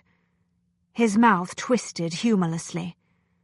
I told you this was not a cheerful tale. Go on, Ambrose. My father told his partner that he could not abide murder and that he intended to end their association. The partner had a pistol. Ambrose gazed deeply into the firelit brandy. When I heard the shot, I knew what had happened. I was transfixed with fear and shock. It was as though I had found myself in a waking nightmare. She put her hand on his arm again. This time he did not pull away. She got the impression that he did not even realize that she was so close. He was lost in the terrible memories that he saw in the brandy. I was still standing there in the darkness at the top of the staircase when the stranger came out of the study. He looked around, and then he started toward the stairs. He knew I was in the house. He did not intend to leave any witnesses. She tightened her grip on his arm. I just stood there, mesmerized. He could not see me from the bottom of the steps, but I knew that by the time he reached the first landing, he would almost certainly notice me. Then he appeared to remember the housekeeper. What about her? I think he reasoned that she was more of a threat as a witness because she was an adult. He was right. In any event, he decided to deal with her first. He turned and went back down the stairs toward the kitchen. She put her arms around him and held him as tightly as she had earlier when they had been locked in a passionate embrace. He hesitated, as though he did not know what to do with the offer of comfort. Then, slowly, he wrapped his arms around her and let her hold him. Mrs. Dalton, thank God, was not there that night. My father had sent her away for the evening, to make certain that she did not overhear anything incriminating when he confronted his partner. But I knew that once the killer had assured himself that the housekeeper was not a problem, he would resume his hunt for me. What did you do? When he disappeared to search for Mrs. Dalton, it was as though I had been freed from a trance. I could move and breathe again. I knew I had only a very short span of time to find a hiding place upstairs, but I had one major advantage. I was, of course, quite familiar with the interior of the house. There was a cushioned window seat in my father's bedroom. It opened up to form a cupboard, but when the lid was closed, it appeared solid. You hid inside the window seat? Yes. I had to remove the blankets that had been stored inside first. I shoved them under the bed. I managed to get into the window seat and lower the lid just as the killer started up the stairs. I heard him make his way down the hall, searching every room on the floor. What a terrifying experience. The worst part was that the bastard kept calling to me, urging me to come out of hiding. He said that my father had just killed himself and that he would take care of me. She shuddered and tightened her hold on him. And all the while he meant to kill you. He went through every room. I heard him open the wardrobes and cupboards. When he came into the bedroom where I was hiding, my heart was pounding so loudly I was certain he would hear it. I tried not to breathe, not to move so much as the tip of my finger. I was certain that he would open the window seat and find me. But he didn't. No. I heard him swearing in frustration and rage, but he was also nervous about delaying his escape from the house. He did not want to linger at the scene of the crime any longer than was absolutely necessary. He concluded that I was not there and left. I stayed where I was for a time because I knew that he might be watching from outside, perhaps waiting to see if I turned on a light. What did you do? She asked. When I could not bear it any longer, I climbed out of the window seat and went downstairs without turning on any lights. The lamp in the study still burned. When I got to the doorway, I could see my father lying there on the floor. Ambrose watched the dying fire. There was a great deal of blood. You were so young to look upon something so terrible, she whispered. I never even got to say goodbye. He flexed one hand. Sometimes I wonder what would have happened if I had gone downstairs earlier, while my father and the stranger were still quarrelling. Alarmed, she stepped back to look at him. Ambrose, no, you must not think that way. Perhaps my presence could have altered the outcome. She hushed him by putting her fingers against his mouth. Listen to me. I know what you are thinking, and it is wrong. You bear no blame or responsibility for what happened that night. There was nothing you could have done. I was there, and I was helpless. You were a boy, only 13 years old. Indeed, it is as astonishing that you managed to outwit the killer and save yourself. He did not respond, but neither did he attempt to free himself from her arms. Did the police ever catch the man who murdered your father? She asked after a while. There was a short pause. No, Ambrose said. They did not catch him. Anger on his behalf shot through her. Do you mean that in the end there was no justice done? He looked bemused by her display of outrage. It took some time, he said quietly. You could say that there was justice of a sort, but no true revenge. What do you mean? Evidently the killer became very anxious after he failed to find me. He went to America for 4 years. When he returned, I was waiting for him. I had made elaborate plans. What happened? Ambrose's mouth tightened at the corners. By the time he returned, he was dying of consumption.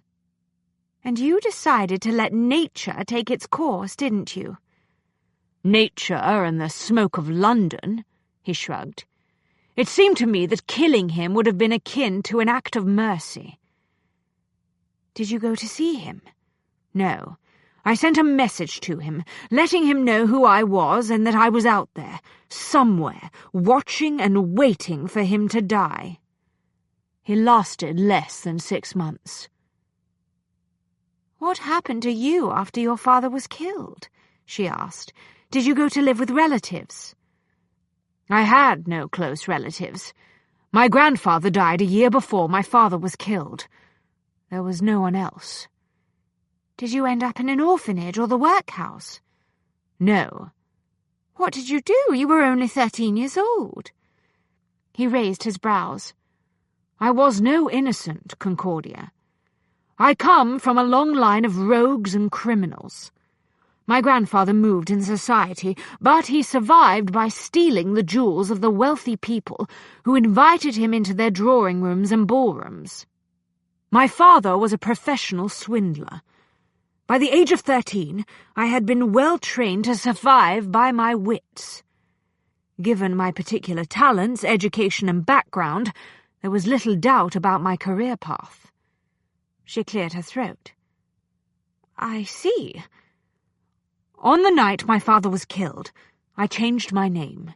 Shortly thereafter, I began to make my living, climbing through upstairs windows and stealing valuables. His face was expressionless. Now do you comprehend? I am a professional thief, Concordia. I was born into the business and I practice it with some success. Not any longer, she said fiercely. Now you are a professional private inquiry agent. He shrugged. Not much difference, truth be told. Similar set of skills required, and I still do a great deal of my work at night. She grabbed the edges of his shirt. You know very well that there is a vast and significant difference between the kind of work that you do now and what you did to survive all those years ago. He looked down at where she was crumpling his shirt. When he raised his head, there was an odd expression in his eyes. Do not try to make me out a hero, he said. I am no knight in shining armor. She gave him a wobbly smile. But that is exactly what you are. Admittedly, the armor may be a bit tarnished in places, but that is only to be expected after several years of wear and tear. His mouth twisted wryly. Whatever I am today, I owe to John Stoner. Who is he, Ambrose? I suppose you could say that he is in the same line as you are. Is he a teacher? I think you could call him that, yes. If I had never met him, I would still be stealing jewels, paintings, and small antiquities for a living. I doubt it. She stood on tiptoe and brushed her mouth lightly against his. Then she turned and walked toward the door. Good night, Ambrose. Concordia. She unlocked the door and opened it. Whoever John Stoner is, he is no magician. He could not have made you into a hero if you had not already possessed the raw material.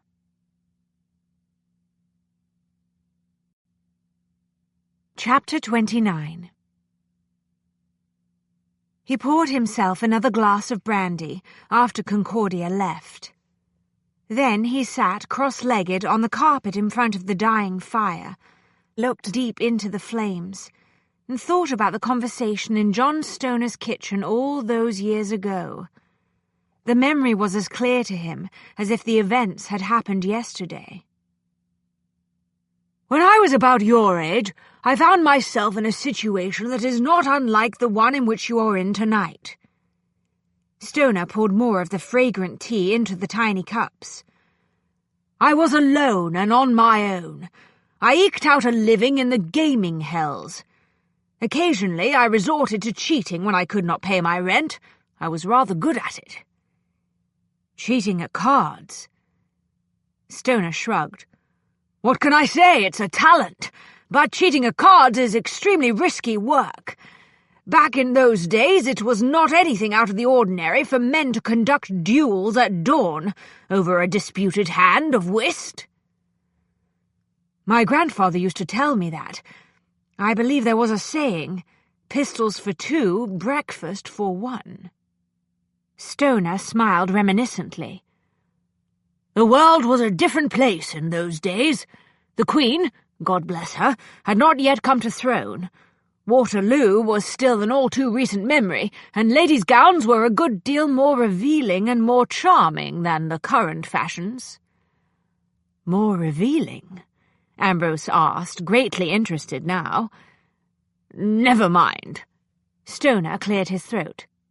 In any event, my future looked extremely unpromising, until I chanced to encounter a gentleman who was a master of a secret society founded on the principles of an ancient philosophy that included arcane fighting arts and certain meditation exercises.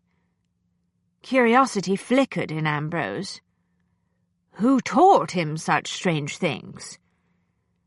He learned them from a group of monks who lived on a remote island in the Far East. I will not bore you with all of the details. Suffice it to say that the gentleman offered me the opportunity to travel to the island to study the philosophy and the fighting arts taught by the monks. Did you go? Yes, Stoner said. I spent nearly 5 years studying in the garden temples of Vanza. Afterward, I set out to see something of the world. Egypt, America, the South Seas. I was gone from England for a very long time. When I returned, I discovered that much had changed. In addition to the fashions in ladies' gowns, do you mean? Yes. A melancholy mood seemed to have descended upon Stoner. There was a far-away expression in his eyes. I learned that no one cared much about the arts of Vanza any more. What of the gentleman who arranged for you to travel to the island? I have no doubt that he and perhaps some of the others who had studied Vanza in their younger days kept the society's secrets, and very likely taught the way of the circle to their sons. But their heirs considered themselves men of the modern age. They had no patience for secret societies and the like. Is it still possible to travel to Vanza to study in the garden temples? Stoner shook his head. 20 years ago, the island was destroyed by an earthquake. The monastery where I learned the arts vanished forever. For some inexplicable reason, Ambrose felt a crushing and utterly incomprehensible sense of disappointment. Unfortunate, he said, not knowing why he said it. What did he care about the monks or their lost philosophy? He, too, was a man of the modern era. When I returned to England 5 years ago, I realized that I had no place here, Stoner continued. Why was that? Perhaps I was gone too long, or maybe I was simply left behind when the rest of the world moved forward. Whatever the case, I have only my books, my research, and my writing to occupy me these days. Silence fell. Ambrose was uncomfortable with the wave of sympathy that washed through him. Get a hold of yourself, man. Stoner just knocked you flat, and now he has you tied to a chair. He will likely turn you over to the constables when he has finished spinning his old man's tales. There is no call to feel the least bit sorry for him. Is it difficult to learn the ways of Vanza? He heard himself ask. Stoner considered that briefly. It certainly requires some degree of natural talent to master the fighting arts, but anyone who can climb the side of a house the way you did tonight could manage the techniques quite nicely, I should think. Huh. Ambrose drank more of the fragrant tea and thought about how useful the arts of Vanza would be in his profession. The thing is, Stoner said gently, the fighting skills are only one aspect of Vanza, the least important in truth. No offence, sir, but I'm not inclined to believe that, not after the way you dealt with me a short time ago. Stoner smiled. At the heart of true Vanza lies self-control. A master of Vanza is first and foremost a master of his own passions. In addition, he learns to look beneath the surface and consider all factors of a situation before he acts. Ambrose thought about that. He decided that he liked the notion of being a master of something, even if it was just his own passions, and learning to look beneath the surface sounded like a useful skill. There was another round of silence. Ambrose shifted a little in his chair, testing the cords that bound his ankles and wrist. Nothing gave. "What will you do now?" he asked after a while. "Hand me over to the police?" "No, I don't think I'll do that," Stoner said. Hope flared. "If you set me free, sir, I will give you my oath that you will never see me again." Stoner ignored that. He contemplated Ambrose for a while longer. "As far as I'm aware, I am the last master of Vanza left in England. Perhaps in the world," he said finally. "That must be a very strange sensation." "It is. Tonight, when I watched you climb the side of my house, it occurred to me that perhaps I might take on a student." Ambrose sat very still. "Me? I think you would make an excellent pupil." Ambrose could feel the electricity flashing across his nerves. It was the same sensation he had gotten the night he left his father's house, carrying only what fit into his pack. The unmistakable knowledge that his whole life was about to change. "There's something you should know, sir." He picked his words very carefully. "I've got what you might call a business associate."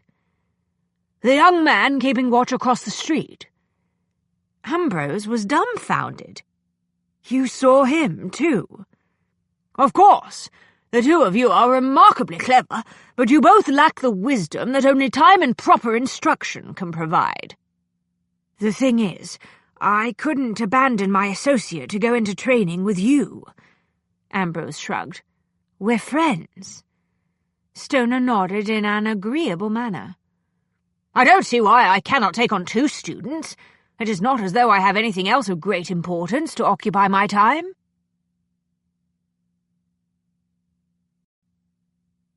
Chapter 30. He stopped in front of Concordia's door the next morning and listened closely. There was no sound of movement inside. She was still asleep. That was good, he assured himself, walking quickly to the stairs. She needed her rest after the late-night activities in the library. But what if she wasn't asleep? What if she was huddled in her room, sobbing silently, regretting what had happened between them? No, Concordia wouldn't hide from him, regardless of how she felt about matters this morning. She was the sort of woman who faced things squarely and moved forward. He, on the other hand, was not feeling nearly so brave. The sharp fangs of troubled second thoughts had been gnawing at him ever since he had awakened. He'd been a fool. Dante and Beatrice bounded up the staircase to meet him halfway. He paused to scratch their ears. What the devil had he been thinking to tell Concordia so much about his past, he wondered. He had kept his secrets for more than 2 decades. The only other people who knew or had guessed most of the truth about his past were John Stoner and Felix Denver. What had made him throw caution to the winds last night? He continued down the stairs, the dogs at his heels. He could not blame it on the fires of passion. He'd experienced that condition often enough to know that it did not make him inclined to confide. Quite the opposite, in fact. He had always been especially careful not to let down his guard when he was with a woman. It was the shock of seeing that old newspaper, he decided. That was what had made him careless. No, couldn't blame it on that either. He reached the foot of the staircase and went toward the library. He was generally quite adept when it came to dealing with startling incidents. He paused just inside the library, struck by the fierceness of the emotion that swept over him. All of the heat and intensity of last night's encounter came back in a great rush. He had never wanted any woman as much as he had wanted Concordia last night. Footsteps pattered on the staircase.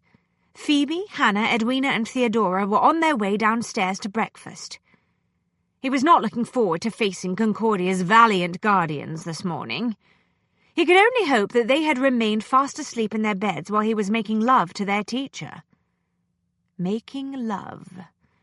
The words jarred and jangled and then settled quietly into place. He had made love to Concordia. He crossed the room to the table where he had left Cuthbert's journal and picked up the small leather-bound book. "Good morning, Mr. Wells," Edwina said very formally from the doorway. "May we come in? We wish to have a word with you." He looked up from the journal. Edwina was not alone. Theodora, Phoebe, and Hannah were clustered behind her. There was a solemn, determined look on each young face. So much for hoping that they had remained blissfully unaware of what had occurred in the library last night. "Good day to you, ladies." He closed the journal. "What can I do for you?" "We want to talk to you about Miss Glade," Phoebe announced, typically direct. From somewhere deep in the recesses of his ancestral memory, he dredged up the motto that had been drilled into him by his father and grandfather. When cornered, the first rule is to never admit guilt. "I see," he said, neutrally. Theodora took the lead, moving farther into the room. "We saw her coming up the stairs very late last night. She was in a condition that can only be described as dishabille, sir." Rule number 2, redirect the blame back on to the accuser. "Did you?" He raised his brows. "I'm surprised that you all look so fresh and rested this morning, given that you were awake and spying on your teacher at such a late hour." "We weren't spying," Hannah said quickly. "We just happened to see her on the stairs." "Because Dante came to my room and scratched on the door," Phoebe explained. "When I got up to let him in, I heard Miss Glade coming up the staircase." "Phoebe woke the rest of us," Edwina concluded. He nodded. "That explains how you all just happened to be hovering on the landing when Miss Glade retired to her bed." They exchanged uneasy glances. "The thing is," Edwina said very solemnly, "her hair was down." "Just like Lucinda Rosewood's in The Rose and the Thorns," Hannah added. "After she came in from the garden with Mr. Thorne. That was where Mr. Thorne ravished her, you see." Ambrose nodded. "In the garden." "And then he abandoned her," Hannah said sadly. "Remember? I told you that part the other morning at the breakfast table." "I believe you also mentioned that you had only been able to complete half the novel," he said. "Have you had an opportunity to finish it yet?" "Well, no," Hannah admitted. "But it is quite obvious that it will end badly for Lucinda Rosewood. The thing is, we do not want Miss Glade to be ruined in the same way." Edwina drew herself up very straight. "Under the circumstances, Mr. Wells, we feel quite strongly that you must ask Miss Glade to marry you." "I see," he said again. They watched him with expressions of anxious anticipation. It was Concordia who broke the tautly stretched silence. "Good morning, everyone," she said briskly from the doorway. "What is everyone doing here in the library? It's time for breakfast." Startled, all 4 girls swung around very quickly to face her. "Good morning, Miss Glade." Edwina got out in a little rush. "We were on our way to the breakfast room. We happened to notice that Mr. Wells wasn't here, and we stopped to say good day to him," Phoebe said. Theodora gave Concordia an overly bright smile. "Mr. Wells was just telling us some of the history of the artifacts in the cabinet on the balcony." "That's right," Hannah said. "Very educational." "Indeed," Concordia smiled. "How nice of him." "In point of fact," Ambrose said coolly, "we were not discussing ancient artifacts." "You weren't?" Concordia was starting to look bewildered. "Your charming pupils cornered me here this morning to inform me that, under the circumstances, they feel that I'm honour-bound to propose marriage to you, Miss Glade." Concordia's mouth dropped open. She turned very pink. Her hand closed forcibly around the doorframe, as though to steady herself. "Marriage?" she got out in a hoarse little whisper. Clearly horrified, she glowered at the four girls. "You have been discussing marriage with Mr. Wells?" "We had no choice," Hannah said, straightening her shoulders. "We saw you on the stairs last night, Miss Glade." "Your hair was down," Phoebe added.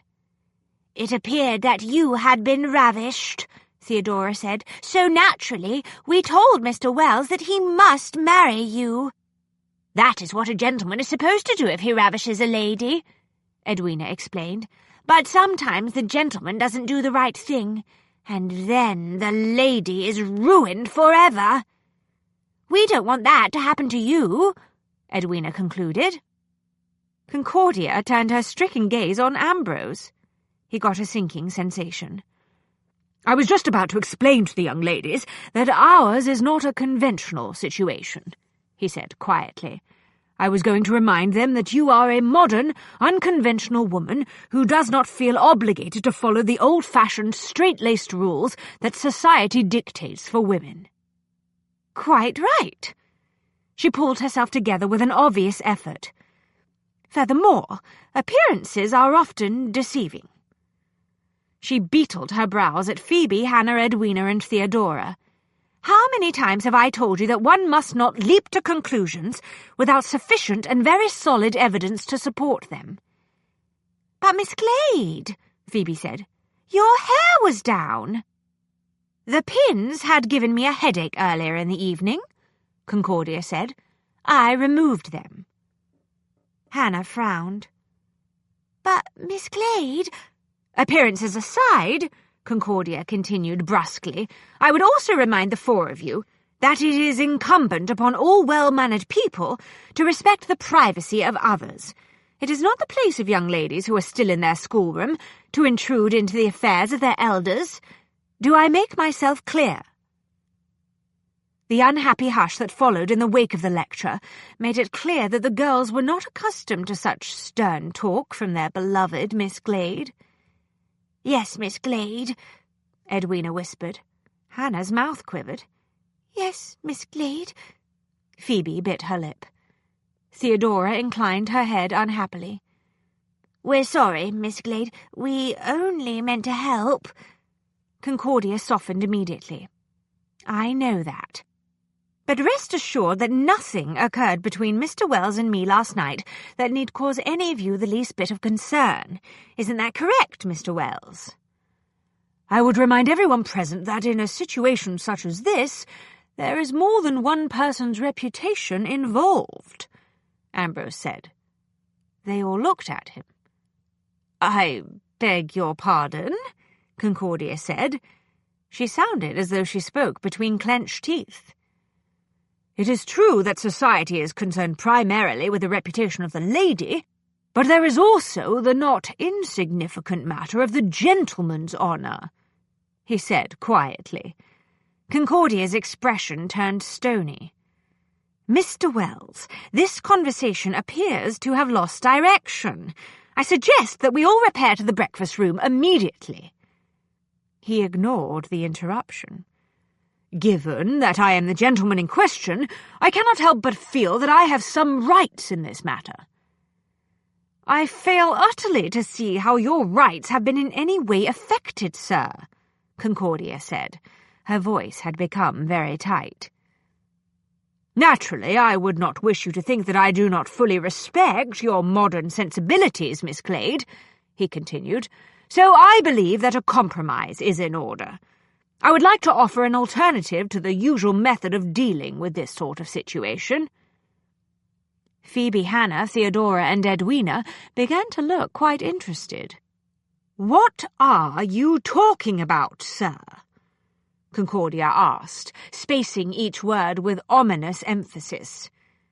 "It appears to me," he said, "that there is a very modern, indeed an extremely unconventional approach that might be employed in this matter that should suit all parties concerned." "Mr. Wells," Concordia said darkly, "you are not making any sense. Perhaps you did not get enough sleep last night." "I slept very well, thank you," he assured her. Hannah took a step forward. Her face was alight with curiosity. "What is this modern, unconventional approach you mentioned, sir?" He smiled directly at Concordia. "I believe it would satisfy everyone involved if we leave it up to Miss Glade to decide whether or not to propose marriage to me." Concordia stared, evidently rendered mute by the shock of his suggestion. Phoebe, Hannah, Edwina, and Theodora reacted with astonished delight. "Letting the lady propose to the gentleman is a very modern notion indeed," Phoebe declared. "Excellent plan, sir," Edwina said to Ambrose. "Thank you," he said, trying to appear modest. Hannah glowed. "Just think, if Lucinda Rosewood had been able to insist that Mr. Thorne marry her, she would not have been ruined." "Very clever," Theodora enthused. "It solves the problem quite brilliantly, does it not, Miss Glade?" Concordia finally found her tongue. "There is no problem to be solved." No one paid any attention to her. "It is certainly a very original notion," Phoebe said. "I wonder if it will catch on in the future." Hannah pursed her lips.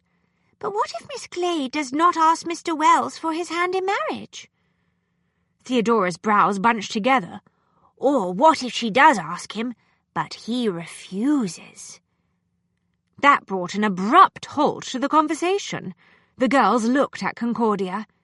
She released her grip on the doorframe and made a show of checking the time on the face of the little chatelaine watch she wore at her waist. "Gracious! It is really quite late, isn't it?" She gave everyone a polished grin. "I, for one, am famished. If you will excuse me, I believe I will go and have my breakfast." She turned around and walked off down the hall. The heels of her shoes rang lightly on the polished floorboards. When she was gone, the girl swung back to confront Ambrose with accusing eyes. He spread his hands. "That is one troubling aspect of doing things in a modern, unconventional style, I'm afraid. Granted, it makes for an interesting change. Unfortunately, one cannot always be assured that, when all is said and done, one will find that one is any better off than when things were done the old-fashioned way."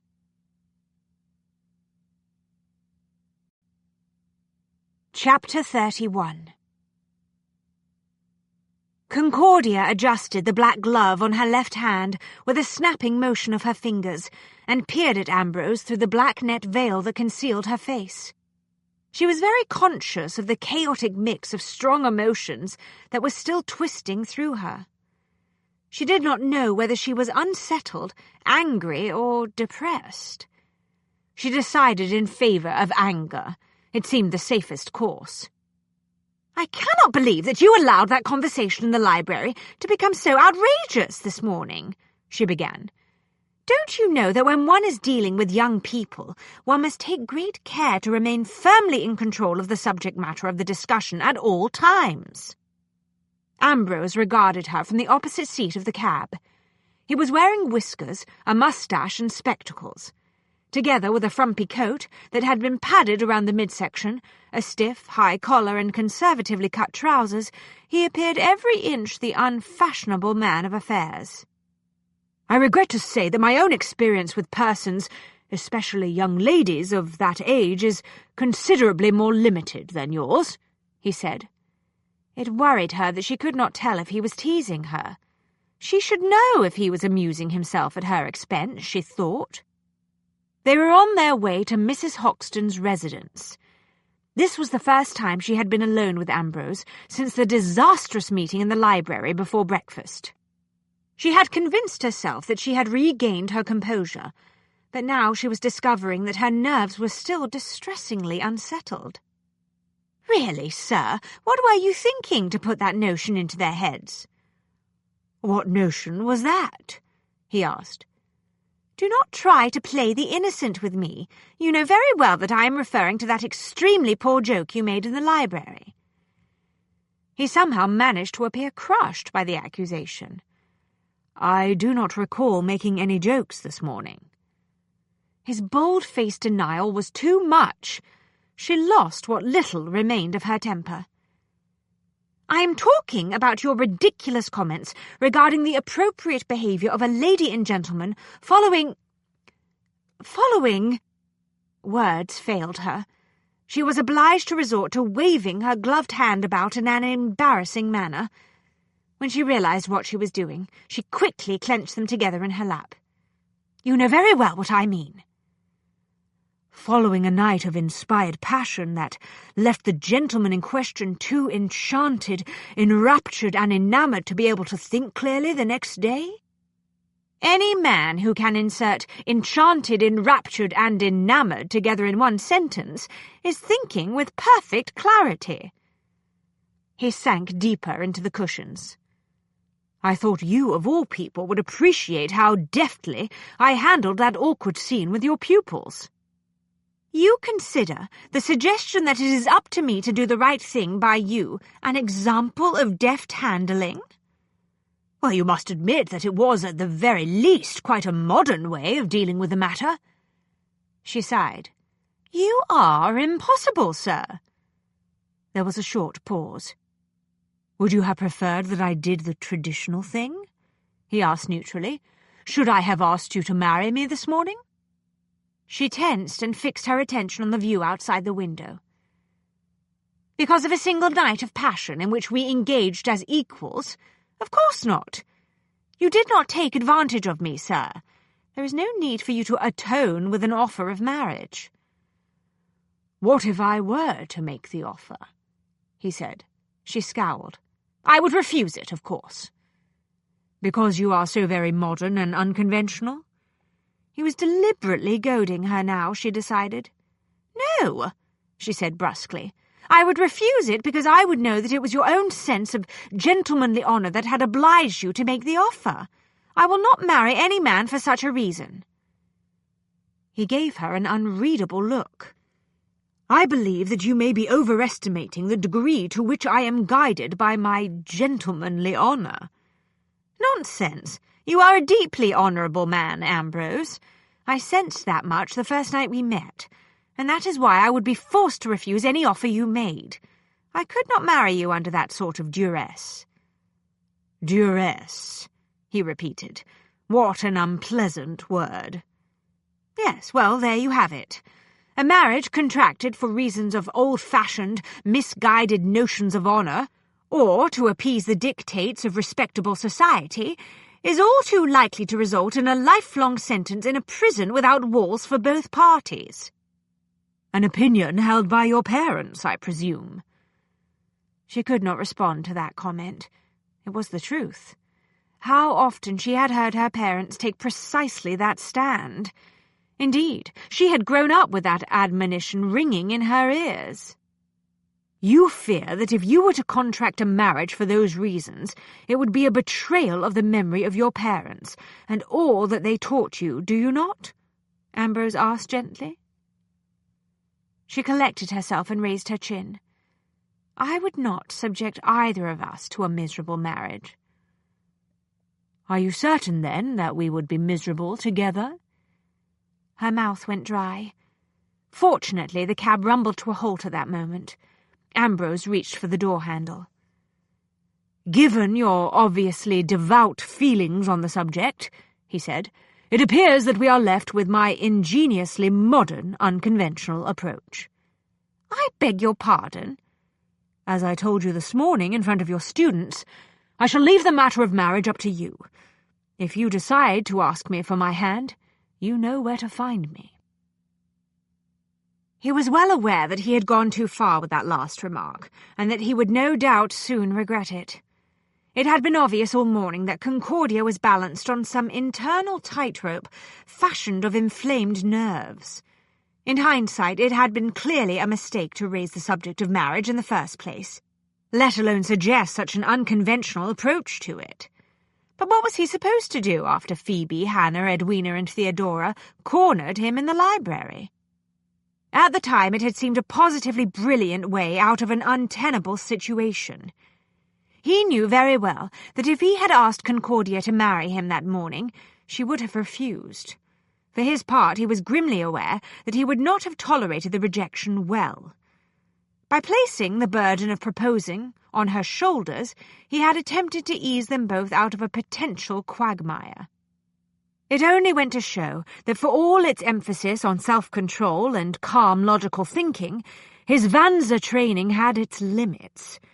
2 generations of Colton family wisdom had not been of much use either. But then, in spite of their larcenous ways, his father and grandfather had both been hopeless romantics. Evidently it was a family characteristic. He welcomed the interview with Mrs. Hoxton. It was an excellent excuse to focus his attention on something other than his increasingly complex relationship with Concordia. The door was opened by an imposing butler, who, after a brief consultation with his employer, showed them into a heavily over-furnished drawing-room. It was apparent that Mrs. Hoxton's decorator had been intent on incorporating every fashionable element. The result was a murky kaleidoscope of colours, patterns, and textures. Plum-coloured drapes pooled on a carpet of gigantic blossoms of blue, lilac, and cream. The heavily bordered wallpaper featured a profusion of massive pink blooms against a maroon background. Every piece of furniture was upholstered in chaotic prints. Large urns filled with artificial bouquets stood in the dark corners. Framed pictures were hung from floor to ceiling. Concordia sat down on one of the velvet-covered chairs.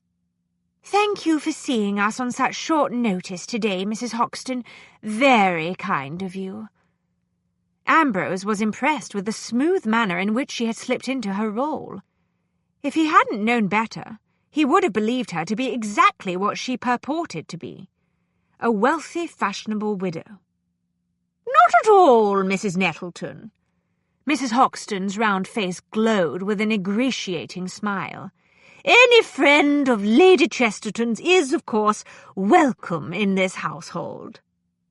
The association with the wealthy, socially powerful Countess of Chesterton was extremely tenuous.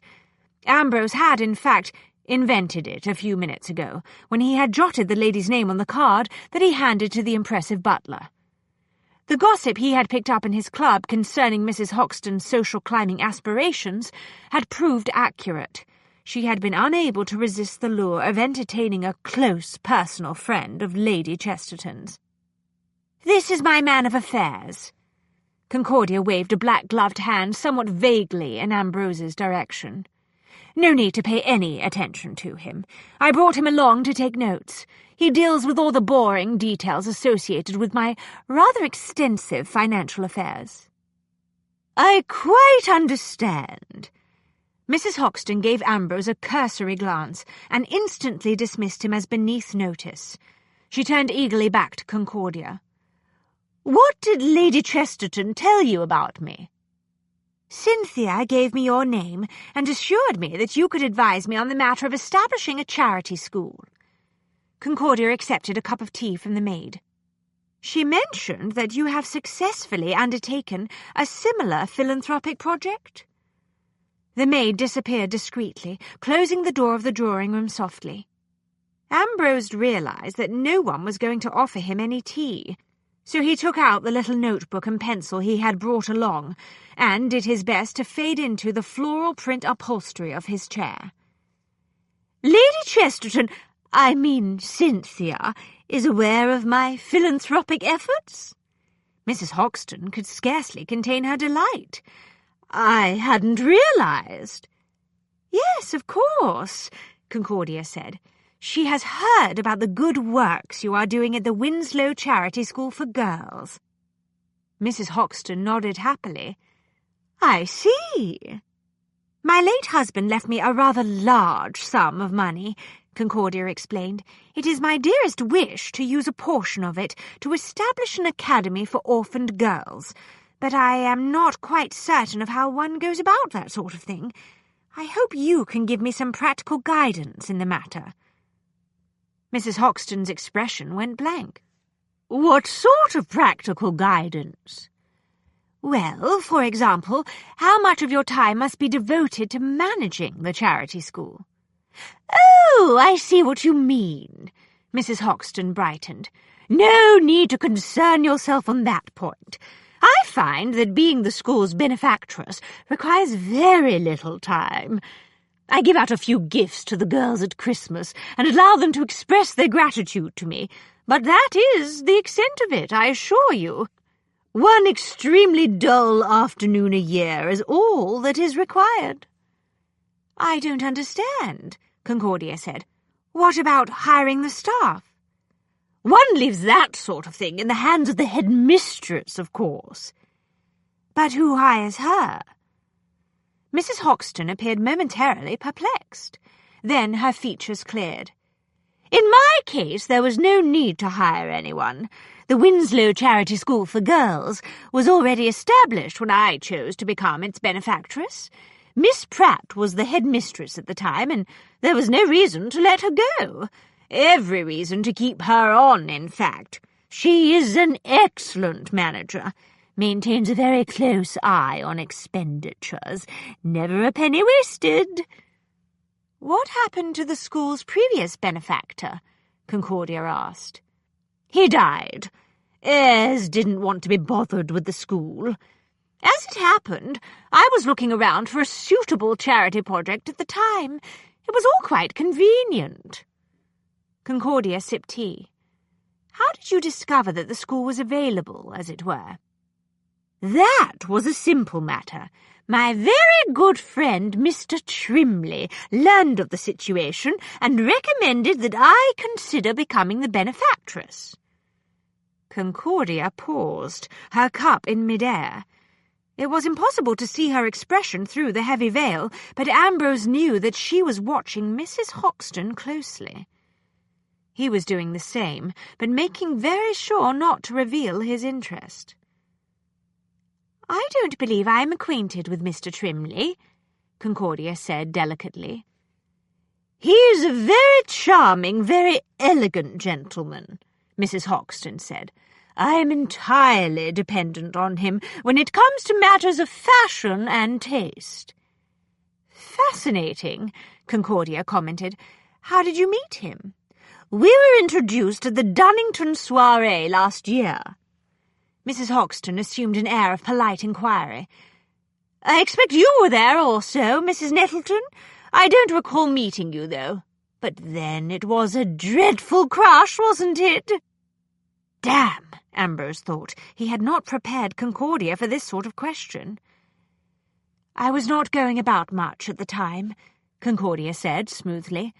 "My husband was enduring his last fatal illness. I felt that it was my place to be at his side night and day." Ambrose felt a small tingle of admiration. The lady was very fast on her feet. "Yes, of course," Mrs. Hoxton said quickly. "Forgive me, I did not stop to think. Well, as I was saying, I became acquainted with Mr. Trimley on that occasion. We got along famously." "You see a great deal of him, then?" Concordia pressed gently. "Indeed. He will be escorting me to the Gresham Ball tomorrow evening, in fact." She smiled proudly. "I assume you received an invitation?" "Yes, of course. Unfortunately, I do not yet feel up to attending that sort of thing." "I understand." Concordia placed her cup very carefully on the saucer. "I assume you employ a man of affairs to handle the business aspects of your charity school?" "Mr. Trimley sees to that side of things for me. I do not have to pay any attention to those sorts of details. As I told you, I have found that engaging in good works is really no great trouble at all."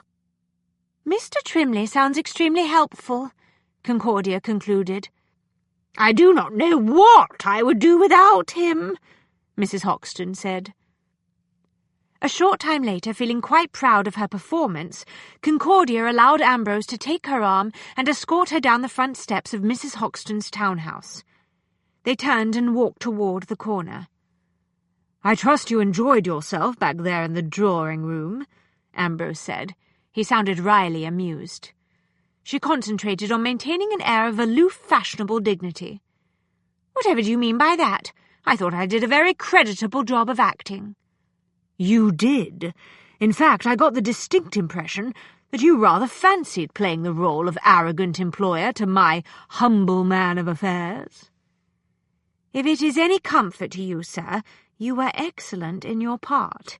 Indeed, I do not think I have ever seen a man of affairs who looked more like a man of affairs." "Thank you." He hailed a passing cab. "Over the years I have become quite expert at receding into the wallpaper." She smiled behind her veil and gave him her hand so that he could assist her into the cab.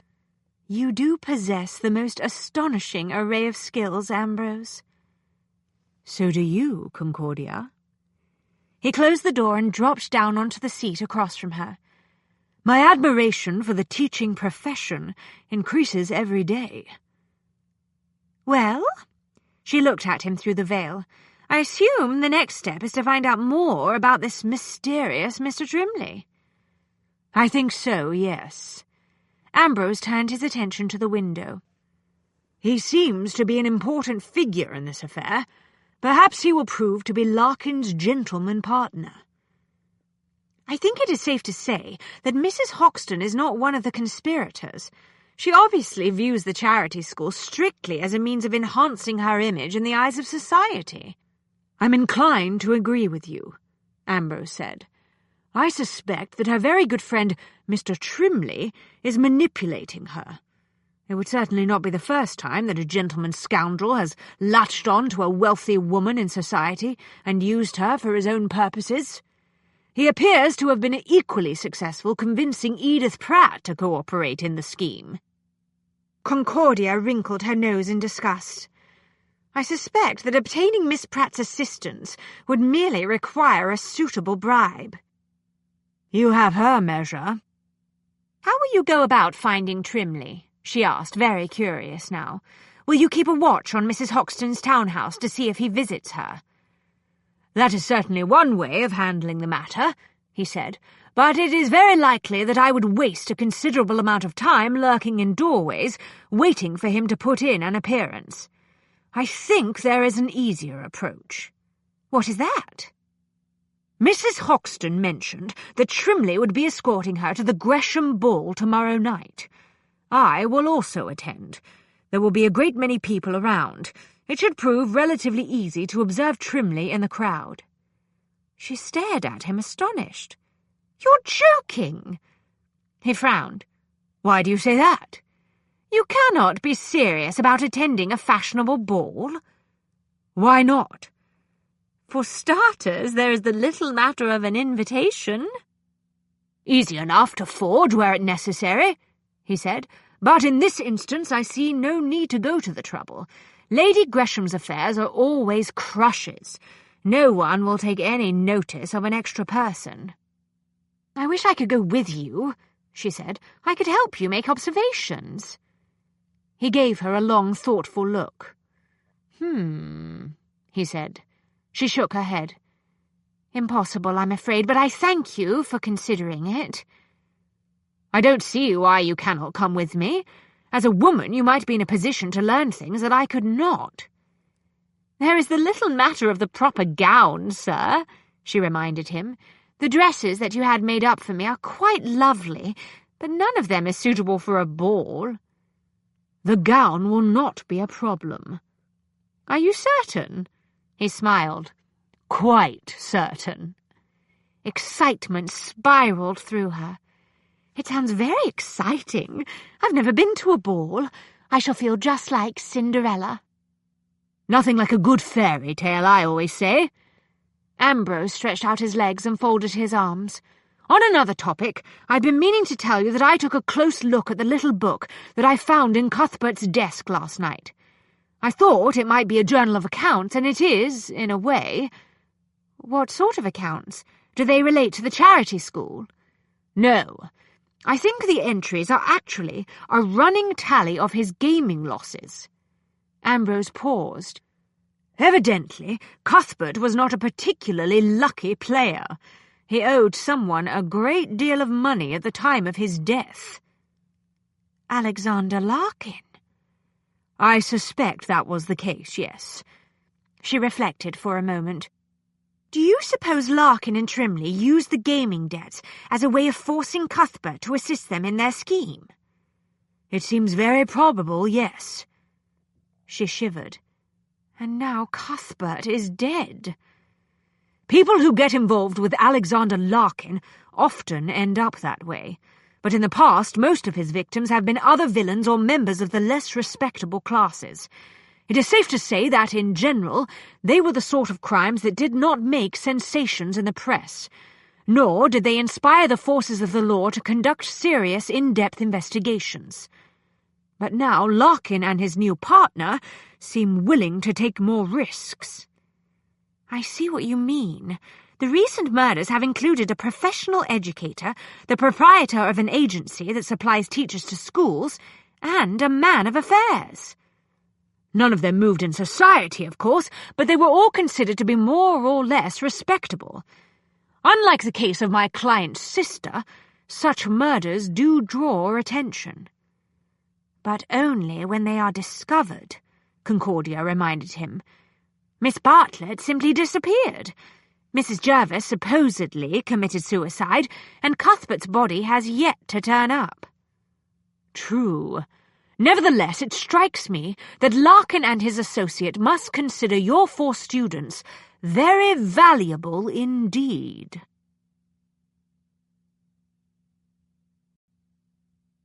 Chapter 32. Concordia grasped the sides of the ladder and looked up at the top of the brick wall that she was about to ascend.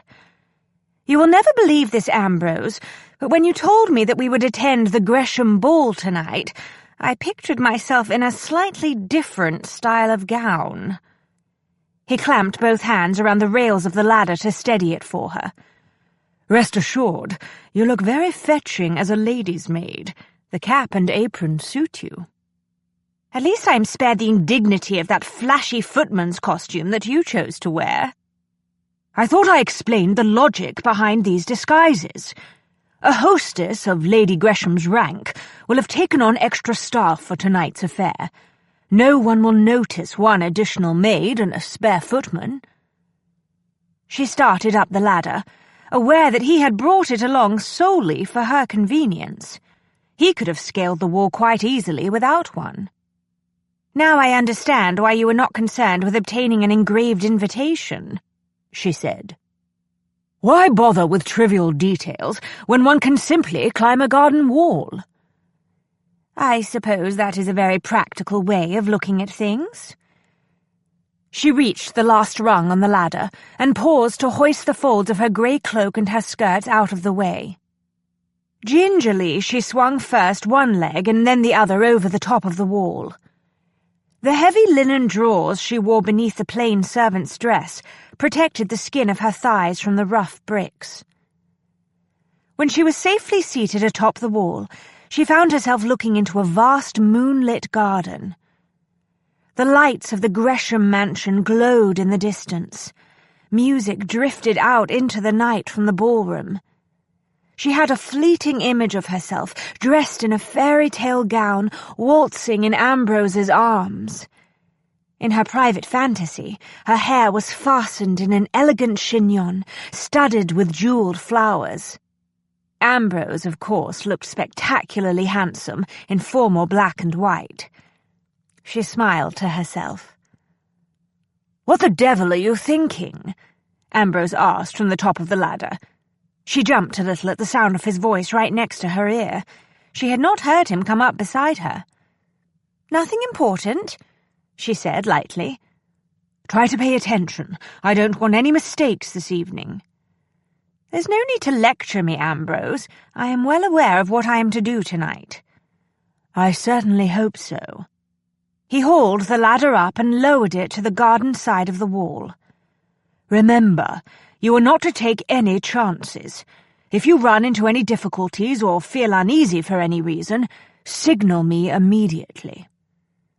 "That makes the 10th time you have given me those instructions since we left the house, Ambrose. Do you know what your problem is?" "Which one?" He went down the ladder with the agility of a cat. "I seem to have quite a variety lately." That hurt, but she was careful not to let her reaction show in her voice. She moved cautiously onto the ladder and descended with what she feared was considerably less grace than he had exhibited.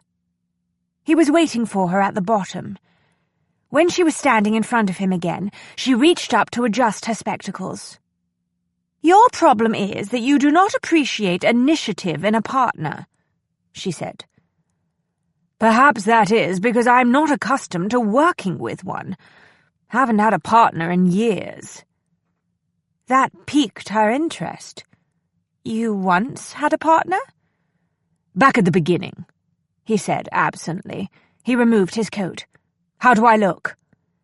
She peered at him closely, but the only aspect of his footman's livery that she could make out in the dark shadows was the pale wig. "I can't say for certain. It is too dark." "Your cap is askew." He raised his hands to her hair. "Here, I'll adjust it." "I vow you have the eyes of a cat, Ambrose." "That's what Stoner always said." He took her hand. "Come along, my dear, we're off to the ball. After tonight, you will not be able to say that I do not take you into elevated social circles." 2 hours later, Concordia darted down a darkened hall and opened a narrow door. A shaft of light from the hall revealed a large closet filled with mops, brooms, buckets, and brushes. She slipped inside and closed the door. Alone at last, she thought, slumping wearily against the closet door. Who would have thought that playing the part of a maid for one evening would prove to be so exhausting? She had not had a moment's respite since she had snuck into the ladies' withdrawing room. Together with 2 other equally harried servants, she had assisted an endless series of demanding female guests. Most of the time had been spent on her knees, helping ladies into their dancing slippers and hooking up the elaborate trains on their sumptuous gowns so that they could waltz without tripping over their skirts. In addition, there were a number of small disasters involving spilled champagne and torn petticoats. There had also been 1 or 2 instances in which she had been called upon to clean some suspicious grass stains on satin skirts. At least there had been no fear of discovery, she thought ruefully. A maid's white cap and apron had proved to be as good as a weeping veil when it came to a disguise. None of the elegant ladies who had passed through the withdrawing room had taken any notice of the hard-working servants. The other maids had accepted her presence without question. Everyone was far too busy to be anything other than grateful for the additional help. Furthermore, no one expected a servant who had been taken on just for the evening to know her way around the mansion. The only truly unsettling moment had occurred when Mrs. Hoxton, resplendent in a heavily flounced and frilled gown of pink and purple satin, had swept through the door of the withdrawing room. But the gracious benefactress of the Winslow Charity School for Girls had barely spoken to, let alone glanced at, the maid who had crouched on the carpet to hook up the long, frothy train of the dress. Reluctantly, she raised her hands to her cap to make certain it still sat properly on her head, and then opened the door. She slipped back out into the quiet hall, wondering if Ambrose had spotted the elusive Mr. Trimley in the ballroom. "Well, well, well, what have we here? Hiding to avoid your duties, I see." The voice behind her was male and badly slurred from the effects of too much champagne. Concordia pretended not to hear. She hurried on down the hall toward the safety of the ladies' withdrawing room. Footsteps sounded heavily behind her. She picked up her skirts, preparing to break into a run. A beefy male hand clamped around her upper arm, halting her in her tracks. Now just where do you think you're off to in such a hurry?"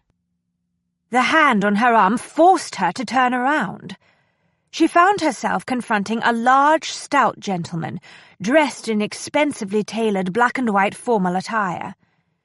There was enough light in the dim hall to make out his features. She could see that at one time he had probably been quite handsome, but his face had taken on the coarseness that was the hallmark of too much heavy drinking, rich food, and a dissolute lifestyle. He leered at her. "Spectacles, eh? Don't believe I've ever tumbled a maid who wore eyeglasses. A first time for everything, I always say." The urge to slap his face was almost overwhelming. She reminded herself that she was supposed to be a maid. Servants did not smack gentlemen guests. Neither did teachers come to that, not if they wished to remain in their posts. "Excuse me, sir," she said, working very hard to keep her voice cool, calm, and ever so respectful. "I'm expected back in the ladies' withdrawing room." He made a wet, chuckling sound. "No need to be concerned about the time. I'll be quick about it." "Please let me go, sir. They will send someone to look for me if I do not return to my duties immediately." "Doubt anyone'll miss one little maid for a few minutes. Got plenty of them running about the house tonight." He started to haul her back toward the storage closet. "Come along now, let's have some fun. I'll make it worth your while, never fear." Outrage swept over her. She cast aside her humble maid's accent and launched into her schoolroom voice. "How dare you, sir?" she snapped. "Is this the way you treat those whose station in life is not equal to your own? Have you no manners, no breeding, no sense of decency?" The lecherous drunk stopped and stared in astonishment, as though some inanimate object had spoken to him. "What's this?" he said somewhat blankly. "You should be ashamed of yourself. You have no right whatsoever to take advantage of females who are obliged to go into service to make an honest living. Indeed, a true gentleman would see it as his duty to protect such women." She tried to take advantage of his surprise to free her arm, but his big hand tightened painfully around her. His sickening leer twisted into an expression of righteous indignation. "And just who in blazes do you think you are to take that tone of voice with your betters?" He used his grip on her arm to give her a violent shake. "I'll teach you your place. Damned if I won't." He yanked hard, hauling her toward the closet. For the first time, Concordia felt a wave of real fear. Matters were escalating out of control. Hoping that there were other servants nearby who might be willing to come to her aid, she opened her mouth to yell for assistance. The drunken gentleman clamped a massive hand over her lips. "Keep quiet, or it'll go all the harder for you, and that's a promise. You can bloody well forget about a tip, too." He got the door of the storage closet open and started to pull her into the darkness. His palm covered her nose as well as her mouth. It was all she could do to breathe. Her rising panic was infused with fury. She reached up and raked her nails across his cheek. He roared with pain and released her to put a hand to his injured face. "What the devil have you done to me, you stupid bitch?" She planted both hands against his chest and shoved with all her strength. The drunken man lost his balance, stumbled backward, and went down hard on his rear on the floor of the closet. She slammed the door closed and turned the key in the lock. "There you are," Ambrose said from somewhere in the corridor behind her. "I've been looking all over for you." Just what she needed, she thought, adjusting her spectacles. If Ambrose knew that she had very nearly been assaulted, he would no doubt send her straight back to the mansion in a cab. "I was just taking a little rest," she assured him, straightening her cap and apron. "Being a lady's maid is really quite exhausting, you know." There was a furious pounding on the door behind her. An irate, albeit muffled voice boomed through the wood panels. "Let me out of here, you bitch! How dare you treat your betters in this disrespectful manner? I'll see to it you're turned off without a reference this very night. You'll be on the streets before dawn." Ambrose contemplated the door. "Was there a problem?" he asked neutrally. "No, not at all." She gave him a brilliant smile. "Nothing I could not handle? Why, were you looking for me?" The door behind her shuddered beneath another series of blows. "Open this door at once!" "Stand aside," Ambrose said to Concordia. A fresh wave of panic slammed through her. "Ambrose, you must not do anything rash. You cannot afford to engage in a brawl with a gentleman tonight. It will put your entire scheme at risk." "Hold these." He tossed his top coat and her cloak into her arms. "Ambrose, please. We have more serious matters to concern us tonight. This is no time to get distracted." "This will only take a moment." He unlocked the door, opened it, and stepped inside. "About time," the enraged man began. He broke off, eyes widening when he saw Ambrose. "What's going on here? What do you think you're—" The door closed, leaving him alone with Ambrose inside the closet. Concordia heard a few quiet words, followed by a couple of unpleasant, muffled thuds. She winced. The door opened. Ambrose emerged, righting his footman's wig. Concordia caught a brief glimpse of a crumpled form on the floor of the cupboard before the door closed again.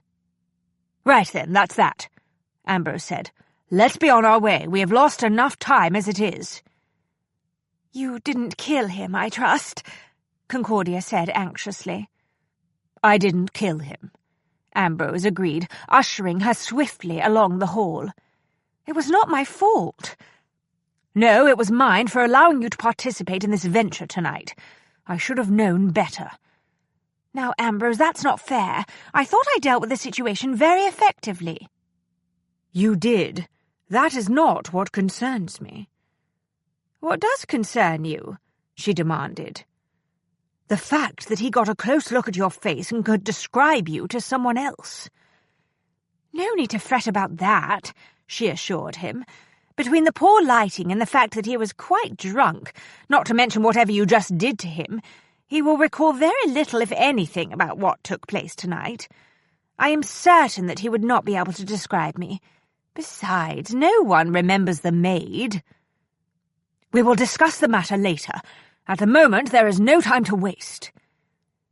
He was moving so quickly that she was forced to run every other step in order to keep up with him.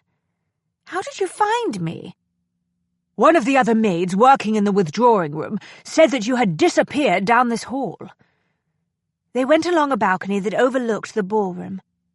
She heard brittle, insincere laughter and languid voices raised in inebriated conversation. She glanced down at the glittering scene. The chandeliers glowed on the ladies' jewelled gowns and made the gentlemen look quite elegant in their black and white formal attire. It was a glimpse of another world, she thought. A pretty bauble of a world indeed.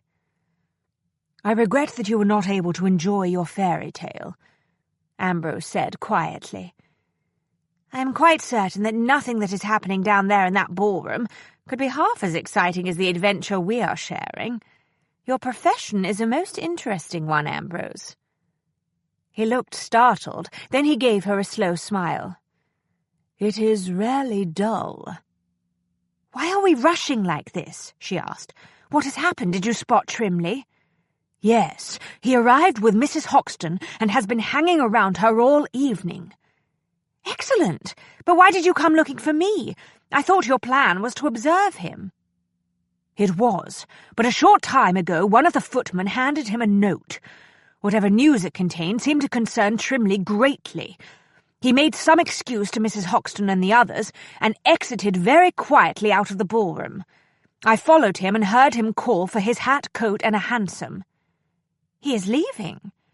"Yes, but with any luck at all, it will take him a while to get a cab. The street outside is crammed with vehicles because of the crowd here tonight." I wonder why he did not request Mrs. Hoxton's carriage. I suspect it is because he did not want her coachman to know where he is going, Ambrose said with soft satisfaction. Excitement sparked inside her. You believe that he is off to some clandestine rendezvous? Yes. There was an air of urgency about the way he made his excuses and slipped away from the ballroom. What are we going to do? My intention was to leave you here while I followed him. There was something in that note that got his full attention. I want to see where he goes in response to it. I want to come with you, she said quickly. Never fear, you are most certainly leaving with me, he said grimly. After that unfortunate episode back there in the broom closet, I'm not about to take the chance of leaving you here alone. Now, Ambrose, you are making far too much of that small incident. Small incident? The man tried to rape you. It is not the first time I have dealt with his type. In the course of my career as an instructor of young ladies, I have been obliged to put a number of the male relatives of my students in their place. You would be amazed to learn how many so-called gentlemen do not hesitate to take advantage of a woman they perceive to be alone and without resources. He glanced at her, mouth curving with reluctant admiration. You have certainly led an adventurous life, Miss Glade. As have you, Mr. Wells. They turned a corner and merged into a river of footmen carrying heavy silver platters to and from their buffet tables. When they arrived in the hot, smoky kitchens, a cook glowered at them. "And just where do you two think you're going?" she demanded, wiping sweat from her cheeks with her apron. "There's work to be done around here." "We'll be right back," Ambrose assured her. "Betsy needs some fresh air." "Does she now? Well, she can bloody well get her fresh air after Madam's guests have all gone home." The cook eyed the coat and cloak that Concordia carried. "Where did you get those? Did you help yourself to some of the guest things? Is that why you're rushing off so quickly?" A fearsome crash of silver and china thundered across the kitchens.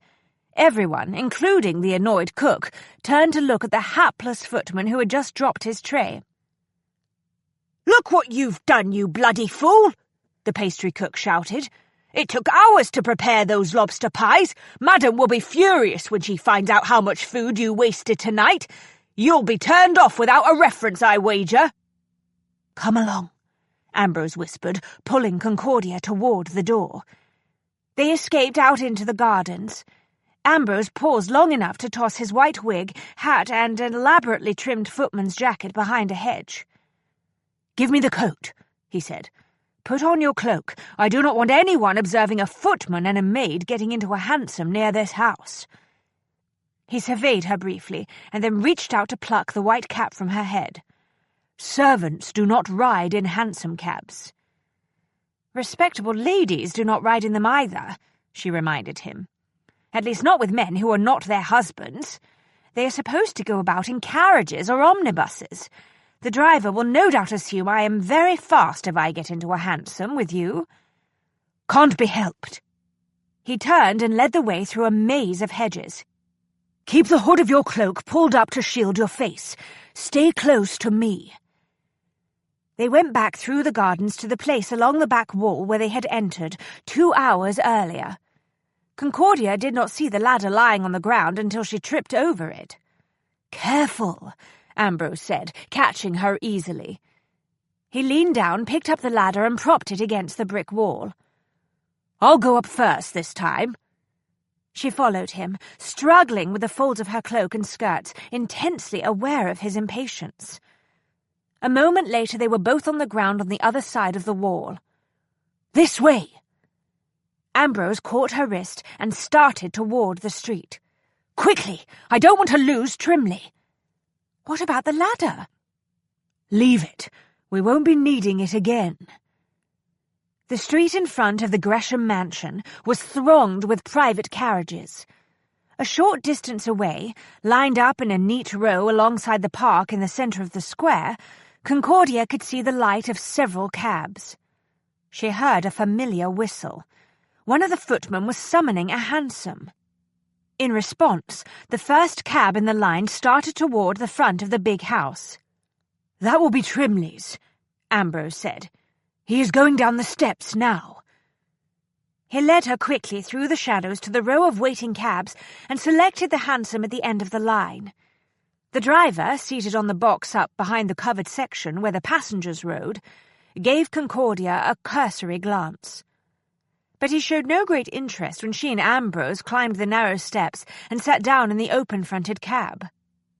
Once seated, Concordia understood why society frowned upon women riding in hansoms. There was a very dashing air about the small, two-wheeled vehicle. The single seat provided barely enough space for two people sitting quite close together. The close quarters felt extremely intimate. Ambrose spoke to the driver through the trapdoor. "Follow the cab that is just now leaving the house, but do not let the driver notice you." He shoved some notes through the opening. "Aye, sir." The driver pocketed the money. "That will be no trouble at all at this hour of the night." The cab rumbled forward. Concordia was astonished by the speed and manoeuvrability of the hansom. What a wonderful way to travel! One can see everything from this vantage point. And just look how swiftly we are moving, very efficient. There is no reason in the world why a properly bred lady should not go about in a hansom. Ambrose did not take his eyes off the cab in which Trimley was travelling. "Will you teach that notion to the young ladies in your girls' school?" "Yes, I believe I will." They passed a gas lamp at that moment. In the dim light, Concordia could just make out the slight smile that curved the corners of Ambrose's face. "Do you find my plans for a girls' school amusing?" she asked quietly. "No, Concordia. I find them wonderfully bold and admirable in every respect." Oh. She did not know what to say to that. No one had ever encouraged her in her dreams since her parents had died. It was very gratifying. They followed Trimley's cab through a maze of crowded streets. Eventually, the other vehicle turned another corner. "Damn!" Ambrose whispered. "So that is where he is going." Concordia sensed the dangerous energy that was coursing through him. "What is it?" she asked. "He is headed toward Doncaster Baths," he said. "But it is well after midnight," she said. "Surely the baths will be closed to the public at this hour." "Yes, which makes Trimley's destination all the more interesting." A short time later, Ambrose spoke to the driver. "Halt here, please." "Aye, sir." The cab came to a stop. Concordia looked at Ambrose. "What are you planning to do?" "It is obvious that Trimley is going into the baths." Ambrose removed his hat and pulled up the collar of his coat. "I suspect that someone, possibly Larkin, has arranged a meeting with him there. I am going to follow him and see what I can learn."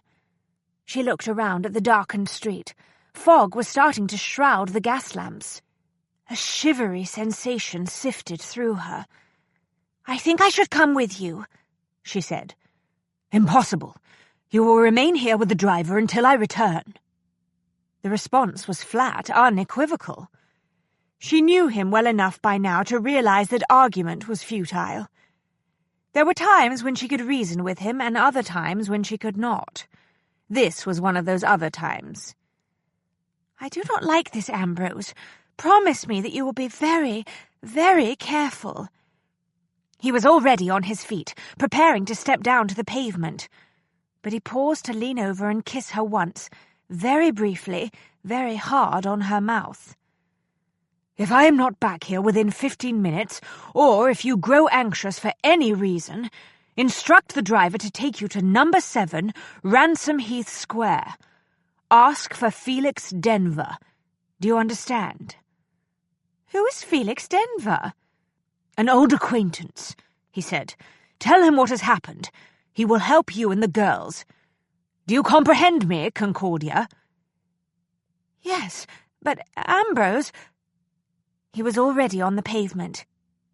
"Do not allow anyone to approach the lady while I am about my business," he ordered the driver. "Is that clear? Leave immediately if someone comes close. The lady will provide you with an address in the event that I am delayed." "Aye, sir." The driver secured the reins. "Don't worry about your lady. I'll keep an eye on her. I know this neighbourhood, it's safe enough." "Thank you," Ambrose said. He moved away very swiftly.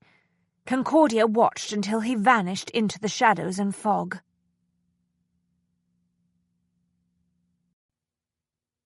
Chapter 33. Ambrose stood in the dark entranceway of a building across the street from Doncaster Baths and watched Trimley open the front door of the gentleman's entrance with a key. A personal key to the establishment was an interesting development, Ambrose thought. Did Trimley own a share of the business? Was he on very good terms with the proprietor? It was possible that the key was stolen, of course, but the familiar manner in which Trimley used it argued for the likelihood that this was not the first time he had let himself into the building after hours. A short time ago, Trimley had abandoned his own cab around the corner in the next street. Evidently, he had not wished the driver to see the precise address of his destination. A very careful man, Ambrose concluded, but then a gentleman who consorted with a crime lord had to be cautious. In the few seconds that the door of the baths was open, Ambrose saw a small, weak beam of light. Either an attendant had left a lamp burning inside, or someone else had gone into the baths ahead of Trimley. Larkin, perhaps. The door closed quickly behind Trimley.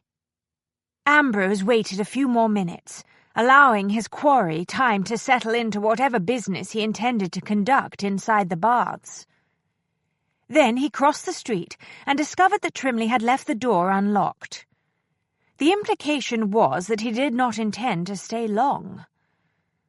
Ambrose slowly opened the door. The small lobby area was mostly in shadow. The dim glow he had noticed earlier came from a half-closed door that opened onto another room.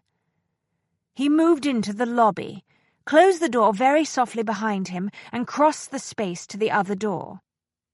He had come here once before in the guise of a customer at the beginning of his investigation into Nellie Taylor's death.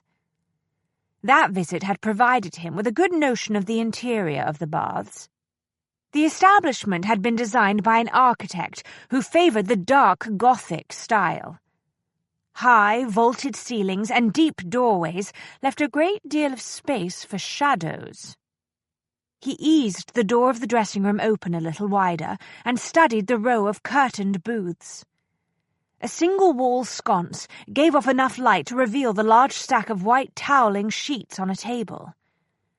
There was no sign of Trimley, but he could hear rapid footsteps echoing on tiles somewhere deep inside the baths. A gentleman moving swiftly in evening dress shoes, he decided. He went through the changing room and emerged in the first hot room. The heat had been lowered hours earlier when the baths had been closed for the night, but a residual warmth persisted. A wall sconce with a frosted globe glowed dully on gleaming white tiles. Weaving a path between the benches and chairs that the patrons used during the day, he made his way to yet another door and eased it open. The gas jet on the wall in this room had been turned down very low, but he could see the dark shape of the large square pool in the centre of the space. Somewhere in the shadows water dripped. He started toward the opening on the far side of the room. Halfway to his goal, he saw the dark shape floating just beneath the surface of the water in the cold pool. At first glance, it appeared to be a gentleman's overcoat that had been carelessly dropped into the water. Then he saw the pale, lifeless hands extending from the cuffs of the coat. The dead man's sightless eyes stared up at Ambrose from the depths, oddly accusing. Alexander Larkin. A door crashed open in the adjoining pool room. The sudden explosion of sound shattered the eerie silence. Frantic footsteps pounded on tiles. Not the same footsteps he had heard earlier, Ambrose thought, but most certainly someone bent on escape.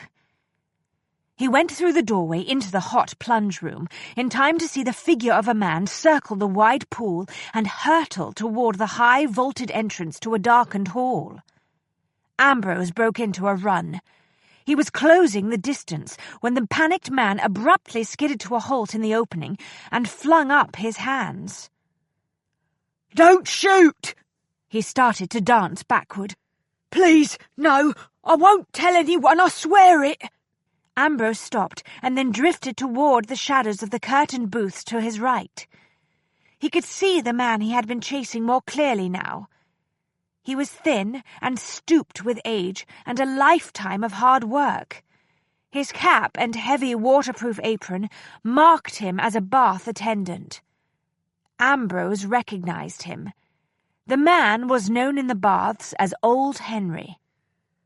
"I am afraid that it is your extraordinarily bad luck to be in the wrong place at the wrong time tonight," Trimley said from the vaulted opening. "I really cannot allow you to tell the police that you saw me at the scene of Larkin's murder, now can I?" He took a few steps closer to Old Henry. The lamp that marked the entrance to the hall gleamed on the revolver in his hand.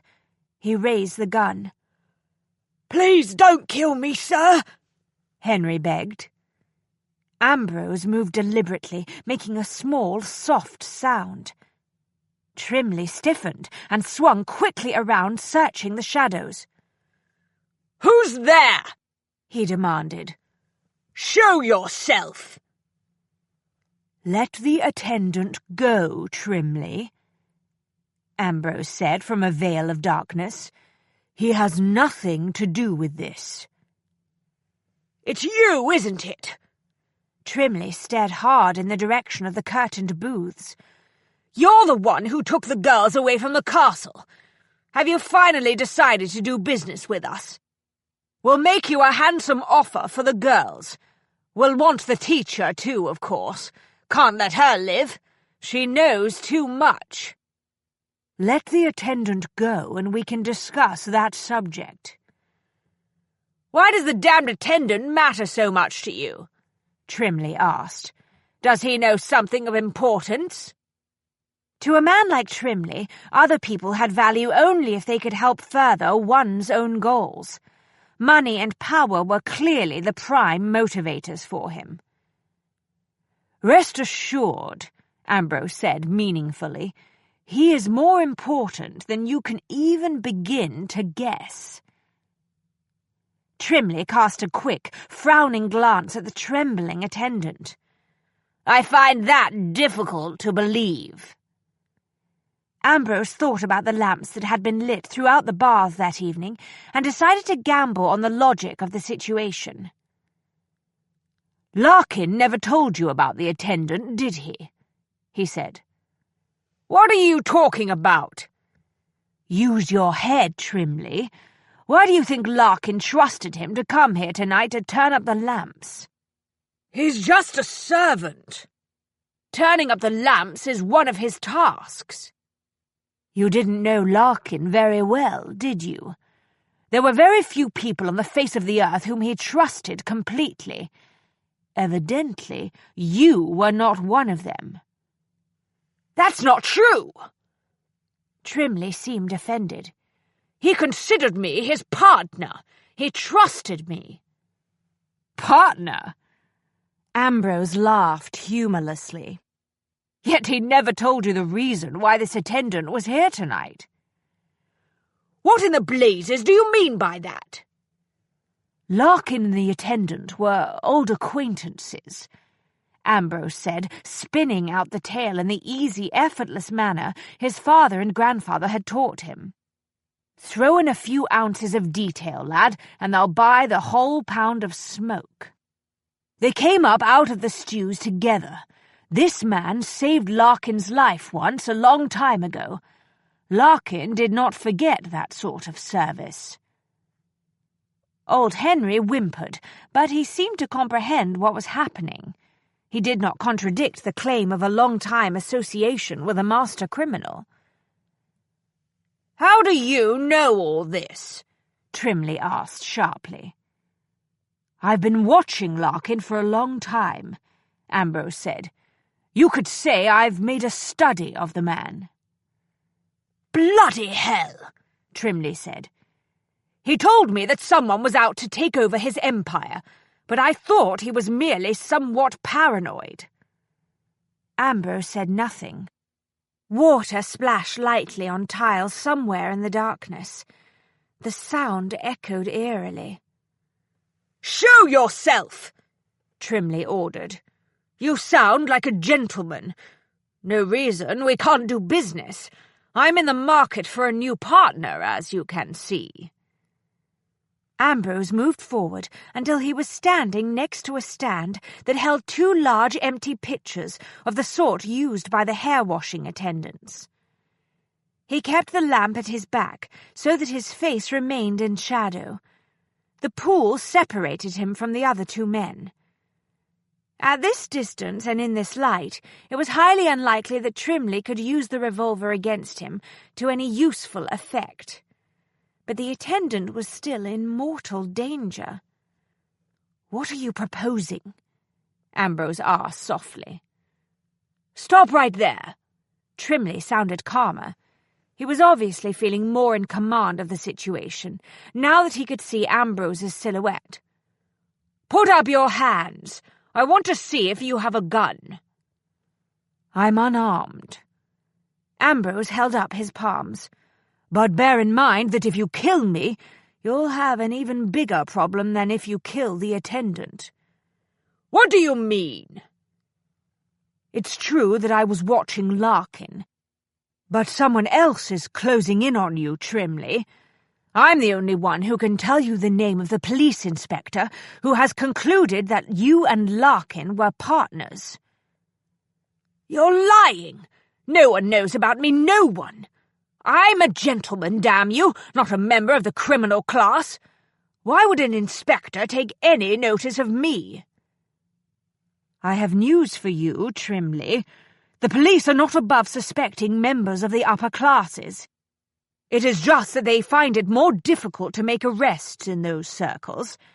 They require a great deal of proof, but rest assured, in your case, the inspector is well on his way toward acquiring ample evidence against you."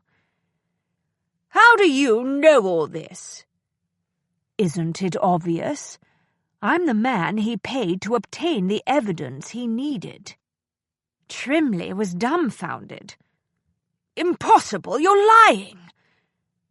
"There is no need to be overly concerned. I am a businessman at heart. As for me, justice is a commodity that can be bought and sold, just like those 4 girls you and Larkin stole." "You're willing to tell me the name of the inspector?" Trimley sounded dubious. "I will sell you his name, assuming we can come to terms on the price," Ambrose replied. "And, for an additional negotiable fee, I will make the evidence that I have acquired thus far disappear."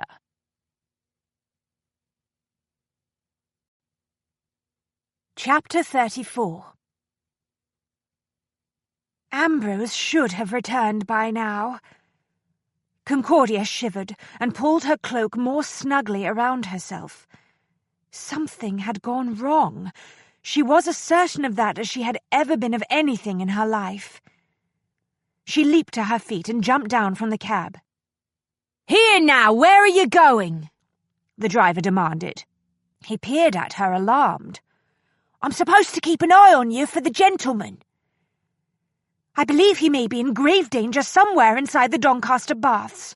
Someone may be trying to murder him. I must go to him. Will you please help me?" "Murder?" Galvanized by the word, the driver swiftly unhooked the reins. "No one said anything about that sort of trouble." "Wait, please, I need your assistance." "The fare was a nice one, but it wasn't enough to make me get involved with murder." The driver slapped the reins. The horse started forward. "Will you at least please find a policeman and send him to the Doncaster Baths?" Concordia pleaded. The driver did not respond. He was too busy wielding his whip, urging his horse into a full gallop. In a matter of seconds, she found herself alone in the street. She ran toward the entrance of the baths, her cloak swirling out behind her.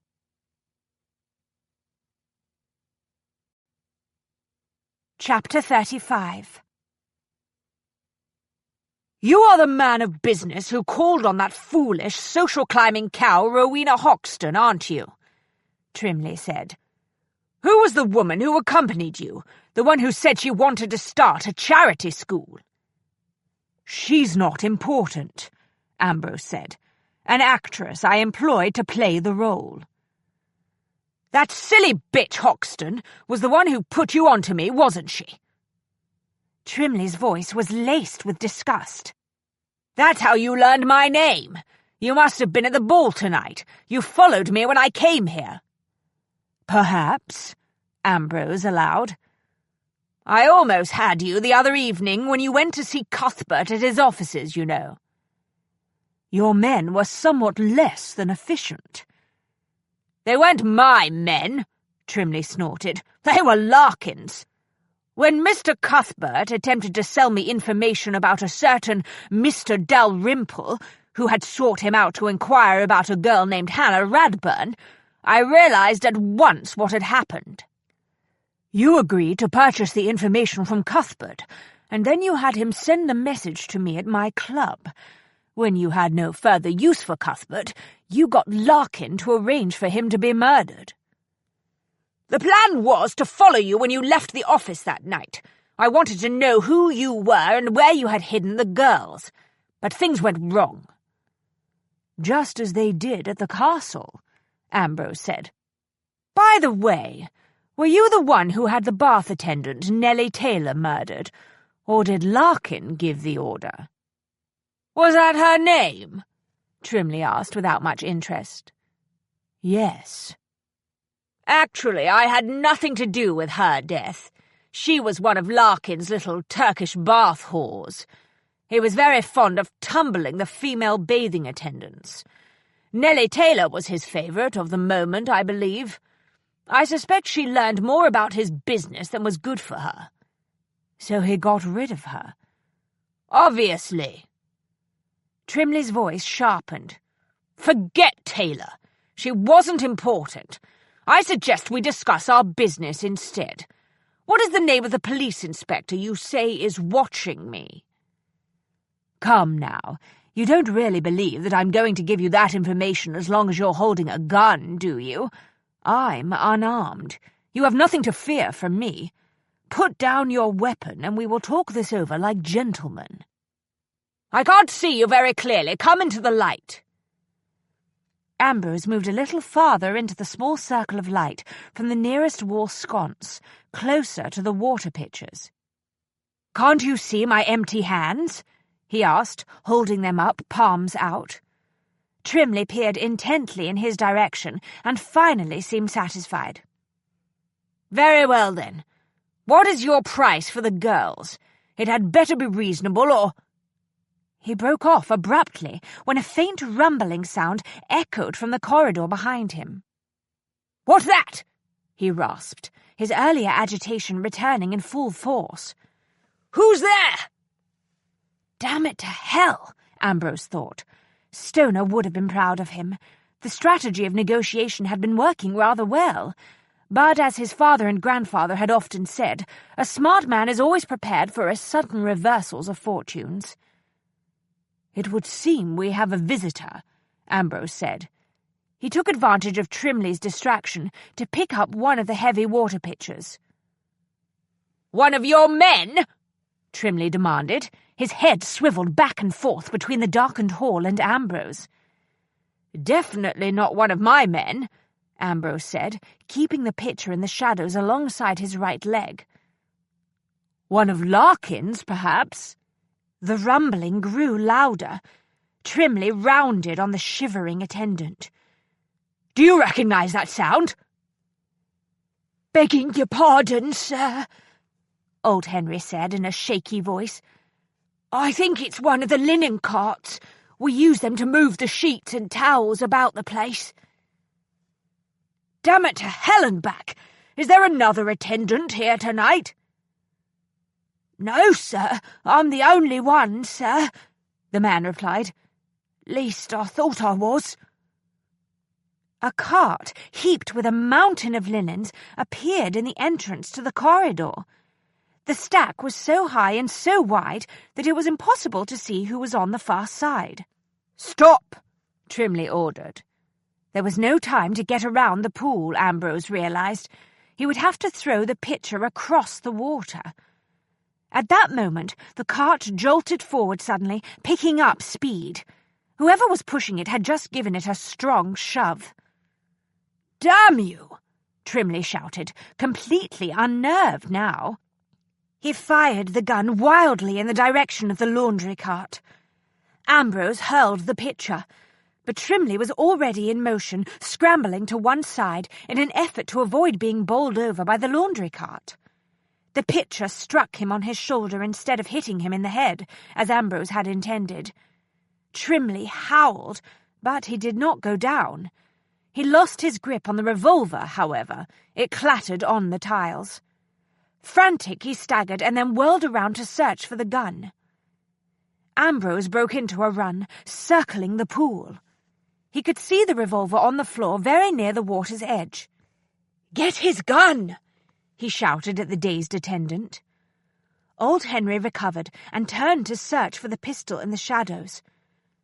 "I can't see it! Where is it?" No point calling out instructions for finding the damn gun, Ambrose thought. Trimley could follow them just as well as, if not better, than old Henry. A few more strides and he would have Trimley in his grasp. "I see the gun!" Concordia flew from the hallway, her cloak whipping out behind her. She was headed straight for the pool's edge. Trimley spun around, following her. He, too, finally saw the pistol. Bloody hell, Ambrose thought, just what he needed. Concordia reached the gun a split second ahead of Trimley. She did not even try to pick it up, which would have been a terrible mistake. Ambrose knew, because Trimley would have wrestled it from her. Instead, she used the toe of her shoe to kick it into the pool. "What do you think you're doing, you stupid creature?" Trimley shouted. He lashed out in fury, knocking Concordia into the pool. She landed with a splash that sent water showering up onto the surrounding tiles. Then he swung around and charged toward the entrance to the corridor. Concordia surfaced, gasping for air. "Are you all right?" Ambrose asked, slowing briefly. "Yes," she sputtered, coughed and found her footing in the water. "I'm fine. Go on, don't worry about me." Taking her at her word, he raced into the heavily shadowed hallway. Trimley had already disappeared, but Ambrose could hear his footsteps pounding toward the alley entrance. It was dark in this portion of the bathhouse, but Trimley was running with the confidence of a man who knew his way around the building. At the end of the hallway, Trimley yanked open a door and vanished. Ambrose went through the door a few strides behind him and discovered a narrow spiral staircase. Trimley was headed for the roof. Ambrose climbed swiftly, listening to Trimley's pounding footsteps on the upper stairs. A door opened at the top of the stairwell. Damp night air flowed inside. Ambrose came out of the stairwell in time to see Trimley step up onto the stone parapet that surrounded the rooftop and jump down onto the roof of the neighbouring building. He followed swiftly, closing the distance between them. Little wonder that Felix had been unable to chart Larkin's comings and goings into and out of the baths, he thought.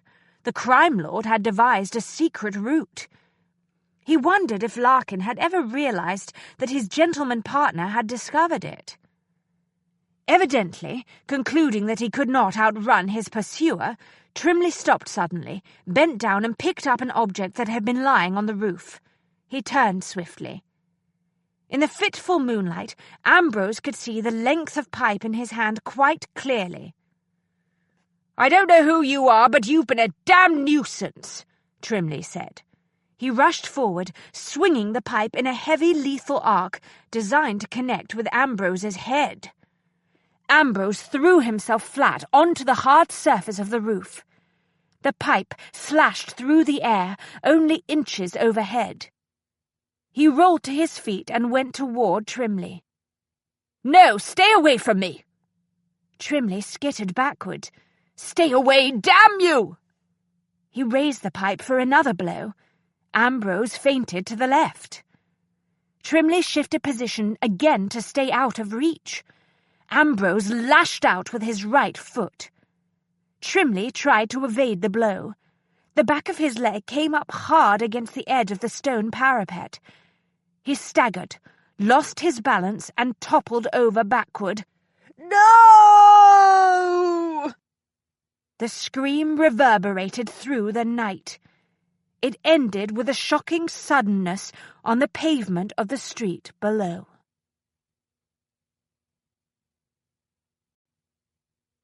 Chapter 36. "Are you certain that you are warm and quite dry?" Ambrose asked from the opposite side of the cab. "Yes, thank you," Concordia said politely. It was not the first time she had answered the question. "I told you, the water in the pool was still warm, and the attendant very kindly supplied me with a number of towels." Old Henry had also recovered her spectacles for her with the aid of a long hook. Nevertheless, she knew she looked quite odd, enveloped from neck to ankle as she was in Ambrose's overcoat. The heavy garment had proven useful, however. It had allowed her to pass as a gentleman as far as the cab driver was concerned. She did not know what he had made of the large towel wrapped around her wet hair. It certainly added an interesting fashion note, she thought. Perhaps she could single-handedly bring about a return of the turban style that had once been popular in the more exclusive ballrooms. She was not concerned about her own health. She was certain that she would survive the dunking in the bath quite nicely. It was Ambrose she was worried about. Ever since he had returned from the roof, he had been in a dark, shuttered mood. "You saved that poor old man's life tonight," she said. "If you hadn't arrived on the scene when you did, Trimley would have shot him without a second's hesitation." "Old Henry is the informant who told me that Nellie had mentioned a conversation with Larkin in which Aldwick Castle was named. He gave me my first solid clue in the case." "Is old Henry another one of your former clients?" "Yes. His bill has been paid in full and then some." The vehicle came to a halt. Concordia looked out of the window and saw a row of handsome townhouses. "This must be Ransom Heath Square," she said. "My goodness, what a handsome townhouse! I'm aware that the men who work in the Criminal Investigation Division are paid more than the constables on the street, but I did not realize they earned enough to afford such luxury." Ambrose opened the door of the cab. "Felix did not pay for this townhouse out of his income as an inspector." "Was he born into money?" "No, but he managed to earn a fair amount of it in another career, before he decided to become a policeman. He invested well." He got out of the vehicle. "Wait here, I shall return in a moment." She sat in the shadows of the cab and watched him go up the steps of number 7. The door opened eventually in response to his knock. The light of a candle flared. Ambrose spoke briefly to someone Concordia could not see. The door closed. Ambrose came back down the steps and vaulted up into the cab. The front door of number 7 opened a second time. A man came down the steps with an easy, loping stride. When he passed beneath the gas lamp, she saw that he carried an overcoat. He had taken the time to put on his trousers and shoes, but he was still working to fasten his shirt. The ends of a tie flapped around his throat. "Doncaster Baths," he said to the driver, before he hoisted himself up into the unlit carriage. The vehicle set off at a brisk pace. "Why the devil do you always pay me a visit at 2 o'clock in the morning, Wells?" he growled. "Can't you learn to come at a more polite hour?" He became aware of Concordia on the opposite seat. "I say, you must be the teacher." She could not make out his features clearly in the shadows, but she liked the sound of his voice. "Yes, I am," she said. Ambrose leaned back in the darkness. "Concordia, allow me to present Inspector Felix Denver. Felix, this is Miss Glade." "Good evening, Miss Glade. Or should I say good morning?" Felix tied his cravat with a few practiced twists. "No offence, but do you mind telling me what it is on your head? The latest fashion in evening hats, perhaps?" "It is a towel." Embarrassed, she reached up self-consciously to touch it. "My hair got wet." "Indeed," Felix said. "I had not noticed that it was raining tonight." "It is a rather long and complicated tale. I will let Mr. Wells explain." "An excellent notion." Felix turned slightly in his seat to confront Ambrose. "Explain yourself, Wells." "The long and the short of it is, Larkin and his mysterious gentleman partner are both dead," Ambrose said. "Both of them?" "Yes. The unknown partner turned out to be a man named Edward Trimley. He had formed a connection with a wealthy widow named Mrs. Hoxton. It was one of those mutually beneficial arrangements that so often come about in society. He got the use of her money and connections. She got an elegant escort whenever she required one." "Mrs. Hoxton is the benefactress of the Winslow Charity School for Girls," Concordia put in helpfully. "So that was the connection to the school," Felix said, sounding very thoughtful now. "Yes," Ambrose replied. "Tonight Miss Glade and I followed Trimley from a ball to the Doncaster Baths. It appears that he went there to meet Larkin. Evidently they had a falling out. By the time I followed Trimley into the building, Larkin was dead. His body is floating in one of the pools." "Where is Trimley's body?" Felix asked. "Or should I ask?" "It's in the alley behind the bathhouse," Ambrose said in the flat, emotionless voice he had been employing since his return from the roof.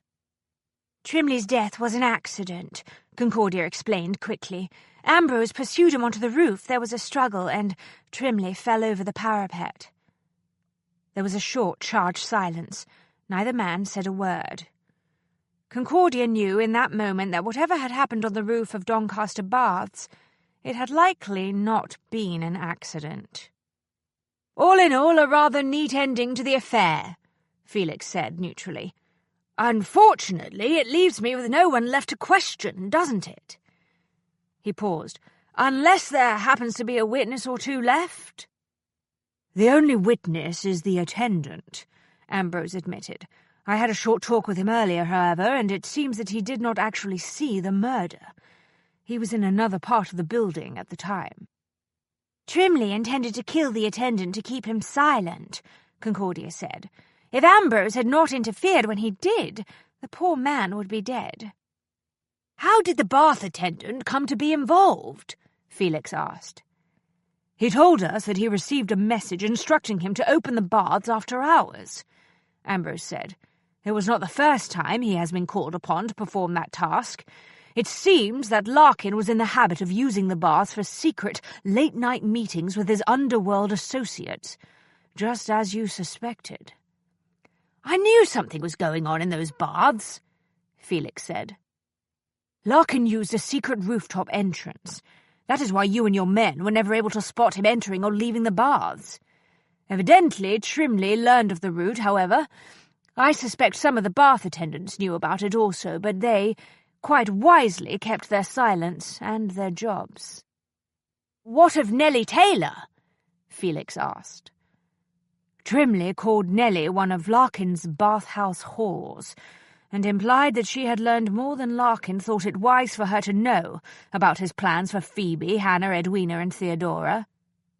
"So he killed her," Felix concluded. He was quiet for a few seconds. bastard," he added with great depth of feeling. "Yes," Ambrose agreed. "We believe that Mrs. Jervis, the woman who operated the agency that supplied the teachers to the castle, and Miss Bartlett, the first instructor, were killed for similar reasons," Concordia said. "They concluded that the girls were the first of a number of well-bred young ladies that Larkin intended to transform into high-class courtesans and auction off to the highest bidders. There is no indication that they knew about Larkin's or Trimley's involvement, but they did know how to contact Cuthbert. They made the mistake of trying to blackmail him." Cuthbert, of course, immediately informed Trimley of the threat, and Larkin arranged to get rid of the two women, Ambrose said. Later, Trimley and Larkin got rid of Cuthbert, too. I must take the responsibility for that business. They reasoned that if I had found him, the police might also. "So many deaths," Felix said quietly. "By the way, how was Larkin killed?" "I didn't pull the body out of the pool," Ambrose said, "but from what I could tell, it appears that he may have been struck on the back of the head, knocked unconscious, and left to drown. If it weren't for the circumstances and the identity of the victim, it might have been possible to pass it off as another bathhouse accident." "As was the case with your client's sister," Felix mused. "Precisely." "Well, what's done is done," Felix said. "On balance, it is probably for the best. I would have liked very much to question Larkin, especially about his business enterprises, but in truth it would have proved extremely difficult to bring a case of murder against either man. There was no hard evidence against Larkin, and Trimley's status in the social world would have made it very difficult to bring him to justice." "The most unfortunate aspect of this affair," Ambrose added, "is that it will likely not be long before someone else steps up to take Larkin's place." "It is the way of things," Felix agreed philosophically. "But on the positive side, it does ensure my continual employment. As long as there are villains, there will be a need for the police." He studied Concordia in the shadows. "May I ask how you came to be soaked to the skin, Miss Glade?" "Trimley pushed me into one of the pools," she said. "When I arrived in the baths, Trimley attempted to use the elderly attendant as a hostage," Ambrose explained. "There was something of a stalemate. I did not have a gun, Trimley did." "I see," Felix said. "Concordia distracted Trimley by pushing a cart full of linen at him. There were a few moments of confusion and chaos, during which Trimley shoved Concordia into a pool." "Ambrose is being far too polite about the matter," Concordia said. "In point of fact, he had the situation more or less under control when I came along and attempted to rescue him. I fear I upset his plans for the evening to a considerable degree. But I must say he made adjustments very quickly." "Yes, Ambrose was always very good at adjusting to changing developments." Felix sounded amused. "The talent came in handy in the old days." "You two have known each other a long time, I understand," Concordia said, trying to keep her tone very casual. The cab halted in the street in front of the Doncaster Baths. Felix opened the door and stepped down onto the pavement. He turned to look at Concordia. In the light of the street lamp, she saw that he was an exceedingly handsome man. She could also see that he was greatly amused. "Didn't Ambrose tell you, Miss Glade? He and I were business associates once upon a time. We did very well together until John Stoner came along and insisted upon turning us into honest men." "Stoner also made us his heirs," Ambrose said, "which rendered the whole point of our earlier careers somewhat moot, to say the least. What's the use of being a thief if one does not need the income? We were both obliged to seek out other professions in which we could make use of our particular talents."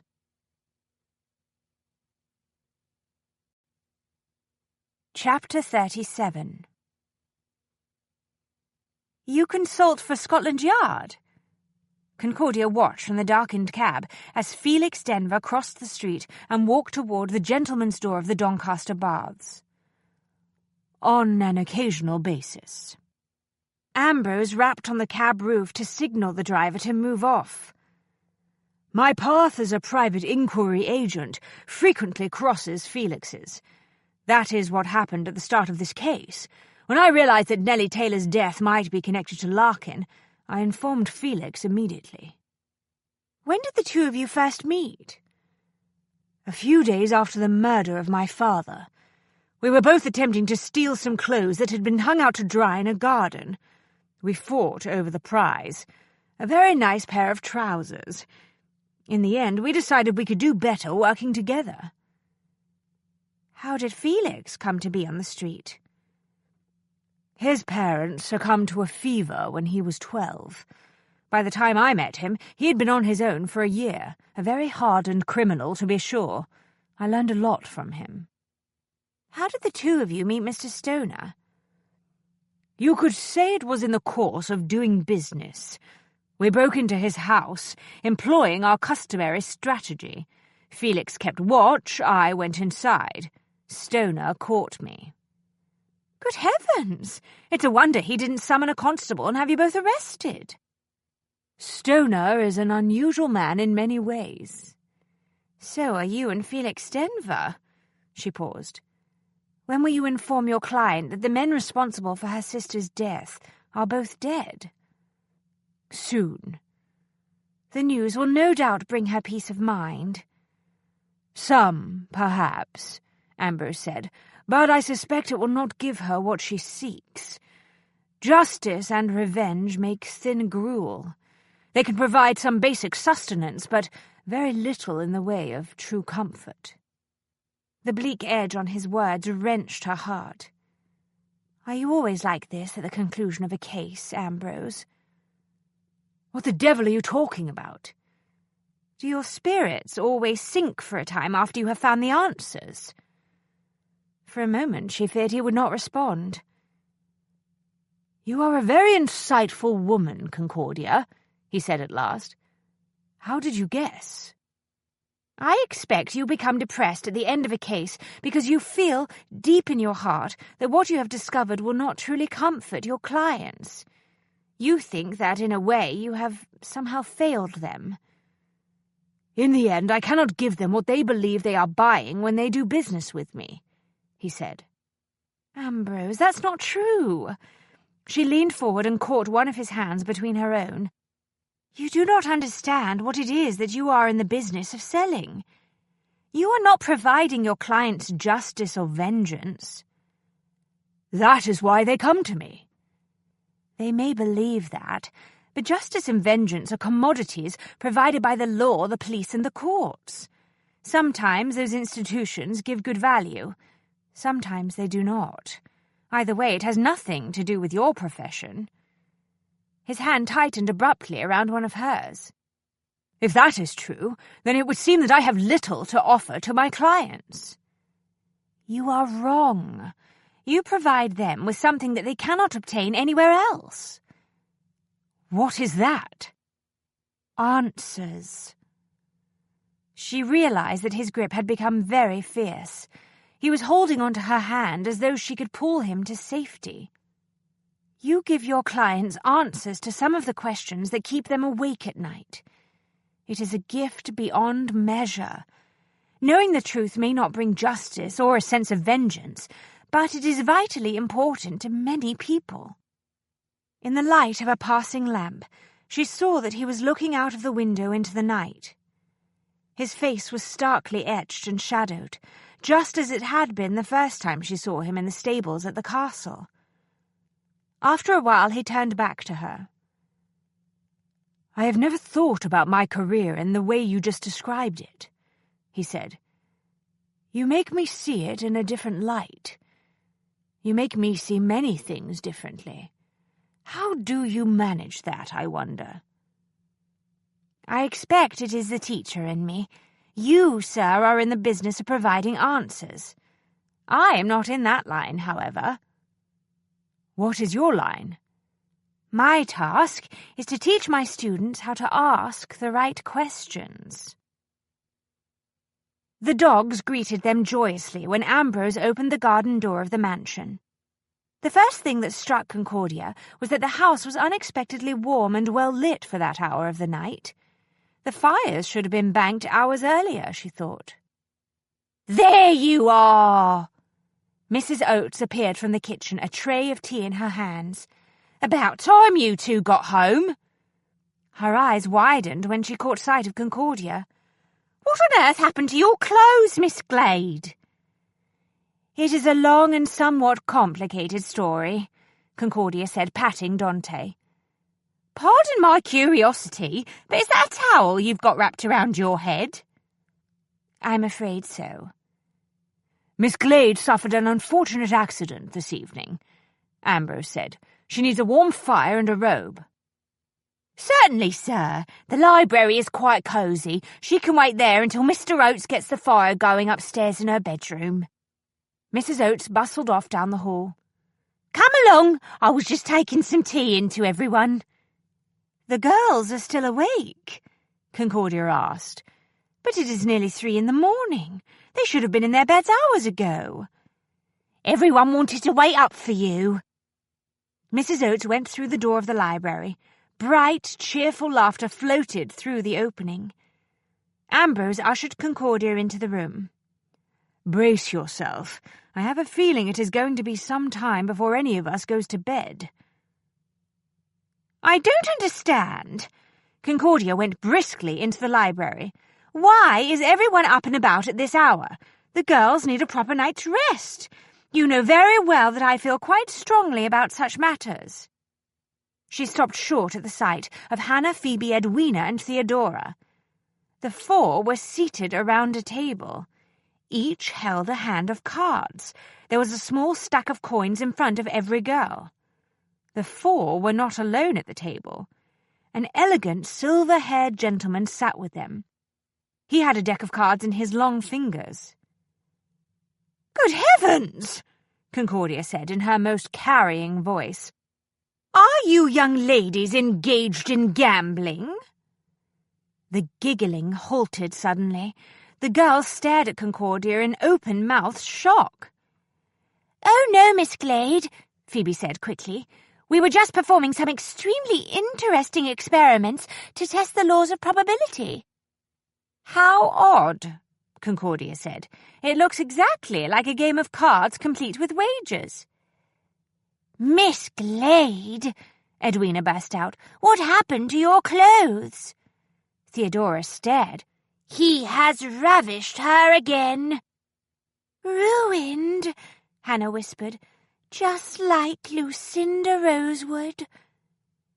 The lean, distinguished-looking man at the game table rose with a supple grace that belied his obvious years. "Home from the ball at last, I see." He surveyed Concordia in her gentleman's topcoat and towel. Then he looked at Ambrose, who still wore his footman's shirt and trousers. "A costume affair, was it?"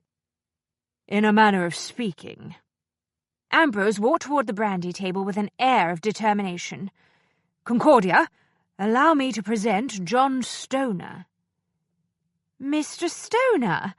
Concordia adjusted her spectacles. "So you are alive after all, sir. I must say this is a pleasant surprise." Stoner laughed, a rich, hearty sound that warmed the library more effectively than the fire on the hearth. "I trust you are not too disappointed." He bowed again, this time over Concordia's hand. The glint in his eye made her smile. "On the contrary," she murmured, "it is a relief to know that you are not buried in the garden." "Not yet, at any rate," Stoner said cheerfully. "Come and sit by the fire. You look as if you could do with a glass of brandy." She had been through too much tonight to waste her energy on what would no doubt be a thoroughly useless lecture concerning the evils of gambling, Concordia decided. "What a splendid notion," she said.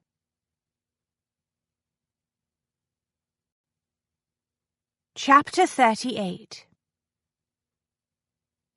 Some time later, Concordia sat in front of a cosy fire in her bedroom, bundled in a nightgown, robe, and slippers. Hannah and Edwina were curled on the rug at her feet, Phoebe perched on a chair. Theodora drew a brush slowly and methodically through Concordia's hair, holding each long section out to be dried by the flames. "Both Mr. Trimley and Mr. Larkin are dead?" Phoebe asked. Yes. Concordia had answered the question several times in the past 20 minutes. But she was patient in the face of the girl's need to be certain. You are all safe. Neither of those two men can harm any of you. Hannah wrapped her arms around her knees and gazed uneasily into the flames. "Now there is no more danger. Are you certain that you want to keep us with you, Miss Glade?" Concordia did not hesitate. Absolutely positive. We may not be a real family, but we have been through a great deal together. What we have experienced has formed a connection among the 5 of us that is every bit as strong as the bond of blood that unites those who are related. Theodora smiled wryly. "It certainly feels stronger than the bond Edwina and I share with Aunt Agnes and Uncle Roger. They could not wait to get rid of us after our parents died." Phoebe pushed her spectacles more firmly onto her nose. "What of Mr. Wells?" "What about him?" Concordia asked. "He has been very nice to us, but he may not want to take us on permanently." Hannah nodded somberly. "That is true. Why would he want to keep the 4 of us around after the 2 of you are married?" "That is quite enough of that sort of chatter," Concordia said coolly. "Let me make something clear. There has been no talk of marriage between Mr. Wells and myself." The door opened quietly. Ambrose looked at the group gathered around the fire. "Did I hear my name mentioned?" Hannah turned quickly toward him. "Miss Glade said that there has been no talk of marriage between the 2 of you." The girls all looked at him for confirmation of that accusation. Ambrose folded his arms and leaned against the doorframe. "Now that is a bold-faced falsehood. I distinctly recall a conversation on the subject. It took place in a cab on our way to interview Mrs. Hoxton." He met Concordia's eyes. "Don't you recollect it, Miss Glade?" "It was a rather murky discussion, as I recall," she said weakly. "There you have it," Ambrose said to the girls. "Murky or otherwise, there has been a conversation." "Thank goodness," Theodora said, looking greatly relieved. "Excellent news," Phoebe declared happily. "That settles it, then," Edwina said. Hannah smiled. "For a while there, I confess, I was concerned that there might be a problem in that direction." "If you're all quite satisfied," Ambrose said, "I think it is past time that everyone went to bed. No need to rise early. Breakfast will be served late tomorrow. Very late." He stood to one side to allow Phoebe, Hannah, Edwina, and Theodora to file through the doorway. When their footsteps sounded on the stairs, he looked at Concordia. "Are you all right?" he asked. He remained firmly lodged in the doorway, making no move to enter the bedroom. "Yes," she said automatically. Then she wrinkled her nose. "No, actually I'm not. I feel very much the same way I did the night we all escaped from the castle. Uneasy, restless. I don't know how to explain it." "Perfectly normal," he said. "I believe I explained that night that the sensations are a result of the danger and excitement you experienced. I am not immune to them either." "But you are obviously far more adept at dealing with such feelings." His mouth curved faintly. "Merely a little more skilled at concealing them." She looked at him. A tide of passion and a deep sensual hunger rose up inside, closing her throat so that she could not speak. She realized that she wanted him to kiss her more than she had ever wanted anything in her life. Control yourself, she thought. You cannot throw yourself at him. Not here in your bedroom, at any rate. The entire household would be aware of what was happening. She clutched her hands very tightly together in her lap. "Yes, well, I expect we both need a good night's sleep." "Very true." He moved out of the doorway and into the hall. "But, like you, I do not think I will be able to get much rest until my anxious sensibilities have been calmed." And just what do you intend to do to soothe your sensibilities, sir? Another glass of brandy? No, he said, looking thoughtful. I believe I will take a stroll. You're going for a walk at this hour? I will not be going far. I thought I would take my relaxing stroll in the conservatory. I find it a very soothing environment. I see. He smiled slowly. The conservatory is not only good for the nerves, it is extremely private. If two people were to meet there by chance at this hour of the night, for example, no one else in the household would be aware of the encounter. He walked off down the hall. Concordia contemplated the open door of her bedroom. Someone, Mrs. Oates no doubt, turned down the lamps in the library and the halls. The faint patter of the girl's footsteps ceased on the floor above. The house gradually fell silent around her. She could not take her eyes off the empty doorway.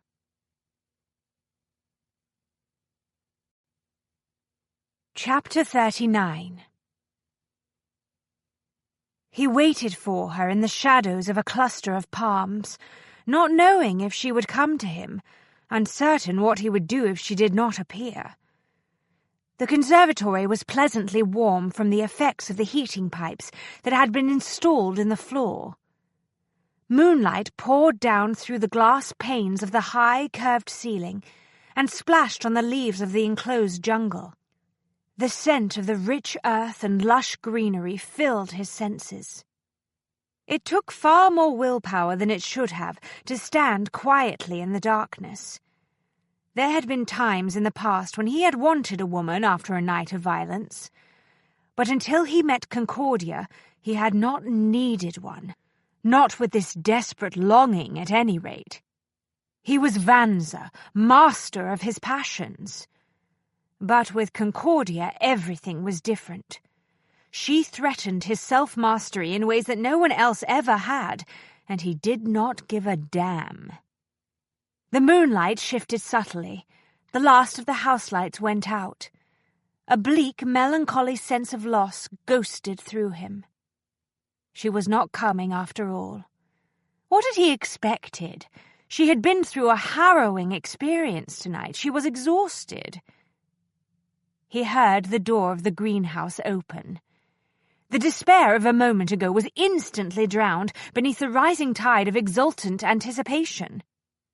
He watched her come toward him, an ethereal figure in her pale dressing gown.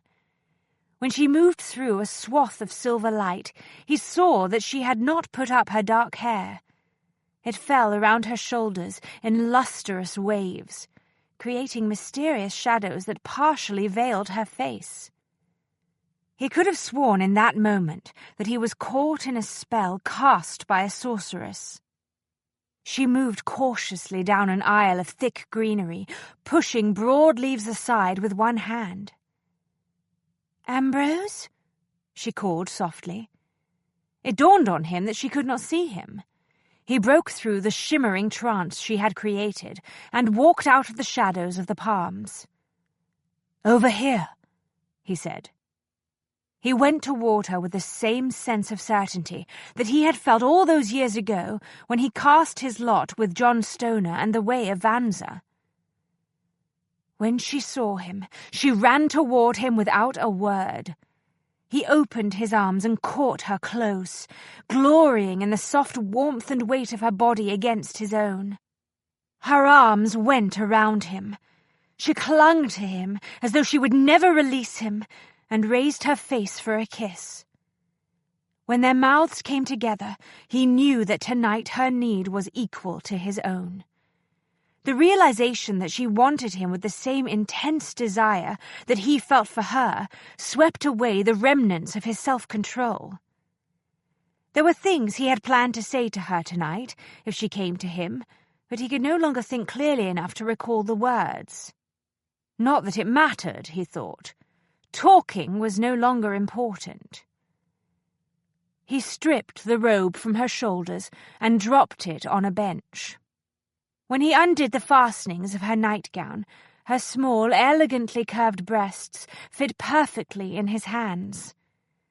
He could feel the tight, hard buds of her nipples against his palms. She tore at the fastenings of his shirt with trembling fingers. When she got the garment apart, she flattened her palms across his chest, covering the Vanza tattoo. The heat of her hands on his skin caused everything inside him to clench with need and desire.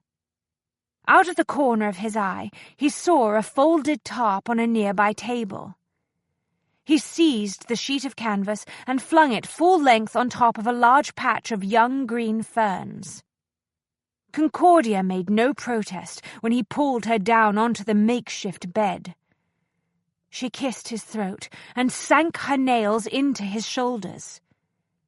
He pushed the nightgown up around her waist and found the full, wet, voluptuous place between her legs.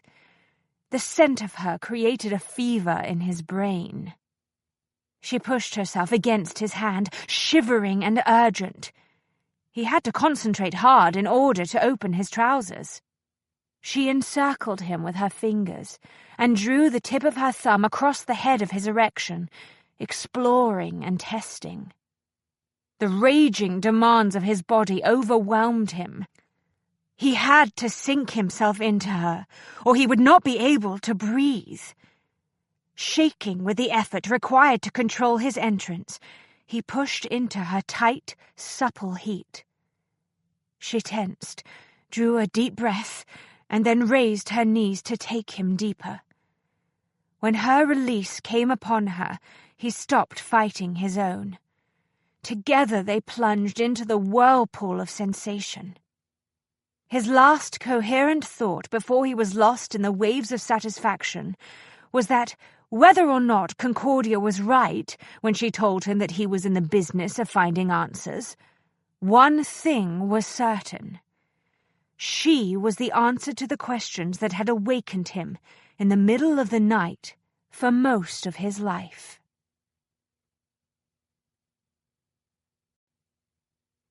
Chapter 40. The household did not sit down to breakfast until 11 o'clock the next day. "Mr. Oates says that someone must have left the door of the conservatory open last night," Mrs. Oates announced. She plunked a heavy pot of tea down on the breakfast table. "The dogs got in and trampled a bed of young ferns, smashed the whole lot, he says." Concordia's fork stilled in mid-air. Heat warmed her cheeks. She hoped she was not turning an unbecoming shade of pink. She looked down the length of the table at Ambrose, who was calmly eating eggs. "It's the nature of dogs to dig in the earth if they get an opportunity," he observed with a philosophical air. "Phoebe, would you please pass the jam pot?" "Yes, sir." Phoebe picked up the dish and handed it to him. "You must not blame Dante for the damage to the ferns, though. He was in the library with us all evening until you and Miss Glade returned. He spent the rest of the night in the bedroom that Hannah and I are using. Isn't that right, Hannah?" Hannah looked up. Her face crunched into a perplexed expression, as though she had been distracted from other, more pressing thoughts. "Yes, he did." "Must have been Beatrice," Mrs. Oates said. "She was in the room with Theodora and me last night," Edwina said, helpfully. John Stoner used a small knife to spread butter on a slice of toast. "So much for blaming the dogs. I wonder what happened to those poor ferns." Concordia saw the amused gleam in his eye and knew that he had a very good notion of the dire fate that had overtaken the ferns. She beetled her brows at Ambrose in a warning frown, but he paid no attention.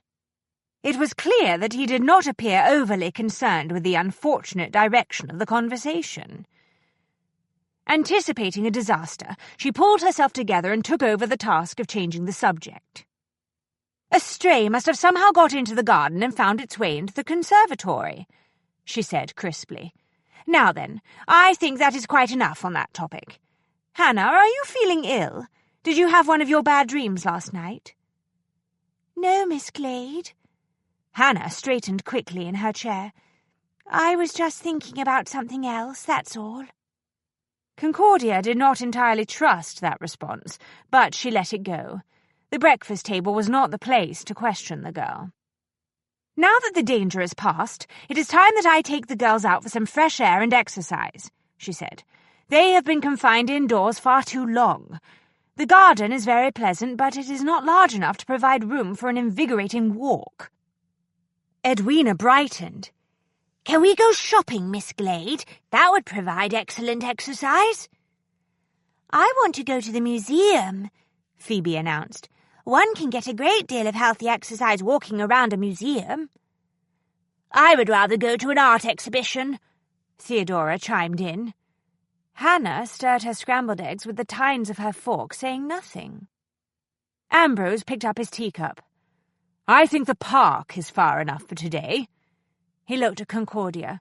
"You will take the dogs, of course. They need the exercise." It was an order, not a suggestion, Concordia realized with a start. A trickle of dread went through her. She wanted to ask him why he insisted that they have the protection of the dogs, but she dared not do so in front of the girls. "May I wear my trousers for our walk, Miss Glade?" Phoebe asked eagerly. "Only if you are willing to go to the trouble of putting up your hair under a cap and masquerading as a boy," Concordia said. "A girl dressed in boy's clothes would draw attention. We do not want that." Phoebe beamed. "I don't mind so long as I can wear my trousers outside." "I'm going to wear my new blue walking gown," Edwina announced with an air of anticipation. "I must remember to take my sketchbook and a pencil," Theodora added. "It has been a long time since I have had an opportunity to do some landscape work." Hannah set down her fork. "Would you mind very much if I went up to my bedroom? I do not feel like going for a walk." Concordia frowned. "What is wrong, dear? Do you have a headache?" "No, I'm just tired, that's all. I did not sleep well last night." "Allow me to congratulate you, Ambrose." Stoner settled his long frame into an armchair, put his fingertips together, and regarded Ambrose with an expression of pleased satisfaction. "The young ladies informed me that you and Miss Glade are to be wed soon." "The matter is not entirely settled." Ambrose walked to the far end of the library and stood looking out into the garden. "I am still waiting for Miss Glade to ask for my hand." "I beg your pardon?" "Miss Glade is an unconventional lady. She holds modern views on the relationship between the sexes." Stoner cleared his throat. "I beg your pardon, but I understood from my conversation with the girls that there was a matter of ravishment involved." He paused a beat. "To say nothing of the unfortunate disaster that overtook the Ferns late last night." Ambrose turned abruptly and went toward the desk. "Miss Glade certainly has a lot to answer for in this affair. I can only hope that she will eventually come to feel the weight of her responsibilities in the matter and do the honourable thing." Stoner raised his brows. "The weight of her responsibilities?" "Precisely." Stoner watched him steadily for a moment. "Damn it to blazes! You're afraid to ask her, aren't you? You think she might turn you down." Ambrose gripped the back of his chair very tightly. John Stoner knew him very well, he thought. "Let's just say that I do not want to make her feel that she must marry me for the sake of her own reputation." "Ah, yes, I comprehend now." Stoner smiled and inclined his head. "You are employing the strategy of indirection." "More like the strategy of desperation." "But what if Miss Glade remains true to her unconventional modern principles and never asks you to marry her? Surely you do not intend to carry on a clandestine affair with a professional teacher, not indefinitely at any rate." "I will take Miss Glade any way I can get her. And that is enough on that topic." Ambrose removed a sheet of paper from the centre drawer. "The subject of my forthcoming nuptials, or lack thereof, is not what I wish to discuss with you this morning. I would like your advice on another matter." Stoner looked as if he wanted to argue the point, but in the end he merely shrugged. "Very well. How can I assist you?" Ambrose studied the notes he had made on the paper. "There is something that feels—" He hesitated, searching for the right word. "Unfinished about this case." "A question or two not yet answered?" "Yes, and it may prove impossible to obtain answers because Larkin and Trimley are both dead. Nevertheless, I mean to try." Stoner settled himself more comfortably in his chair. "What is it that still bothers you?" Ambrose looked up from his notes. "The question I find myself asking over and over again is, what exactly did Larkin and Trimley plan to do with Hannah, Phoebe, Edwina, and Theodora?" Stoner's silver brows bunched together.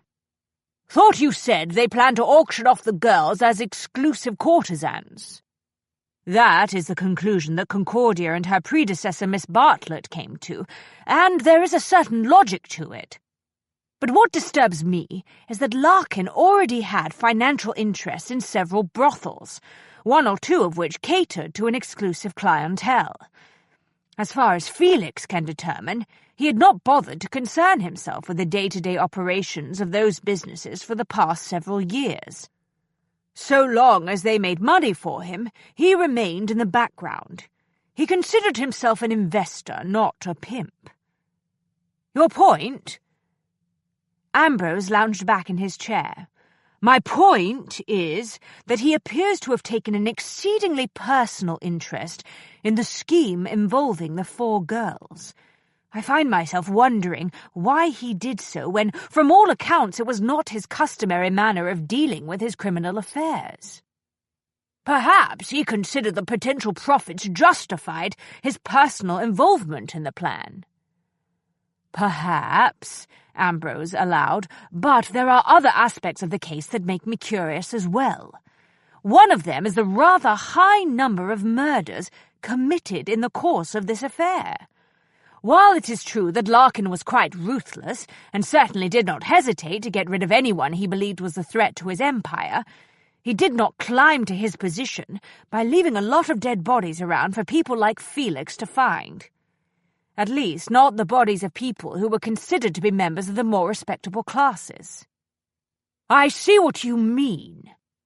Stoner looked very thoughtful now.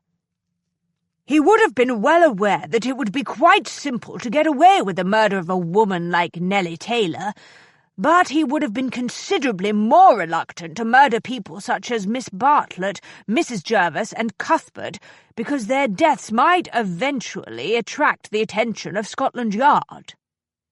Granted, he and Trimley do seem to have been on the verge of getting away with the murders. Nevertheless, the sheer number of them does not fit with what Felix has told me over the years concerning Larkin's usual methods. Perhaps the murders were the result of Trimley's influence." Stoner's mouth twisted in disgust. "He was new to the business of violent crime and may have enjoyed wielding that sort of power." Ambrose sat forward again. "As it happens, Trimley's presence in the affair is the third question that remains unanswered. Why did Larkin take on a partner? It would seem to be the last thing he needed. He had everything a man of his nature could desire. A handsome fortune, a fine mansion, servants, elegant carriages, beautiful women. What more could he want? There is an old Vanza saying, 'Greed is a ravenous beast that can never be satiated.'" Ambrose drummed his fingers on the desktop. "And as my father and grandfather were fond of repeating, when you discover what a man desires most in the world, you can sell him anything. I thought it was Felix's opinion that Larkin acquired a gentleman partner because he wanted to extend the reach of his business enterprises into the upper classes." "That has certainly been the working hypothesis to date," Ambrose said, "but I have some doubts. Larkin was not the type to trust anyone, let alone a gentleman who moved in much higher social circles. He would have formed a partnership with a man from that world only if he believed it would help him obtain something he wanted very badly indeed. Money alone could not have been the goal. He knew how to get that on his own. "What are you thinking?" "I am thinking," Ambrose said, getting to his feet, "that Felix and I may have badly underestimated Larkin's ambitions. But there is someone who may be able to shed some light on the subject." "Who?" "Rowena Hoxton." Stoner grimaced. "Good Lord, not that silly, brainless social climber." Ambrose was halfway to the door. "I see you are acquainted with her. Would you care to accompany me while I pay her a visit?"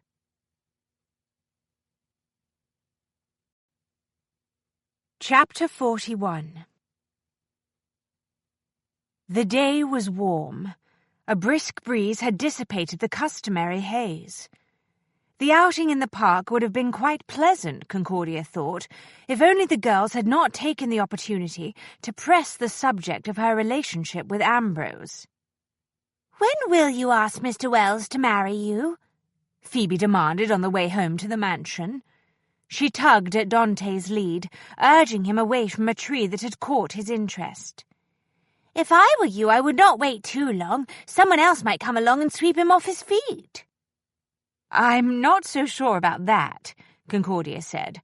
"As you and Hannah pointed out, that first night at the inn, Mr. Wells is getting on in years. You will observe that no other woman has yet come along to whisk him off to the altar. Presumably there is no great threat from that quarter." "You're teasing us, Miss Glade," Theodora said. "You know very well that Mr. Wells is just the right age for you." "Do you think so?" she asked. "A younger man might be less set in his ways." "But you are hardly likely to find a younger man," Edwina said. "Not at your age." "Thank you for pointing that out, Edwina." "Perhaps you should give Mr. Wells some flowers, Miss Glade," Theodora suggested. "That would be a very romantic gesture." Edwina adjusted Beatrice's lead. "Women do not give gentlemen flowers." "Not in the usual way of things," Theodora conceded. "But Mr. Wells is not like other gentlemen."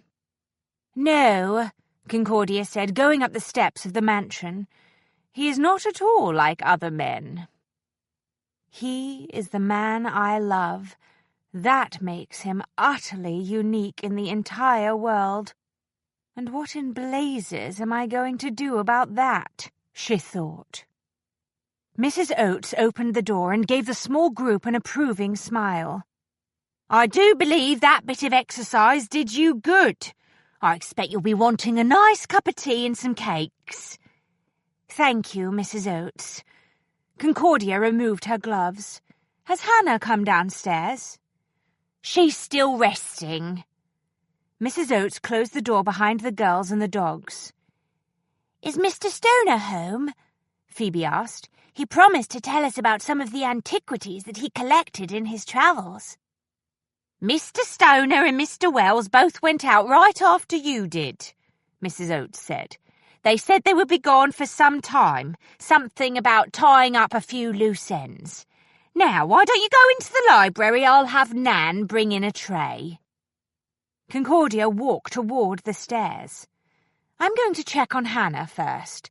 It is not like her to take to her bed during the day. I'll join you in the library in a few minutes." She hurried up the staircase, her sense of anxiety growing with each step. Hannah was an anxious girl, but her health was generally excellent. Perhaps the strain on the last few days had proved too much for her nerves. The door of Hannah's room was closed. Concordia knocked softly. "Hannah? Are you all right, dear?" There was no response.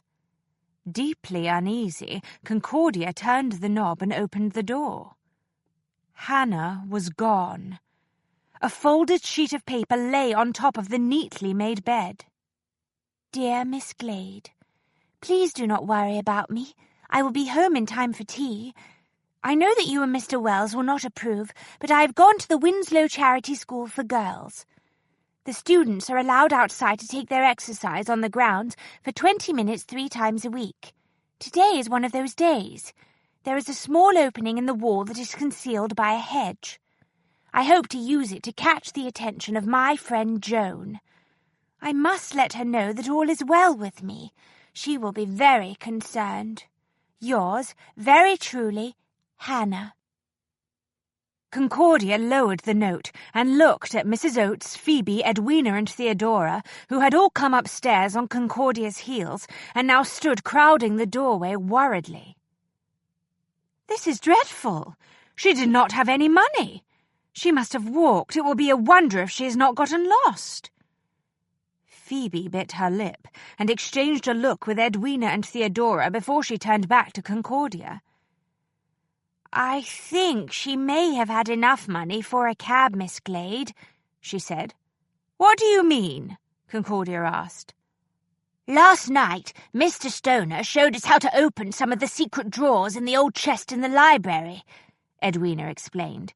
We found some banknotes and coins in one of them. Mr. Stoner said that we could keep them. We divided them among us. That was the money that we used to place our wagers when Mr. Stoner demonstrated the theory of probability to us, Theodora said. Hannah had just won a rather nice sum when you and Mr. Wells walked through the door. Edwina looked stricken. If Miss Pratt discovers Hannah trying to speak with Joan, she will put her into the cellar. I suppose the only thing we can do is wait and hope that Hannah returns quickly, Phoebe said, looking miserable. Concordia rose. I cannot leave this to chance. I'm going to the school. When Mr. Wells and Mr. Stoner return, tell them what has happened.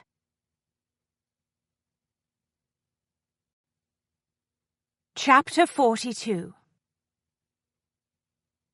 The shock of hearing of Mr. Trimley's death has of course completely shattered my nerves. Rowena Hoxton put a hand to her ample bosom and gave Stoner a wan smile. And now there is talk that he may have consorted with a man who is rumoured to have had criminal connections. I simply cannot believe that I was so utterly deceived. I understand. Stoner accepted a cup and saucer from the maid. That is why I came at once this morning after I heard the gossip. I did not want you to think that you had been abandoned by your acquaintances in society merely because of your extremely unfortunate association with Edward Trimley. Hoxton's eyes widened in horror. But I knew nothing about his connections to the criminal class. Of course you didn't. Stoner made a tut-tutting sound with his tongue and teeth. You know how it is in polite circles, however. Perception is all. Oh, dear! Mrs. Hoxton looked stricken. Surely no one will believe that I was aware of Mr. Trimley's activities in the underworld? I am quite certain that the damage from this affair can be contained, Stoner assured her. Ambrose stood quietly, his back to the window, and cloaked himself in the unobtrusive aura of the role he was playing, that of Stoner's assistant. He could not help but admire Stoner's deft handling of Mrs. Hoxton. After all these years, he thought he could still learn a thing or two from his mentor. Mrs. Hoxton fixed her attention on Stoner. What do you mean? Stoner winked knowingly. As it happens, I am in a position to, shall we say, correct some false impressions that may or may not have been formed by certain members of society. Mrs. Hoxton went pale. Oh, dear, she said again. Now then, if you will supply me with a few details concerning your association with Trimley, I will see to it that the proper versions of events is put about in certain quarters. I am very grateful to you, sir. What do you wish me to tell you? Mrs. Hoxton's relief was pathetic to behold, Ambrose thought. The woman was absolutely terrified of the possibility of being embroiled in a scandal. Stoner leaned back in his chair, hitched up his trousers and crossed his legs in an elegant fashion. "Did Trimley ever discuss two young ladies named Edwina and Theodora Cooper with you?" "The Cooper twins?" Mrs. Hoxton frowned, baffled. "What do they have to do with this matter? I heard they both perished quite tragically several months ago." "Indeed? Did you ever have a conversation about them with Trimley?" "Well, yes, as it happens, I believe I did mention them to him." Mrs. Hoxton waved an impatient hand. "But only in the most casual manner." "Can you recall why the subject arose?" "I don't see what this has to do with nipping a scandal in the bud." "Bear with me, Mrs. Hoxton," Stoner said. "I assure you that I know what I'm doing." "Yes, of course, forgive me. It is just that I'm so rattled this morning." She took a fortifying swallow of tea and put down her cup. "The subject of the Cooper twins came up in the course of a silly little game that Trimley wanted to play." "What sort of game?" "He challenged my detailed knowledge of persons who move in society by asking me to name several young ladies of good families who rarely came to London. All of the girls had to fit a certain list of requirements that he set down." Ambrose did not move. He knew that Stoner had gone equally still. "What were those requirements?" Stoner asked. "They had to reside in the country, have very little in the way of close family, and they all had to be heiresses." Mrs. Hoxton snorted softly. "I must say, it was not much of a challenge for me. I came up with the Cooper twins and two other names almost immediately."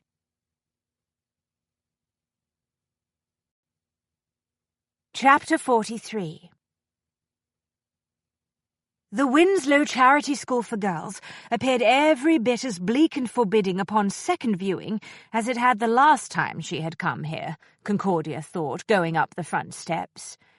The warmth of the afternoon did not appear to have made any impression upon the dark windows of the old mansion. She had chosen the most severely tailored of the gowns that Ambrose had commissioned for her, a dark blue dress with a discreet bustle, high neck and long tight sleeves. A pair of high-button boots, kid gloves and a straw hat trimmed with a single velvet bow completed the effect.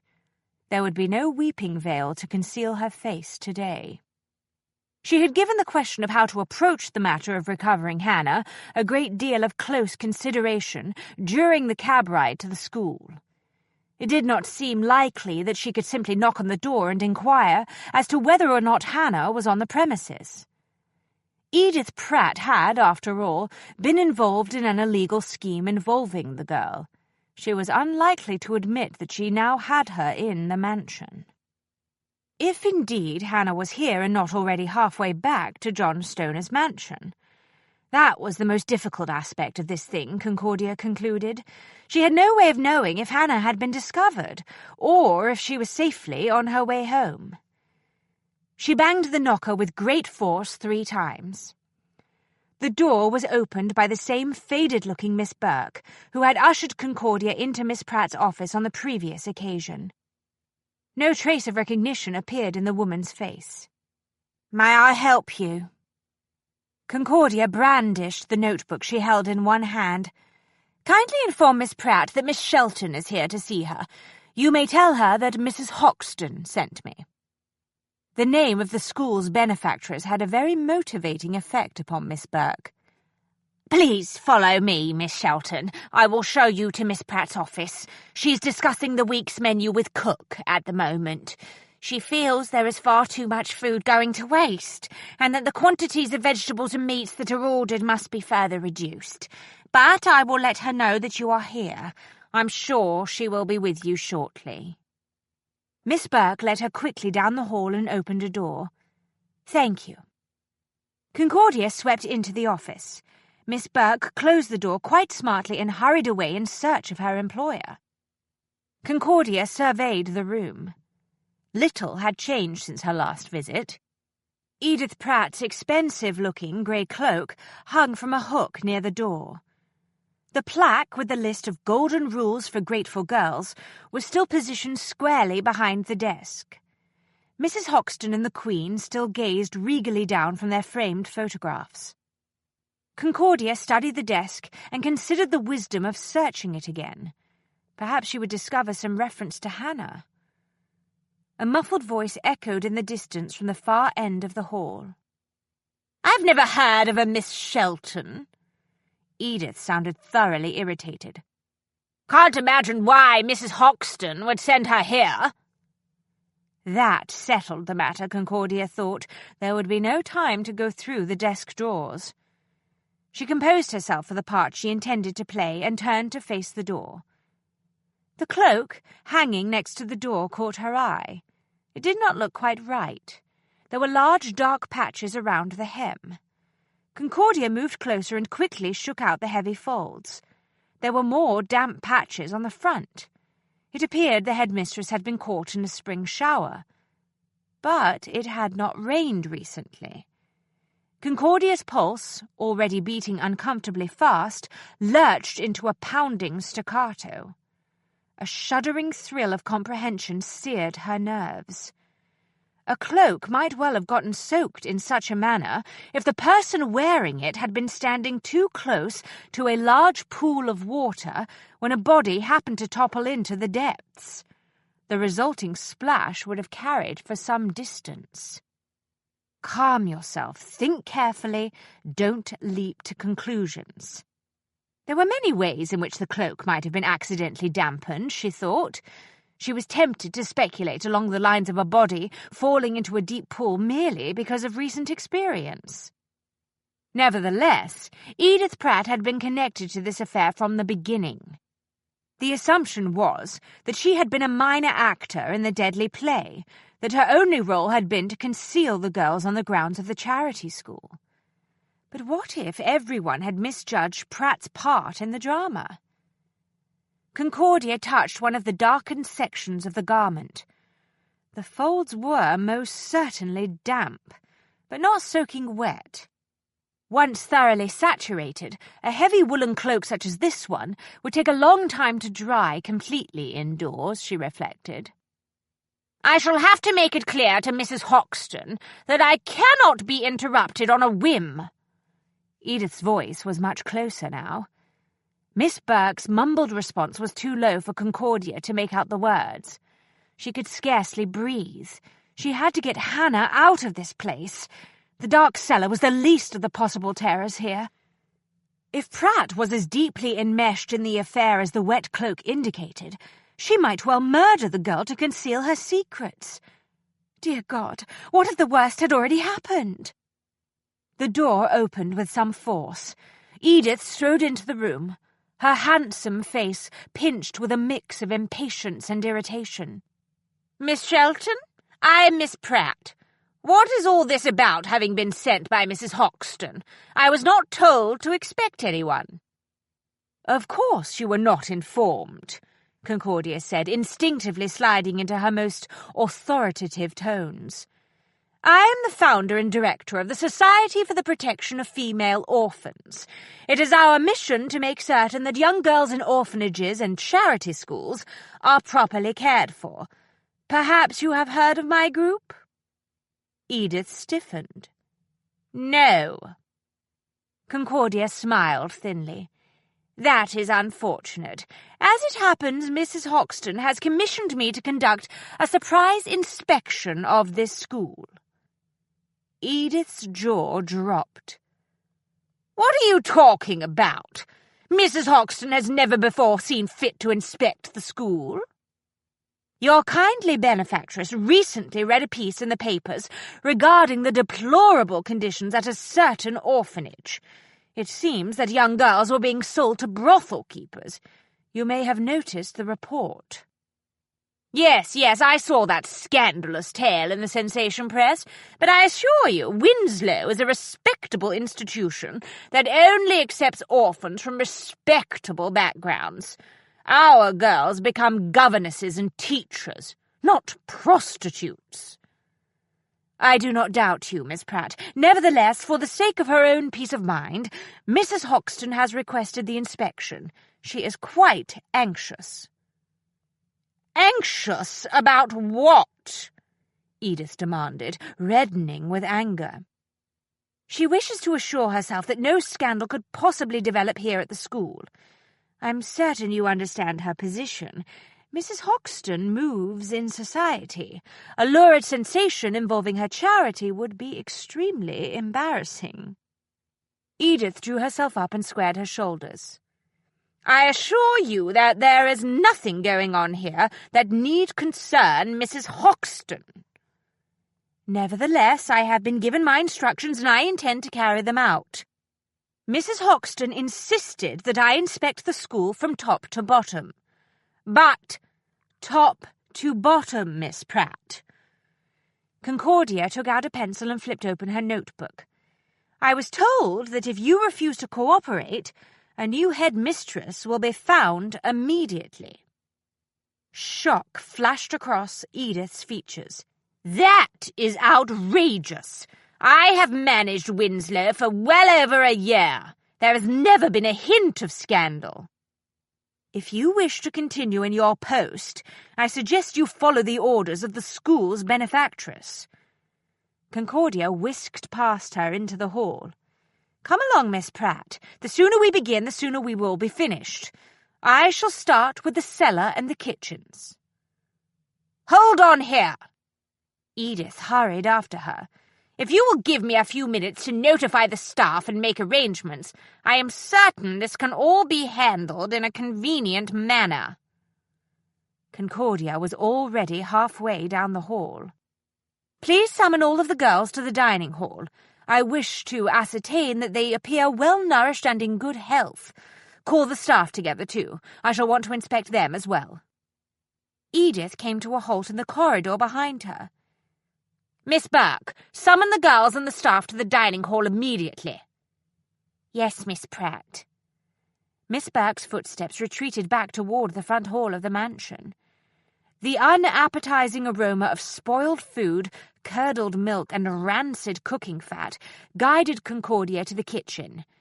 She went through the entrance at a brisk pace, and very nearly fell flat on her elegant bustle when the heel of her shoe skidded across some of the old, greasy residue that had collected on the linoleum floor. Good heavens! She grabbed hold of the edge of the heavy planked table that dominated the center of the room to steady herself. When was the last time this floor was properly washed down with soap and vinegar? Two women, dressed in badly stained aprons and caps, stared at her open-mouthed. One of them stirred the contents of a large iron pot. The smell was not what anyone would have called mouth-watering. Never mind. Concordia straightened and gave one of the two kitchen servants her full attention. I am conducting an inspection on behalf of the benefactress of this institution. I intend to start with the cellar. Kindly point out the door. On the other side of the hearth, ma'am, the first woman said uncertainly. Thank you. Concordia hurried toward the narrow door. But it's locked, ma'am, the cook added. Concordia's heart sank. Where's the key? Miss Pratt keeps it, the second cook offered hesitantly. She don't abide anyone going down into the cellar without permission. Miss Shelton? Edith's voice rang out loudly from the hallway. Wait for me, if you please. I will guide you through the school. Watch yourself, the first cook said in low tones to her companion. She's been in a foul temper all day. Edith entered the kitchen. She stopped and glared at the cooks. Go into the dining hall and wait with the others. Miss Shelton and I will be along shortly. But the soup will burn, the first cook protested. Never mind the soup. Yes, Miss Pratt. The two women hurried out of the room. The key to the cellar, if you please, Miss Pratt, Concordia said in her most commanding voice. Yes, of course. Edith unhooked an iron key from the chatelaine that hung from her waist. She tossed the key directly at Concordia, who managed to catch it somewhat awkwardly in her gloved hands. Go on. Edith made an urgent motion. Open the door. I cannot imagine why you are so keen on inspecting the cellar, but that is your business. I trust you will find everything quite satisfactory. Concordia turned cautiously toward the door and slipped the key into the old lock. Be quick about it, Edith snapped, closing the distance between them. We do not have all day. Concordia had to use both hands to pull the heavy door toward her. As the opening widened, the light from the kitchen slanted down into the depths, illuminating a flight of narrow steps. The rest of the cellar was drenched in Stygian darkness. She opened her mouth to call out to Hannah. Running footsteps sounded behind her. She looked back over her shoulder and saw that Edith was bearing down on her, teeth clenched, eyes fierce and wild. Edith had seized a heavy iron frying pan from the long table. She clutched it in both hands as though it were a club. The woman was intent on murder, Concordia realized. Edith was planning to crush her skull with the pan. Concordia tried frantically and somewhat awkwardly to get out of the path of the lethal iron pan. Her shoes skidded on the slippery floor. She fell hard onto the linoleum. The accident saved her life. Edith's savage blow missed her head by inches. Edith staggered to an awkward halt, adjusted her aim, and brought the pot downward in a crushing arc. Knowing that her skirts would hamper her, Concordia did not even try to get to her feet. Instead, she lurched to her knees and crawled quickly under the planked table. She made it just in time. The frying pan struck the table with such force that the pots and platters on top rattled and clanged. A couple of lids bounced off and fell to the floor. Edith hissed in fury and frustration. She hurled the pan against the nearest wall. Concordia scrambled out on the far side of the table, hoisted her skirts and managed to get to her feet. You've ruined everything! Edith's face was a mask of rage. You're going to pay for what you've done! She yanked a massive carving knife from the knife board. Concordia stared at the blade, mesmerized with horror. She was trapped between the long table and the wall. Edith advanced on her. Not so bold now, are you, Concordia Glade? You know who I am. Concordia swiftly assessed the clutter of pots and skillets on the table. She grabbed the only object that looked as though it might function as a defense against the knife, the large, heavy lid of a roasting pan. Oh, yes, Concordia Glade. When Hannah showed up here earlier today, she mentioned you. Edith's smile could have been carved in ice. When I put her into the cellar, she kept saying that you would come for her. I never doubted her for a moment. You found out how valuable she and the others are, didn't you? You killed Alexander Larkin last night, didn't you? I had to kill him. He betrayed me. How on earth did he do that? I discovered that he intended to marry one of the girls. Anguish and rage twisted through the words. After all I'd done for him, he was planning to take one of them as his wife. He didn't even care which of the girls he got so long as she was a respectable virgin with good social connections. He wanted the same sort of well-bred lady a real gentleman of means would take for a wife, you see. He didn't care that I loved him. Concordia edged around the end of the table. For some reason, she was suddenly aware of the unwholesome smell of the soup. It was starting to burn. Why would Larkin want to marry a penniless orphan, even if she was well-bred? she asked, desperate to stall Edith as long as possible. Surely someone would eventually return to the kitchen to see about the delay. But they're not penniless. Edith's voice was thick with disgust. They're heiresses, all 4 of them, worth a fortune each. It was my plan right from the start, you know. Your plan? We were going to auction them off to the highest bidders, you see. There's any number of fortune-hunting, social-climbing gentlemen who would jump at the chance to move up in society. Nothing like marrying an heiress from a good family with a pristine reputation to help a man better his station in life, now is there? And the beauty of it was that they could pay for their wives out of the young ladies' inheritances. Understanding jolted through Concordia. I thought the girls were going to be sold off as courtesans. Bah! There's whores aplenty in the world. Respectable heiresses, on the other hand, are always in short supply. The plan was simple enough. The girls were made to disappear temporarily. They were presumed dead by their greedy relatives, who rushed to claim their money and properties. But after the auction, each of the missing heiresses was to miraculously reappear, respectably married to a gentleman who would be in a position to claim the lady's inheritance. Precisely, Edith hissed. It sounds like something out of a sensation novel, one of those stories about secret marriages and missing heirs. Edith snorted. There certainly would have been a great sensation when the girls were found safe and sound and respectably wed. But the press and the public would have loved it, and the girls' positions in society would have been secure because they'd have not been ruined. That was why you went to all the trouble of creating a proper boarding school when you were forced to remove the girls from Winslow. You had to protect them from scandal at all costs. Ruined heiresses would have been valuable, of course, but not nearly as valuable as those who are still respectable. Did you kill Mrs. Jervis? Concordia asked.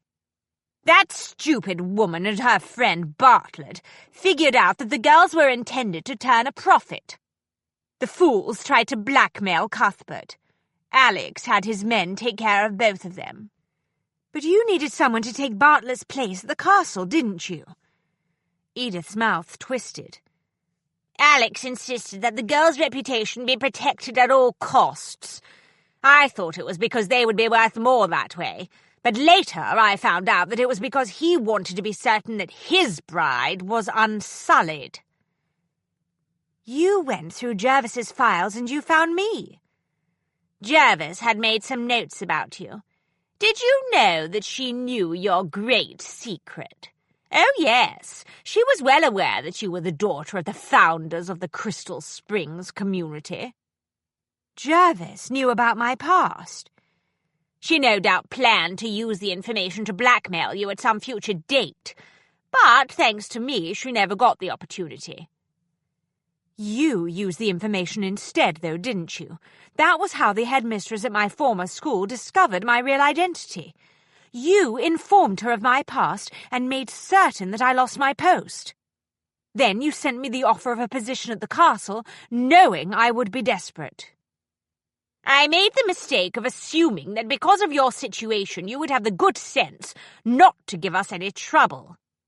But it seems that I was wrong on that count. Damn you! Edith hurled the carving knife across the table. The distance was so short she could not miss. Instinctively, Concordia flung up the hand in which she held the roasting pan lid. The blade struck the iron lid with a bone-jarring clang and clattered to the floor.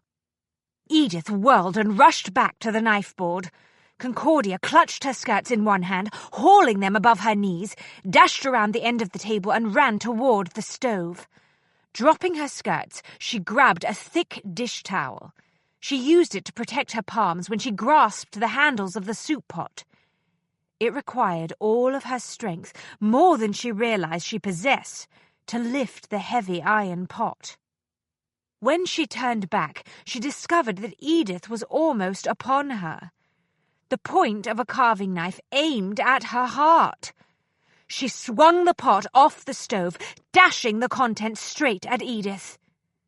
Too late, Pratt understood the danger. "No!" With a howling shriek, she dropped the knife and raised her arms in front of her face to protect herself from the cascade of scalding soup.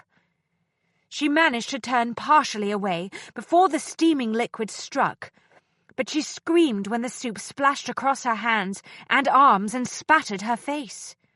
She groaned and sank to her knees, sobbing with pain and fury. She frantically used her skirts to wipe the soup off her hands and face. Footsteps pounded in the hall. Concordia heard Ambrose's voice, hard with urgency and command. "Where are they?" he demanded. "In the kitchen," Miss Burke said, "but Miss Pratt gave very strict orders. No one is to disturb her conversation with Miss Shelton." Ambrose slammed through the doorway into the kitchen. Stoner, Felix, and a uniformed constable followed close behind. "Mind the slippery floor," Concordia warned. Everyone except Ambrose halted and looked at Pratt. "Bloody hell," the constable muttered. "Will you look at the size of that knife?" Ambrose reached Concordia and pulled her into his arms. "Tell me you're all right." "I'm unhurt. We must find Hannah." Ambrose looked past her toward the entrance to the cellar. "I don't think that will be a problem." She turned quickly and saw Hannah standing in the opening to the cellar. Her face and hands were smudged with coal dust, and her new gown was filthy, but she appeared unharmed. She stared at Concordia with solemn eyes. "Hannah!" Concordia went to her and gathered her into her arms. "My dear girl, I was so worried about you. You must have been terrified." Hannah hugged her tightly and started to cry. "I knew you'd come, Miss Glade. That's what I kept telling myself all the time I was down there, and I was right." The constable dug out a little notebook and pencil. He looked at Concordia and cleared his throat. "Who might you be, ma'am?" Stoner watched Ambrose tuck Hannah under one arm and wrap Concordia close with the other. "Allow me to introduce Miss Glade," he said.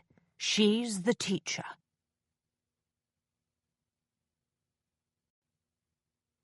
Chapter 44. They gathered together in the library later that evening. Ambrose poured brandy for Felix, Stoner, and himself. Concordia accepted a glass of sherry. Hannah, Phoebe, Edwina, and Theodora got tea. Dante and Beatrice settled down in their customary position in front of the hearth. Ambrose took his glass and went to stand behind his desk. He took a healthy swallow of the brandy. He needed a restorative more than anyone else in the room, he thought. He had come so close to losing Concordia. He could not bear to contemplate it. Felix looked at Concordia. "Pratt's plan was to bash you on the back of the head while you concentrated on getting the cellar door open, Miss Glade. You would have fallen down the steps and wound up dead from a tragic household accident. If necessary, Pratt would have followed and given you a few more blows to finish you off. She really did not anticipate any great difficulty in disposing of you." "The school was her realm," Concordia said quietly. "She ruled it without question. The students and the staff were terrified of her. No one would have dared to suggest that my death had been anything other than an accident. In any event, there would have been no witnesses except Hannah, because Pratt sent everyone else into the dining hall at the far end of the building." "If you don't mind," Ambrose said, swirling the brandy in his glass, "I would prefer to change the subject from what might have been to what actually happened. I am still trying to recover from the shock of the day's events. Not all of us are endowed with a teacher's strong, resilient nerves, you know." Stoner chuckled. "Quite true." Felix smiled ruefully, sat back in his armchair and extended his legs. "Pratt's plan to get rid of you, Miss Glade, was, of necessity, concocted in an extremely hasty, last-minute manner. She knew that she could not allow you to discover Hannah in the cellar, so she had to do something immediately. It was risky, but given her previous success with similar tactics, on at least 2 prior occasions, she had no reason to think that they would not suffice a third time. Phoebe looked up from her tea, eyes widening behind the lenses of her spectacles. Miss Pratt killed 2 people. My client's sister was the first victim, Ambrose said. She was one of Larkin's... He caught Stoner's warning frown and hastily altered what he had intended to say. She was an attendant at the baths who happened to be a rather close friend of Alexander Larkin's. Is that why Miss Pratt killed her? Hannah asked. Well... Ambrose stopped again and looked at Concordia for direction. He was not certain how many of the sordid details of the case she wanted the girls to know. Concordia took over. After what these young ladies have been through, I think they can tolerate some straightforward talk. She turned to the girls. Miss Pratt was in love with Alexander Larkin. They were in the habit of conducting their trysts in a secluded room in one of Larkin's many properties. But she began to suspect that he had plans of his own for the auction. Distraught, she went to the Doncaster baths to confront him one night. That was when he informed her quite carelessly that he intended to marry one of you 4. The girls wrinkled their noses in disgust. He was so old, Phoebe said. And he was a murderous criminal, Hannah added, shuddering. None of us would have married him or any of those dreadful fortune hunters he intended to invite to his auction. For a moment no one said a word. Ambrose looked at Felix and Stoner. He knew that they were thinking the same thing he was thinking. The girls would have been raped and ruined by the vile men who had purchased them. There would have been no choice left for any of them except marriage. Society would have accepted the husbands readily enough. Gentlemen fortune hunters were common in polite circles. Trimley was a case in point. The state of a man's finances was not nearly as important as whether or not he had been born into the proper social class. Quite right, Concordia said, smiling proudly. I am sure that none of you would have allowed yourselves to be forced into marriage, regardless of the scandal or the threats involved. But Edith Pratt and Larkin and Trimley had no way of knowing that you are all such modern, free-thinking young ladies. Hannah, Phoebe, Edwina, and Theodora glowed. Ambrose hid a smile. Concordia's influence on them grew stronger with each passing day. As I was saying, Concordia continued, Edith Pratt was enamoured of Alexander Larkin, so when he told her that he was going to marry one of the young ladies she had found for him, there was a terrible quarrel in the baths. Edith was in a great rage when she left the private room where she had met with him. She had only taken a few steps when Larkin put his head around the door and summoned Nellie Taylor for a private session. It was too much for Edith, Felix said. Until that point, she had been able to tell herself that Larkin considered her better than his bathhouse girls. But that night, she realized that he had no more respect for her than he did for the Nellie Taylors of the world. Pratt hid in a private room and waited until Larkin had left and the baths had been closed for the night, Ambrose added. When Nellie began her nightly scrubbing tasks, Edith crept up behind her and struck her with the poker. It was a murder committed out of frustration and rage, but it served another purpose. It made certain that Nellie could never tell anyone that she had seen Edith Pratt meeting with a suspected crime lord. Concordia looked at Felix. How did Larkin and Trimley come to form a partnership? We can give Edith Pratt credit for that, too, he said. Pratt and Larkin had a long-standing connection. It was formed several years ago when she was in charge of another orphanage for girls. Larkin was still doing a lot of his own dirty work in those days. He approached her about the possibility of purchasing some of the orphans for his brothels. She agreed, and both a business arrangement and a personal connection was formed between them. Concordia shuddered. Dreadful woman. Indeed. Felix glanced at the girls and shifted somewhat uncomfortably in his chair. Pratt was well aware that Larkin was a womanizer, but she consoled herself with the knowledge that she occupied a special place in his affections. She was respectable, after all. It was true that she was impoverished and forced to make her living as a teacher, but she was nevertheless the daughter of a country gentry. She knew that status mattered to Larkin. It convinced her that their association was based on more than mere passion and convenience. She also considered herself his business associate, Concordia said softly. A partner of sorts. Yes. Ambrose went to stand at the window looking out into the garden. Larkin never considered her to be anything other than useful, however. Nevertheless, he did her a few favours and she prospered. Eventually, she decided to get out of the business of selling orphans to brothels. She believed it to be too risky. One major scandal in the press linking her name to such transactions, and she would lose everything. In addition, she wanted to become the headmistress of a more respectable institution. Larkin helped her obtain the position at the Winslow Charity School for Girls. Miss Pratt immediately realized that the best way to turn a profit at the school was to find a generous benefactor or benefactress who would supply an unlimited amount of funds, but who would not take an active role in the operation of the school, Concordia said. She did some research and came up with Mrs. Hoxton's name. Stoner nodded.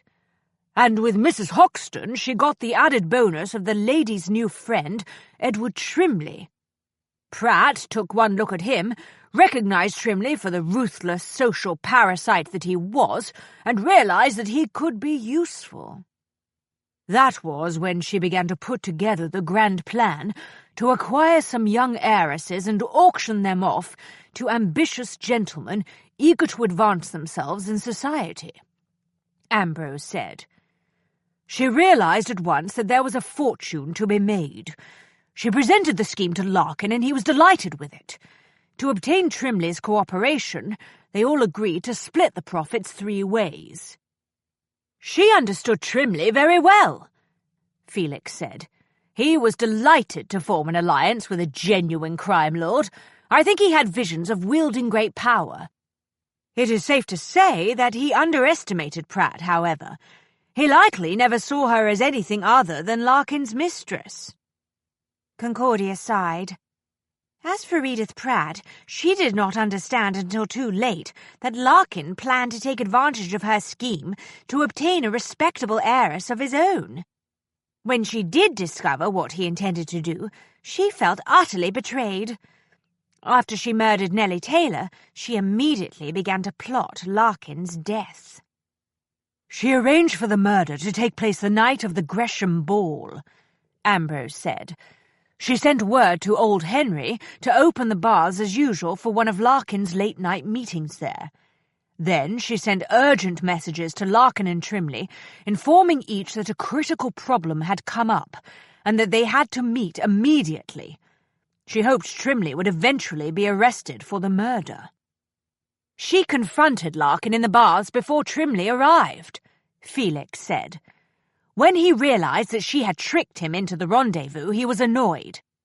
She found it remarkably easy to kill him, however, because, in spite of his obsession with his own security, he never dreamed that she would turn on him. She struck him from behind with a poker. He fell into the water unconscious and probably dying. He quickly drowned. Pratt then fled the premises, Ambrose said. A short time later, Trimley arrived. He found the body, panicked, and tried to escape the baths through one of the rear doors. But he stumbled into the attendant, and immediately realized the man was a threat, because he could place him at the scene. He concluded that he had to kill him. But at that moment you arrived, Concordia said. Ambrose nodded. And shortly thereafter, so did you. Trimley never stood a chance against the pair of you, Stoner said with an air of satisfaction. He looked at Felix and the girls for confirmation. They make an excellent team, don't they? They do indeed, Felix agreed with a suspiciously benign grin. That is very true, Edwina said, face glowing with enthusiasm. Theodora nodded. Perfect. It is quite amazing how well they seem to work together, Phoebe offered in a very emphatic manner. It is a very modern sort of relationship, isn't it, Hannah? Yes, but nevertheless a very romantic relationship, Hannah insisted.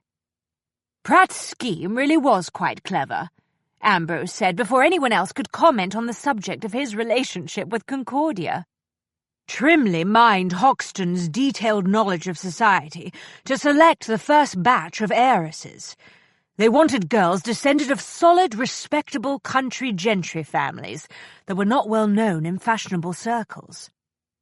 The ideal candidate was a young lady who was alone in the world and who, because of her status as an heiress, was inconvenient to someone, Felix added.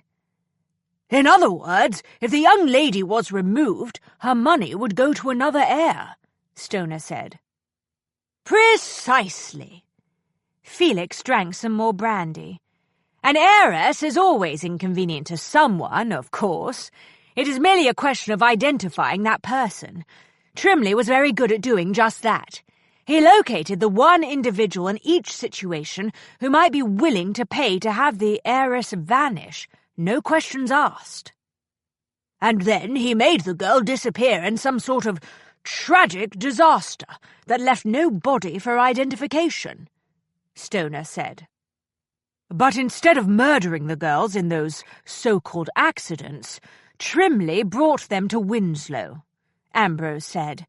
The plan was to keep them there until the news of their deaths had faded and an auction could be arranged. But Phoebe's aunt started making inquiries. Pratt became alarmed and decided that the girls had to be sent somewhere else. She could not afford to have them discovered at the school. Trimley and Larkin forced Cuthbert to make the arrangements to send the girls to the castle, Concordia said. The girls' reputations were an important part of their value, however, and that meant that Edwina, Theodora, Hannah and Phoebe had to be properly chaperoned. Hence the creation of the so-called Academy for Young Ladies at the castle. Ambrose looked at her, aware of the pride and admiration flooding through him. Miss Bartlett didn't work out for obvious reasons, he said. So Pratt used the agency files to find a replacement. That was where she made her most serious mistake. When she hired you, she got someone who truly cared about her students. She got a real teacher.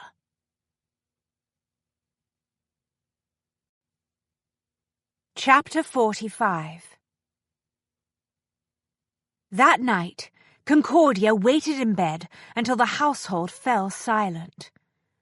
When she was certain that everyone was asleep, she pushed aside the bedding, rose and reached for her robe and slippers. Enough was enough. She found her eyeglasses and pushed them on her nose. Taking a deep breath, she lit a candle, opened the door and went out into the hall. The door of Ambrose's bedroom was firmly closed. She knocked once, quite softly. Ambrose opened the door immediately, as if he had been expecting her. He wore his black dressing gown. For some reason she noticed that his feet were bare.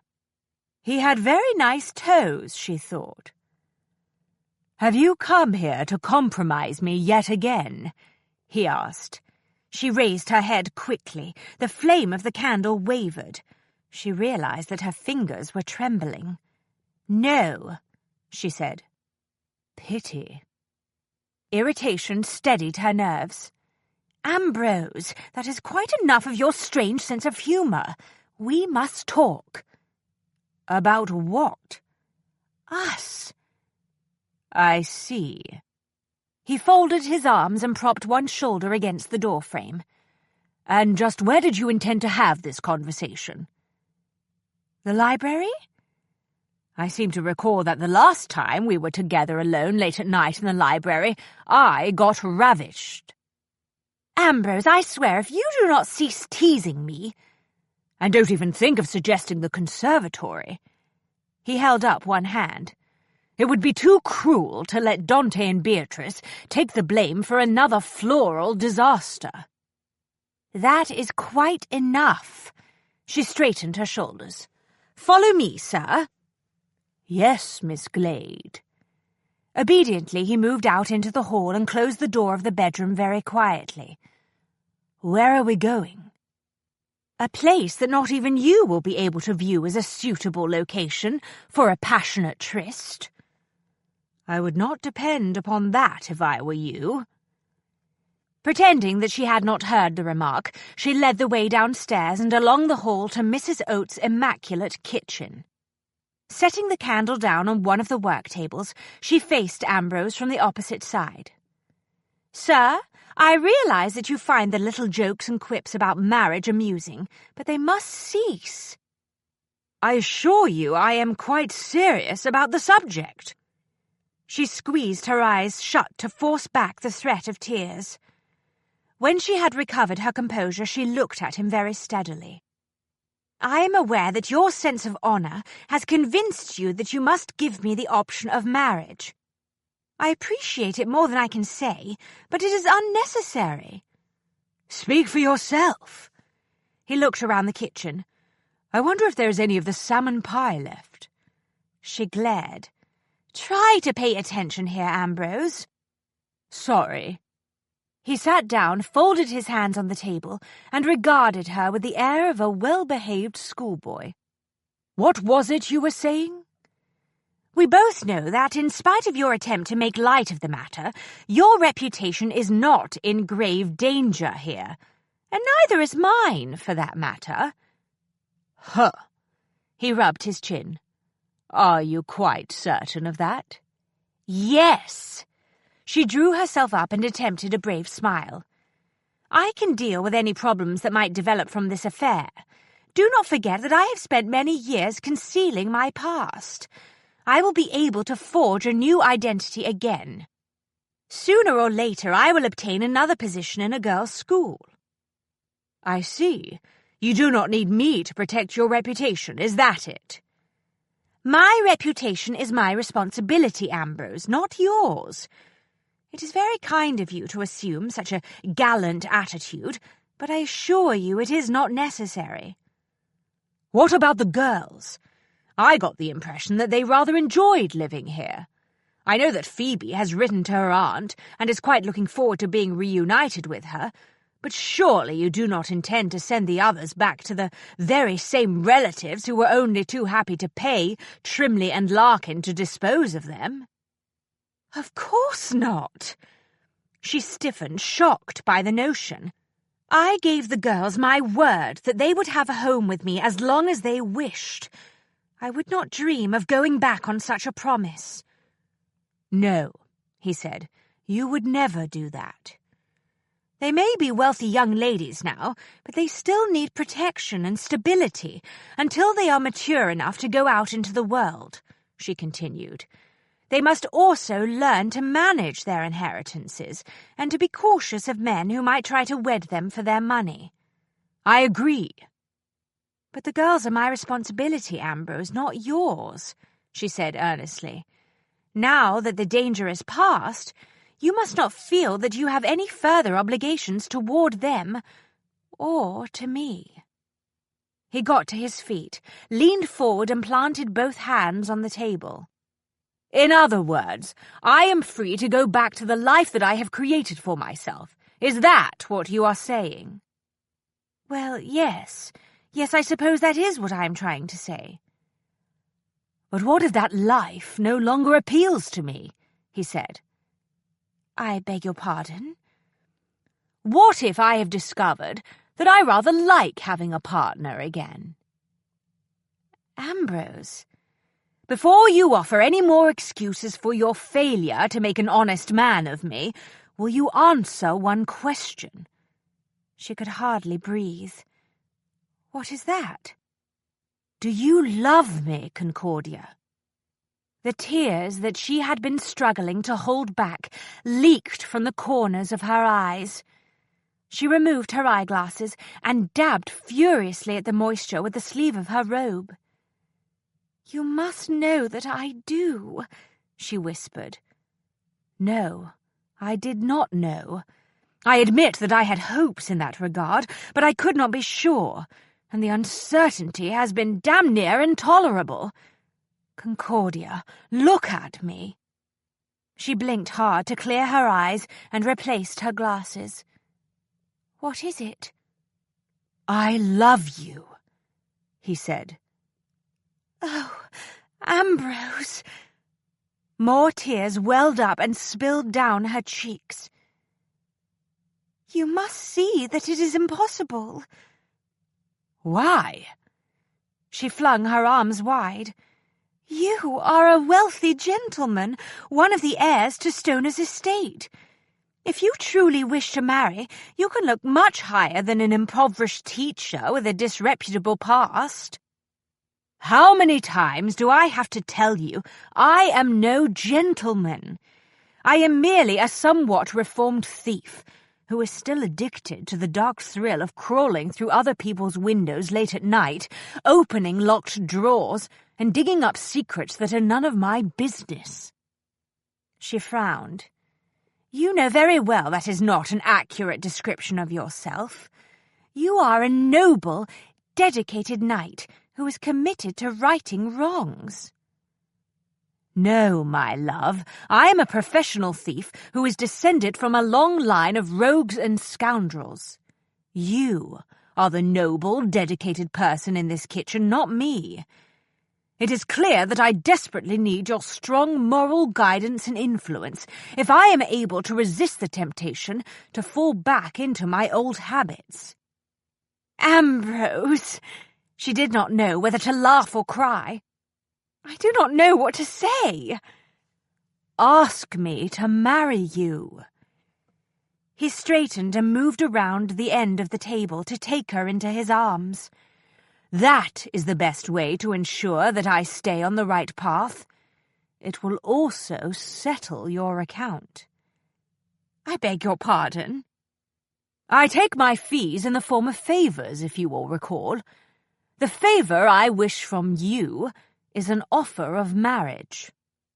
She put her hands on his shoulders. She could see the warmth and the promise in his eyes. Ambrose would not lie to her, she thought. She had trusted him with her life and the lives of her students. He had said that he loved her. She could trust him with her heart. Something inside her that had been very cold and alone for a long time blossomed as though struck by sunlight. She had found someone to love. She would not reject this extraordinary gift. "I love you with all my heart," she whispered. "Will you marry me, Ambrose?" "Yes," he said against her mouth. "Yes, please. As soon as possible." Joy sang through her. She wrapped her arms around his neck and returned his kiss with all of the passion and love she had been storing up for the right man. He moved his mouth to her throat. "You were wrong about one thing," he said. "What was that?" "My imagination is more wide-ranging than you think. I am, for example, quite capable of viewing this kitchen table as a suitable location for a passionate tryst." "Ambrose!" "Not in front of the dogs, I trust," Stoner said from the doorway. Dante and Beatrice bounded into the room. "Or the young ladies," Stoner added. Hannah, Phoebe, Edwina, and Theodora arrived in the doorway behind Stoner. "Did she ask him yet?" Hannah demanded. Stoner smiled benevolently at Ambrose and Concordia. "Yes, I believe she did." "What did Mr. Wells say?" Edwina asked eagerly. From the circle of Ambrose's arms, Concordia looked at the enthusiastic crowd in the doorway. They were all linked together, she thought. She could feel the invisible bonds that connected her not only to Ambrose, but to John Stoner and the 4 girls. Felix Denver was a part of this circle too. She recognized this feeling. It had been a very long time since she had last experienced it, but some things one never forgot. This was how it felt to have a family. She smiled. "I am delighted to inform you that Mr. Wells said yes."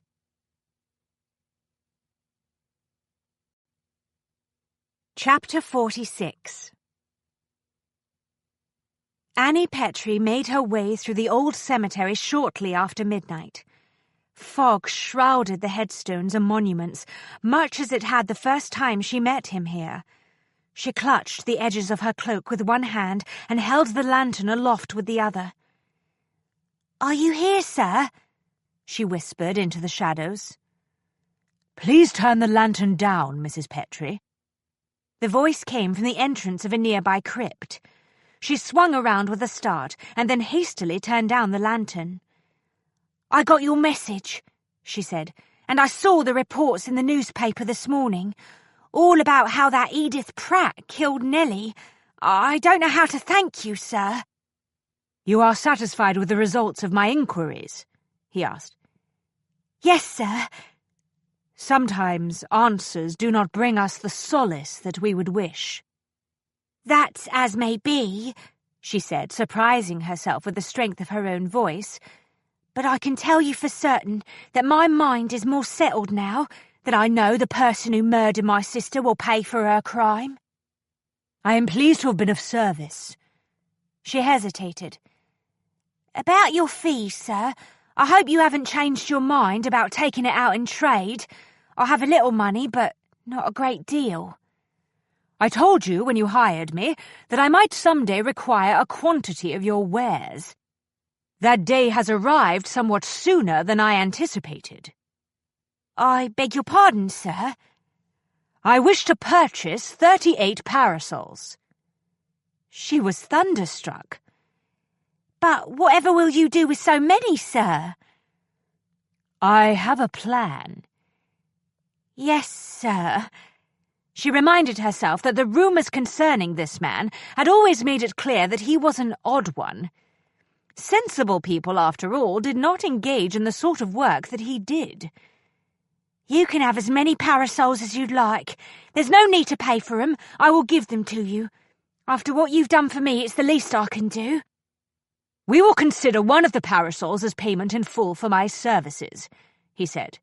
"You will receive a fair price for the rest." "If you insist, sir." "I would like the one that will settle your account to have a very special design. Can you manage that?" "Yes, sir. My assistant is very good at that sort of thing. What sort of design did you wish for the special parasol?" "I will see to it that you receive a sketch." "Very good, sir." "Thank you, Mrs. Petrie." There was an almost imperceptible movement in the deep shadows of the crypt. Had he just bowed to her as though she were a proper lady instead of a shopkeeper? "Will that be all, sir?" "Yes, Miss Petrie. I hope you will recommend my services to others who might be interested in hiring me." He could not possibly be teasing her, she told herself. A man with his reputation was unlikely to possess a sense of humour. "Good night, sir." She hoisted the lantern and went quickly toward the cemetery gates. She knew she would sleep a little more soundly tonight.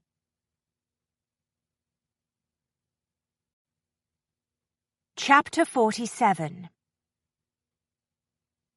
A hushed silence descended when Concordia walked into the dining hall. 37 anxious young girls rose respectfully. 37 pairs of eyes turned toward her. Miss Burke and the handful of other staff members who had been retained stood in a small cluster against the wall. They looked just as uncertain and as uneasy as the students. Hannah, Phoebe, Edwina and Theodora stood on the opposite side of the hall. Phoebe's Aunt Winifred was with them, smiling happily. Concordia went briskly down the aisle between the assembled students. She came to a halt at the front of the room and turned to face her audience. She saw Hannah's friend Joan sitting in the first row. She looked hopeful and expectant. Ambrose watched from the doorway. Love and a fierce pride radiated from him in waves that she could feel across the distance that separated them. Felix stood next to him, lounging elegantly against the side of the door. John Stoner was directly behind the two men. His face was alight with satisfaction. She turned her attention back to the girls in front of her and felt a glorious sense of exhilaration. No one looked into the future in the same way that a teacher did, she thought. That was because a teacher looked into the eyes of her students. "You may be seated," she said. There was a soft rustle of skirts and petticoats as the students dutifully took their seats. "Good morning," she said. "My name is Miss Glade. I am the new headmistress of your school. I am to be married soon, and then you will call me Mrs. Wells. But that will not change my position here at Winslow." A soft, audible intake of breath rippled across the room. Several of the girls exchanged baffled glances. Ladies never worked outside the home after they were married. "As you will soon discover, I have some very modern, some would say unconventional theories concerning the education of young women," Concordia continued. "There will be a number of changes taking place here at Winslow. Among other things, there will be a new cook and a new menu. There will also be new uniforms and more fires lit on cold days. The sheets will be changed more frequently. In addition, this school will accept girls who are alone in the world from all walks of life, whether or not their backgrounds are deemed respectable." A murmur swept through the room. "I shall be your primary instructor, but I will have the assistance of 4 former students who have decided to train to become teachers. Their names are Edwina and Theodora Cooper, Hannah Radburn, and Phoebe Leyland." At the back of the room the 4 beamed. "We shall also enjoy the attention of a new benefactor," Concordia continued. "His name is Mr. Stoner. In addition to providing for the financial needs of the school, he will immediately begin instructing a new class in which you will all be taught an ancient philosophy and a series of physical and meditative exercises. You will be the first females ever to be trained in the arts of Vanza." Curiosity sparked in the faces of the girls. "My goal," Concordia continued, "is to provide you with an education and the accomplishments that will allow each of you to make choices regarding your own futures after you leave Winslow. The world is changing with great speed. The young ladies who graduate from Winslow will be prepared to take advantage of those changes. Indeed, I have every expectation that some of you will lead them." The students were staring at her open-mouthed and wide-eyed now. She smiled. "We have a lot of adventures in front of us. But at this moment the sun is shining, and for once the air is clean outside. I understand that most of you have not been allowed beyond the boundaries of the grounds of this school since the day you arrived. I am a strong believer in the importance of daily exercise. I intend that we shall institute the habit immediately. Please follow me." She swept back down the aisle between the rows of chairs. There was a short, startled silence, followed by a great deal of scurrying behind her. The girls jumped to their feet and hurried in her wake. She paused briefly at the door and turned back to face them again. "One more thing. In the front hall there are a number of pretty new parasols. You will each take one. They are yours to keep." Ambrose winked at her as she led the excited students toward the door. She smiled at him with all the love that was in her heart. Stoner and Felix handed out the parasols in the front hall. Then Ambrose opened the door with a gallant air. "Where are we going, Miss Glade?" Concordia looked down at a small, freckled-faced girl. She could not have been more than 8 years old, and already there was an adult's wariness and hesitation in her eyes. But beneath the caution and anxiety, there was also the glimmer of a child's hope and resilience. "What is your name?" Concordia asked gently. "Jennifer, ma'am." "There is a fair in the park today, Jennifer," Concordia said. "I thought it would be instructive to attend. Fairs are very educational events." Jennifer and the other girls stared in stunned delight. "We're going to a fair," someone whispered. Ambrose winked at Concordia. "I shall look forward to hearing about your day when you return home this evening, Miss Glade. Have fun with your new students." "I will," she promised. She stepped out onto the steps and unfurled the beautiful green parasol that he had given her. The flower of Vanza, worked into the design in gold thread, caught the light and glowed as bright as the day. "Follow me, ladies," she said to the girls, hovering in the front hall. She led her students outside into the sunshine and into the future.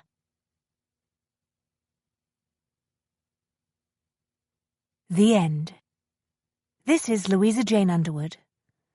We hope you have enjoyed this production of Lie by Moonlight by Amanda Quick. Recorded Books offers a wide selection of bestsellers, mysteries, classics, histories, and more, so look for us at your public library or on download sites online. And thank you for being a Recorded Books reader.